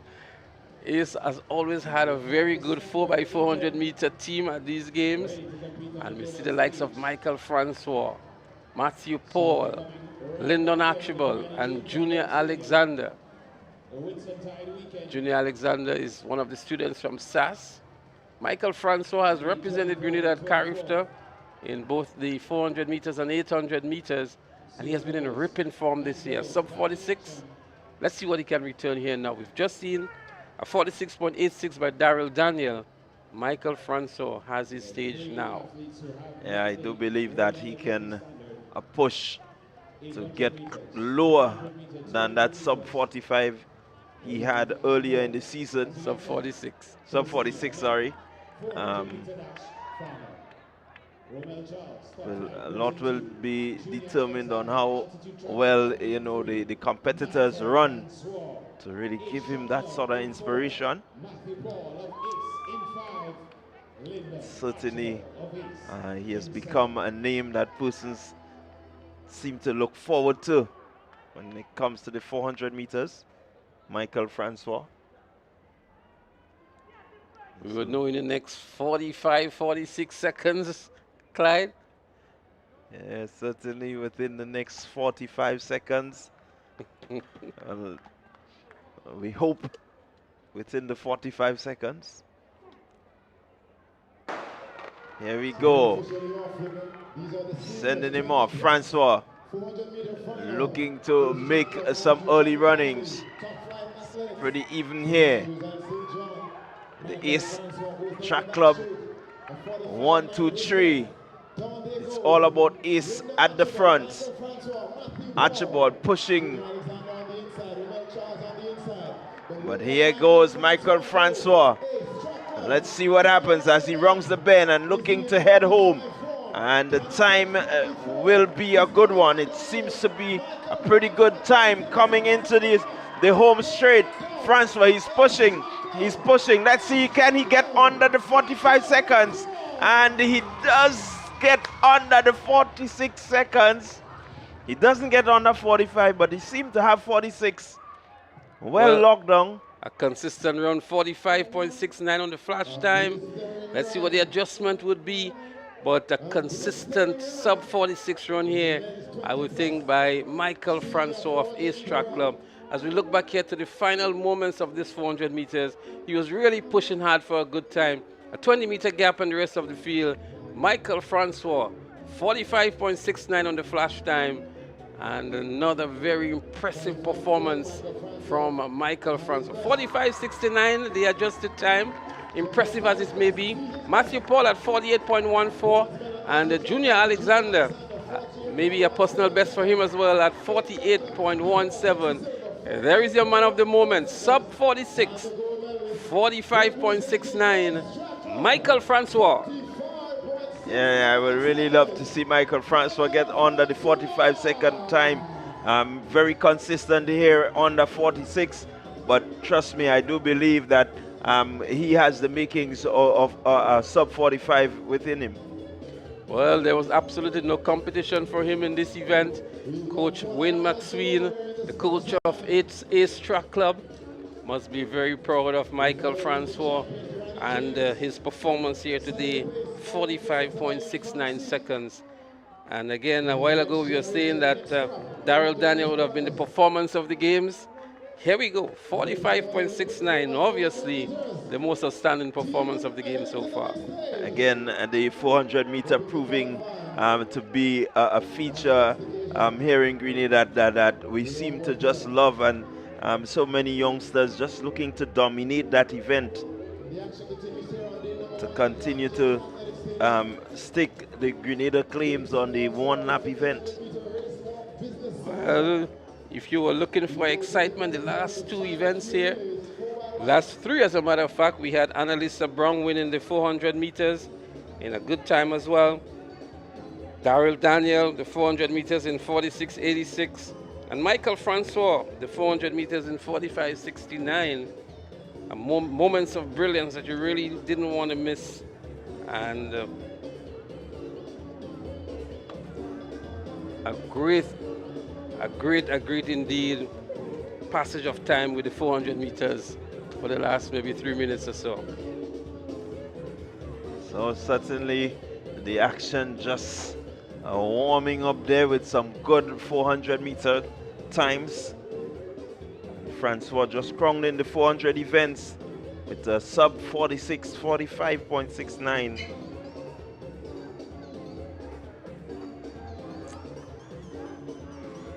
.14 for Matthew Paul. Junior Alexander 48.17. So again, some good returns for these athletes.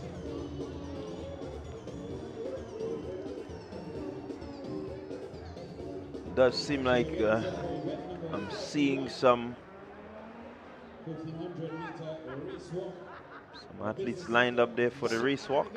So we have the race walk happening next, just at the point where the 15 meters is going to be started. A very large field indeed for the race walk. 4 representatives from our title sponsor, Communal Credit Union. So they will make 3.5 laps walking around the field. You walk in a race-like manner.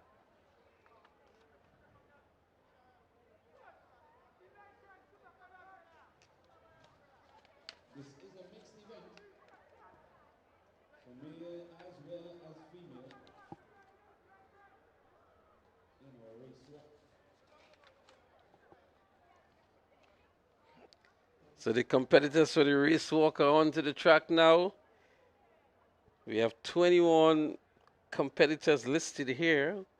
Not too sure if all of them are here, but it's for the business sector. So we have Josephine Williams and Henry Thomas of Hubbards, Rayon Roberts of Huggins, Kenisha Mitchell, the Bus Association, Nixon Charles Communal Credit Union, Dylan Johnson, Alison Buckmeyer, Karen McLeish of Hubbards, Raymond Regis from the Police Sports Club, Cassandra Depredine of Huggins, Quinton Rennie from Prisons, Vanessa Jilks Bus Association, Jeremiah Lyons of Hubbards, Jamal Taylor, would love to see Jamal Taylor from the prisons here, Belinda Bowler Hosford from the Communal Credit Union, so too is Magdalene Steele and Linda Lewis, Alison Telesford of Huggins, Glenisha Williams of the Communal Credit Union, and then we have Marcus Charles and Glenroy Gray of the Bus Association. These are the registered athletes for the 1500 meters race walk for the business sector. This is going to create some excitement here, Clyde. It certainly will create some excitement. I will expect Magdalene Steele to do very well here. So the race has started. It's what we call locally a walk-in race. And there'll be judges looking to see who is running. Because one foot must be on the track at any point in time. We see Magdalene Steele there for the Communal Credit Union. Athletes out at the front there from Communal Cooperative Credit Union. Seem to have some bits of the movement aligned. She has been training for this event, it seems. Hubbard's up front.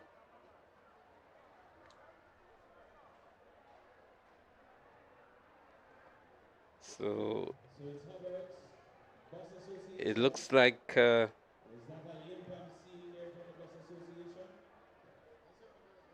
Hubbard's up front, followed by the Bus Association.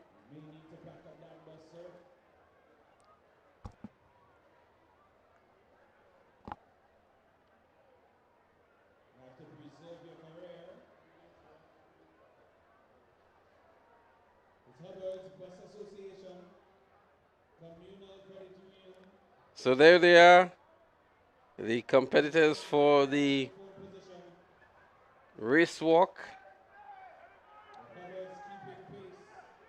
Yeah, the ladies just have the technique locked down there. Henry Thomas of Hubbard's, he's in the lead at the moment. Bus Association seems to be grimacing already, not yet one lap completed. Seems to be using that right foot on the accelerator too often. He's cramping already. But it's Henry Thomas of Hubbard's. He looks like a guy that walks to work every day, Clyde. Yeah, he certainly looks very businesslike there. Let's hope he can maintain that pace. He's off in a flash. Henry Thomas of Hubbard's. Hubbard's looking to redeem some glory here after being completely whipped by Huggins in the Huggins-Hubbards race. Oh, So Hubbards in 1, Bus Association in 2, Hubbards in 3, Bus Association in 4. Communal Credit Union in 6th position at the moment. Here goes Magdalene Steele now, just at the bottom of the picture. But it is Henri Thomas of Hubbards. He's using up a lot of energy as well with the hand movements. Pace doesn't seem to be so quick. But he's steady. As you rightly said, with that, the movement of the hand certainly will take a bit of energy from him. Well, he has to maintain that kind of a form. Will be advised to be a lot more conservative, especially in these early stages. Bus Association still in 2nd position here. Yeah, at this stage you want to get the arms bent a little more and shorter strides just to maintain pace. And the technique he's using there, he is going to tire a bit as he gets closer to the end of his race. So the athletes in the back getting ready for the 400-meter relays. Henri Thomas, it is. Jonas Brung and Hubbards. Can see him looking over his shoulder, just assessing his field.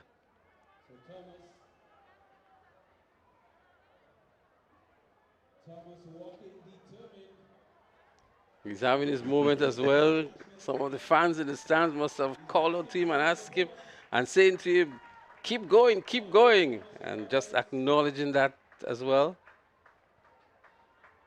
As they go past us in front of the stands here, Henri Thomas of Hubbards. He's a bit slower than the first round, but he's steady. Seems to be focused, enjoying himself out there.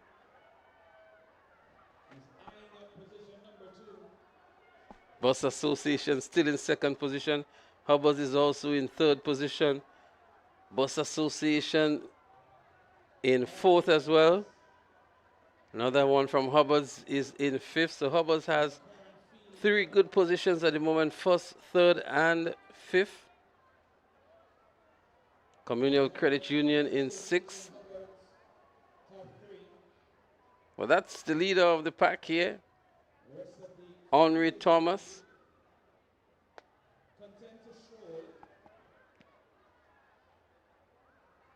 Yeah, Thomas just keeping the steady momentum.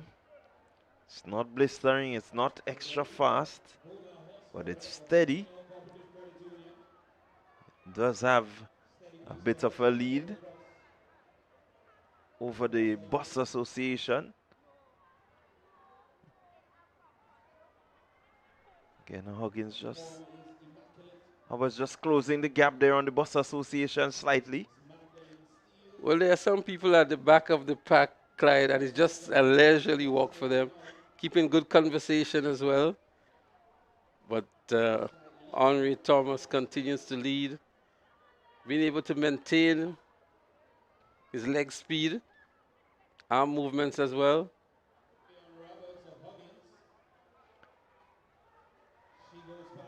He seems like he does a bit of walking.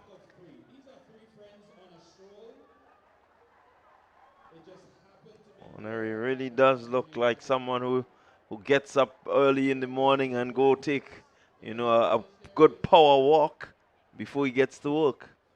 Looks just like that, with the kind of arm movements there. This is typically what you would see on the road for somebody who's really trying to do some good cardio. Bus Association is into a kind of hop run now. He might be approaching that disqualification. That's the competitor in the 2nd position. He's trying to pick up the speed, but he has to be careful that he doesn't run. The bell goes, so Henri knows now that he has 1 lap remaining. That's Henri Thomas. Bus Association looking to pick up the pace here, closing the gap a little bit on Henri.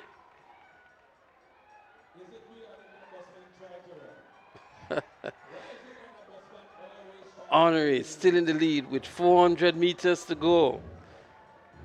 Final lap for Honoré. He's looking to pass a few persons.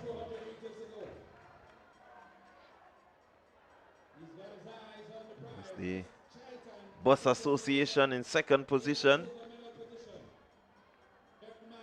Somebody will say that is a familiar position for the Bus Association. They run down each other. But in this instance, they're running down Hubbard's. Bus Association, second, Hubbard's in third. Just about 40 meters lead for Honoré. Well, Honoré has just lapped an athlete there. He's going to lap a second one in this 1500 meter race walk. So 2 athletes receiving the lap from Honoré. It's going to be real difficult for the Bus Association to catch Honoré. He's trying to keep up. He has to be very careful that he doesn't get a disqualification for what looks occasionally as a run. Well, he's trying to keep pace. Certainly has a bit of a hop. Maybe he has a little injury. Well, Honoré has 200 meters to go. He's glancing over at the finish line ever so often. He's looking back as well to see who is challenging him for this race walk. The busman is trying to pick up some speed here. He looks as though he has a little jog to me. But there are officials here who are adjudicating. But no doubt at all for Honoré Thomas. He has been walking right through. He led from the start. I think he came into this event with a lot of confidence to Clyde. And the confidence is showing up here now. He enters the home straight now with 80 meters to go. That's Honoré Thomas of Hubbard's. An impressive race walk it is. He's coming up maybe to lap another athlete who is just ahead of him. Maybe the motivation for him to get a good time as well. But Honoré Thomas with 40 meters to go, as a matter of fact. He's going to lap another one here from the Bus Association. He begins to wave to the crowd. He begins to celebrate. Honoré Thomas with 10 meters to go. The winner of the race walk competition for Hubbard's. A good and impressive race walk by Honoré Thomas. Yes, really impressive. As you said, he led from the start. And you can see that he was enjoying himself out there. And Bus Association will look to come in second. Bus Association picks up the second position. He seems to be cramping. And the Hubbards picks up the third position as well. Top 3 positions, the Honoré Thomas.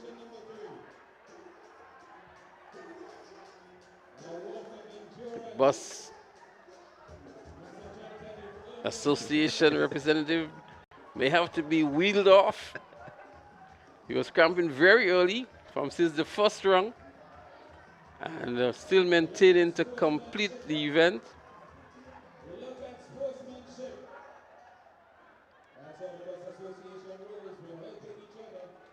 So certainly still have a few athletes on the track. A busman really looks like Richie. Richie is going to be the talking point in the bus terminal for quite some time, if that is in fact is Richie.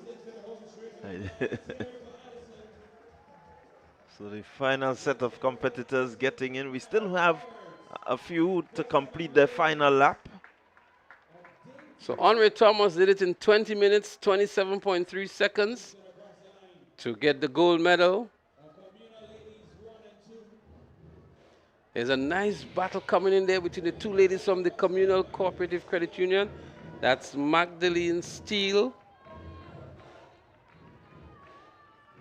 They're challenging each other now for what looks like the 5th and 6th position, as Hubbard picks up the 4th position as well. So Marcus Charles from the Bus Association, he was second in 20 minutes, 27.5 seconds. And 2 from Communal Cooperative Credit Union heading to the finish line here now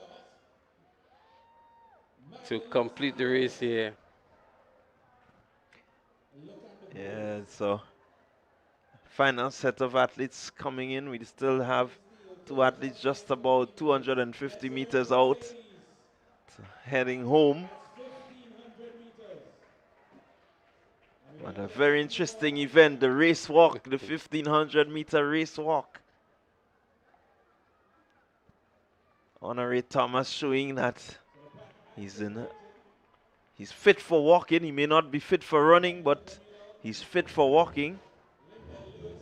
And has walked his way to a gold medal. 20 minutes, 27.3 seconds.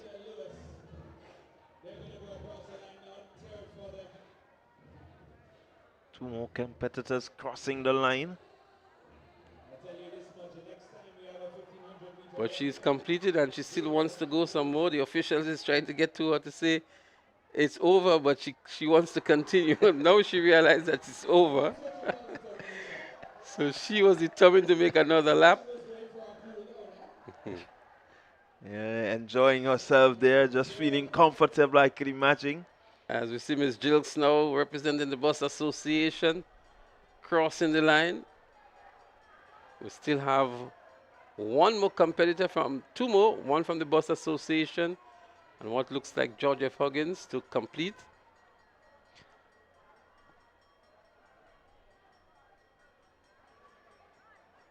So the bell being sounded there still suggests that there's some 1 more lap to go.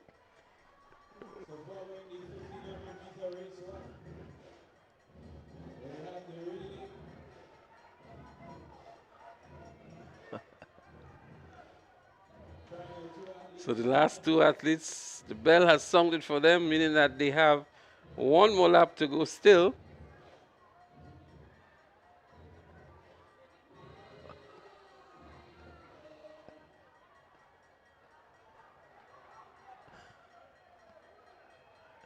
So we still have maybe another 5 minutes to go in this race. Let's see how long they would take to complete. She's been told by the spectators that her race is over, but the official continues to sound the bell. A little controversy there, misunderstanding someone. But nonetheless, it looks as though she will call it quits and exit the competition from the Bus Association. As the final competitor crosses the line now to put an end to the 1500-meter race walk for the business sector. Yeah, interesting event. Certainly a number of persons will have to learn how to race walk. Seems as though the heavens have opened up as well, as we see some showers on the track now. Still have some relays to go. The athletes have all taken shelter, taken cover under the various tents. And so we may just have a lull in proceedings while the rain is down. So what we're going to do, we're going to take a short break. Nazim is going to line up some of the commercials from our treasured sponsors. And as soon as the rain subsides and the action resumes on the track, we'll be right here to bring you the live coverage. Grenada, this one is powered by greatness. The Classic Lighting Communal Credit Union Invitational Games hits the Kirani James Athletic Stadium this April 25th and 26th. And it's all made possible by our incredible sponsors. Big respect to Sonova Inc., GBN, Holy Natural Spring Water, DigiCell, Flow, Hubbard's, Tropical Catering, D's Sporting Goods, GIDC, Gators Tasty Foods, Nawasa, Grenada Grenada Paper Products, MTV, Informer, Star Printers, Go to Fat, Just School Creative Media, T&R Communication, Louison Creation, Grenada National Stadium, Huggins, WeFM, GTC Radio, Choice Bakery, Blue Bubbles PA Rentals, and Defense Supplies Company, Nexio, Grenada Athletics Association, Ambigram, Creative Studio, Party Grenada, Things Local Grenada, and Better Call Sean Services. And a special thank you to the Communal Credit Union, powering the vision.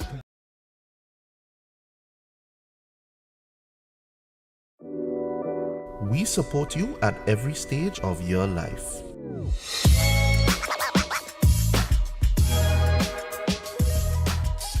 For business,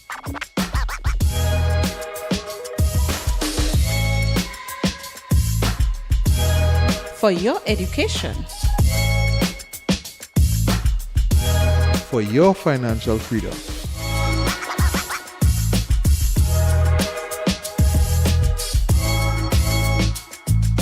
For that new ride. Upgrade your life with the Communal. Contact us today.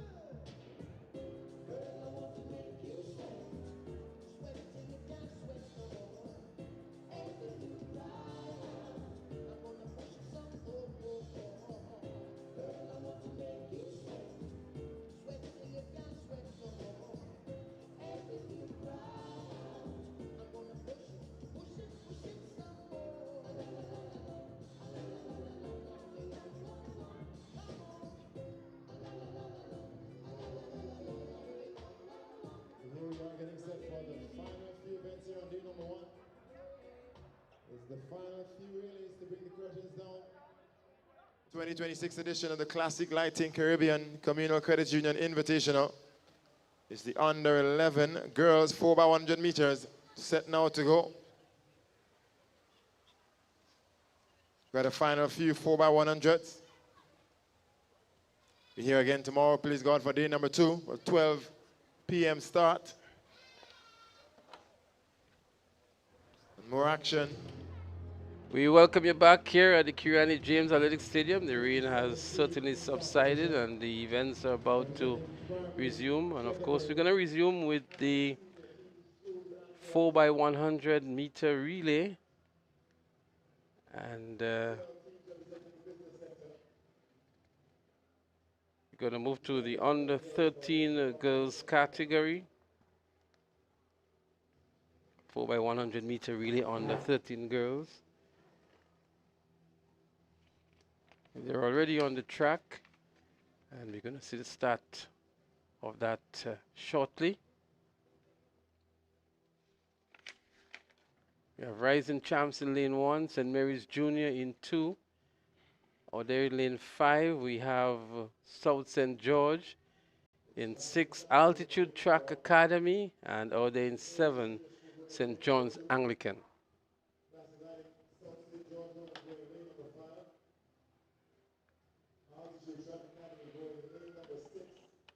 So lanes 3 and 4 are scratched. There's no Crowshoe here. We saw Crowshoe winning a nice relay earlier on. So Rising Champ, St. Mary's Junior, South St. George, Altitude Track Academy, and St. John's Anglican, the competitors in this event. It's going to be a timed finals as well, so there's going to be a second flight. And the best time would be judged the top, the gold, silver, and bronze medalists. So they're getting ready. The quartet from Rising Champs, Aline Gill, Janae Julian, Summer Charles, and Skylar Joseph. They will be looking to piece together a very good race.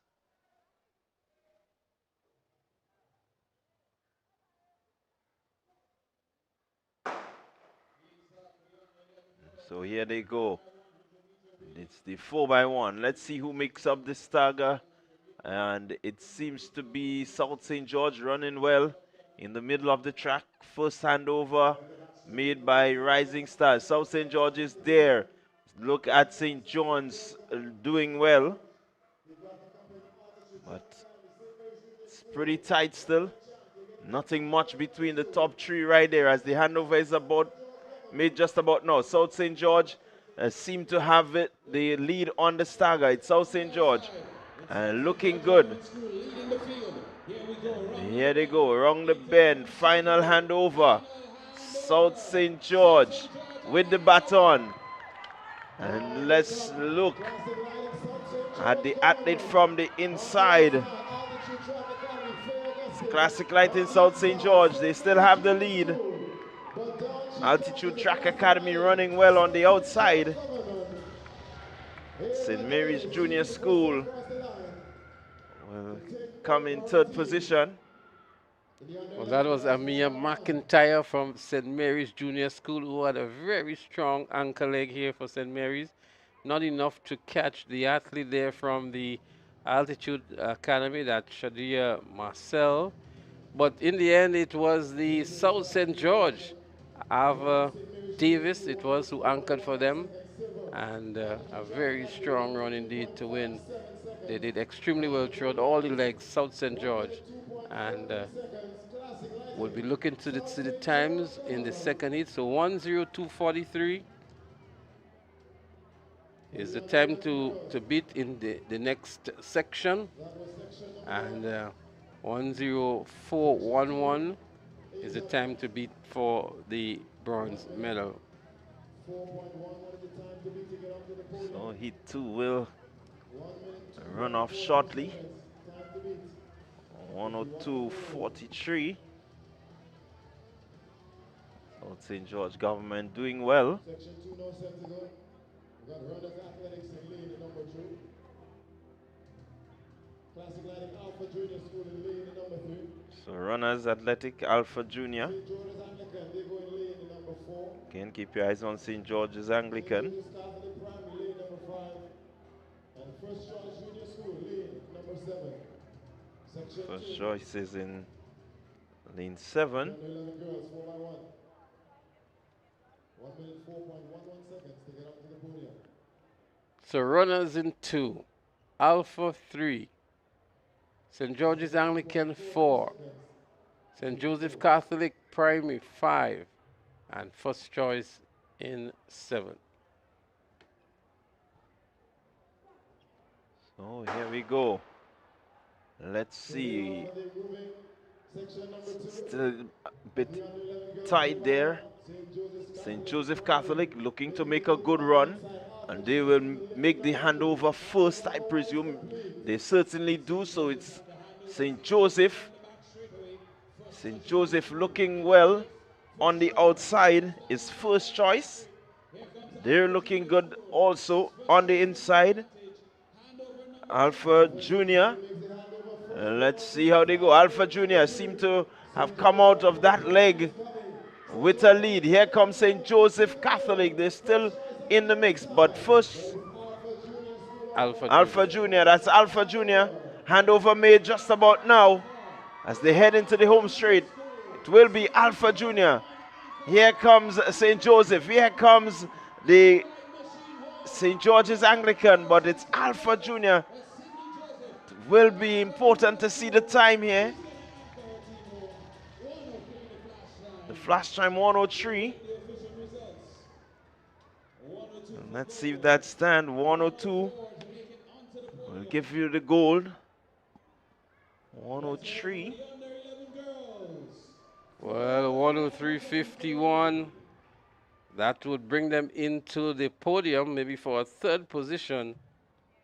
That's Alpha Junior School, because 104.11 was St. Mary's, 103.57 was altitude.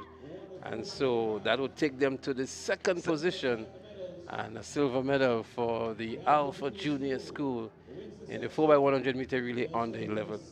Yeah, certainly doing enough to get the silver.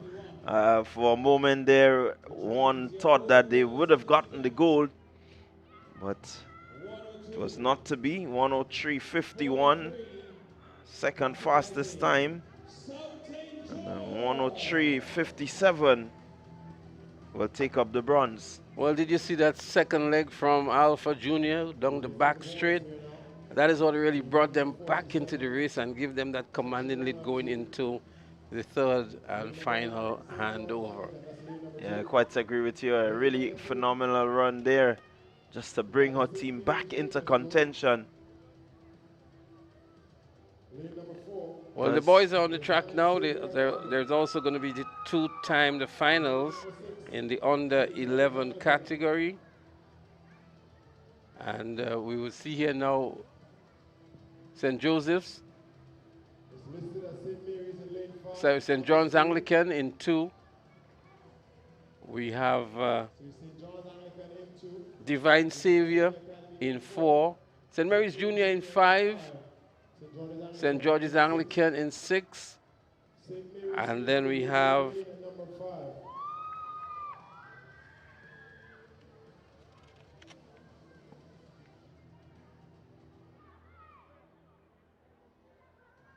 Section number 1 of 2. Lane number 2, St. John's Anglican. St. Joseph's in 8. Lane number 4, Divine Savior Academy. 7 might be Cali's Lane Government. number 5, St. Mary's Junior School. 7 is Cali's Government School. Lane number 6, St. George's Anglican. Lane 7 is vacant. Lane 8 is vacant.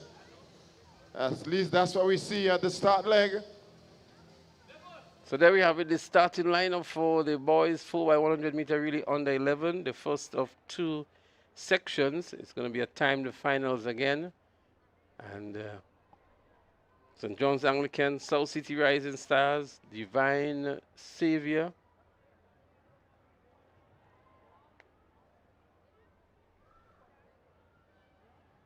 As we see, St. John's Anglican, they are in 2. Alpha is supposed to be in 3, they're not here. Divine Savior is in 4.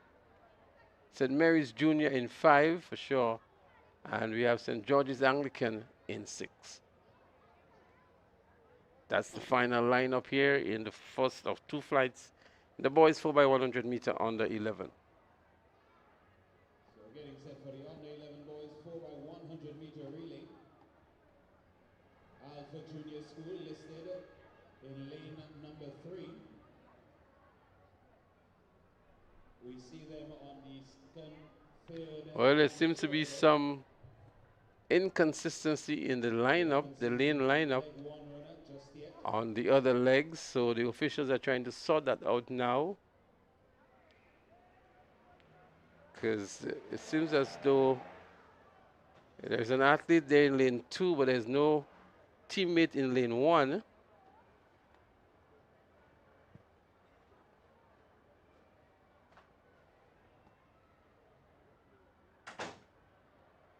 So you're trying to get it right. So St. John's Anglican in 2. In lane 4 is Divine Savior. Lane 5, St. Mary's Junior.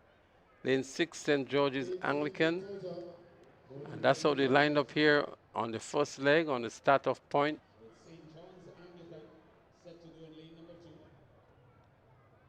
But we see somebody from runners out there on the second leg, but there's nobody from runners on the first leg. Runners athletics somewhere in the mix.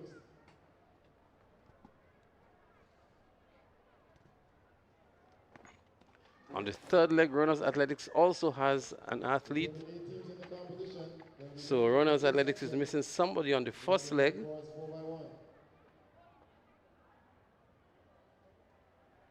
Runners athletics, police government, St. Joseph's Catholic Primary, and Alpha Junior. Seems to be a lot of mix-up here because I'm looking at the third leg and I'm seeing St. John's Anglican in lane 1. But at the starting point, they are in lane 2. Alpha is just making their way onto the track now.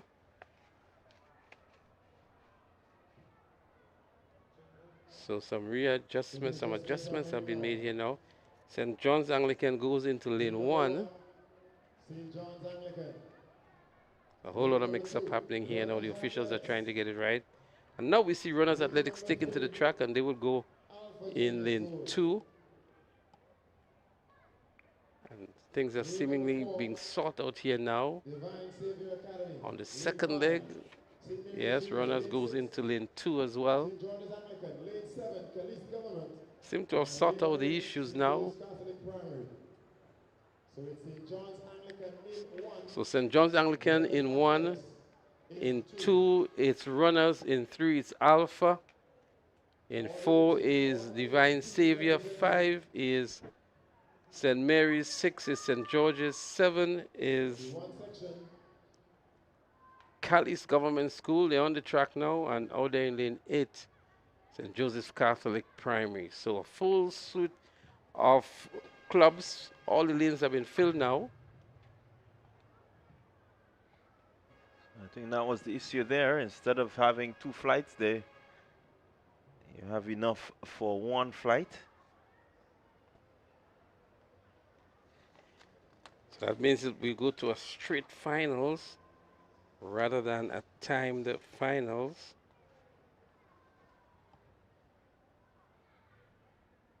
They've integrated the 2 flights into 1. It's in the interest of time and the availability of lanes as well. That is the most practical thing to do at this point in time. The meet manager still has to be updated. Still says St. John's Anglican in lane 2. They're actually in lane 1.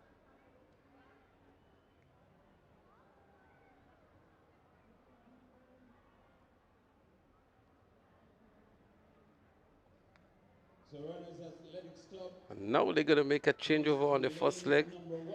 It's not been communicated on the other leg, so we now have St. John's Anglican in 2 on the start-off point, but they're in lane 1 on all the other points.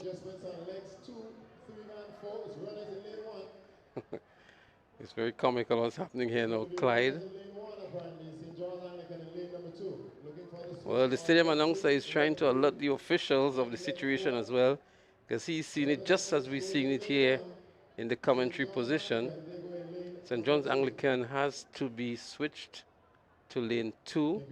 They're still on lane 1 on the final leg. So it's been done on leg 2 and leg 3, but on the final leg, St. John's Anglican is still in lane 1.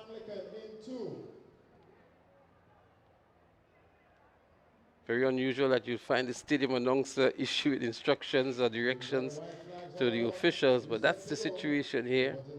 Seems to have been sorted out here now with runners and St. John's Anglican. And they're on the starters' orders. 4x100 meter relay under 11 boys. They're up and running. It's a good, clean start. On the 11 boys, there they go, making up the stagger. It looks like Cali's Government School doing well at the moment. First standover. St. Mary's also looking good. St. Mary's Junior. That is St. Mary's motoring down the back straight here. St. Mary's Junior, it is on the second handover now. St. Mary's comes out first. There they go around the bend. St. Mary's Junior School in the lead here. On the outside, it looks as though St. Joseph Catholic Primary battling here with Cali's Government School, but St. Mary's is gone. St. Mary's is gone on that final leg here. It's going to take a lot to catch St. Mary's Junior School. It's a real battle between Cali's Government School and St. Joseph Catholic for second and third, but it is St. Mary's Junior for the victory here. And to win the gold medal, Cali's Government picks up the silver. St. Joseph Catholic Primary picks up the bronze. And a good run by St. Mary's Junior Clyde to win this one. Yeah, really good, strong run there from St. Mary's Junior. They had it in the bag all the way through. And Kamal Charles anchoring them to gold medal victory. A really good batter passing from the under 11 boys from St. Mary's Junior School. It's good to see Cali's Government School on the podium as well, picking up the silver medal, and St. Joseph's Catholic Primary the bronze as well. St. George's Anglican had to settle for 4th. St. John's Anglican in 5th. Alpha Junior 6 runners, Athletics Club 7, and Divine Savior picking up the 8th position. Yeah, good, strong running there. From the St. Mary's Junior School. Well, the events are going fast now. Time is really moving away from us. The girls in the under 13 category, they're already on the track. St. Mary's is in lane 1. South St. George in 2. 473 MVP in 3. In 5, we have Runners Athletics Club. Lane 4 is scratched at the moment. In 6, we have Rising Champ, 7 St. George's Anglican. And lane 8 is also scratched.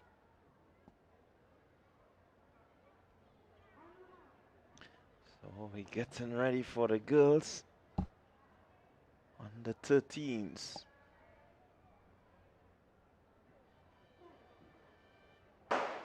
Here they go. It's a clean start. Let's see who makes up the stagger early. Still a bit even. Let's see, first handover.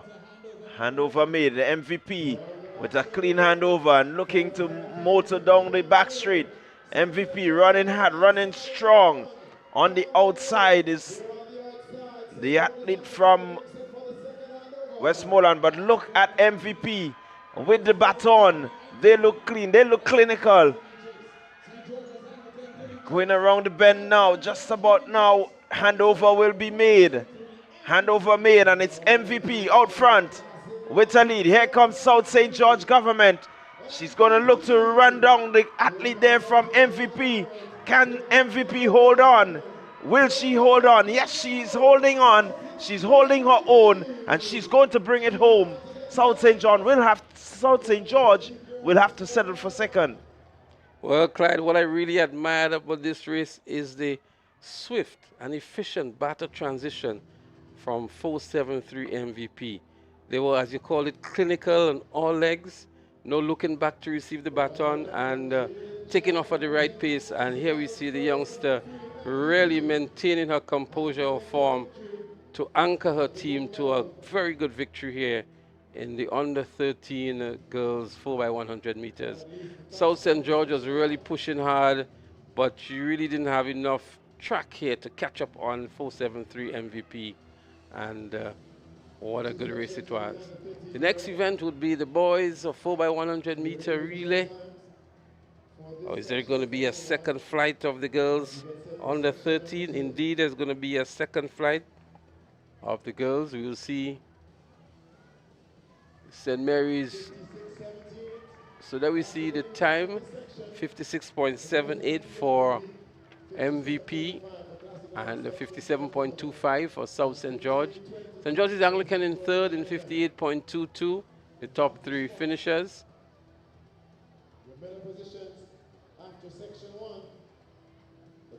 And so we're going to have a section 2. Section 2, we should see Callis Government School, Alpha Junior, Crowshoe. So 56.78 is the gold medal time to beat. And 58.22 is what needs to be beaten to get onto the podium. The lane assignment, we have Callis Government School in 2, Alpha Junior in 3, Crowshoe in 4, St. David's in 5. So both 4 and 5 are scratched at the moment. 6, St. John's Anglican. 7, St. Joseph Catholic. And it seems to be Westmoreland out there in lane 8.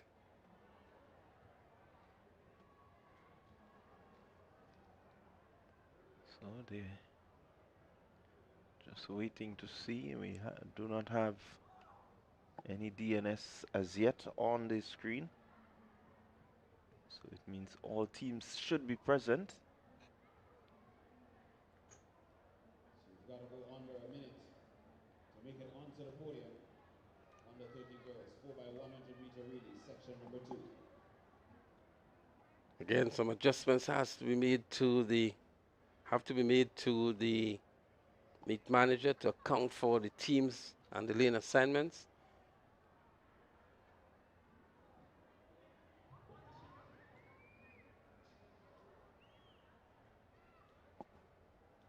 Lane 8 has to be posted.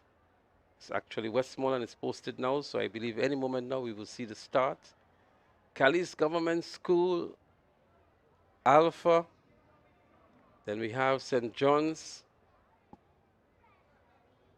St. Joseph Catholic, and the Westmoreland. Everything seems to be in place now. Second of 2 sections in the time finals of the 4x100 meters under 13 girls. They call to the starting position. Nice clean start. There they go. 4x100 meters under 13 girls in progress. And making up the stagger. It's kind of early to call, but St. John's Anglican looking good. Westmoreland Secondary is also looking good. St. John's Anglican in the middle here in the green. But on the inside is Alpha Junior in lane 3. That's Jazzy Johnson. Jazzy Johnson has made up good ground here. She hands over the batter first, as a matter of fact. And there goes Alpha Junior on the inside in lane 3. But running good also is St. Joseph Catholic Primary School on the outside. Alpha Junior would be ahead on the stagger here. The final handover. It's Alpha, but St. Joseph Catholic Primary is also looking good. St. Joseph Catholic Primary Alpha is running back, but it is still St. Joseph Catholic Primary in the lead. Westmoreland is making a good run for it. There goes Westmoreland on the outside and clips her on the tip. And that would be a close one, but I make it Westmoreland taking the first position here. Let's see what the official, 59.06. It is indeed Westmoreland's primary. Well, that would not be enough to get onto the podium. St. Joseph Catholic in second at 59.10. And St. John's Anglican 59.54. So the top 3 finishers will come from the first section. 56.78 being the top time. As we look back here, Clyde, to this photo finish, if you want to call it that. Yeah, really, the athlete there from Westmoreland doing enough, really having some good top-end speed. And just as you said it, right on the line, 59.06, 59.10. Certainly a good finish for the athlete. This is what you call running to the tip. So St. Mary's Junior with a 56.78 would get the gold medal. And the top three finishers was actually in the first section. And so although Westmoreland would have come back here nicely to win, they still be out of the medal on the podium. Well, we're getting ready for the boys on the 13th. Again, two section time finals.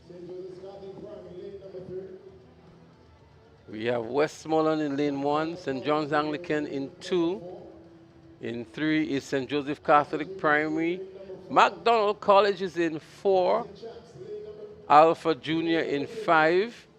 In 6 is Rising Champs. And 7 is South St. George. That's the first of two sections in the under 13 boys 4x100 meters. Again, it's a time, the finals.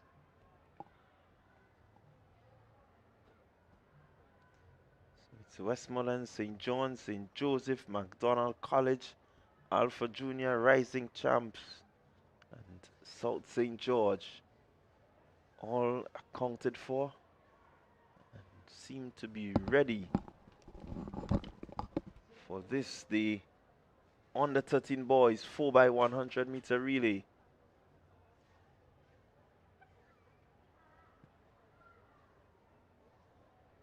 And the team's just looking to ensure efficiency in their baton passing. Team to pass the baton most efficient will be the winner.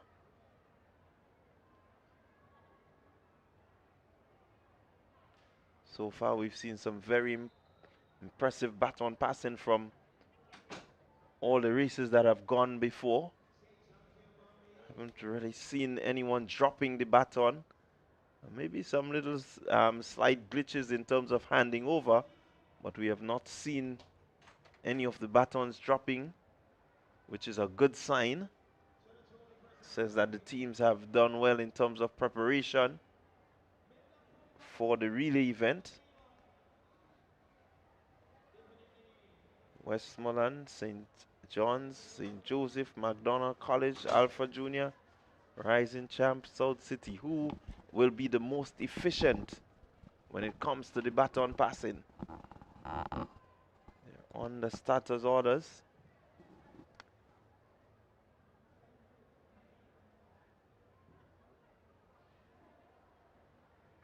And they're sent on their way. Let's see who will make up the stagger on the very early. Still pretty close. Out front, South St. George looking good. And they will certainly make the handover. Alpha looking good in lane 5. MacDonald College running well also on the inside. South St. George still with a slight lead. MacDonald College makes the change first. And he will be on the inside, and certainly based on the stagger, he should be just about first position. It will be close going into the final handover. Handover made just about now. MacDonald College, South St. George. It's MacDonald College, St. Joseph making a good run. MacDonald College, South St. George, St. Joseph. But MacDonald College powers their way home. It will be a bit closer for second and third. 55.10. And that would be the time to beat.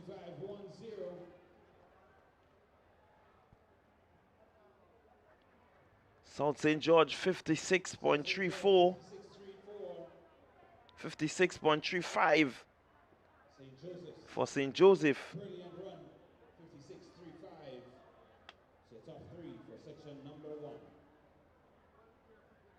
So MacDonald College putting down a time that the others will have to I thought it was a very good run by McDonald College, Clyde. They were very clinical again on the batter transition. And except for maybe a slow start, I thought the second and third and the anchor legs were very brilliant. And laying down a good time here, 55.10 seconds. And let's see what happens in the second flight. The second flight, we would see South City Rising Stars, Grandance Academy, Finish Line, St. George's Anglican, St. Mary's Junior. Some good schools there as well in the second flight.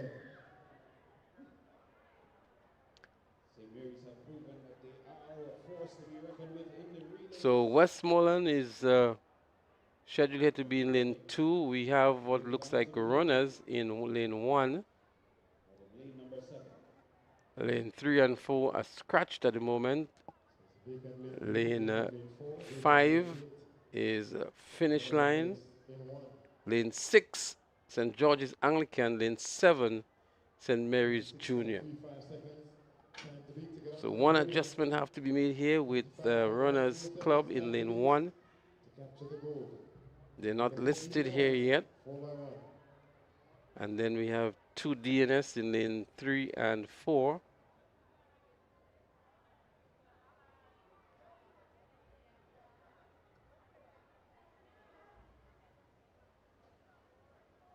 Time to beat 55.10 seconds.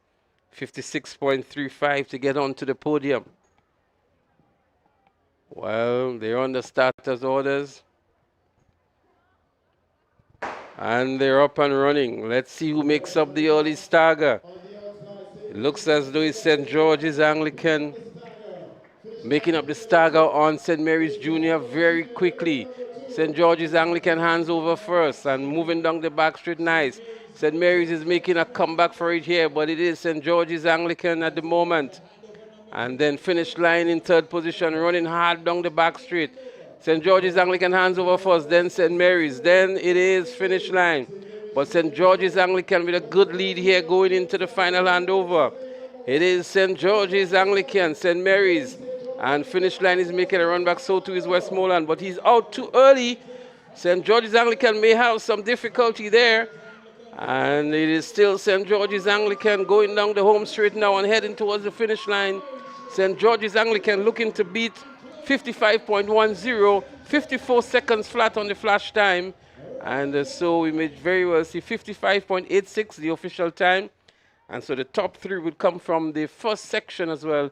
St. Mary's came in second with 57.91 and Westmoreland third in 58.13. So Clyde, the top 3 finishers would come from the first heat. McDonald College would take home the gold medal in 55.10. As the time has been adjusted now, 55.86 for St. George's Anglican. That will give them the silver medal, and the bronze would obviously go to St. Joseph Catholic Primary in 56.35. So McDonald College 55.10, and right here St. George's Anglican, they will be in second, 55.86, and South St. George actually will get the third with 56.34. Correct, 56.34. South St. George for the bronze, and the fourth position would be the St. Joseph Catholic Primary in 56.35. 100th of a second. St. George's Anglican may have to be careful. They had a fumble on that final handover. The athlete on the anchor going out a bit too early, but I still believe they may have made the transition within the zone. And so if that is going to hold, they would go home with the silver medal in this event. So we're getting closer to the close of day number 1. Number of relay events to come. Well, we have the girls 4x100 meter on the 20, and the boys 4x100 meter on the 20 as well. And then the seniors 4x100 meters for the men, and then the mixed relay for the corporate sector. Street final for these under 20 boys.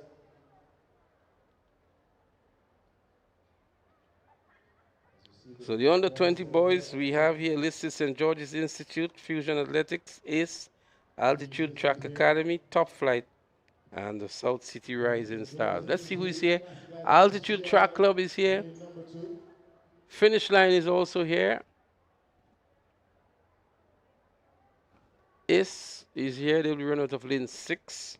Ace Track Club lining up in lane at number 4.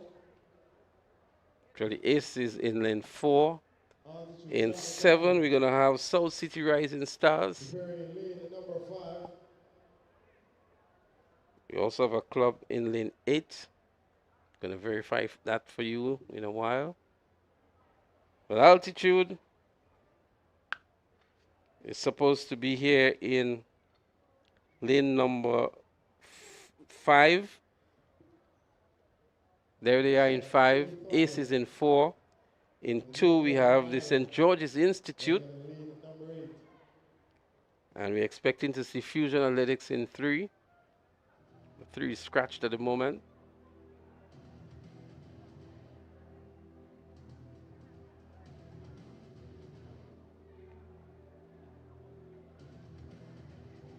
It appears as though Clyde will have only 4 clubs in this event, the 4x100 meters under 20 boys. St. George's Institute in 2, ACE in 4, Altitude in 5. And we have another club over there in lane 8 who we have to verify for you in a moment. Yes, only 4 teams. So it means that one team will fall outside of the medals. And that will be the team that is least efficient in the batter passing. Well, ACE has always done well at these relays. Altitude is expected to do just as good. St. George Institute. And then we have out there in lane 8. Not sure who's out there in lane 8.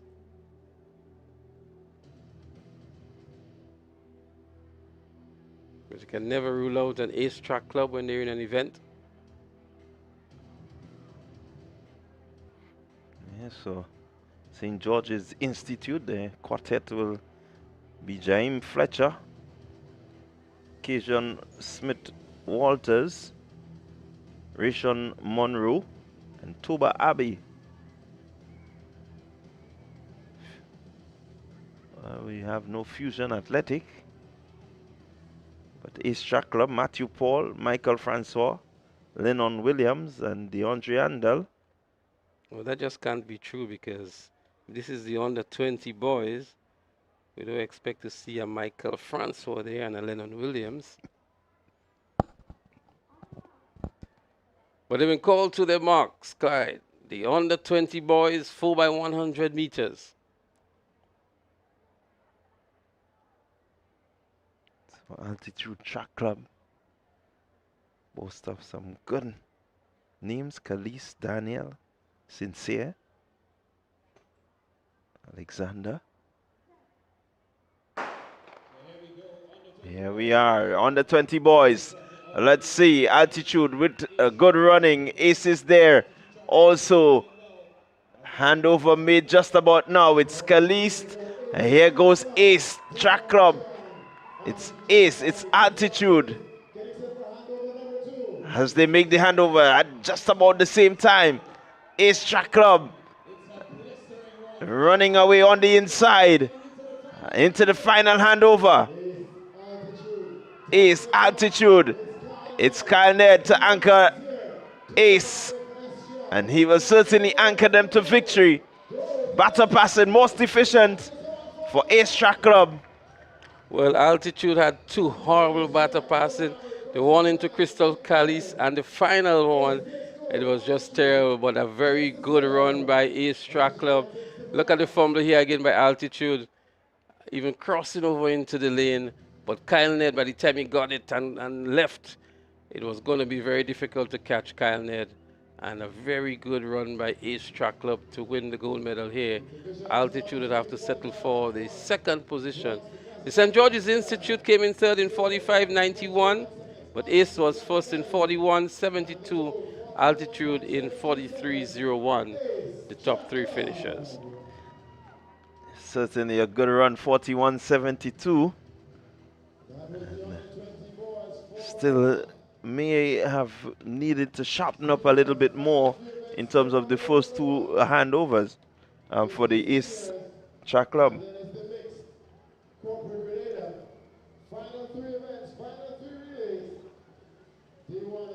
So we still have the 4x100 meters seniors, Bus Association, Ace Prison Huggins registered here. We have the melee, the 4x100 meter relay corporate, that's a mixed event. And that should take us to the final two events for the day before we put a wrap on things and get ready to resume tomorrow at noon.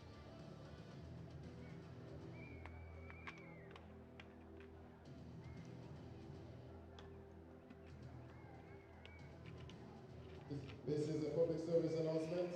Nolan Kellen Charles, the NIS card has been found. So we're getting ready to bring the curtains down. Just a couple more events remain on day one of the Classic Lighting Caribbean Communal Invitation.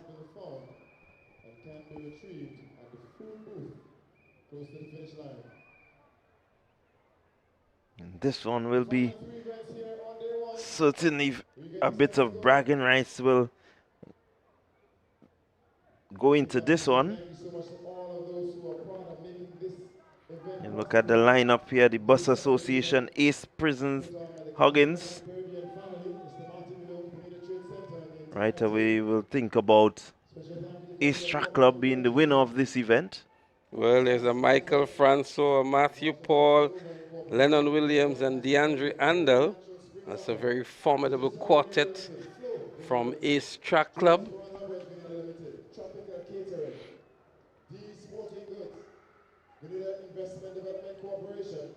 Bus Association is also there. South City Rising Stars.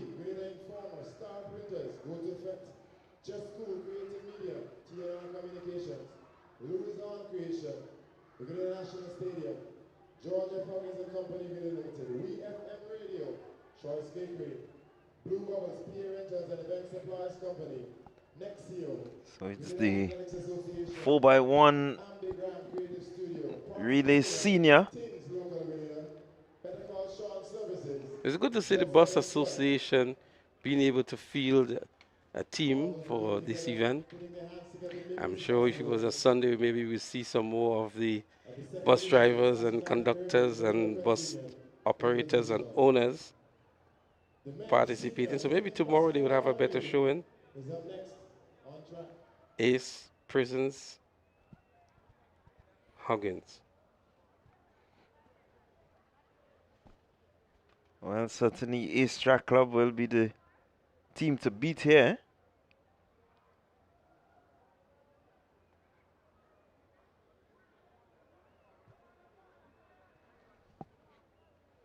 So the Bus Association will be in lane 3, Ace in 4, Prisons in 5, and Huggins in 6. There's another team out there in 7. It looks like South City Rising Stars. Yeah, it does seem to be South City's Rising Stars. They're in 7.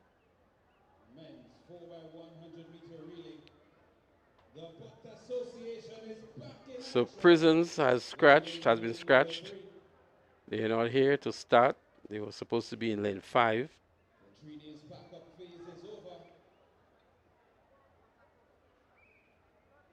Time for drive mode for the Bus Association. This time, no prison officers, no police officers. So the road is free. It's busmen on the loose. Lane number 3. Ace Track Club in lane number 4. Team Huggins goes in lane number 5. I wonder if that's Petroleum Division. You see them. Yeah, certainly here. The busman will be happy to go up against Huggins. Suspect is the best of the best from the Huggins divisions. So we're down to the final two events for today, Clyde.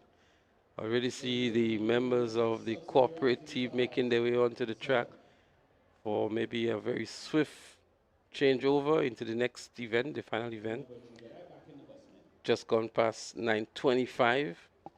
The last event was supposed to be at 8, just after 8 p.m. So we're running over an hour ahead, an hour behind the schedule. And I'm sure, well, we had the rain for a moment, but there was a lot of time that was lost during the day. I'm sure they're going to make some amends for that tomorrow. Yeah, certainly need to make some amends. Tomorrow we start at noon. Today the start was supposed to be at 10 a.m. But they've been called to their marks here for the start of the 4x100 meters for senior men. Bus Association in 3, Ace in 4, Huggins in 6, and the South City Rising Stars in 7. There they go. Nice clean break here now. Let's see who makes up the early stagger. It's Ace out there in lane 4. The first handover, Michael Francois has it going down the back straight. But South City Rising Stars looking good down there as well on the outside. The second handover is made now. Ace just ahead, marginally so over South City Rising Stars. It is Ace in the lead here, making the final handover. It is now Michael Francois who is going to take it home. Michael Francois on the ankle leg, doing a blistering 45 points in the 400 meters earlier on. He's actually cruising here now. South City Rising Stars picks up the silver, and it looks as though it's going to be Huggins who picks up the bronze, and the Bus Association for the 4th position. Yeah, really good strong run there from the Bus Association, completing the event. 42.27 for Ace. South City Rising Stars 43.51. As we look back here to the final moments of the 4x100 meters senior. Yeah, Francois just cruising. At this moment, he knows that there isn't really much competition.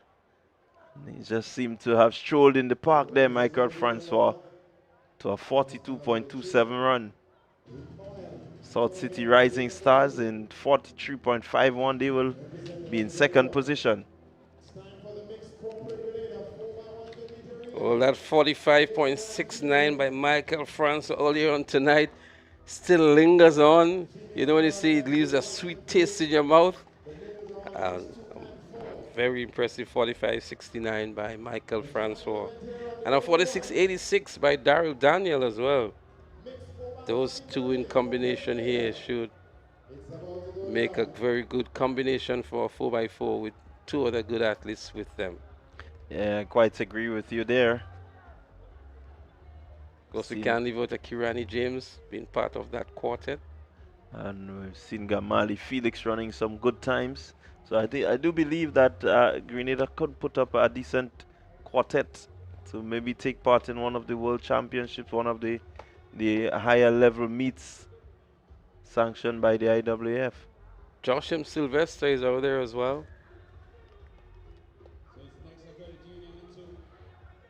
We have a number of athletes running just around the 46-second time.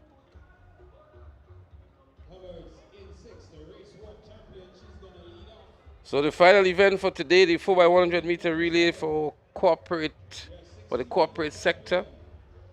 We have listed here Nexa Credit Union. We see them there in lane 2. In lane 4, Jet Setters Sports Club. Lane 5, Digicel. Lane 6, Hubbards. And lane 7, Huggins. Somebody needs to send a message to Flo and ask them to appear here tomorrow. Digicel is here, and they're representing well. We need to see Flo on track tomorrow. Yeah, quite agree with you there. Love to see Grenlec also. So I'm sending this message to my neighbor, Barry. Barry, get your team organized and come on down here and compete amongst the corporate sector.